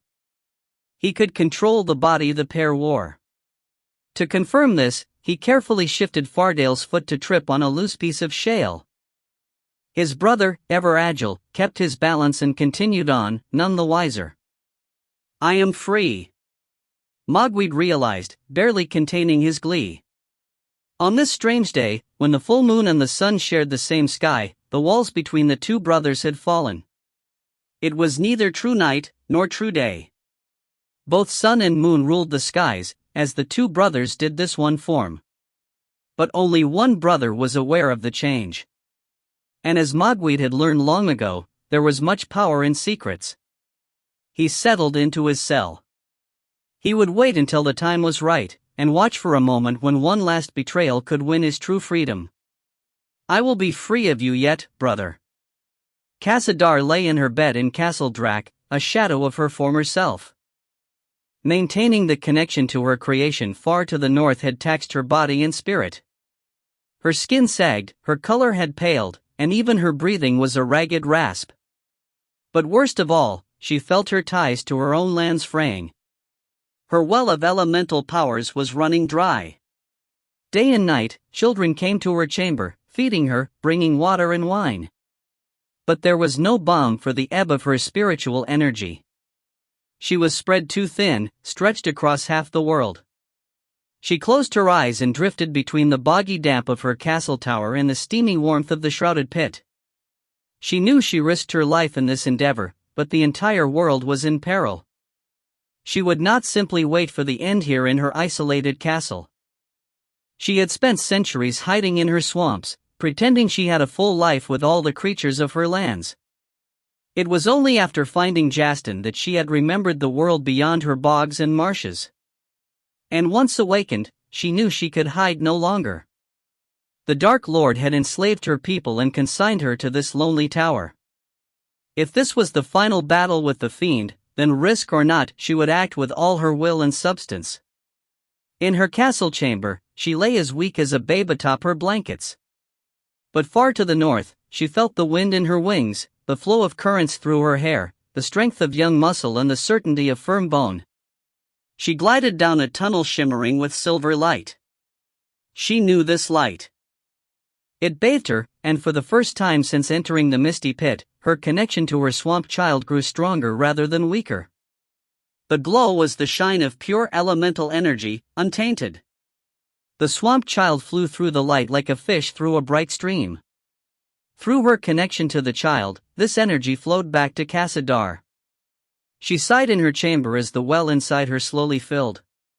She had never felt such purity. Tears rolled down her cheeks. She knew where she headed, she had read of it in her texts. Ahead lay the confluence of elemental flows, a mixing of channels draining from both the northern and southern fangs. It could be nothing else. She was drawn toward the light like a moth to flame. Her essence ran out along her connection to join more fully with her swamp child. Without hesitation, she shot out the passage and into a vast chamber beyond. The roof arched high overhead, while the floor was a great bowl under her. It was a spherical chamber, dug from the heart of the granite highlands. Below her, the basin of the bowl churned with a whirlpool of silver, two shades of brilliance swirling toward the center, stark against the black granite. The pattern reminded her of the whirl of mists atop the pit here, a slow eddy spiraling downward. She wafted out over the glowing basin, a quarter league across. On the far side, she could discern dark openings, other tunnels and passages. She also noted that the edges of the silver pool were fringed with bleached bones, like so much driftwood on a seashore. They were piled high, but the thickest patches were washed up near the tunnel entrance. But her attention drifted from this foulness and focused back on the pool. It was empty except for a dark figure in the exact center, a black well into which the swirl of silver drained. Cassadar arced away from it, sensing the danger. Even from this distance, she could make out the black wings, spread wide, and the cowled head lifted in menace. Without a doubt, it was the Wyvern Weir Gate, the last of the foul sculptures. She banked back toward the tunnel to report her discoveries when movement caught her eye. She spiraled back around, hovering. A figure labored near the statue. He searched about with casual indifference, bending on a knee here, leaning to inspect something there. His movements suggested he was unaware of her. She narrowed her eyes, focusing her vision. Maybe it was the clean well of power swelling inside her, but she dared glide a bit farther over the swirling bowl for a closer look. It was a mistake. From her vantage high over the floor, she saw the trap a moment too late, and like a fly in a spider's web, she was caught. With her attention on the whirls of silver and the danger at its center, she had failed to note a matching swirl of darkness across the bow of the roof, a dark reflection of the one below. From this black eddy, tendrils of power lashed out and down, snatching her in midair. The more she struggled, the tighter the cords wrapped. She was dragged toward the roof, caught as firmly as an ant in molasses. She stared toward the dark whirl before her. The center, positioned directly over the wyvern weir gate, was a dark hole in the ceiling, leading to where she didn't know. Then she spotted the slight dribble of water trickling out of the hole and falling toward the weir gate below. The hole must extend all the way to the surface. But why? To what purpose? Could she escape by that route?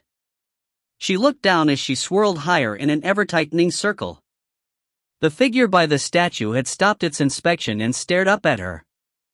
Closer now, she made out the scarred ruin of the man's face. A stubble of black hair grew out from the roiled flesh. He smiled up at her, his eyes burned sockets. He bore a staff, a length of pure ebonstone. Cassadar had heard of Shorkin's burning as he fled an entrapment ring. With certainty, here stood the architect of the trap that had snared her, a trap meant to snare the others who followed. As if to confirm this, he lifted his staff and stirred it through the air. Her trapped form spun faster toward the malignant center of the whirl, where damnation surely lay. She knew she should withdraw her connection to the child, sever it before she herself was caught, too. But if she broke the thin tether, then she could not warn Justin and the others of the trap set to snare them. That wasn't an option. So she did the only other thing she could. She poured more of herself into her creation. Shorkin thought he had caught himself a small child of middling talents. She meant to see how he dealt with a full wit-ch. From her bed, she cast out her essence, leaving only the thinnest thread to follow back. She flowed in a heartbeat into her creation, filling it with her poisonous magics. The dark tendrils that held her sizzled and frayed from contact with the venom oozing from her. Down below, the smile on the dark mage's face dimmed to wary confusion. He pointed his staff at her, and the tendrils of darkness thrashed, renewing their assault. She ignored the cords and continued to pour herself into her vessel. The child grew among the writhing black snakes, maturing from child to woman in a matter of breaths. The childish trace of consciousness faded, replaced with her own. "Mama," the child called to her as she faded. Cassa touched her essence. "I love you, my sweetness. Now sleep." Then the child was gone. Below, Shorkin hissed, his words easily reaching her. "Wit-ch. You'll never escape with mere elemental trickery." Cassadar stared down, a bare span from the whirl's center. She smiled calmly, done with running, done with hiding. "Who said I was escaping, mage?" She opened her mouth and vomited the poison from her belly. It was not only her childish form that had matured, but the creature inside her. The swamp child, now woman, was nothing but a skin. The reptile inside was her true connection here. Cassadar fell out of the trap. Shedding from her skin, she dropped in her true form. The king adder, grown to its full length, writhed through the air to land in a tangle about the dark mage. Shorkin screamed as she wrapped tight coils around him, writhing up to face the scarred visage. A forked tongue hissed from her lips. She opened her jaws, unhinging fangs as long as a dragon's. Poison flowed from the venom sacs at the base of the snake's skull and from the core of her being. She knew she was no match for the dark mage, but she could still strike and do damage. She hissed, spitting poison into his face, then struck as he dodged the spray. Her fangs sank deep into his neck, pumping all the poison she could before he lashed out at her. Latched to the demon, she felt the venom knock him to his knees, but what would have killed an ordinary man in less than a heartbeat, he survived. She heard a spell tumble from his lips. Her coils suddenly ignited with a searing fire. Dark flames flared out from the mage balefire. She knew her death was but a moment away. But still she drained her poison into his being. She heard him gasp, fall to his hands. As the snake form incinerated, she smiled a venomous grin and fled away, but not down the thread that led to her body back at Castle Drac. She knew she'd never make it there. That bridge was burned behind her. Instead, she fled to the only place her heart knew well. A heart that beat in rhythm to her own. Justin fell to his knees in the tunnel. He knew the moment she passed beyond. Casa. The others rushed to his side, but he was blind to them, deaf to them. Her essence filled all his senses. The scent of moonblossom swelled around him. The taste of her lips appeared on his tongue, the brush of her hand on his cheek. Casa, what have you done? What had to be? She bathed him in all she was, holding him nearer than she ever could in life. But fear not. Hold me in your heart, remember our time. I'll always be no more than a breath away. No, he moaned. Now go. You all must hurry. Images filled his head, a trap untangled, a wounded demon, weakened for only the moment. Fight for the world, my love. It is too beautiful to pass into darkness. Casa, wait. Her breath was a kiss on his neck. I love you. I always will. Then, like a brush of wind, she vanished. He held a fist against his chest, sobbing, wondering if his heart could continue to beat. But it did. He lifted his head and faced the others. She's gone. Errol knelt over Justin as the injured man explained what he had learned.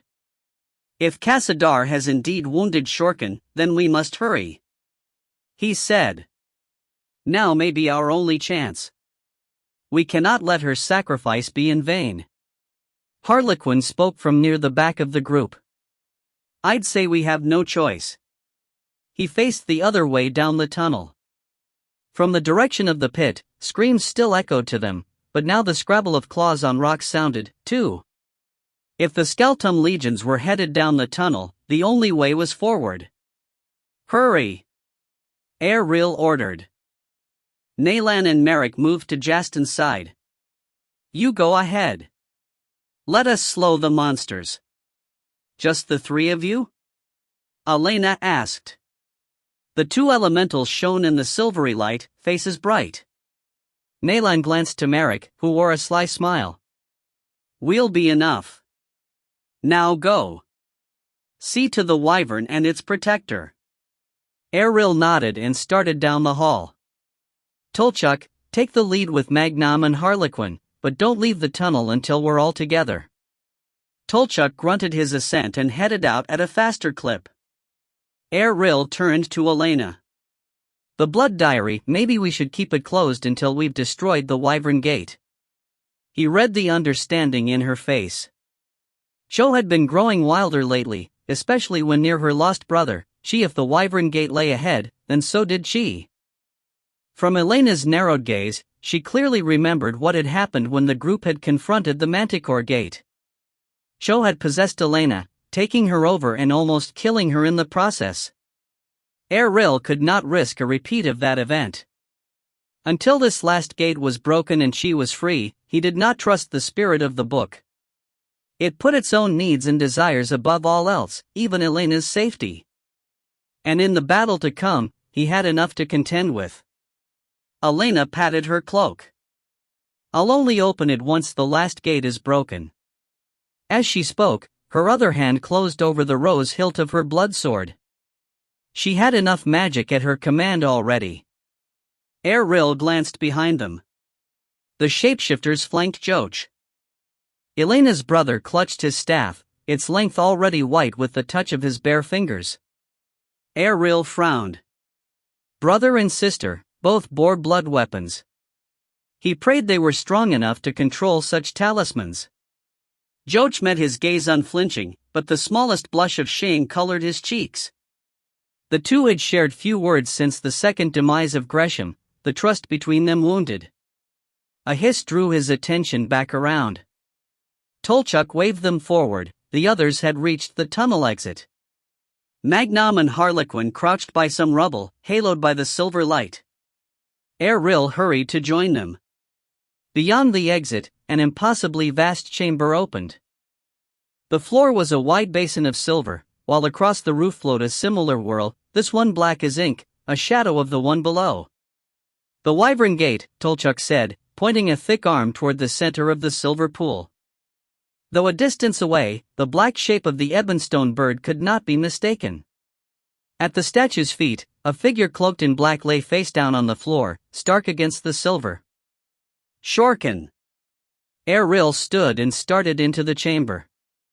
To reach the brilliant lake, he had to cross a shore of granite, piled with yellowed bones. Elena, keep behind us. I don't know if Shorkin is feigning his collapse or is truly wounded. He didn't get any acknowledgement, so he glanced behind him. Elena stood frozen at the tunnel's exit. Her gaze was not on the Wyvern Gate, nor on the collapsed Darkmage, but on the bones underfoot. Elena, he tried again. Her only reaction was a widening of her eyes. The bones. They're goblin bones. Erril finally noticed the piled limbs and skulls. From the tiny size and pugged muzzles and fangs, Elena was clearly right. Rock goblins. The ones I slew. He crossed back and took her arm, walking her through the graveyard of bones. We must move forward, he said, pulling her away from those painful memories. Once past the boneyard, Elena shuddered, shaking off the shock. They stood at the edge of the bright lake. Elemental silver, Joch said, like the river beneath the south wall of the wastes. The energy here is tremendous. Erril stepped onto the silver cautiously. The Dark Lord's minions must have scoured through the granite, exposing the source.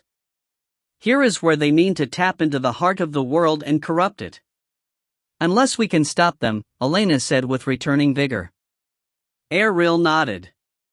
Everyone stay alert. We don't know how effective Cassadar's poison was on the mage. Fardale and Thorn melted in their cloaks, becoming a blend of wolf and man. We'll run forward. If the monster is feigning his weakness, let us be the ones to discover it. We can move the quickest to escape any hidden trap. Erril waved them on. Before he could lower his arm, the pair of shapeshifters were already off. They raced across the silver lake, short swords in hand, but prepared to shift fully into beasts if necessary. Let's go. Erril said and followed at a fast clip. He made sure Elena stayed behind their phalanx of weapons. Harlequin hung back with Erril, to stand on Elena's other side, a pair of daggers in hand. The small man's eyes, narrowed with worry, were on the roof. Erril glanced up as they crossed the silver lake, passing under the dark reflection. Though he bore no magic himself, he sensed the enmity pulsing from that darkness. If the gate is already here, Elena said, why have they not already tainted the confluence? What are they waiting for? The moon, Harlequin answered, pointing toward the roof. There's a hole up there, right above the statue. You can see the light. Erril frowned. Now brought to his attention, he could indeed see a feeble glow in the center of the dark whirl. The storm above must be breaking, the cloud cover opening. Elena spoke, her voice anxious. They're waiting for the full moon to shine down upon the Weir Gate, but why? There's power in moonlight, power from the void, Harlequin said. Remember our trip from the castle to the western reaches? They must need that power to fuel their corruption. Joch glanced back to them. Fardale's reached Shorkin. He pointed his staff. Hang back a moment, Erril warned. His party was halfway between the shore and the statue. Across the way, Fardale edged closer to the prone mage, while Thorn loped in a wary circle around Shorkin and the statue. The Wyvern Gate loomed over all, a dark sentinel of black wing, beak, and claw. Let's see what they discover. Mogweed trembled in his cell, cursing his brother's bravery. He had no desire to face the demon mage alone. Fardale edged closer to the sprawled figure, growling deep in his throat, half man, half wolf, ready to sprint away at a moment's notice. A long black staff rested an arm's length from the scarred hand of the monster, his scowled face was turned away. Fardale stepped nearer, while Thorn circled around. The pair approached the mage from opposite sides. Mogweed cringed in the darkness. He knew he could break into control of this body whenever he wanted. With Fardale distracted, it would be simple. But what would he do then? There was nowhere to run. He fought against his rising panic. Think, he screamed to himself. There must be a way to escape. Then it was too late. On the silver floor, the black staff slid with a snap into the mage's hand. With a surge, the dark mage flew to his feet with a howl of rage. A trap! Fardale scrambled back. Run! He yelled to Thorn, twisting around to do the same. But before he could even turn, the dark mage thrust up his staff. Tendrils of darkness lashed from above, snaring both wolves. Fardale was jerked off his feet and reeled into the air. Mogweed sensed their certain doom. Across the silver lake, the others stumbled back as Cord sought them, too. Shorkin held his staff toward the roof. His cowl had fallen back, revealing a swath of ropey scars and burned-out sockets. As his lips moved, he wobbled on his feet. His staff trembled. It seemed his collapse had not been entirely feigned.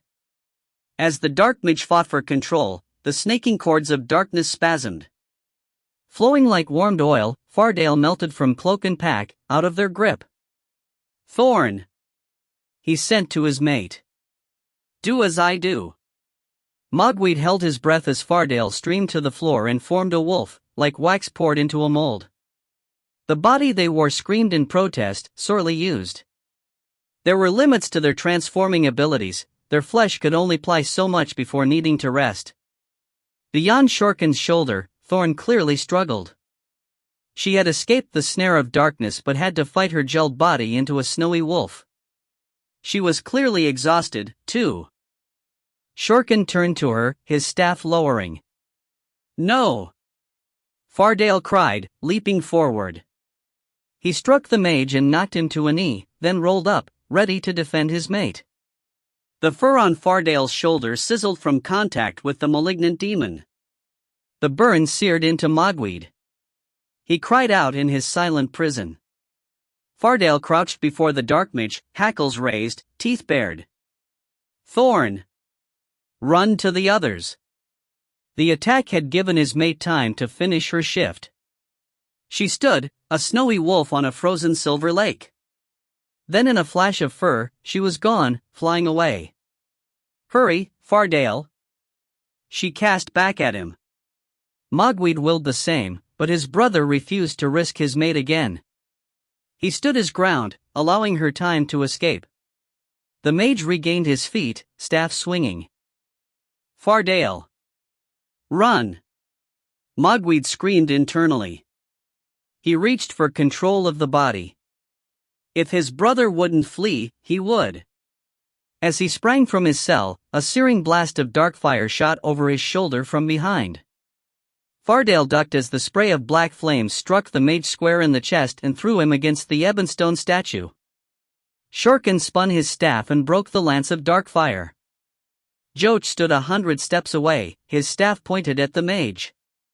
Shorkin gained his feet, but with his attention focused on the boy, the snaking tendrils were in disarray. From the roof, the cloaks and packs of the shapeshifters tumbled to the floor, no longer held. The rest of their party flanked Joach. Only Elena held back, protected.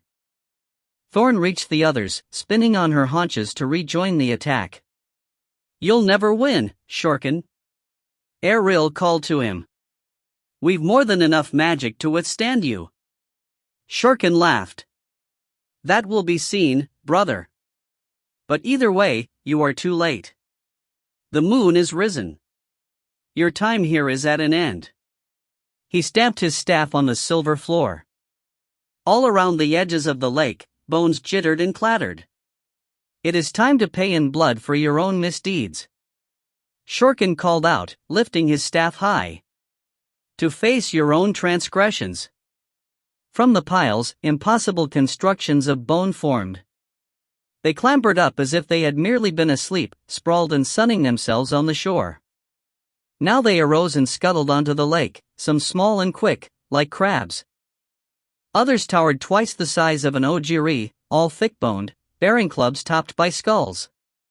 Still others ran on all fours like dogs, but with maws full of tiny shattered bones. The legion converged on the group, encircling the smaller party. Erril shouted orders as the monsters closed in. Shorkin laughed again. He spun his staff toward the roof, readying to attack from above, too. The party would be assaulted from all sides. Fardale gathered himself. Clearly the wolf had been forgotten during the exchange or was perhaps considered to be no threat. Either way, Fardale meant to prove otherwise. Mogweed couldn't allow that. It was sure death. As Fardale leaped, so did Mogweed out from his cell and into the body. His brother was caught by surprise and tumbled back into the empty cell. Mogweed counted on Fardale to believe it was the natural transition from day to night. The sun had to be near to setting anyway. It would take him a few moments to realize the lack of walls to his cell. By that time, Mogweed intended to be away. But the transition was neither smooth nor unnoticed. Fardale had already begun his lunge. His legs, interrupted in mid-leap, went out from under him before Mogweed gained control. His frantic motions drew an eye. Shorkin turned to him. Mogweed backpedaled away but tripped on his own abandoned cloak and pack. A sneer stretched the pale lips of the mage. It's time a dog was beaten soundly by its master. The world was all bones. Elena crouched as the monstrous constructions lumbered and skittered around them. Tolchuk struck his hammer at a beast, shattering through its shoulder, but the broken bones reformed, flying back into position. Joch sprayed out jets of balefire, turning all in his path to ash. But from the ash, bone reformed and shook back into monster and beast. Their own party, however, did not fare as well. Magnam bled from a shoulder wound, pierced through by a sharpened shard. Harlequin Quail limped on his left leg. Thorn raced through the towering beasts, yanking out bones, snagging and toppling creatures. One of her ears was torn and bleeding. Erril fell back to her side. Force alone will not win our way through here. We'll need your magic. They had been holding her in reserve.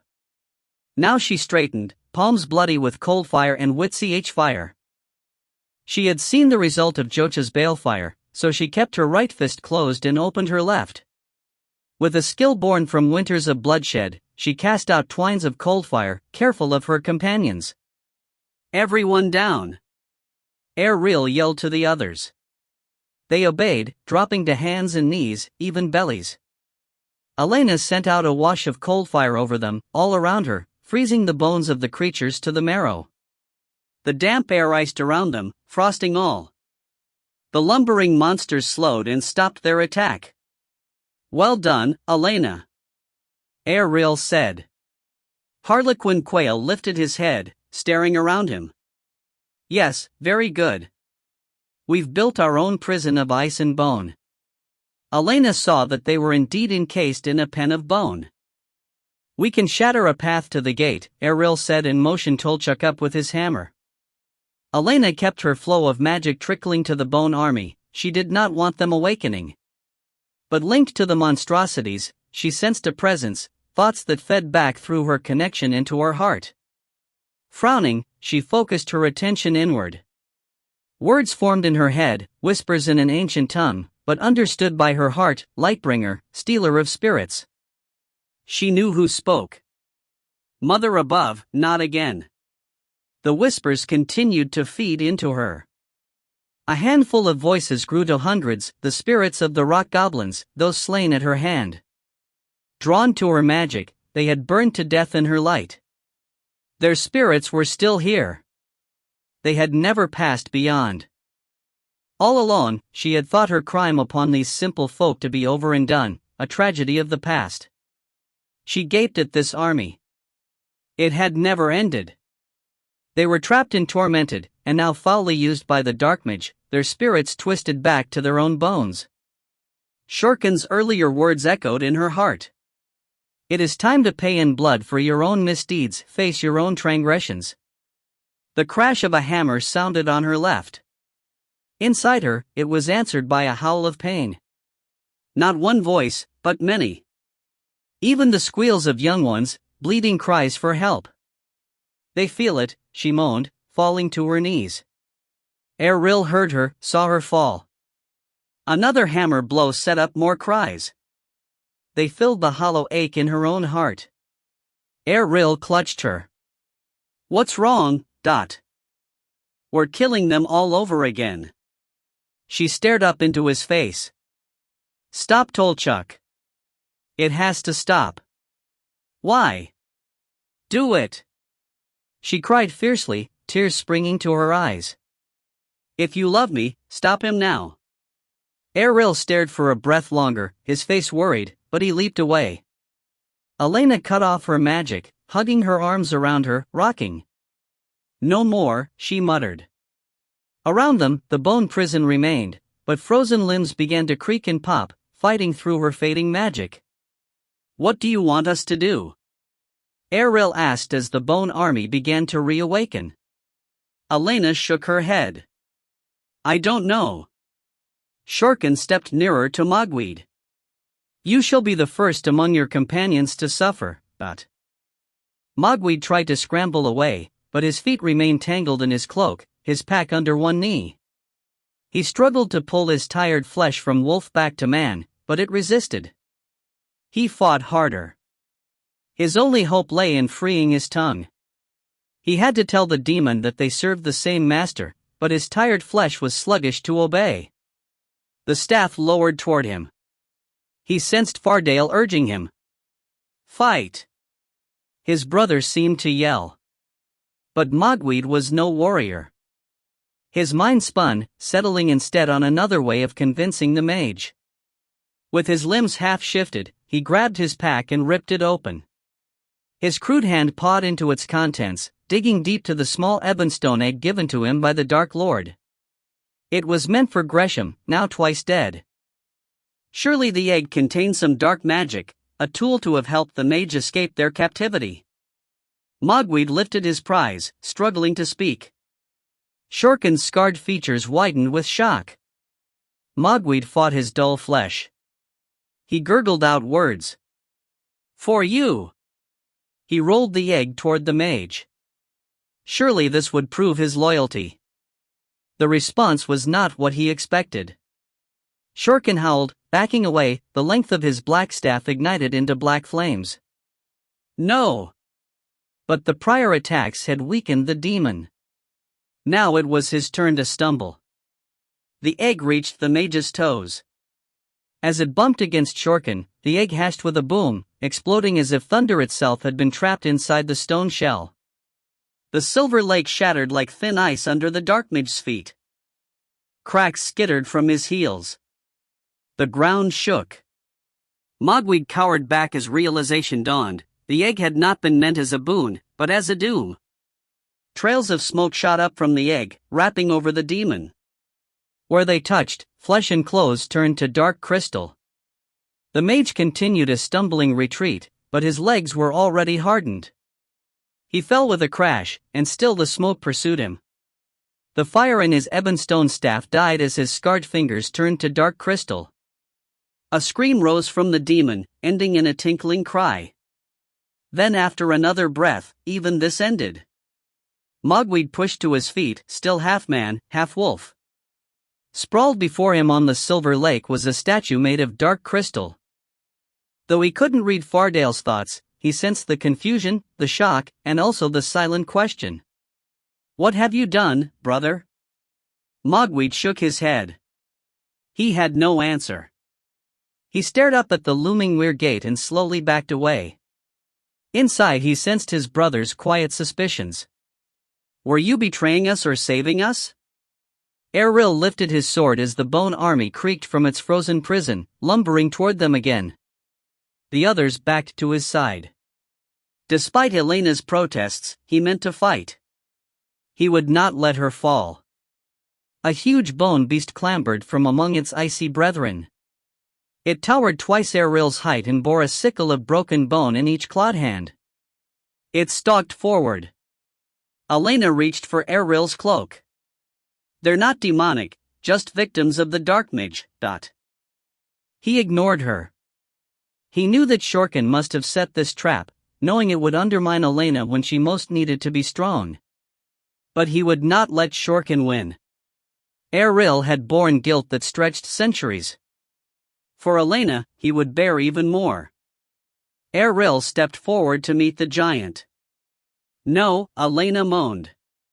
As if it hurt her, the bone monster froze. A tremble passed through its frame. Then, like a house of tumbling cards, it fell apart, clattering down. Bones bounced across the silver floor. The two sickles shattered as they struck. All around, the army fell apart, collapsing into bony ruins. Eril stood amid the chaos.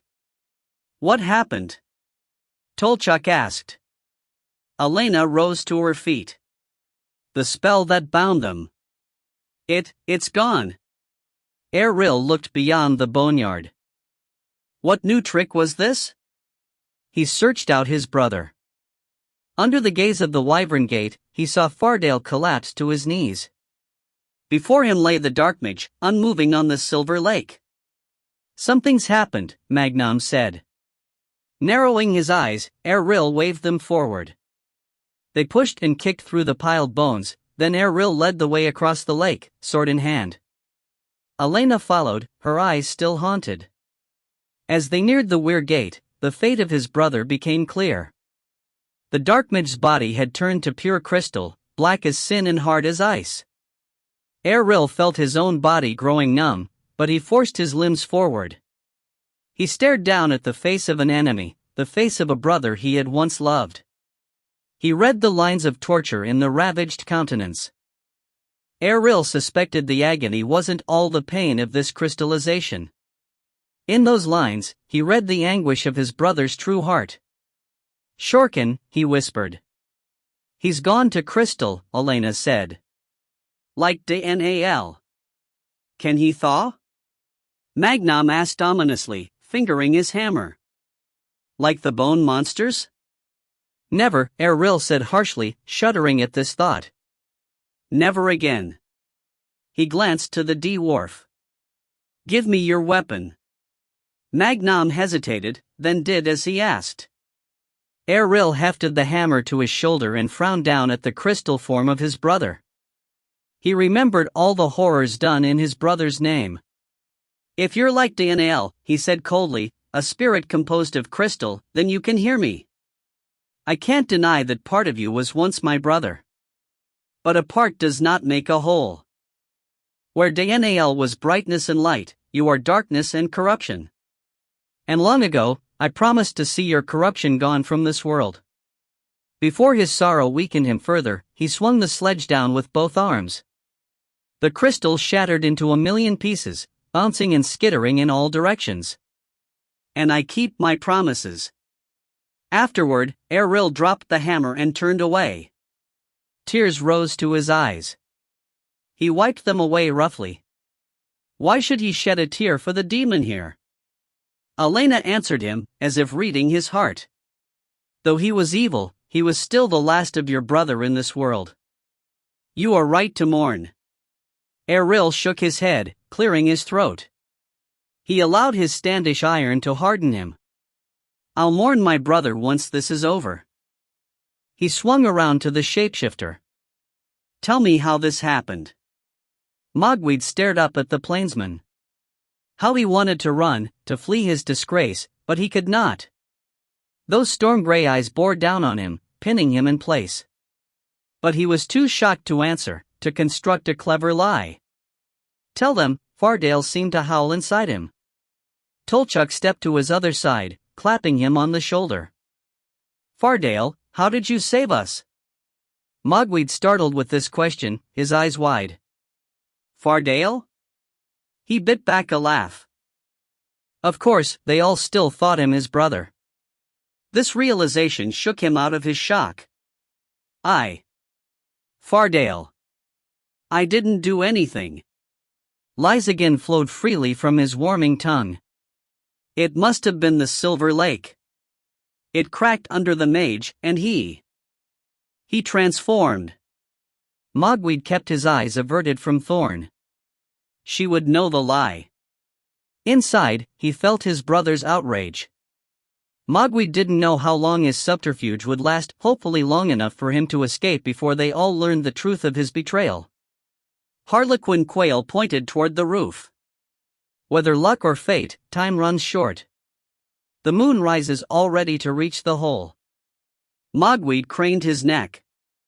Through a small hole in the rocky ceiling, a pale violet sky shone. A corner of the moon peeked past one edge. Perhaps whatever magic Shorkin planned here ended with him, Magnon said, rapping his injured shoulder. Elena slid her sword from her sheath. I won't trust that until the weird gate is gone. Mogwai kept his eyes on the hole above. From the color of the skies, the sun was near to setting.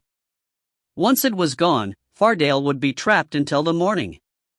He'd have time to think of a strategy, perhaps escape. He bent to reach for his cloak when he felt his hand spasm, twitching on its own. No! Not on its own. His arm rose and clenched a fist he hadn't formed of his own will. Fardale knew. Like himself, he had discovered the new freedom. Mogwai ground his teeth. I won't give up, brother. Still bent, hiding his struggle from the others, he fought his fingers open. Sunset is so near. I only have to hold out a little longer. Mogwai tried to straighten, but his body locked. He couldn't move. With both wills fighting for control, neither could win. I won't give up control. Fardale, what's wrong? Elena asked behind him. She must have noted his trembling form, but he dared not give up the struggle, even to speak. The sun would set at any moment. He could almost feel its descent. Fardale? He heard her step closer, but even a moment's lapse in his will Mogwai's body suddenly jerked free. The abrupt release sent him wheeling up and backward with a shout on his lips, a cry of joy. Free! Then he felt a lance of fire jab through him. Only then did he hear the shouted warning. Fardale, no! He stared down. A sword blade protruded from his chest, impossibly bright. His blood welled thickly. He fell to his knees. He jumped back, Elena said, aghast. I couldn't get the blade out of the way. Mogwai tried to cough out the heaviness in his chest. Invisible steel bands seemed to have wrapped his ribs, squeezing painfully. Thorn suddenly appeared in front of him. Fardale, no. Mogwai managed a shake of his head. He met the eyes of his brother's mate. It is not Fardale. The sun has set. He now knew why he was so suddenly released, caught off guard, off balance. Oh, Mogwai, Thorn said, glancing to the others. It's Mogwai again. She turned back to him, taking his hand. Tears welled in her eyes, she knew both brothers would die from the one sword stroke. He felt himself slipping already. Thorn must have noted this, too. Her words became hurried. Tell him, her amber eyes glowed. He could have turned away, but he didn't. Fardale was still inside him. What did it matter any longer? Let him hear the last words of love from his mate. He kept his eyes locked on Thorn's, taking it all in as his breath grew ragged. Someone grabbed his shoulders and helped him sit. Through their gazes, Mogwai took in all the love between the two. Flashes of images, scents, memories, small whispers of forgiveness. It was a light almost too bright to look upon. But even such brilliance began to fade as his vision darkened and his body grew colder. The line between the brothers grew less distinct again. But this time, there was no fight. Mogwai faced Fardale, twins, naked to one another. I'm sorry, brother. It was hard to say who even spoke those words. Then darkness descended over them both, and they were gone. Sobbing, Elena knelt atop the silver lake, her face covered by her hands. How? after all they've been through. Erril helped lower Mogweed's body to the ground. The sword was still impaled through the middle of his chest. Blood ran in a wide pool around his body. Erril turned to Elena, taking her in his arms. "Why?" she moaned. "I don't know," he said. "But I don't believe the fault here was solely due to chance. The blade is a blood sword. Such weapons are known to harm too easily and too often. Their tainted steel always seeks blood and death." His words did little to console her. It was her hand that had wielded the blade. She had turned her attention away for the barest moment. Then Mogweed had flown backward as if intent upon skewering himself. Thorn knelt on the other side of the prone body, weeping. Harlequin spoke from a few steps away. "The moon is almost full risen. If we are to act against the gate, we'd best hurry." Erril helped her stand. "I'll get your sword." Elena shook free, wiping her eyes. "No, I'll do it." She swallowed hard and stepped toward the body. The rose pommel hilt ran red with the shapeshifter's blood. Thorn turned away, unable to watch. Elena closed her hand over the hilt, and the sword sang free with ease, as easily as it had slain her friends. As the tip pulled clear, the body seemed to melt under it, as if the blade were all that had held the body together. The form dissolved into a rusty-colored flow. It spread across the silver floor, parting around Thorn's knees. She backed in horror. The two flows drew in on themselves, welling up into bulky mounds that sculpted into two figures curled on the floor. The shapes grew more distinct and familiar, one a dark wolf, one a man. "Mogweed and Fardale," Erril said. "They're finally free." Tolchuk shook his head sadly. Thorn dropped down beside her mate, reaching a hand to his face. With her touch, the wolf suddenly inhaled deeply, then startled up, as if disturbed from sleep. Everyone jumped back, even Thorn. The shapeshifter spoke tentatively to the wolf as it gained its feet, wobbling slightly. "F. Fardale?" The wolf lifted its head. Amber eyes glowed toward the Esiluran woman. Then Thorn's eyes widened, too. She let out a sob of joy and wrapped her arms around the wolf's neck. "I guess that'd be a yes," Harlequin commented. To the side, Mogweed pushed up, rubbing his eyes. What happened?" he asked. "You be alive," Tolchuk said, scooping him to his feet. Mogweed stared down at his limbs, clearly as surprised as any of them. He fingered his naked chest. "I'm healed." "How?" Erril pointed to the sword in Elena's stunned fingers. "Shadow's edge was made to break spells. I'd wager its piercing shattered whatever held you together." "The spirit root said we were to take the sword and seek you out," Thorn recalled. Mogweed stared over at his brother. "So it was the sword all along? We could have been freed any time." Elena stared around at the confluence. She remembered the trapped rock goblin spirits. "I suspect such a miracle could only occur here. You had to die, but your spirits couldn't pass beyond. The confluence held you safe until you were unbound." Mogweed stared over to his brother. "Either way, we're wolf and man again." He lifted his arm, and a flare of fur sprouted along its length. But truly bound no longer. Fardale shifted from wolf to something half-man so he could clutch Thorn in his arms. Then he faced his brother. "Mogweed." Mogweed sighed heavily, then bowed his head and mumbled, "I know." Fardale crossed to him and hugged him.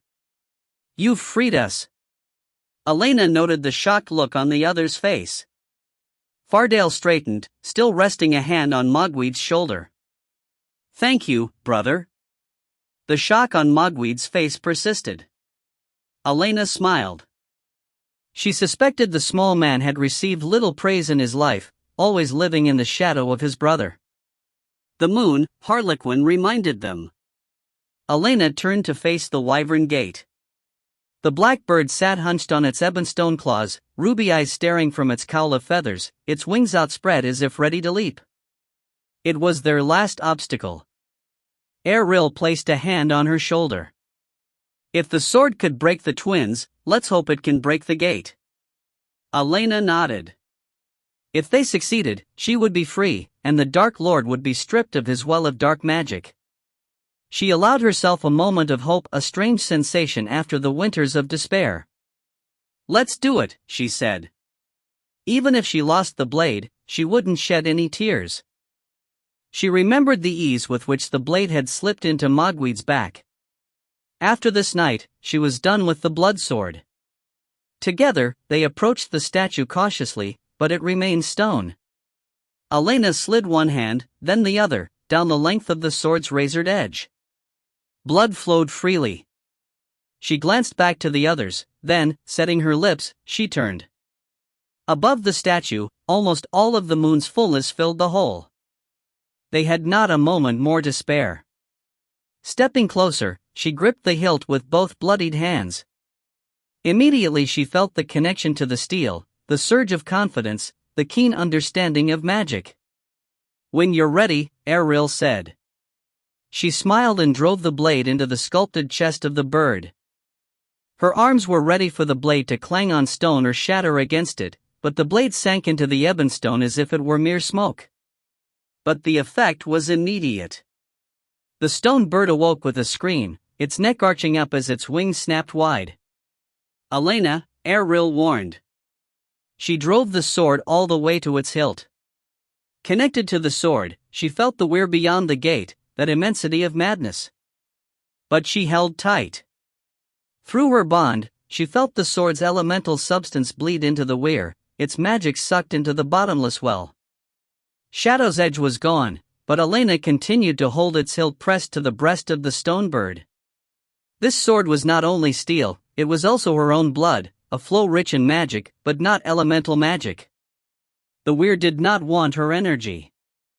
Her magic came from Cho, the weir from Chi. The two twin but contrary magics fought each other explosively. Elena held tight. The elemental steel had pierced the stone, allowing her blood access to the weir beyond. She felt the buildup of opposite forces within the heart of the bird. It was this fiery fight that tortured the stone wyvern. The bird continued to scream. It beat its wings, but it could not take to the air. It had to await the moon and remain connected to the confluence of silver. Still it tried to shake her free, lifting her off her feet. Elena! Ariel screamed. From the corner of her eye, she saw him knocked aside by a blow from a stone wing, sliding across the silver floor. Still, she held tight with both fists to the hilt, hanging from the rose pommel. She would not fail. She fed more and more of her own blood through the hilt and into the weir. The bird writhed with agony. She glanced up to its ruby eyes, on fire now. Its beaked maw dove at her, ready to rip her away. But Tolchuk was there. Heaving with both shoulders, he swung his huge hammer across the side of the bird's head with a clang. The impossibly hard ebonstone remained intact, but the wyvern's beak was knocked aside. Hurry, Elena, Harlequin called out. The moon comes. With the others protecting her, Elena held fast and pumped volumes of magic and blood into the monster. Within the heart of the bird, a fierce tension of forces built to impossible dimensions. She kept her focus, willing her fingers to hold. But from the loss of blood, she had begun to weaken. Her hands were also paling from ruby red to a pale pink. She could not last much longer. The wyvern fought harder yet. Now it was Tolchuk's turn to be batted aside like a fly by a horsetail. Unprotected now, she knew she had only one option. With a final thrust, she emptied the last of her magic into the heart of the stone, giving everything in her. The bird wailed, neck stretched toward the roof. Above, Elena spotted the full face of the moon staring back at her. Was she too late? Silvery light bathed down upon them. Her fingers began to fail. She pushed a final flow of blood into the monster before falling free. But as her last finger slipped away, she felt the tidal force inside the bird cross some threshold. She understood the two opposite energies, from Cho and Chi, could no longer be contained within the one vessel. Back! She yelled hoarsely, spent. The blast shattered out, tossing Elena away. The others were buffeted as well, scattered in all directions. She felt the sting of stone striking her body like icy sleet in a windstorm. She was flung back to the boneyard, rolling among the old remains. Then the blast subsided. She rolled to her hands and knees, numb and bleeding. Her hands were pale and white, her magic gone. She would have to renew in the spear of moonlight across the room. But before she could even stand, Merrick and Nayland tumbled into the room from the tunnel. Merrick had his hands raised. Wind screamed out from him, whirling the small bones around their feet. Then from the tunnel, clinging to stone with claws, Skelton climbed out, crawling up the walls like so many roaches. Nayland turned for the first time into the chamber. Her eyes widened with horror. Elena followed her gaze, swinging around. Her companions were climbing to their feet, bloody from the flying shards. The shatter of stone spread in a circular blast out from the center of the confluence. All that remained of the wyvern was a cloud of ebonstone dust, aglow in the moonlight. Even the silver floor was gouged by the blast. The final weir gate was broken. Then around her, the goblin bones began to stir, shaking and rattling, then beginning to slide and build on one another. Elena hurriedly gained her feet and stumbled out of the boneyard, while Merrick and Nayland ran through the shivering bones to join her. There were too many. Nayland gasped. Jastin, she shook her head with a sob. He gave his life to buy us time to escape. Elena's heart ached for the poor man, but her attention remained on the situation at hand. The Bone Army was awakening again. The Skelton were still attacking. Why? The weir gate was gone.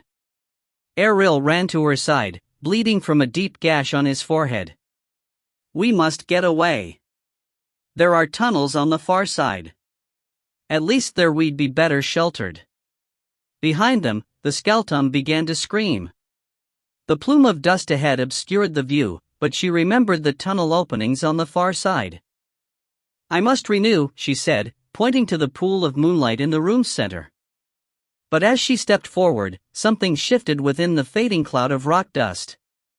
Skelton screeched, and bones clattered behind her, but she froze, her eyes fixed forward. Errol noted her attention and swung back to the blasted section of floor.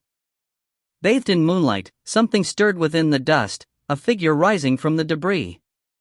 Arms lifted, stretching, and legs unbent. From the heart of the weir gate, a creature was born. The others gathered to them. The Skelton held back. In the center of the room stood a huge black figure.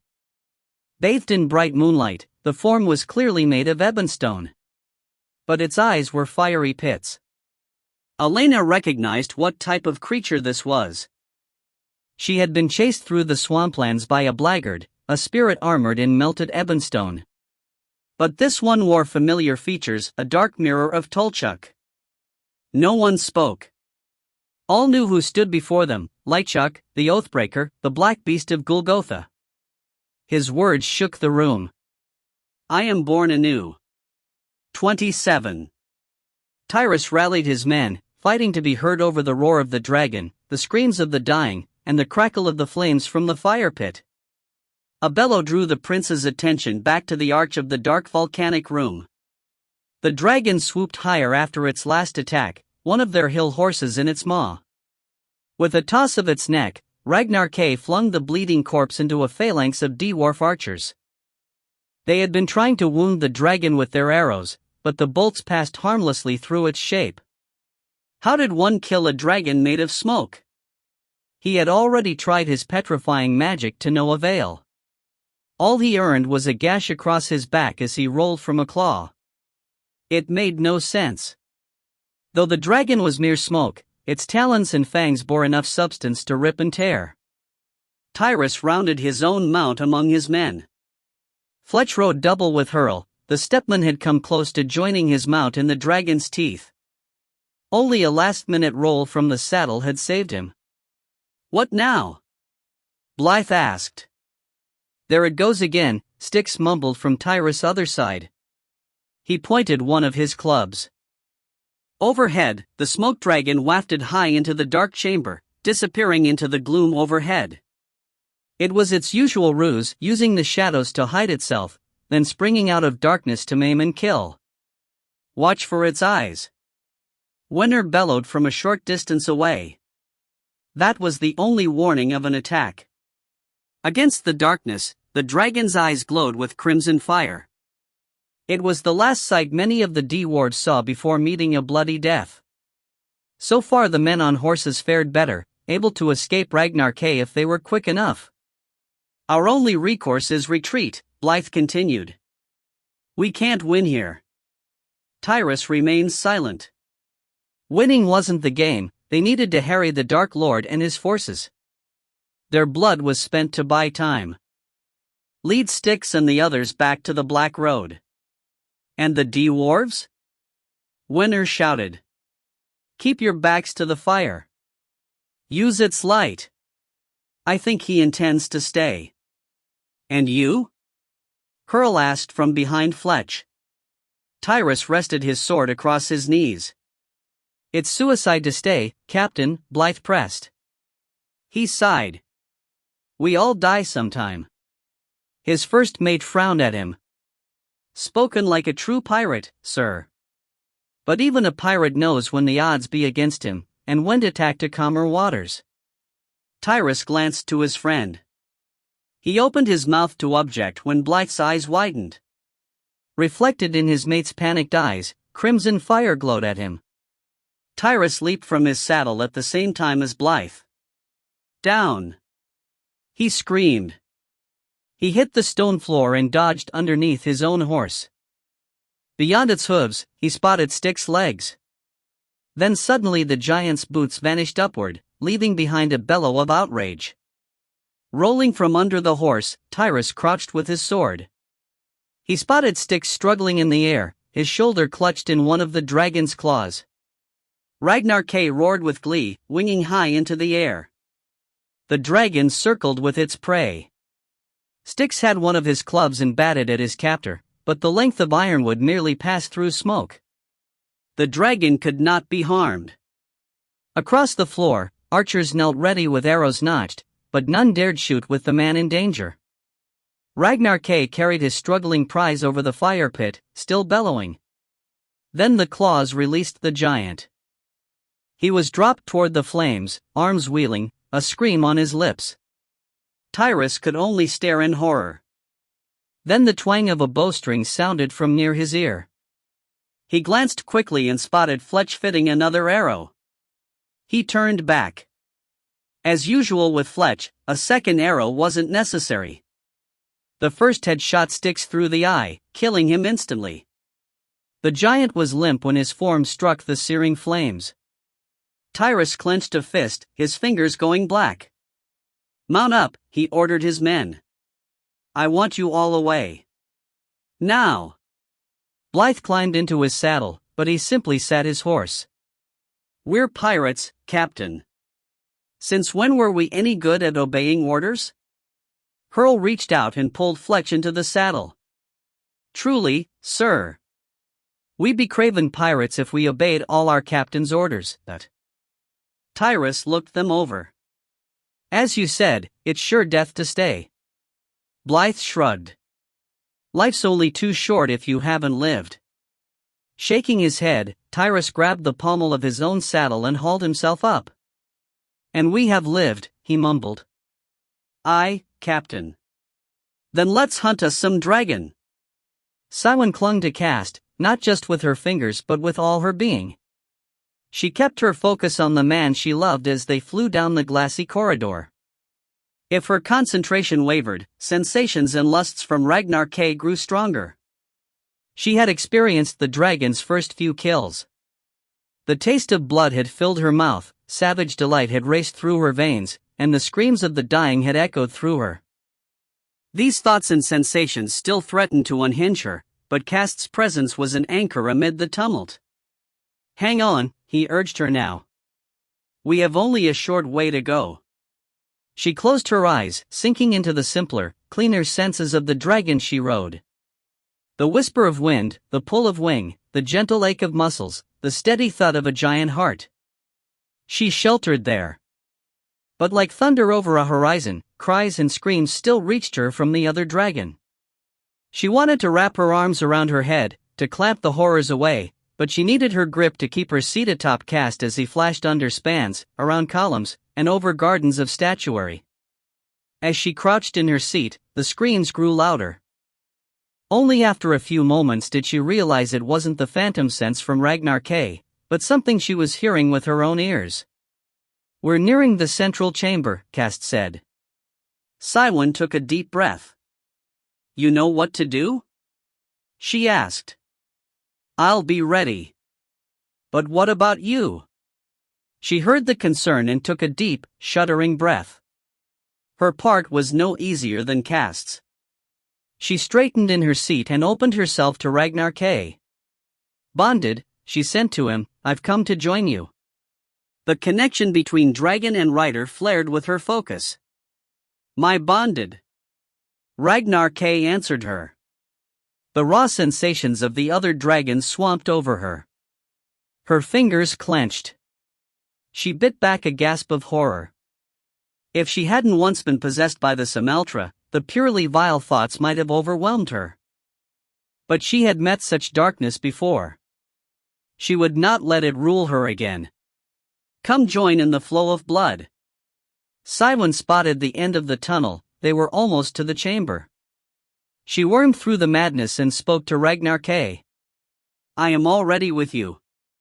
His glee filled her head, as she knew it would. Despite his corruption, Ragnar K was still tied to her by bonds more ancient than any magic.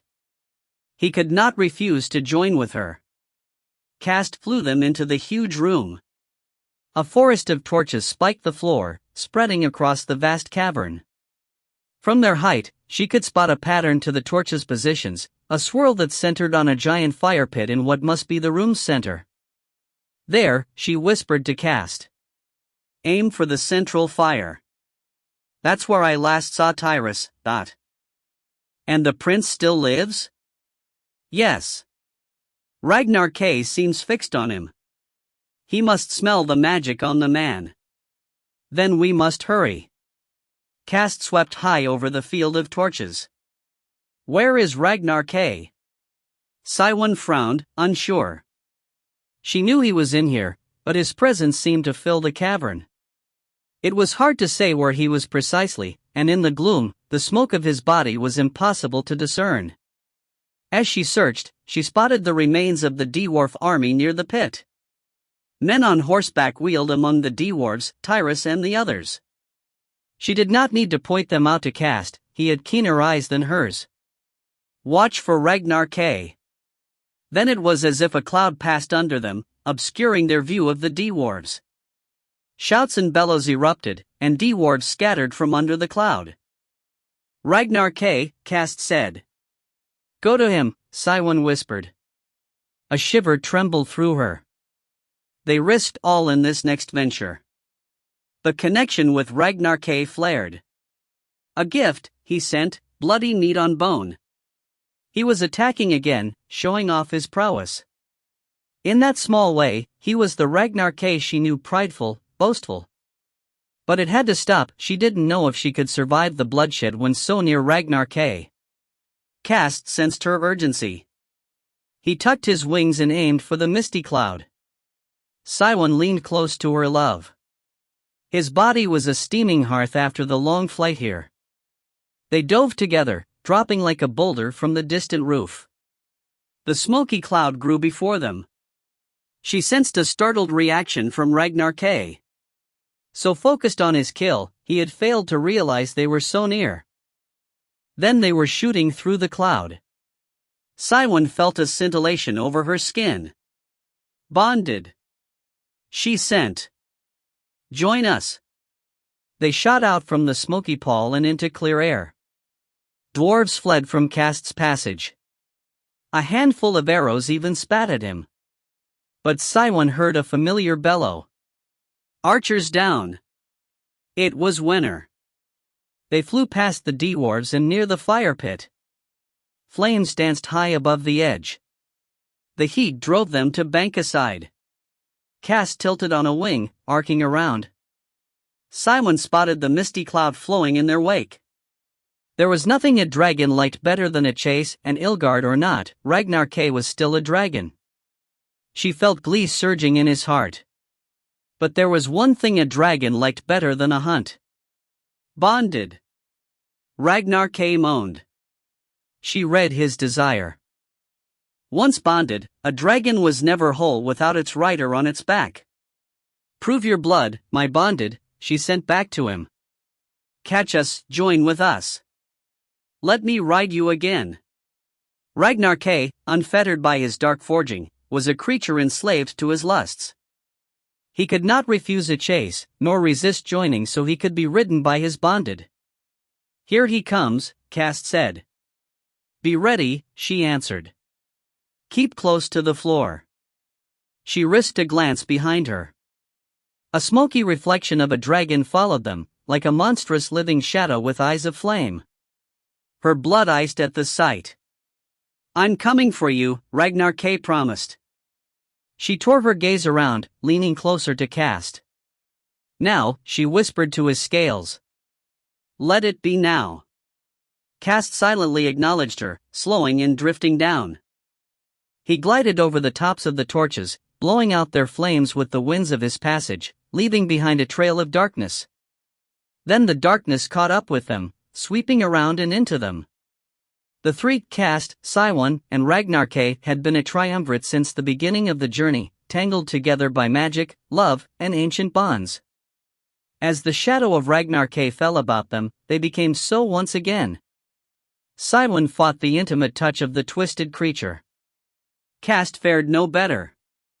Sharing his senses, she felt Ragnar K fill the body he once wore, blending again with Cast.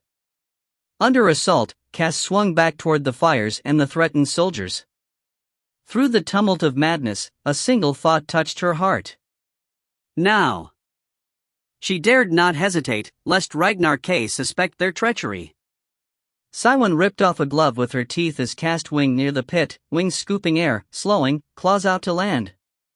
Men, horses, and dwarves fled from their path. With the scrape of nail on rock, Siwan gripped the scales of the dragon under her. With the touch of her bare fingers, the world vanished into a whirlwind of fawn, claw, scale, and wing. Then she was rolling across the stone floor, wrapped in the arms of the man she loved. They tumbled for another breath, then she found Cast atop her, staring down at her. Both were bruised and sore, but he leaned and kissed her deeply.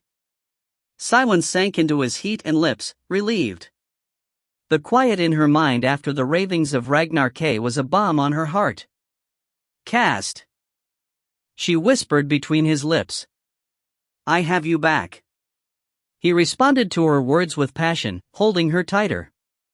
He reached to her bare hand, entwining his fingers, squeezing harder and harder until passion turned to pain. His mouth covered her gasp. Then teeth found her lips, biting, drawing blood. "Cast!" she cried. He pulled back, her blood on his lips. His eyes opened, and crimson flames glowed back at her. "Bonded," he hissed. "You are mine." Tyrus raced from far across the chamber, using his reins to whip his mount across the floor. It dodged right and left around the torch poles. Moments ago, he had watched the two dragons merge flesh and smoke. Then the transformation had flared. Tyrus had instantly understood what the Marai woman had attempted, to merge the spirit dragon back into its own body, then trap it with her magic inside Cast. Siwan screamed, echoing across the room. Something had clearly gone wrong. Cast pinned the struggling woman to the stone, but she got a hand free and raked him across the face. He merely laughed. Tyrus kicked his horse, urging it to close the 100 paces between them. But he was not the only one in motion. From around the edge of the fire pit, Blythe thundered on his own mount. He was closer. He raced to the struggling pair, leaning out of his saddle. With one hand, Blythe snatched the warrior braid of the bloodrider. "Get off her, you oaf!" his first mate bellowed as he rode past. Cast was torn from his perch and flung aside. "No!" Cywin screamed, lunging to keep one hand clutched to her mate. But a dark explosion blasted outward. Cywin was tossed back, even Blythe was unsaddled by the eruption as man became dragon again. The black-scaled beast crouched on the stone, stark against the backdrop of towering flames. Silver claws gouged the glassy floor. It stretched its neck and roared, trumpeting its rage to the roof. Blythe crab crawled back to Cywin. Both lay in the monster's shadow. His first mate's mount was gone. Ragnar K lowered its muzzle toward them.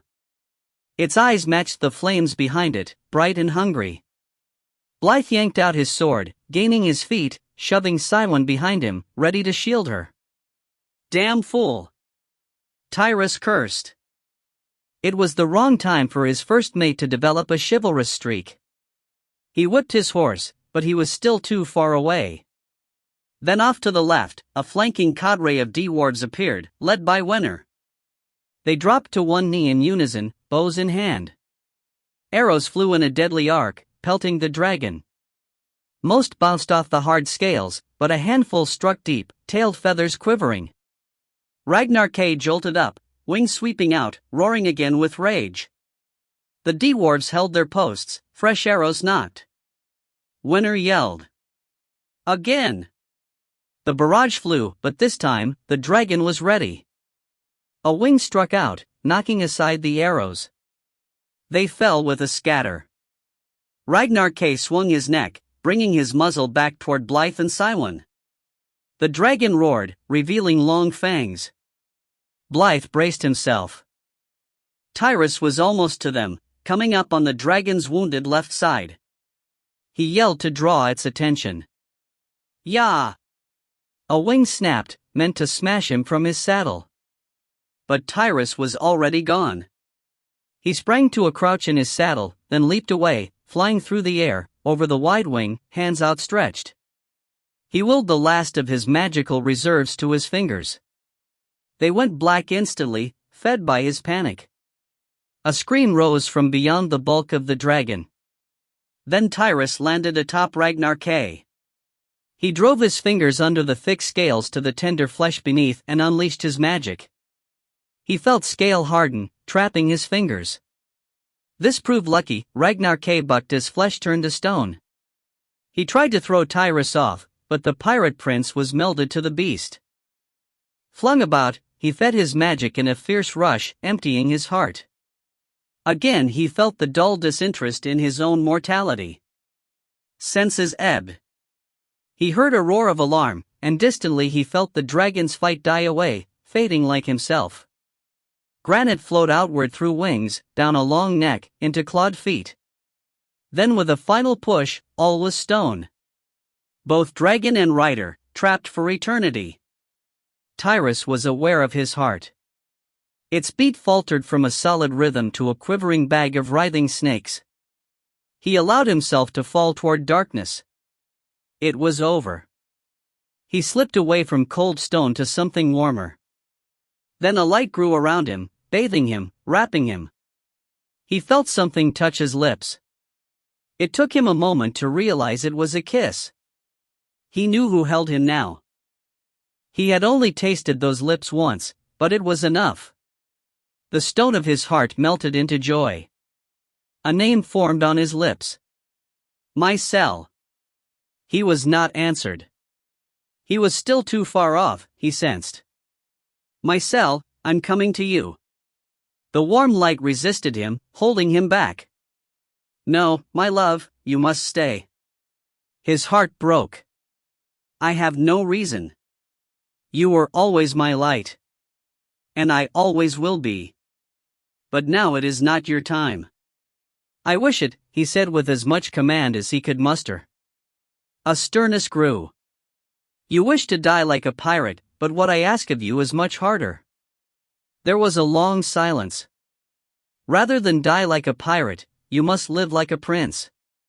You are needed. For me, live like a prince. Tyrus sought words to argue, but deep inside him, he understood her truth.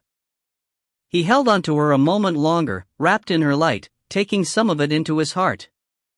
Then he let her go. Promise me, he whispered. You know I already have. And then nothingness. He was alone. With the bit of warmth and light held to him, he melted the stone around his heart.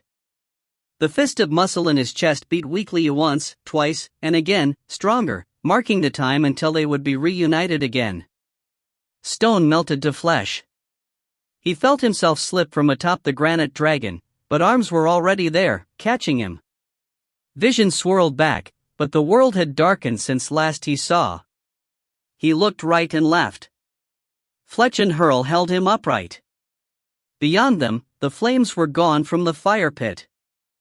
The fire died along with the dragon, Hurl explained, reading his confused expression. He took deep breaths, working the stone from the corners of his being. The dragon filled the world on one side, a granite sculpture of perfect form. It sat on its haunches, wings tucked, neck curled to bring its muzzle close to the floor. Tyrus was close enough to feel the heat steaming off it. It was like standing by a giant coal, fresh from the hearth. Blythe, Hurl began, drawing his attention back. He of the Northman shook his head. Tyrus then remembered the dragon, his first mate, and Cywin. Fear brought his legs under him. He glanced to Fletch, but the stepman wouldn't meet his gaze. Take me to him, he ordered. Together, they circled a group of dwarves gaping at the stone dragon, to where Winter knelt over Blythe. Blood pooled under them both. Cywin knelt at the edge, face buried in her arms, sobbing. Tyrus hurried forward, sure Blythe was already gone. But he found the man alive. Winter had a thick wad of cloth pressed to the first mate's side. Only then did Tyrus notice Blythe's left arm was gone, clear to the shoulder. Winter spoke as Tyrus sank to his knees. The dragon bit the limb clean off. Blythe struggled to speak and ended up coughing a gout of blood instead. Tyrus took his hand. I should have been faster, he muttered. I'm sorry. Blythe shook his head. Pirates live short lives. Shorter than princes. Tyrus frowned. I'm no prince, Don't say that again, Blythe blurted fiercely, ending in a racking cough. He gasped and caught his breath. I knew you were always a prince. It's high time you saw it. Tyrus did not know how to respond. Don't mourn me. His first mate's fingers clenched on his as a spasm of pain lanced through the man. He grimaced. I got to ride to battle with a prince, and call him friend. Despite the pain, pride filled the other's voice. Tyrus smiled sadly. Who said you were my friend? Blythe smiled back, a pirate's smile, but also a man's. He gave Tyrus' fingers a final squeeze. Then the light faded from his eyes, his smile dimmed, and he was gone. After a long moment, Tyrus sighed and stood. Be at peace, my friend. Mysel's words came back to him. For me, live like a prince. He made a promise. For her, for Blythe, he would try his best. Cywin still knelt as the pirate's blood seeped to her knees. She had seen Ragnar K lunge and snap Blythe up, lifting him off his feet, then throwing him down. But worst of all, the dragon's savage delight had washed into her, and it had felt like her own. Her heart had beat harder, surging with lusts, as the man was dropped bloody to her feet. A gift. She covered her face, sobbing. Then she had watched the dragon petrify into granite. Still tied to Ragnar K, she had heard him fading away, falling down a well without bottom, dragging cast with him to a stony grave. She rocked in place, unable to fathom the tragedy. She had lost everything. Then Lord Tyrus touched her shoulder. I'm sorry, Cywin. He said. Cast saved us all. The dragon would have consumed all in its path. She nodded.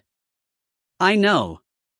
She stared up at the dragon, not knowing whether to curse or mourn Ragnar K. His great muzzle lay almost on the floor, as if he were just reclining toward slumber. His eyes stared at her, no longer afire, just plain granite. She knew the giant had been sorely used, but she had yet to find her way to forgive him. Her grief was too raw. Wenner spoke from a few steps away. What do you make of this? The dwarf general stood at the edge of the hole. The fire pit's gone cold. The rock's not even warm. Tyrus stood. I think the flames and the demon dragon were connected, some volcanic magic. He nodded to the stone giant and held out a palm. Feel how he still burns like a coal. The fires must have been drawn into him. The heat is fading, though, cooling as the granite sets. Wenner eyed the dragon, then waved them over. Come see this. Tyrus reached to help Siwon up, but she shook her head. She did not have the strength to care. Though she lived, her heart was as much stone as the dragon and man she loved. Leave me be, she moaned. He tugged her to her feet. Anger flared. She had to restrain herself from striking him, but he pulled her around to face him. You live, he said fiercely. Cast and Ragnar K gave their lives so you might live, so we all might live. You must keep moving. A sob escaped her. How? How is that possible? It's not. Such grief is beyond anyone to bear. For now, just survive. Move one foot in front of the other. She began to protest, but Tyrus took her by the shoulders and walked her toward the pit. Her legs were leaden from her grief. She felt truly of stone. Wenner looked upon her with concern. She shook out of Tyrus' embrace. She would stand on her own. What did you want us to see? Tyrus asked. Wenner nodded to the pit. If the flames and the dragon were one, then both must have been posted here for a reason, a guard dog at the gates, so to speak. Siwon glanced down the hole. Far below, molten rock glowed ruddily. Do you see those steps? Wenner said, sweeping his axe toward the walls of the pit. She glanced to the sides, her eyes widening. Along the inside of the pit, a spiraling staircase wound down into the depths. Wenner spoke. If a demon as fierce as the dragon was set to guard this path, then it must be important. Tyrus nodded. It must lead into the heart of the mountain itself. Perhaps to the lair of the Dark Lord. Wenner gripped his axe in both meaty fists. Siwon's grief flamed into anger. Her hand fell to her belt, to the line of stunners fastened there.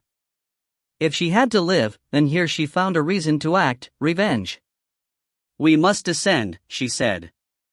She looked to Tyrus and Wenner. Their faces were hard, their eyes flinty. How could we not? Tyrus said. It cost us much blood to open this gate. We won't let those deaths go to waste. Wenner quickly organized his forces, leaving some behind to tend the wounded. Siwon walked back to the dragon. It crouched, steaming slightly in the damp air. Tyrus kept near her shoulder. She sensed the sliver of guilt in the prince. Maybe once this is over, he said softly, I can try freeing the dragon. Siwon took a long moment. How she wanted to latch onto this one hope. But she had seen the flames glowing from their eyes. Ragnar K was too strong. And even if they could bring him back to flesh, Ragnar K was an Ilgard. It would be near to impossible to reverse the corruption. And how many more deaths would it take for even the attempt? No, she said, her voice cracking. Ragnar K arose from stone, let him return to his stony slumber. That's where he belongs. But Cast, he doesn't belong in there. Siwon crossed to stand near the muzzle of the giant. She reached out with a hand. Was her love in there? Did he sense her? The heat from the granite was rapidly fading. She touched the scaled cheek of the dragon. It remained warm, as if he were still alive. As she drew her hand back, a burn suddenly flamed her fingers. She yanked her arm back, startled. "What's wrong?" Tyrus asked. She leaned closer, examining the dragon. From both his wide nostrils, thin streams of steam wafted out, hard to discern against the black granite. She had accidentally scalded her fingers. She shook her head and straightened. "It's just the last traces of the volcanic heat, steaming away." Tyrus nodded. "We should ready ourselves for the descent." Siwen turned to go, shaking her stinging fingers. She had scalded the same hand when she bathed Rodrigo's flower in the smoke of the volcanic crevice. That one act had ultimately led to this tragedy, but it had also unlocked the gate here. She glanced back to the dragon. All because of a child's prophecy, Shishin's dream had led them all here. She pictured the young girl's face, so bright with hope in this dark time. Even her simple love for the boy Rodrigo was a beacon of the future, of lives to come. She touched the pocket of her sharkskin suit, where she still carried the bud from the boy's bloom. She pulled the flower free. Its purple petals were still closed in a tight bud. She wondered when it would open. It had taken the volcanic smoke from the crevice to fully bloom Rodrigo's flower. It had taken smoke. She whirled around. Tyrus noted her sudden movement. Siwen. She remembered the prince's own words. Cast, he doesn't belong in there. She strode back to the dragon. Was she too late? What are you doing? Tyrus asked. Trusting in a child's gift, she answered. She thrust the bud into the smoky flow of steam from the dragon's nostrils. Siwen ignored the burn. With the touch of petal to smoke, Siwen felt a jolt of energy rock through her. She gasped. In her fingers, the bud bloomed, petals curling back, revealing a fiery heart. Tyrus stood behind her. What is this you attempt? Siwen trembled, suddenly less sure. She slowly pulled the flower from the stream, stepping back. As she withdrew, the smoke seemed to follow her, drawn to the bloom. She continued to retreat. Fingers of smoke clutched the bloom along with her, flowing back into a misty arm. Tears flowed down her cheeks. Afraid to speak, she stepped back farther. With each step, she drew a figure from the smoke. She went slowly, allowing time for the form to take shape. But the stream from the dragon's nostrils was rapidly diminishing. She sensed that if she didn't pull the figure free before the smoke ceased, all would be lost. In her fear and hope, she stumbled. The fragile figure dispersed, shaken by her bobbled arm. Careful, Tyrus said at her back, now supporting her shoulder. She held the flower steady, and the form grew sharper again. Tyrus walked her back, holding her. Before them, the clear shape of a man took form. She could not mistake the shadow.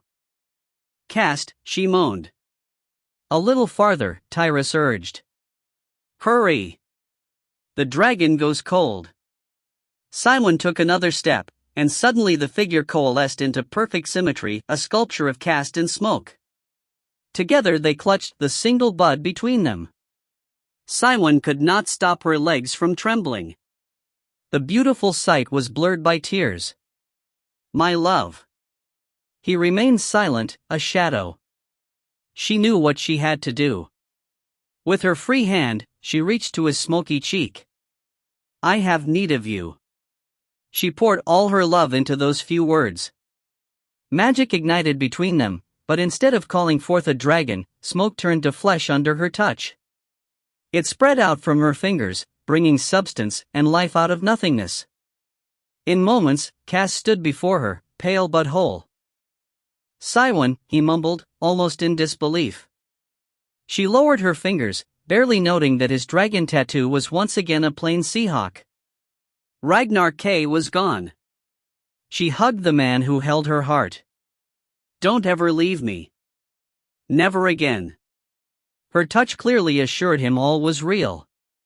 He wrapped her in his arms, lifting her high. They kissed, melting one into the other.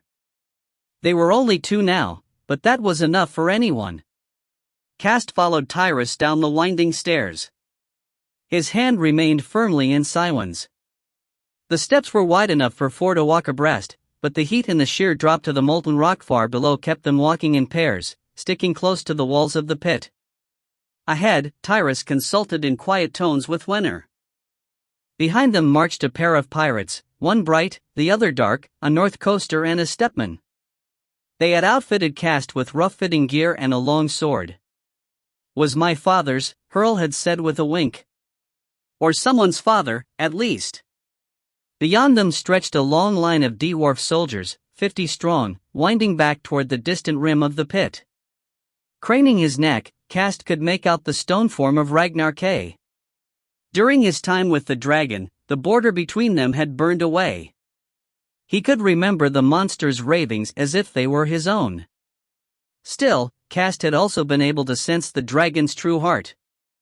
For brief moments, he recognized the brightness under siege, the torment and the struggle. And now Ragnar K was stone, frozen forever. He turned away with a sigh. He remembered Simon's words as they set off down the stairs, tears in her eyes. "We found Ragnar K sleeping in stone. Perhaps it was his fate to return." Cast took a deep breath, praying the dragon found peace. Tyrus spoke from below, drawing him out of his thoughts. "A tunnel," he called, pointing down. Cast stepped nearer the lip. Heat seared his face as he searched the place where Tyrus pointed.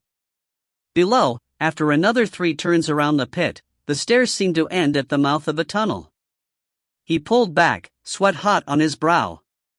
So there was indeed an end to this stair. They had all feared it would simply wind down into the molten rock. With a goal in sight, they increased their pace. The heat grew more intense with each step. The air seared the lungs, while the smell of sulfurous brimstone gagged the throat. They were all gasping and sweating as they made the final turn. Their march became a rush toward the tunnel, anything to escape the choking depths of the pit. Cast supported Siwon under one arm. As a Marai, a creature of the cool sea, she wilted like kelp on a blistering beach. He hurried her toward the shelter of the tunnel, pressing Tyrus and Wenner onward. By the time they reached the tunnel's mouth, he was carrying Siwon, her toes dragging across the stone. They all tumbled into the dark depths of the passage, moving forward half blindly to make room for the others behind them. Vaguely Cast could make out Wenner struggling to free an oiled brand from his pack. Tyrus was already striking his flint, casting sparks in the gloom. Still they moved into the darkness, miraculously cool after the intense heat. Siwon gasped, able to get her legs under her, though they still trembled. Cast held her. Light flared as the torch took the spark. Wenner lifted his brand high and marched on so the entire dwarf legion could push into the coolness. Cast stared ahead. The tunnel seemed to stretch forever, a slightly curving, bored-out passage. "A lava flow tube," Wenner said.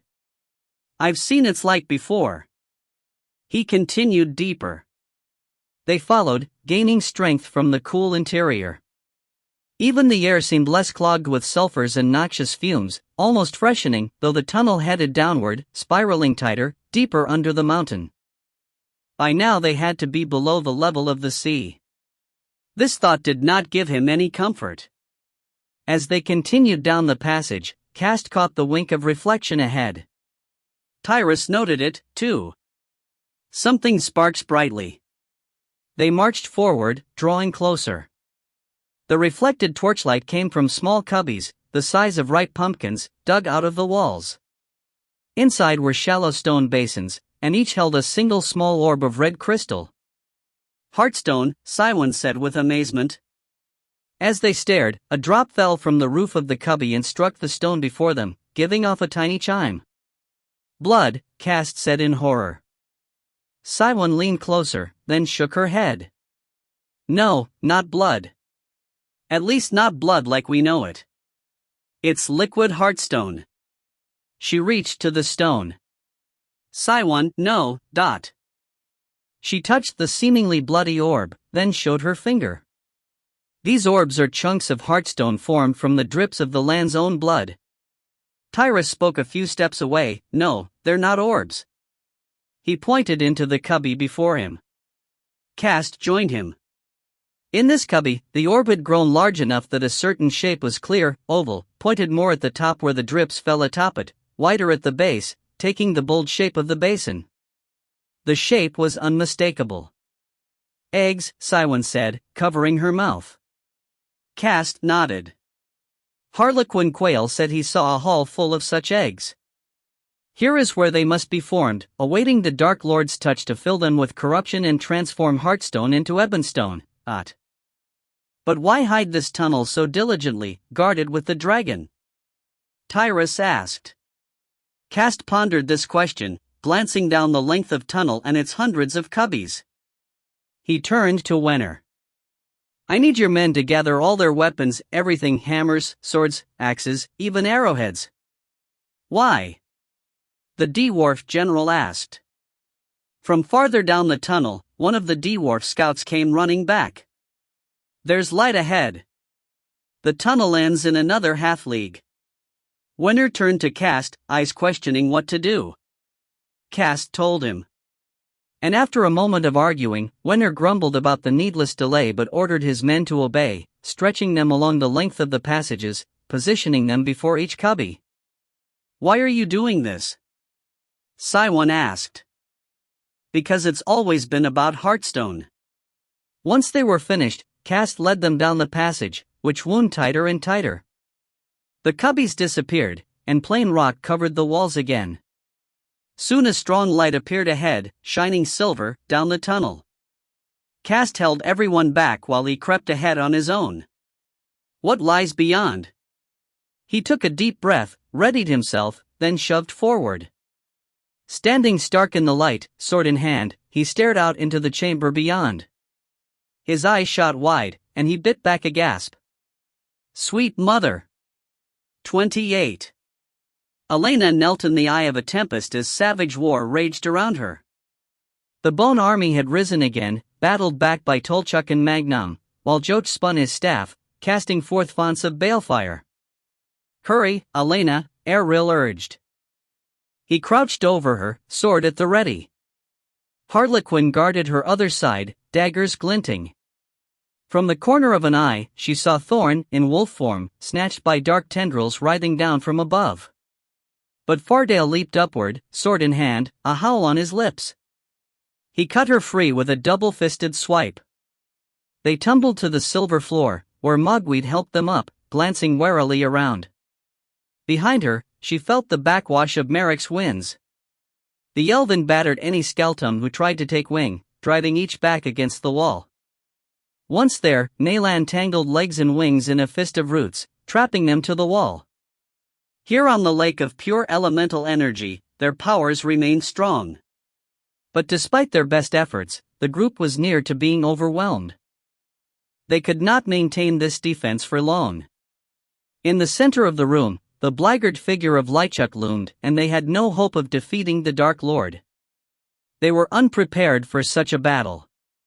He should not have been here. He was supposed to have been half a world away in the volcanic creches of Blackhall.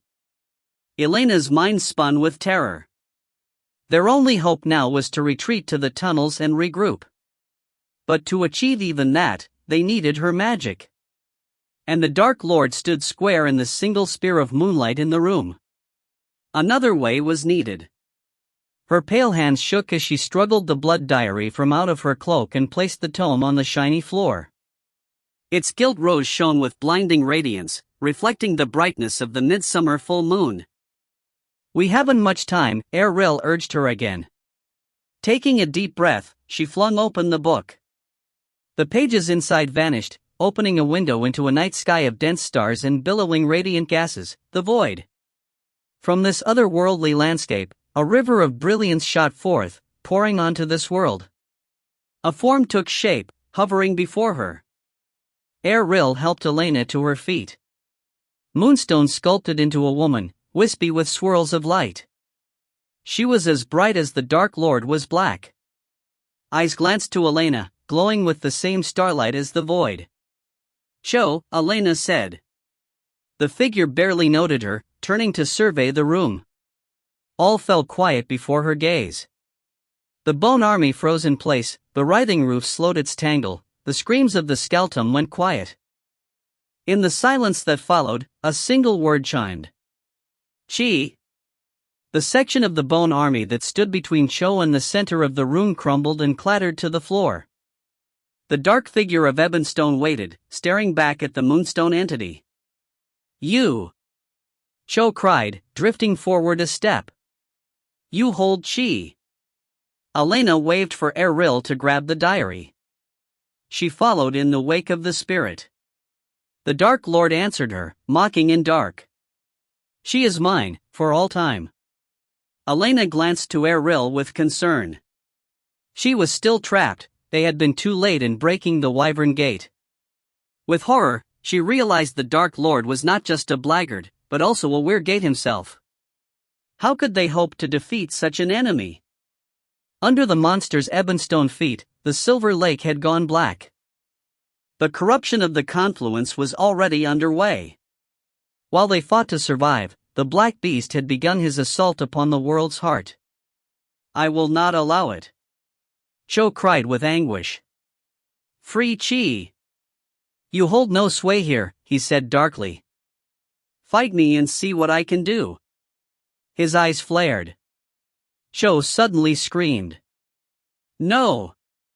She flew back to Elena and Eril, hands covering her face. Stop it! She sank to her knees on the silver floor. What's wrong? Elena asked. She screams. The darkness tears at him. Torture, Eril whispered. He's torturing Chi. The flare of brightness in the ebonstone figure dimmed again. You're too late anyway. His eyes dismissed the weeping figure. You're all too late. He stalked forward.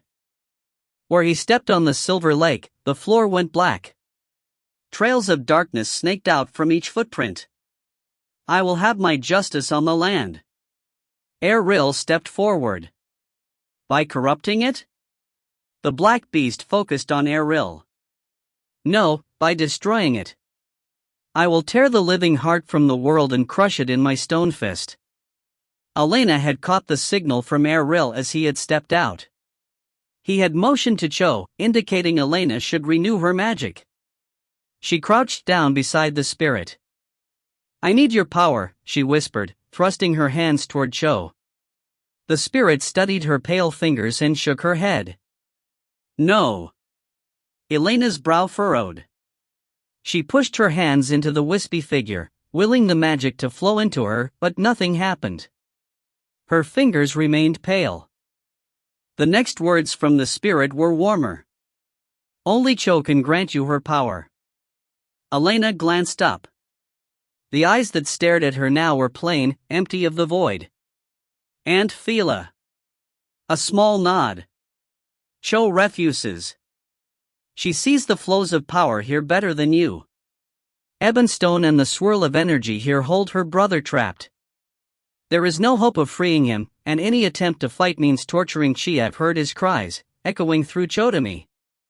Her face grew grim. It is unfathomable the pain he feels. Cho cannot add to it. And I don't blame her. Elena clenched two fists inside the misty shape. But unless we stop him, the demon means to destroy the world. I must have her power. Would you rip it from her, like the Dark Lord has done to Chi? Elena dropped her arms. So we are defeated? Aunt Fila glanced past her, to the side. The future is never set. Sometimes paths open that none could foretell. Elena craned around. She saw Tolchuk push forward past Eril. The Ojiri stared across the Silver Lake to his dark twin. Why? He said simply. Watch, Aunt Fila whispered at Elena's side. Sometimes fate can be changed with a single word. Tolchuk faced his Ojiri ancestor. Why? He repeated. Why do you do this? He studied the dark sculpture of himself, even raising a hand to his own face. The likeness was remarkable, but upon closer inspection, he could see small differences. The ebonstone figure stood slightly shorter, but broader of shoulder. Legs and arms were thicker, more like a true Ojiri's. But like Tolchuk, his ebonstone counterpart stood straight-backed instead of knuckling on an arm. The fiery eyes focused on him. "My last seed," he said with a rumble of anger. Tolchuk furrowed his brow. His mixed blood Ojiri and Esiluran made it impossible for him to father offspring. The direct line to Lychuk would end upon Tolchuk's death.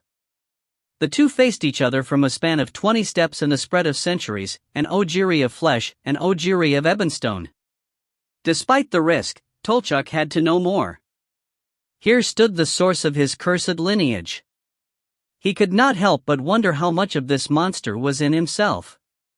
Were there similarities deeper than just features? He had to know, so he started at the beginning. "Why did you break your oath to the land?" Lychuk spat, eyes flaring. "The land deserves no oath." In those fiery eyes, Tolchuk saw only disdain. "I see what you're searching for. We two are more alike than you know, he who walks like a man." This last was spoken mockingly. "How so? Can you not guess?" Tolchuk frowned, but the answer came from behind him.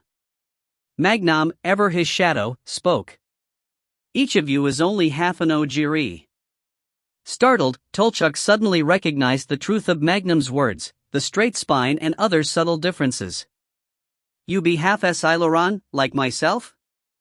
"No," Magnam said, stepping closer. "He's half dwarf." Tolchuk's eyes widened.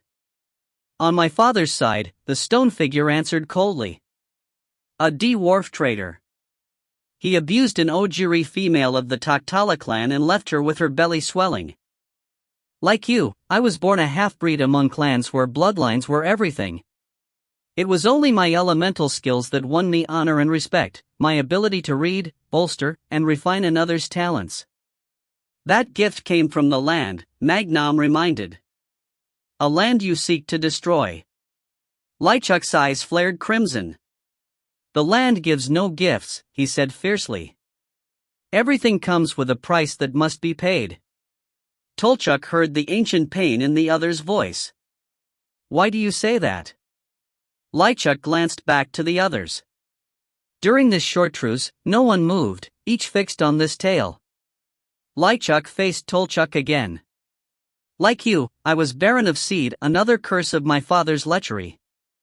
Tolchuk frowned. Lychuk could not have been barren, or Tolchuk couldn't have been born from his lineage. His confused expression was read by his dark ancestor. "Yes, I found a way to thwart this curse. I found a healer with elemental skills and used my talents to enhance hers. She was able to heal my loins, to enliven my seed. But even this came at a high cost. The healer's abilities were too crude. She burned up with the effort, destroying the land's gift in her, enfeebling her mind." "So you raped her talent," Tolchuk said. "In order that you might sire children." "Like father, like son," Magnam said under his breath. The Dark Lord swung toward the dwarf, clenching a fist. Magnam was lifted from the floor by invisible bonds, strangling by the throat. "I was nothing like my father," Lychuk roared. "Mine was an accident. Let him go." Tolchuk boomed, matching his ancestor's tone. Lychuk glared, then flung Magnam away. The dwarf skidded back to the edge of the bone army. Fardale and Thorn went to his aid. Once it was clear his dwarf friend lived, Tolchuk focused back to Lychuk. "What happened after this accident?" "Nothing. I lived happily and well among the Taktala clan for a full winter. I fathered a child. But the morning of his birth, I went to the spirit gate, to pray for my child, to prepare myself for the oaths to the land." But he fell silent, fist tightening. The stained floor under his feet grew darker, fissures spreading out from his heels and toes. His next words were as black as the stone that made up his figure. But the land knew. He went silent for a breath. The land is a cruel master, far more cruel than I have ever been. A black arm pointed at Nalan and Merrick. You know. You have both felt its wrath. The blight upon your trees and people was the land's doing, was it not? Merrick answered. The Nephi had been trying to change the natural order, to spread their trees over all the lands. The land acted in its own defense. By destroying all, and mercilessly twisting the Nephi. Is that a reasonable response? How many others have suffered at the hands of the grim wraiths since then? His voice rose heatedly. It is a curse that continued to punish the innocent, to torment the afflicted. Lychuk stared hard at Nalan. Small flames leapt from his dark sockets. She lowered her face. She knows I speak the truth. He waved an arm dismissively. The land doles its magic, but it is not a gift. It is tyranny. Dare step from the boundaries the land has set, and you will be beaten down, punished not once, but for all time. As long as the land exists, we are not allowed to rule our own lives. His breath heaved in and out. I mean to end this tyranny, to free the world by crushing the spirit stone and destroying its elemental heart. Gasps arose, but Tolchuk remained silent. Lychuk continued, deaf to their responses, lost in his anger. You may judge my acts evil, but they are a small price for a larger victory. Many have died, so all could have a future. After this night, the rest of history will be unfettered. The peoples of the world will be free of the magical yoke of the land. Tolchuk finally spoke. But what did the land do to you, Odot? Lychuk panted at his edge of madness. What did the land do to me? Like the Grim, the land took my talent and twisted it foully. It took my skill at honing an elemental's gift and maligned it. I knew from that moment on that all I touched would twist to darkness. What the land did to me, I was doomed to do unto others. I would corrupt all the elementals I touched. Forging Ilgard of them, Tolchuk said. A scowl formed. Lychuk must have heard the accusation in his voice. And why not? I was the first of the Ilgard, forged by the land itself. All the evil that flowed from me started there first. Tolchuk began to fathom the depths of derangement here. Centuries of rage, humiliation, torment, and perhaps underneath it, even guilt. But mostly his ancestor dismissed his own culpability. Lychuk couched his revenge and outrage in an armor of noble cause. I fought the land that day. I tried to attack the elemental heart, to turn its black magic back on itself. But I was too weak. I was battered and torn, but I made it through the spirit gate. And there the land faced its own mistake. A bitter laugh followed. I bled into the gate.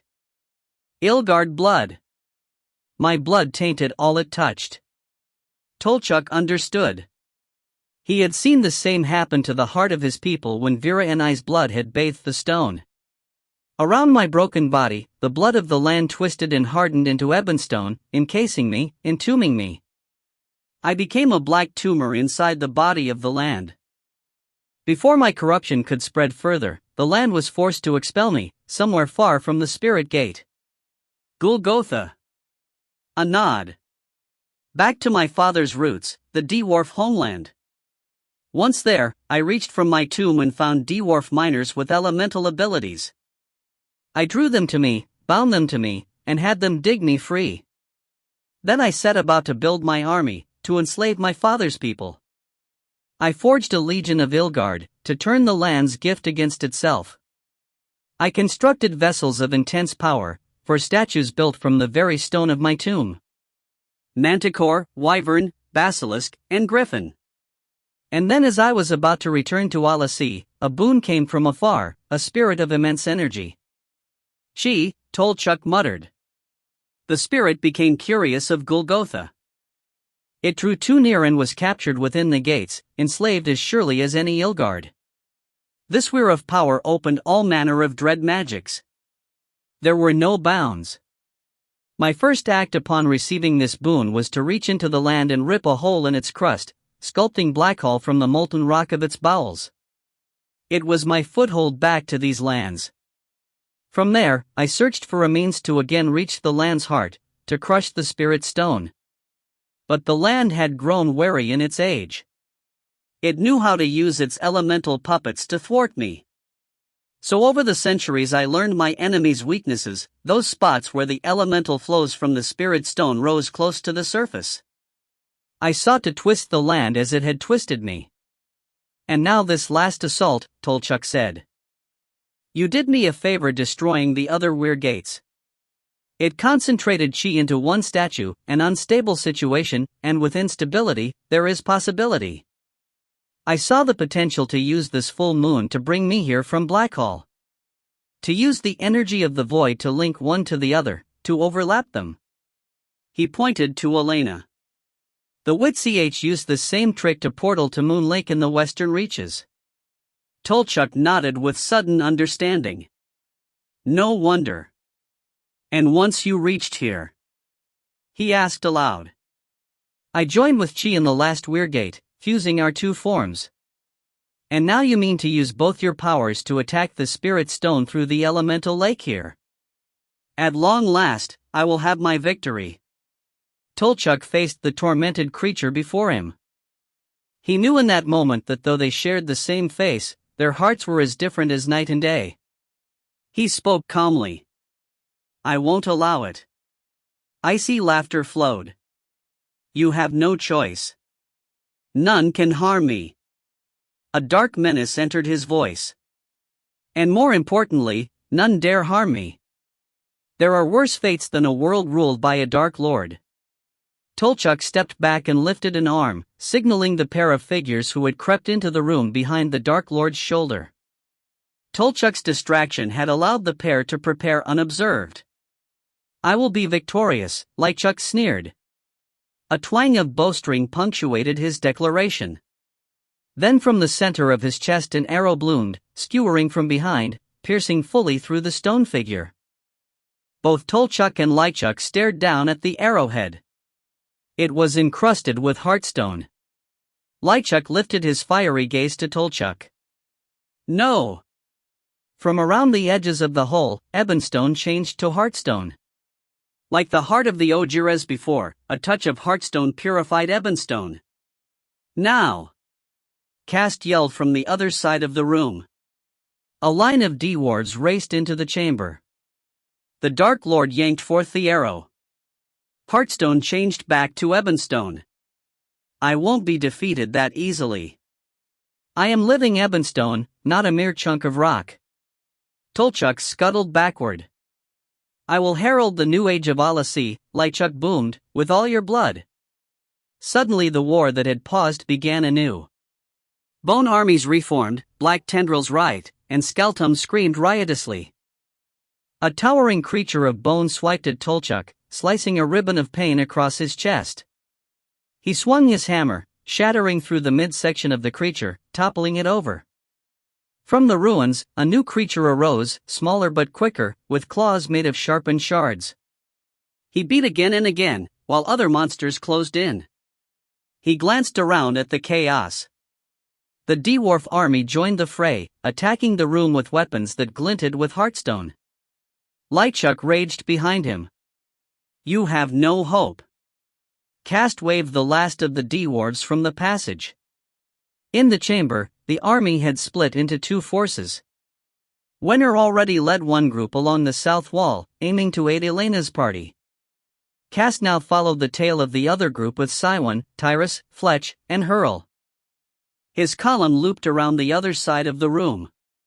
Archers from both sides peppered arrows at the stone figure in the room's center. Cast knew this must be the black beast of Golgotha. The monster knocked many bolts aside with slaps of his hand and blasts of searing balefire, but many others struck home, like the first arrow from Fletch.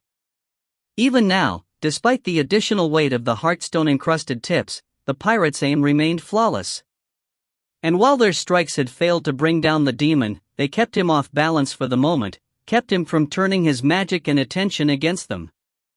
Cast was glad he had taken the time to have their forces anoint their blades, arrowheads, and axes in the dripping heartstone found in the cubbies, layering a sheen of crystal upon their weapons. Cywin noted the same. "How did you know?" Cast shook his head. "I simply knew. The Dark Lord had protected that passage with the dragon. He must have had reason to fear the treasure it hid." But Cast knew he wasn't being entirely truthful. As he had stared at the dripping cubbies, he had sensed a familiar tingle of Ragnar K. Whether it was some knowledge shared while merged with his demonic twin, or some last prophetic sending from the dreaming dragon, Cast had felt a need to coat the weapons. As he ran, he wished the dragon's gifts were strong enough to tell him what to do now. Cast studied his adversary. He could only imagine the power at hand. Perhaps the Dark Lord wasn't accustomed yet to his new status as both Blackguard and Weirgate. If so, they dared not give him a chance to gain his footing. Cast's mind still quailed at the amount of magic it must have taken to fuse Blackhall with this cavern here in Winter's Eyrie. Was this one of the reasons they weren't all burned to bone by now? Or was there another reason? Under the monster, the silver floor was stained black, and the darkness was spreading. Cast gaped at the corruption. Were their efforts even a concern to this monster? Or merely a nuisance, like flies on a horse? But then again, even flies could sting. Cast gripped his sword tighter. He remembered all that had been done to him and those he loved, all the good lives spent to bring them to this moment. He would not give in to despair, not even when he gasped his last breath. Across the cavern, the black beast howled. "Do you feel it? The land succumbs." With the sounds of bones breaking around him, Merrick shoved both hands overhead, driving a blast of wind into a diving skeleton. The beast tried to bank away, but Merrick was quicker. The creature was struck in the chest and driven clear to the ceiling. At his shoulder, Naylan hummed, desperately but firmly. She waved an arm, and a nest of roots tangled forth from the high stone and snagged the demon. "Another," she warned, pointing left.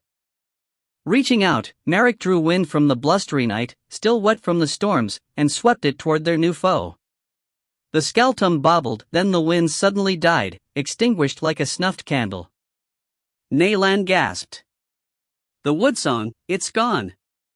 From the walls and ceilings, roots suddenly drooped. Skeleton dropped from their wooden cages, enraged. Dark laughter flowed to them. "The land is almost mine." Merrick realized what had happened. "He's cut us off from the flow of elemental magic." A despair settled to his heart. He sensed their doom. He had come to these forests to return a king to his people. And now all was lost, both royal families sundered, his people scattered to the winds or dying in the clouds in this last great war. And to what end? He reached a hand out. Fingers entwined into his own. He found comfort there. Come what may, he would not face this night alone. Overhead, the flock of skeleton gathered, ready to drop upon their group. Around them, the others were faring no better. Joach spun his staff, casting forth fonts of balefire, turning bone to ash. But his dark magic was a beacon to the twining snakes of darkness. He had cast illusions of himself to confound the grasping tendrils, but suddenly all his dream-sculpted twins vanished, along with his elemental magic.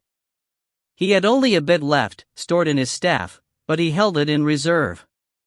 With his illusions gone, he was alone, exposed. A bone dog leaped at him, taking advantage of his startled state.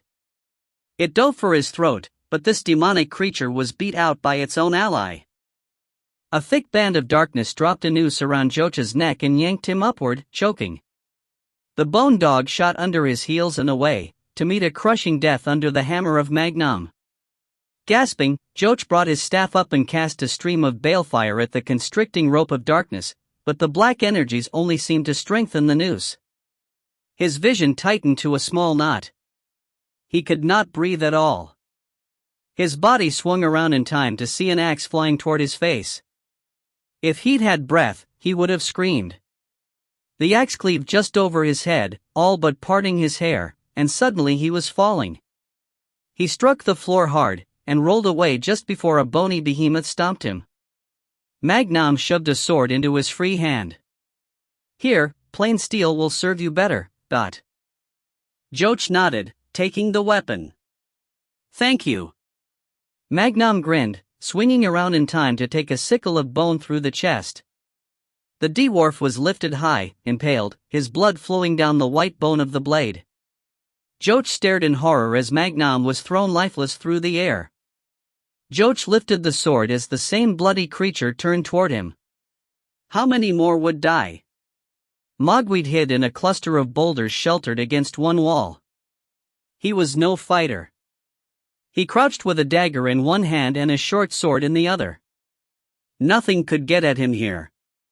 To enter the cramped space, he'd had to flow his flesh and squeeze through a gap too small to allow in any real threat. He watched the battle from his shelter. Thorn raced past in her wolf form, chased by a pair of bone creatures. Mogwyd had no real concern. He had watched her ploy a few times. As she leaped a certain boulder, Fardale would pop up with two short swords in hand and cleave the monster's legs off. The limbless beasts would crash to the stone and shatter. Then the trap would be set again. But this time Fardale wasn't waiting. Thorn landed and spun around, searching for her partner. The moment's distraction was all it took. The two bone beasts struck her full broadside. Razored claws tore deep gashes. Then she was down, under them both. Before Mogwyd knew what he was doing, he was running across the floor, bounding over rubble. He bore his sword and dagger and shifted into a half-wolf form for more speed. He leaped the boulder and struck the two beasts in a tackle, driving them from Thorn's side. He rolled to his feet and hacked and slashed. Panic and fear turned him wild. Bones shattered all around him. Soon he was just fighting empty air. Gasping, he fell back to Thorn. She lay on her side, blood pooled under her, still in wolf form. Her breathing was wet. Mogwyd glanced up, searching for help. Motion drew his eye from overhead. A Skaltum dove toward him, wings tucked, claws outstretched, mouth open in a silent snarl. Mogwyd could not move, frozen in place by terror. Then just before the monster struck, a huge dark shape leaped over Mogwyd's head and struck the Skaltum, tumbling away with it. Mogwyd cried out, gaining his feet, ready to flee. The Skaltum and his adversary struck the rubble of boulders. A gnashing, snarling fight ensued. Mogwyd spotted dark fur and flashes behind the beating wings. Fardale. Blades in hand, Mogwyd leaped toward the pair. But before he even took a second step, the Skaltum was peppered with arrows. The dwarves had finally reached them. The Skaltum screeched and fluttered up, trying to escape, but a well-thrown axe, shining ruby, split its skull and sent it wheeling back to crash against the wall. Mogwyd ignored it and ran to his brother's side. Fardale. He skidded to his knees. Bloody claw marks raked his brother's shoulder. Poison sizzled from the wound. Like himself, Fardale was in his half-wolf form. Thorn. His voice was harsh with a pain that had nothing to do with the deep wound. Mogwyd simply shook his head. I was chased away by another Skaltum. I couldn't get back in time. Fardale clutched his arm. I saw what you did, what you attempted. Mogwyd rocked in place, choked on tears. Why? He croaked out. Fardale met his gaze, amber eyes glowing. You are my brother. His silent words made no sense to him. Fardale had sacrificed himself to save him. His heart clenched too tight. Why? He repeated. A wolfish sigh escaped Fardale. His sending grew fainter. Like it or not, we are one. Whether you see it in yourself or not, we are twins. Mogwyd shook his head. Around them, the fighting grew more fierce as the dwarves smashed into the monsters with their ruby weapons. There is much in you that you have yet to discover. Fardale.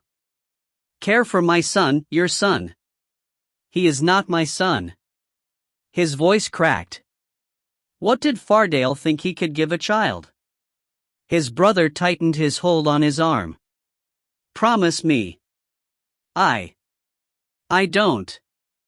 I can't. Fardale stared into his eyes, too weak now to speak, even to send. But in those eyes, Mogweed saw everything, maybe everything he could be. With tears flowing, he nodded. His brother's fingers slipped from his arm.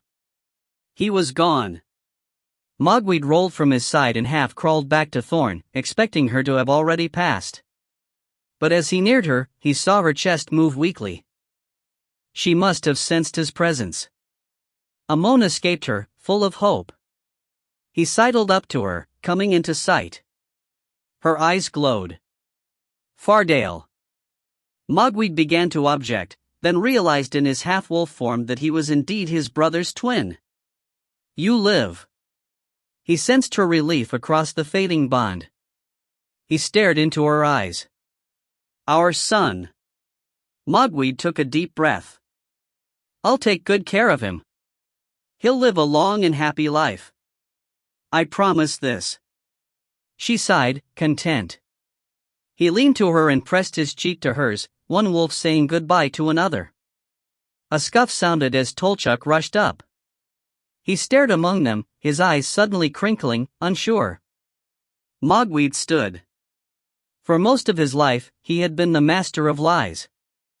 While others had skills of magic or blade, his only talent was a well-turned tongue. For this one last time, he would tell one great lie. He met the Ojiri's gaze. Mogweed's dead. Tolchuk covered his face. Fardale, I be so sorry. He then turned away. But we must hurry.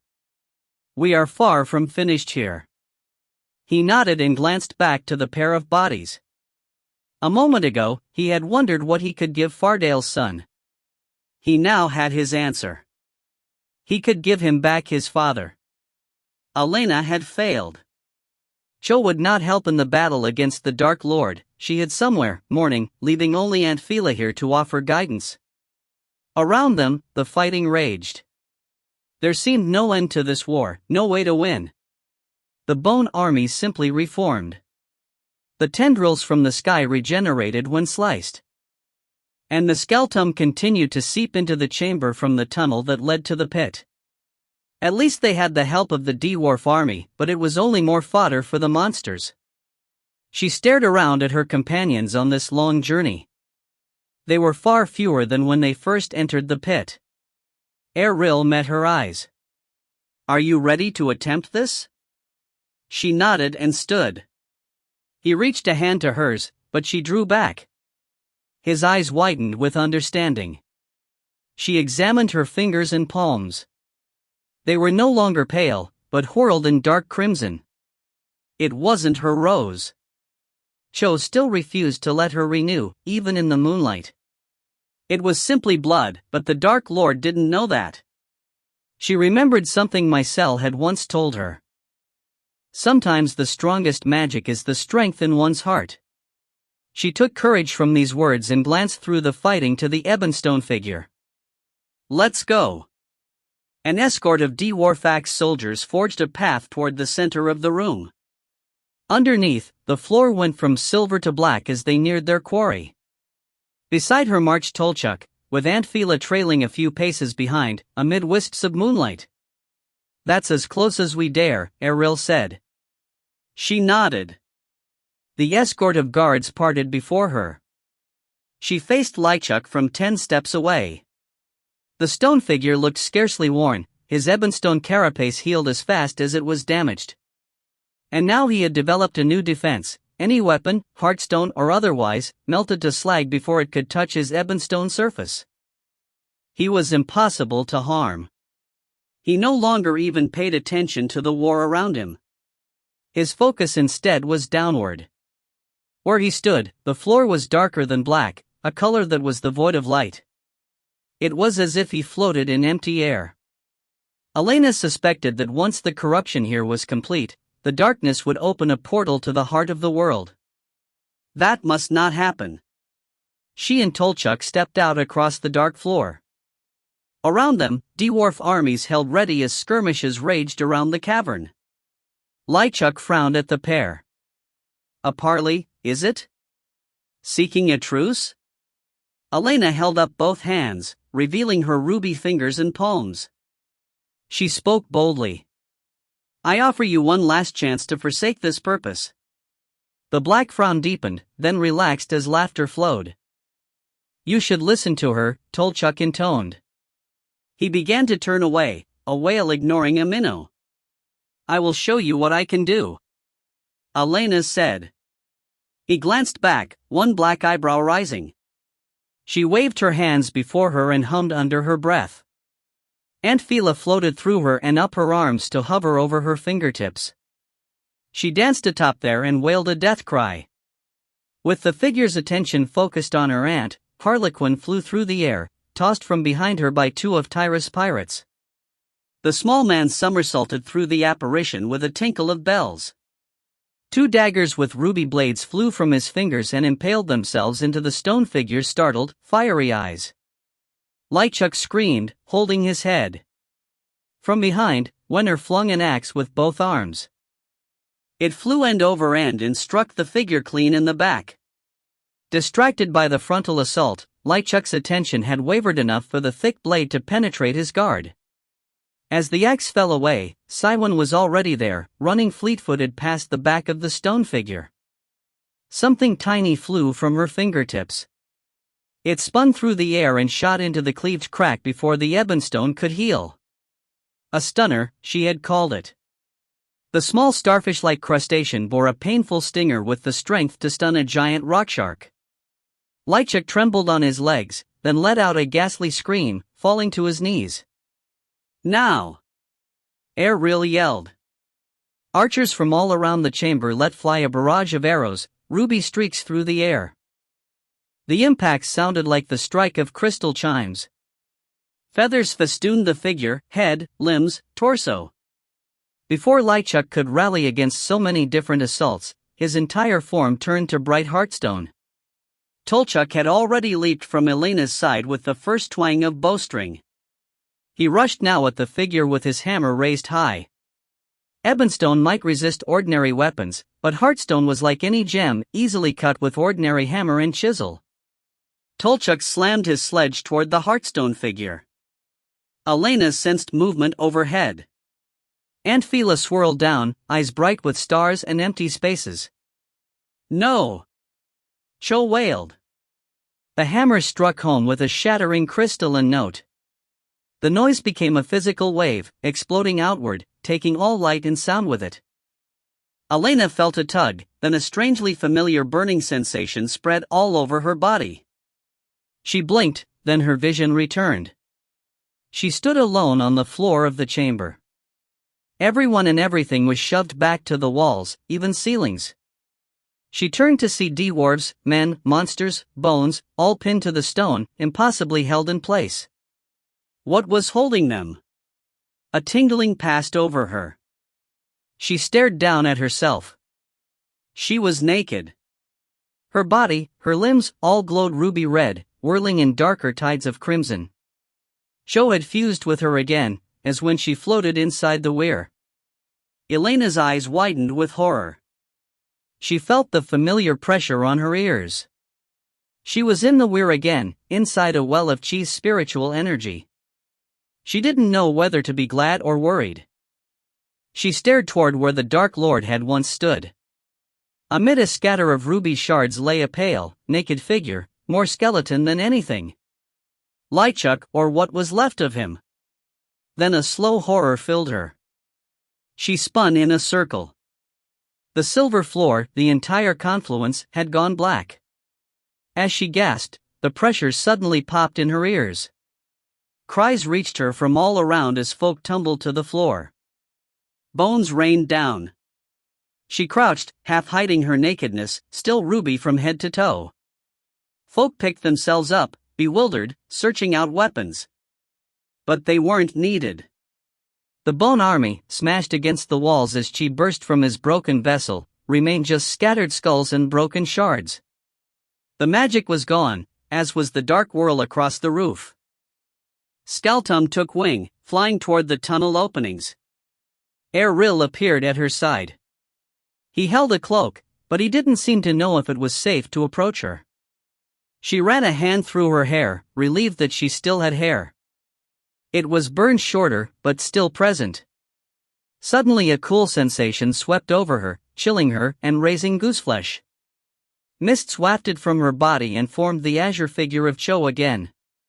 Elena stared back down at herself as Erril rushed forward. Her skin was pale again, even her hands. She pulled into the cloak. "The floor's gone black," Cho said, his face full of concern, his eyes on the pale creature in the room's center. "Were we too late?" Cho turned back to them. "It is Chi." "He's free, isn't he?" Elena asked. Cho nodded, but her normally stoic expression was wide with fear. "He's gone to kill your world." 29. As the others began to gather, Erril took Elena in his arms. "What do you mean Chi has gone to kill the world?" he asked the ghostly figure of Cho. Elena reached a hand to him. He grasped her fingers, snowy white. It was strange to see her without the rose. She seemed fragile, like porcelain. Cho scanned the room. Her gaze focused on the pale and skeletal figure half curled on the black floor. One hand scrabbled weakly, all bone and withered flesh. "She has gone to finish this one's dark will." Erril drew out his sword. "So the Dark Lord still controls him." He stepped from Elena's side, intent to end this now. "No," Cho warned. "He is free of this creature's bondage, and is now ruled by madness. He goes blindly, lashing out like a wild beast." Cho flew up from the floor. "I must go to him, draw him back." Elena stepped after her. "Can you stop him?"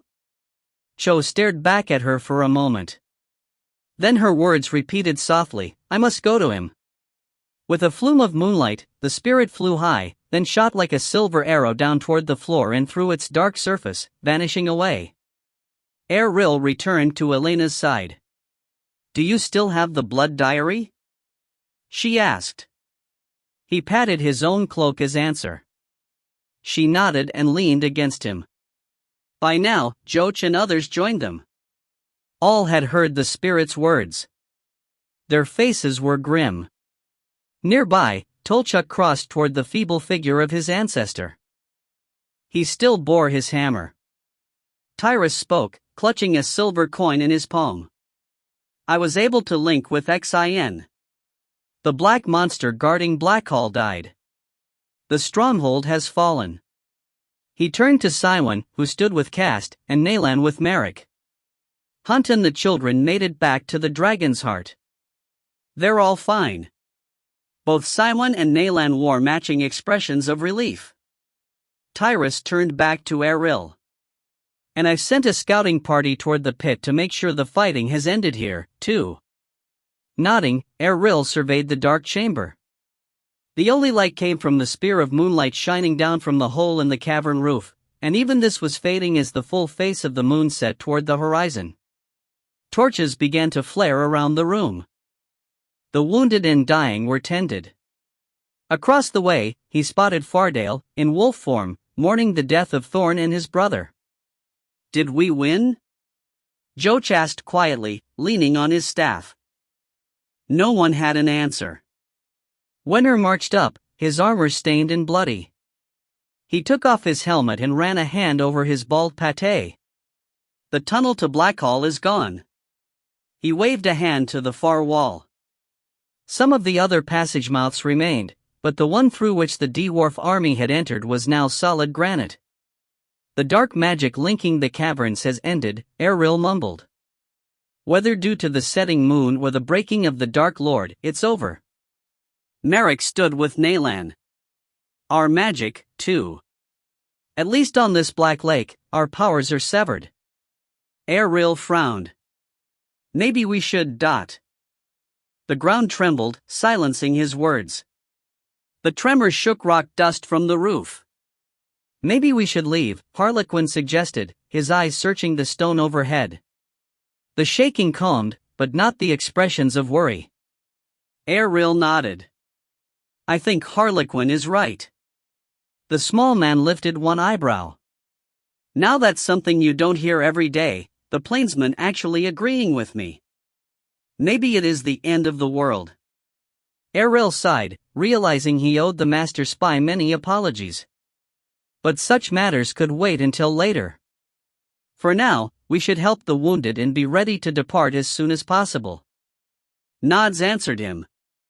Cast, Wenner, and Tyrus went to see to the injured and gather up their remaining forces. Ariel turned to Elena. I can't go, she said softly, her gaze intent on the black floor. Not until Cho returns. Another slight tremble shivered through the cavern. He pulled her into his arms and felt the same shiver in her. Cho will rein her brother in, he assured her. And if she doesn't? Elena whispered. Ariel sighed. We will face whatever comes together. He thought his words would comfort her, but instead, she seemed to withdraw. His heart ached. Elena, what's wrong? He whispered. She simply stared across the dark floor, silent and alone. As the ground trembled, Tolchuk stood over the gaunt, pale creature, unsure why he came. It surely deserved no pity, no mercy, no final kindness. It was hard to tell that what lay here was even once an ojiri. Its spine was twisted, its legs no more than feeble twigs. The very bones of its skull shone through the translucent skin. Still, he dropped to his knees and set aside his hammer. Eyes, large in the starved face, followed him as he sank to the floor. They stared at one another, the beginning and end of a bloodline. Again Tolchuk wondered why he was here. He was satisfied that though they shared the same blood, his heart was his own. He stared. The rage had dimmed in the other's eyes. Lychuk was scant heartbeats from death. Even the strongest corruption could find nothing to grasp in such tenuous life. A clawed hand moved in his direction, but it was too weak to reach him. Though there was no pleading in the other's eyes, Tolchuk reached and took the hand into his own. Again. Why? A single word. What did he need here? But fingers tightened on his own, one flesh touching another, recognizing life in its last moment. Tolchuk shifted closer. He had not been able to comfort his own father in death, slain in one of the senseless Ojiri wars. He remembered back to his own childhood, seeing his father's prone body dragged past, speared through the chest. But they had been no closer in life than in death. His father, embittered by the loss of his mate and burdened with a half-breed son, had left Tolchuk long before he was dragged bloody past their hearth. Tolchuk sighed. He now understood what drew him here.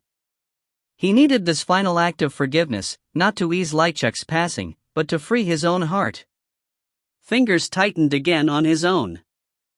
The weak figure must have sensed the pain in his heart. Words whispered from thin lips. Tolchuk had not known Lychuk had the strength to speak. I never saw my son, he gasped weakly. Tolchuk recalled the Ojiri's earlier tale. Lychuk had fathered a son, but it was on the day of his son's birth that he had been punished by the land. Fingers clasped to his with all the last strength in the feeble body. See yours. Between their fingers, a jolt passed into Tolchuk, shooting up his arm and into the core of his being. It was a burn both icy and searing. It settled low into his belly, then dissolved into a warmth that spread through his loins. Tolchuk felt the healing deep in his being.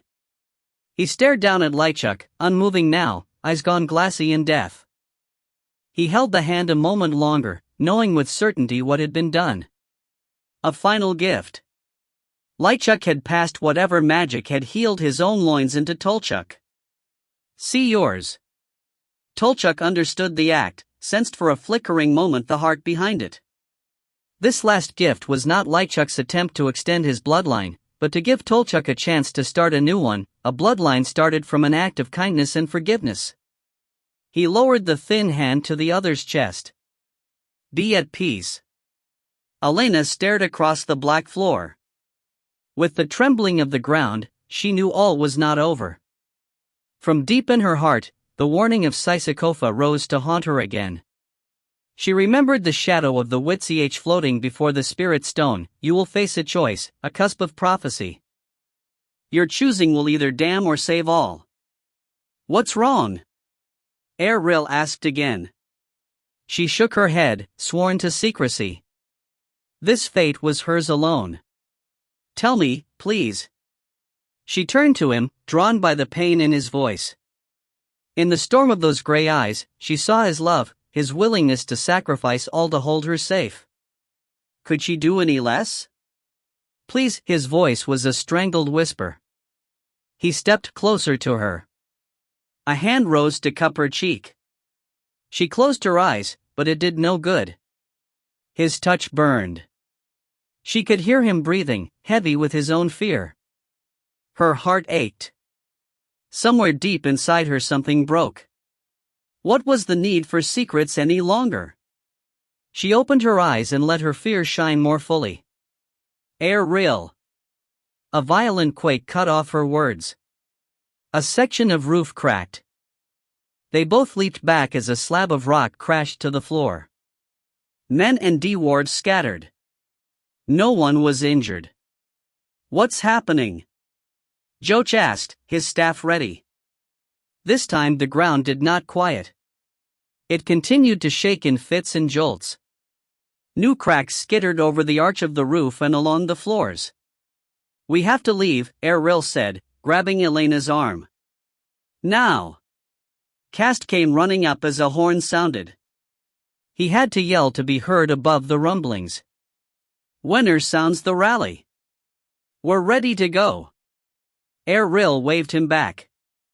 Then go. Get everyone out of here. We'll follow. As Cass swung off, Erril turned back to Elena. He clearly read her indecision.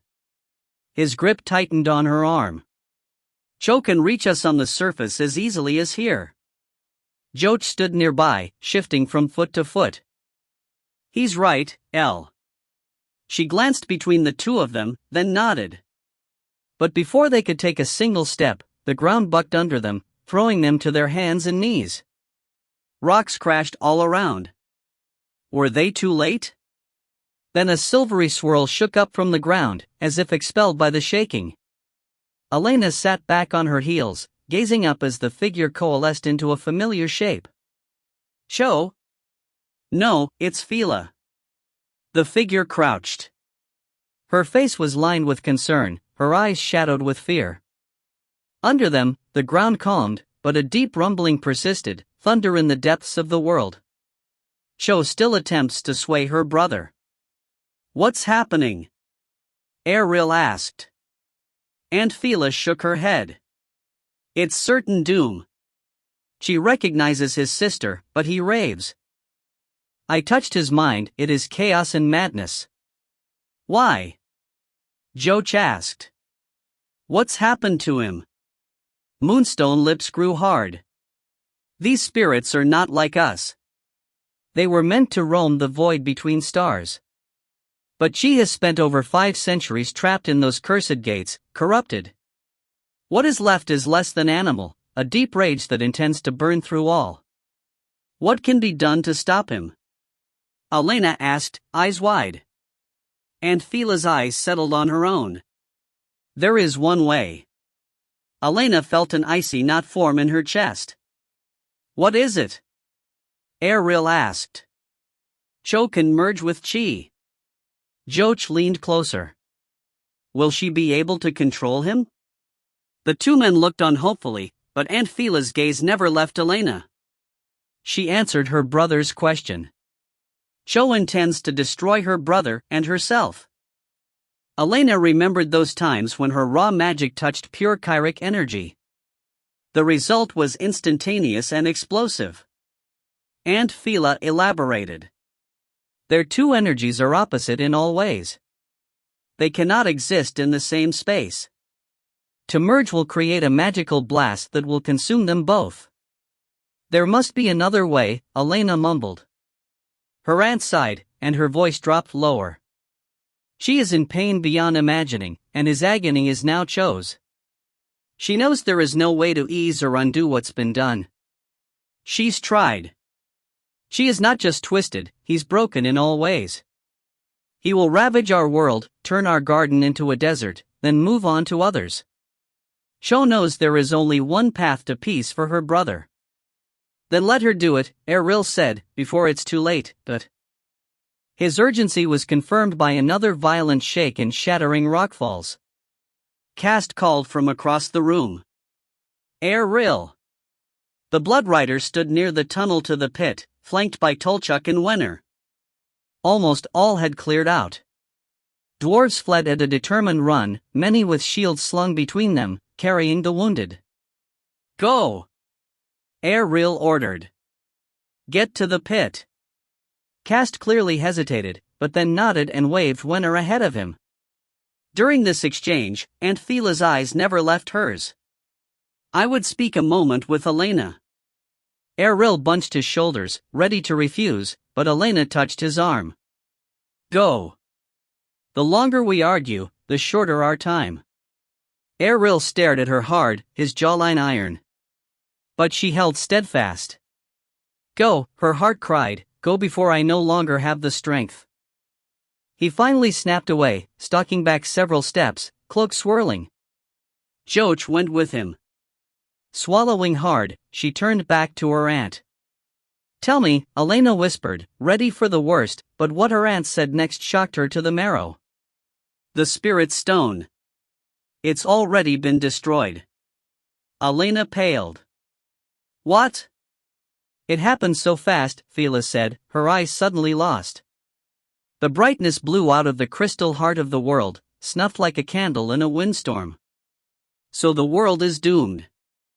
Not doomed. The living heart pumped elemental energy throughout the lands. Like a body whose heart has ceased to beat, the blood still remains. Elemental energies will continue for now, but their potency will fade over the next several decades, perhaps as long as centuries, until eventually all magic will be gone. Elena found it hard to breathe. So the Dark Lord has won after all? Don't think that way. If he had vanquished the land, he would have created the world in his twisted image. He would have done to the lands what he did to Chi. The apparition shuddered. I would rather the world were destroyed instead. Elena fought back her despair. Then what can we do? What will happen after Cho and Chi merge? Again Aunt Phila sighed. The magical blast will be cataclysmic. It will be a force 1,000-fold stronger than either spirit alone. Something must be done with that magic. What? Her voice was a squeak. Remember you are blood-tied to Cho. As the magic explodes outward, the energy will flow through the bridge back to you, Elena. For a brief moment, you will have control over this vast well of power. Elena sat frozen. No. Yes. And you will face two choices. Unbidden, her head began shaking. It was Sisycophus' prophecy fulfilled. Aunt Phila continued to speak. The energy will need a vessel. One choice is to keep the magic for yourself. Elena recalled her hard struggle with her own wild magic, to balance the wit-ch inside her. To have the wit-ch 1,000-fold stronger. I couldn't. I can't. Aunt Phila nodded. It is a hard choice. It would burn away your body. You would become like Chi or Cho, living spiritual energy, Elena could not fathom such an existence. The other choice lies under your own feet. The empty spirit stone. Hope flared. I could revive the land with this magic? Yes, but it is too small a cup. The amount of energy far surpasses what the spirit stone once held. It would be like a man being hit by lightning. Such a jolt would reshape the world. Our world would end. A new one would begin, as vital as this one, but vastly changed. So I either become a god, or I start our world anew. She stared over to Erril. He watched from a distance, his gaze hard upon her. No matter what her choice, down either path, she would lose this man who held her heart so tenderly. How could she choose? And then there was the warning from Sisycopa to consider, a prophecy handed down through the centuries. I have come to tell you that your choice either way will doom all. Aunt Fela spoke. But there may be another path, a way to avoid all of this. Elena turned from Erril back to the Moonstone spirit. Her eyes pleaded for some way to escape this fate. The blood diary, her aunt said. It is Cho's link to you, to this world. Without it, she exists only in the void. I don't understand. The book is necessary to hold Cho here so she can merge with Chi, but once this is done, you can sever the link. By breaking the connection to this world, the energies will be released into the void rather than through you. So I wouldn't have to make a choice. Exactly. If you destroy the blood diary at the precise moment Cho and Chi fuse, then the energies will have no connection here and will dissipate into the vast emptiness beyond. Elena's heart surged. Sisycopa had said there would be another choice. Here it was. Her voice sharpened. What must I do? I will help you. I will let you know when to destroy the blood diary, but you must not hesitate. It must be done perfectly. She nodded. How do I destroy the book? That's the easy part. You've held that power all along. She motioned for Elena to lift her hands. Aunt Fela covered Elena's right hand between her two ghostly palms. In this hand is Witch fire. Her right hand went ruby with a fresh rose, ignited by the spiritual energy. And in this hand is cold fire, her aunt said, quickening her left. Once done, Aunt Fela put her moonstone palms together, opening them like a book between Elena's two hands. And between them lies Stormfire, Elena finished. I can destroy the book by unleashing both magics simultaneously. A nod of satisfaction. You must be bloodied, readied, and standing in the center of the confluence. Then act immediately upon my signal. Can you do that? Elena considered the alternative. I won't fail. Aunt Fela smiled and sighed. Then prepare yourself. Cho already calls Chi to her. The figure faded back into the black floor, trailing a whisper, full of love. Your mother would have been proud. Then she was gone. Erril was instantly at her side with Joch. He eyed her ruby hands. What's happening? It was too much to explain in too short a time. She held out a red palm and spoke hurriedly. I need the blood diary. He caught the edge of her urgency and pulled open his cloak, tugging the tome from a pocket. The gilt rose still shone brightly, though dimmer as the moon set in the skies far above. He held the book out to her. What are you going to do with it? Joch asked. She slipped out her Witch dagger and sliced a deep gash in her palms. She was not taking any chances in the flows of her magic. The book must be destroyed, she told them.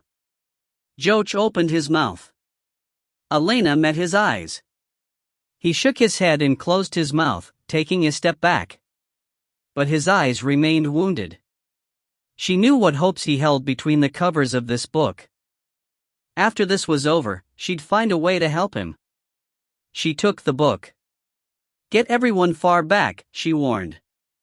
She didn't want anyone caught in the magical backwash as she unleashed her stormfire. Across the room, only a handful of others still remained. She spotted Merrick and Nalan, Cast and Siwan, Tolchuk and Tyrus. Erril waved them all back, but he stayed a moment longer. Elena? She met his gaze. I must do this alone.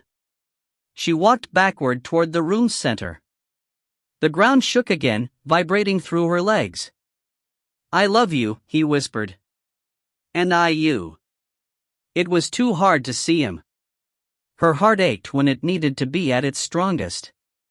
He seemed to sense this and took a step away, retreating with Joach.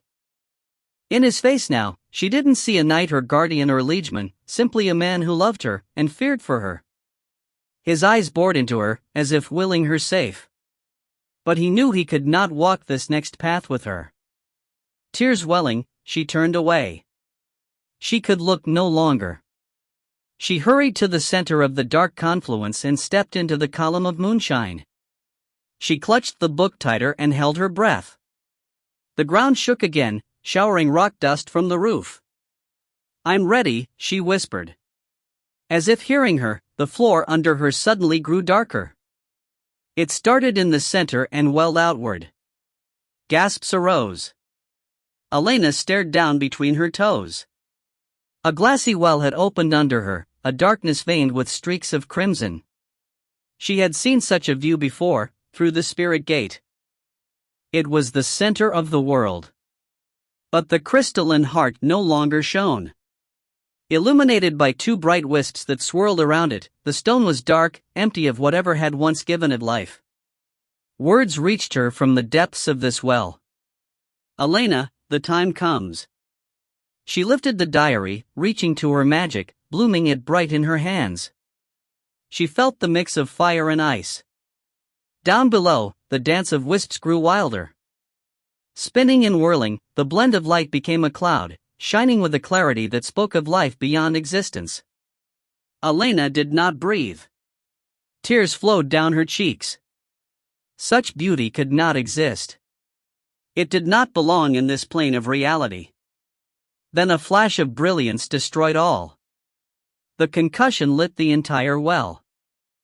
Elena's cloak and hair billowed as something passed through her from below. "Now!" The single note rang through her being. With a gasp, Elena unleashed all her magic into the book between her palms. Witch fire and cold fire fused into a violence as brilliant as below.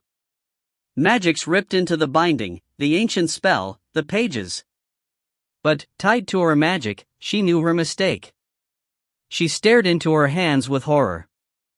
Sand fell from between her palms. Sand.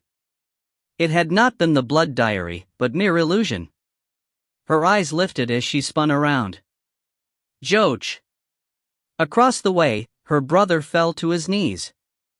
Their eyes met for a fraction of a heartbeat, then the blast wave of magic struck her, carrying her away. Erril lunged forward with Elena's scream.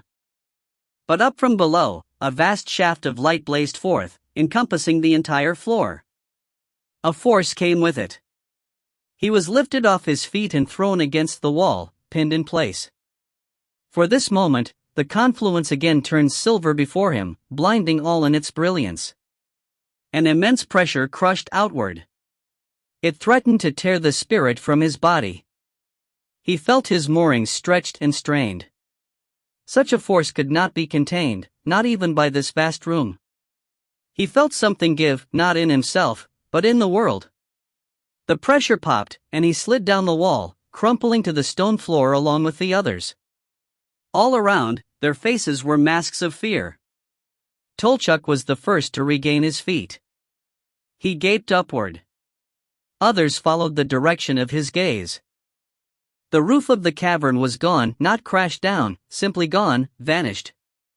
Far above, a cloud-streaked night sky shone upon them. Stars glowed. The silver face of the full moon had fallen halfway down the sky. Merrick spoke into the stunned quiet. His words sounded muffled, as if heard through water. "Where's Elena?" Erril had no answer. The floor had gone black again. Elena was gone, vanished as surely as the roof overhead. He fell upon Joach. "What did you do?" He had meant his words to be fierce, but they came out a scream of rage. "What did you do?" Joach faced the plainsman's wrath. He had no choice, he could not get his legs to move. He knelt where he had fallen, head hanging. He barely saw the others. His mind's eye was still full of Elena's face as she had swung toward him. Then she was gone.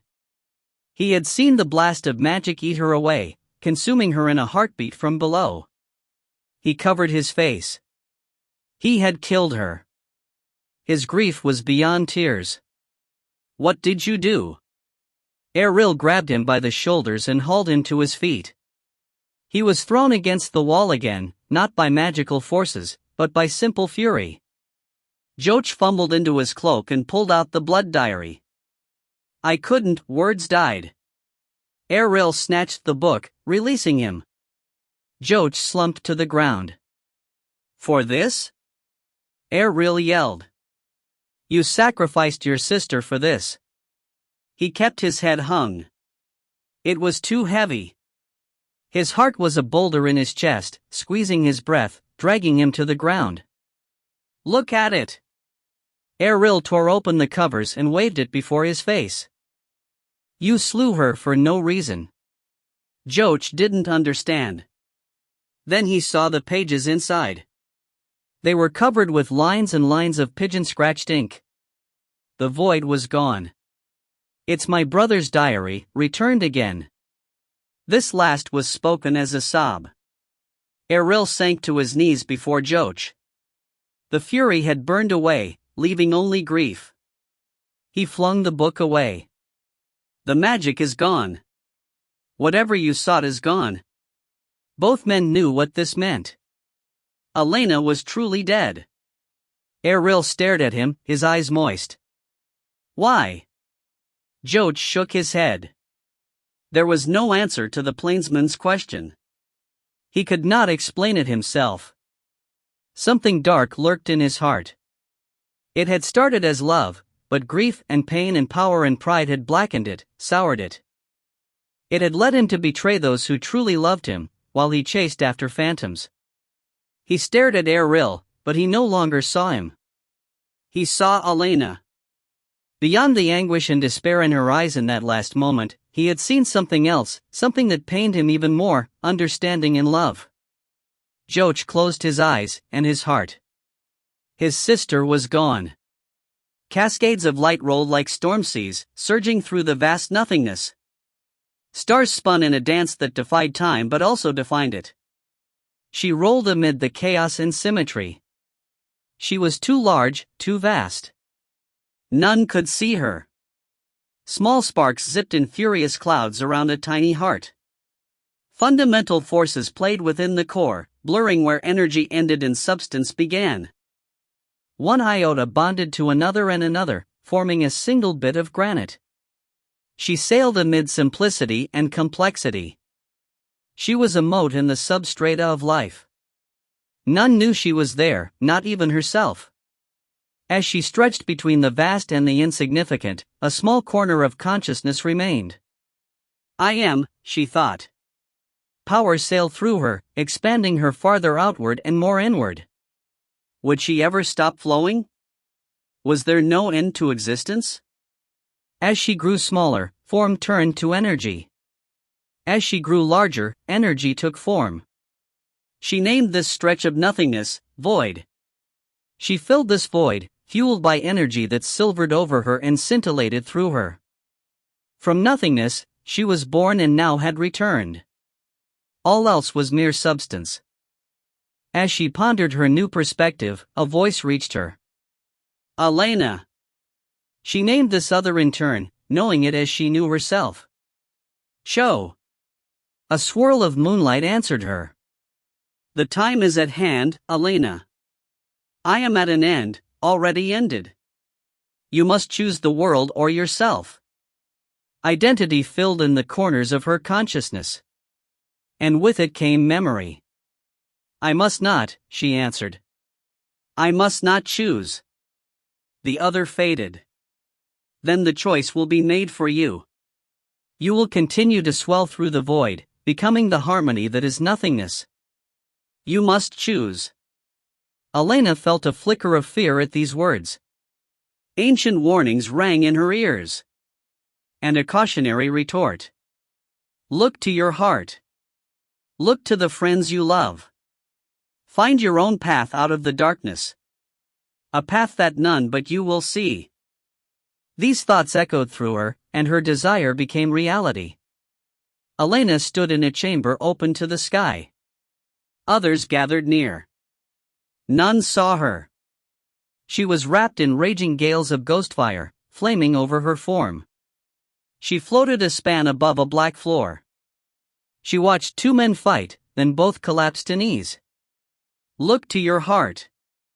Elena named these men, for they were in her heart. Joch and Eril.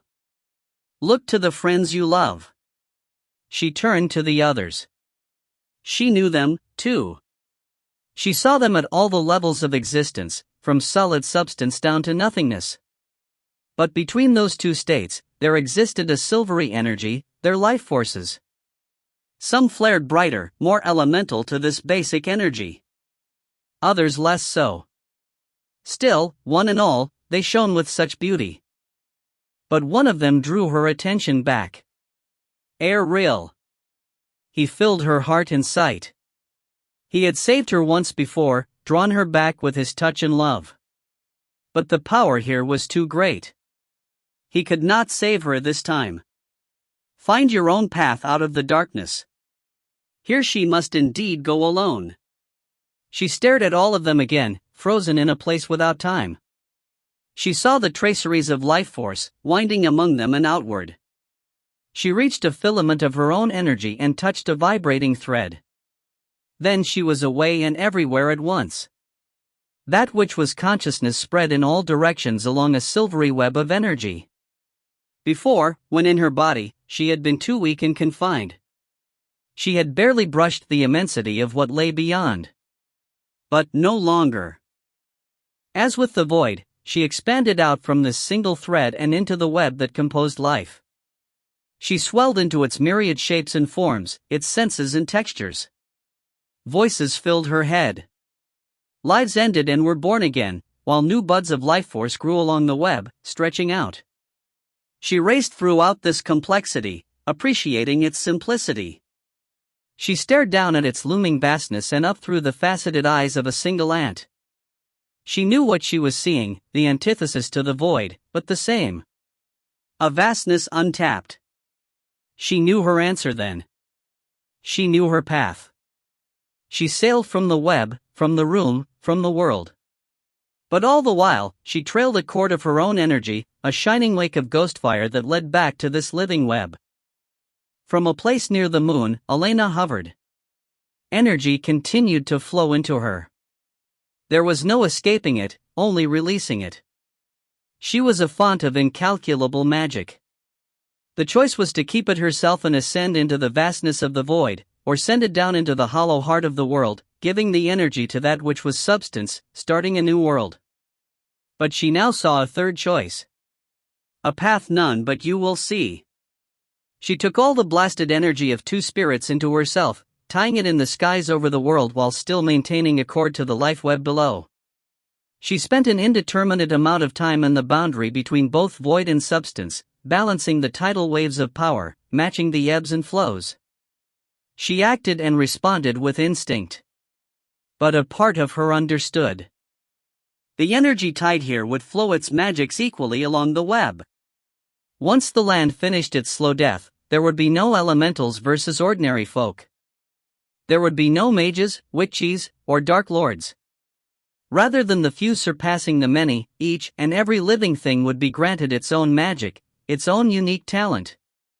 Maybe each gift wouldn't be as strong as before, distributed and diluted throughout all life, but maybe it was as Lychuk had dreamed, time to end magic's rule of their world and destiny. Maybe it was time for them to forge their own path. Elena finished her work, then glided down the silvery trail. She was spent, falling, and empty. Without the rage of magic inside her, her identity sharpened and focused back to herself. She stared up at the well of magic above her, glowing in the skies, feeding a constant flow of magic into the web of life below. She was amazed at her handiwork, but her knowledge of its creation was already fading. Her consciousness now was too small to encompass the vast enlightenment necessary to have birthed this new star. She sank back to the world, back to the web, back to the roofless cavern. She continued to study the twinkle of the star. As long as it shone, as long as its well of energy lasted, the magics of the land would be balanced in all things, making each person equal to another.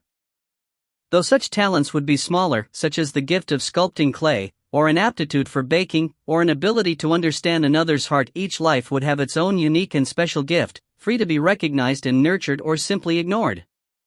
From this night onward, all would be equal. Elena stared around the room. There would be only one exception. As she touched the floor, a magic that she had prearranged ignited. With no conscious awareness of how it was done, she unfolded herself from the stream of energy, drawing her consciousness fully back to herself. She stepped out of nothingness and crossed back into the world, no longer a god, no longer even a witch, simply a woman. Senses of the world overwhelmed her, the heat on her skin, the smell of brimstone and rain, the voices raised in surprise, the swirl of colors and lights. The world was too bright. She gasped and swooned, surprised at the intensity of sensations. Then he was there, holding her, filling all her senses. "Real," she whispered. She stared at him, the storm gray of his eyes, the planes of his face, the single tear rolling down a stubbled cheek. He filled her. "Elena!" He sobbed her name, pulling her tight. She closed her eyes and sank into him. She sheltered in his arms, giving herself time to settle. She was like a basin of water, shaken and rocked. She needed a moment for her spirit to calm and reseat itself in her body. He held her. When she felt ready to face the new world, she pulled up and opened her eyes. Others gathered around, Tolchuk and Harlequin, Merrick and Naylan, Cast and Siwen, Tyrus and Wenner, even Fardale in his wolf form. The world was still too bright. The first rays of sunlight shone down into the chamber. "The star?" Merrick asked, dropping to a knee. "Was that your doing?" Elena nodded. So it hadn't been a dream. She searched the skies, but dawn had come and bathed the stars away. Still, she felt its glow beyond the horizon. She knew it would shine again this night. A new star. "A Witch star," Merrick said. This name echoed among the others, some with amusement, some with awe. "What does it signify?" Naylan asked. Elena sighed, not ready to talk about that yet. She still had one last duty. She kissed Eril, a brief brush that promised a lifetime more, and stood. She crossed to the lone figure in the shadows by the wall. She stood in sunlight while he hid in darkness. He would not meet her face. "Joach," she whispered. "It's all right." Deep in her heart, she touched a magic still locked there. The Witch star would eventually balance and level the magic of the world and make each person equal to another. But there would be one exception. She opened her heart and sailed this gift into her brother. She sensed he would need it, maybe not the way he had originally intended, but a necessity nonetheless. She passed the gift of immortality into him. His body jerked with the touch. His face lifted, with both surprise and horror. She tied the magic to his silvery life force. As the connection was made, their two energies mixed, spreading to the web beyond. For a scintillating moment, they were connected to all in the room. Each one's story, thoughts, feelings swelled into them. Joach gasped, crawling back, covering his face. Then it was over. The gift had been passed. Joach lowered his hands and stared up at her from his dark corner. What have you done?" What had to be, she thought silently, then whispered softly, "Whether curse or blessing, do with it what you want. But when the marching of years weighs too heavy, tell my story true, and you will find your end." He stared at her with horror and disbelief. A pained laugh escaped his throat. He turned from her. Elena stared down at him. How she longed to reach to him, but she didn't. Instead, she did the harder thing, she stepped back. A moment ago, she had been forced to find her own path out of darkness, a path that none but she could see. Now it was Joach's turn. None could walk his path but himself. She turned and faced the new world. She lifted her pale hands into the sunlight. They remained pure and white, a woman's hands. She found Erril staring at her. She smiled back at him. Here was magic enough for anyone. And so the story ends. From that moment, everything changed. We all left the heights of Winter's Eyrie and entered a new world, one forged within a ruby fist. But what became of us all? I can't truly say. I can only tell my own tale. Shame drove me west, past the mountains, past the western reaches, out to the lands beyond the setting sun. On this road, Elena's last gift to me, her immortality, proved to be true. I didn't age. I lived countless lifetimes, but only the first ever mattered to me. And though I had enough life energy to revive Kesla, I found I didn't have the will. I didn't even try.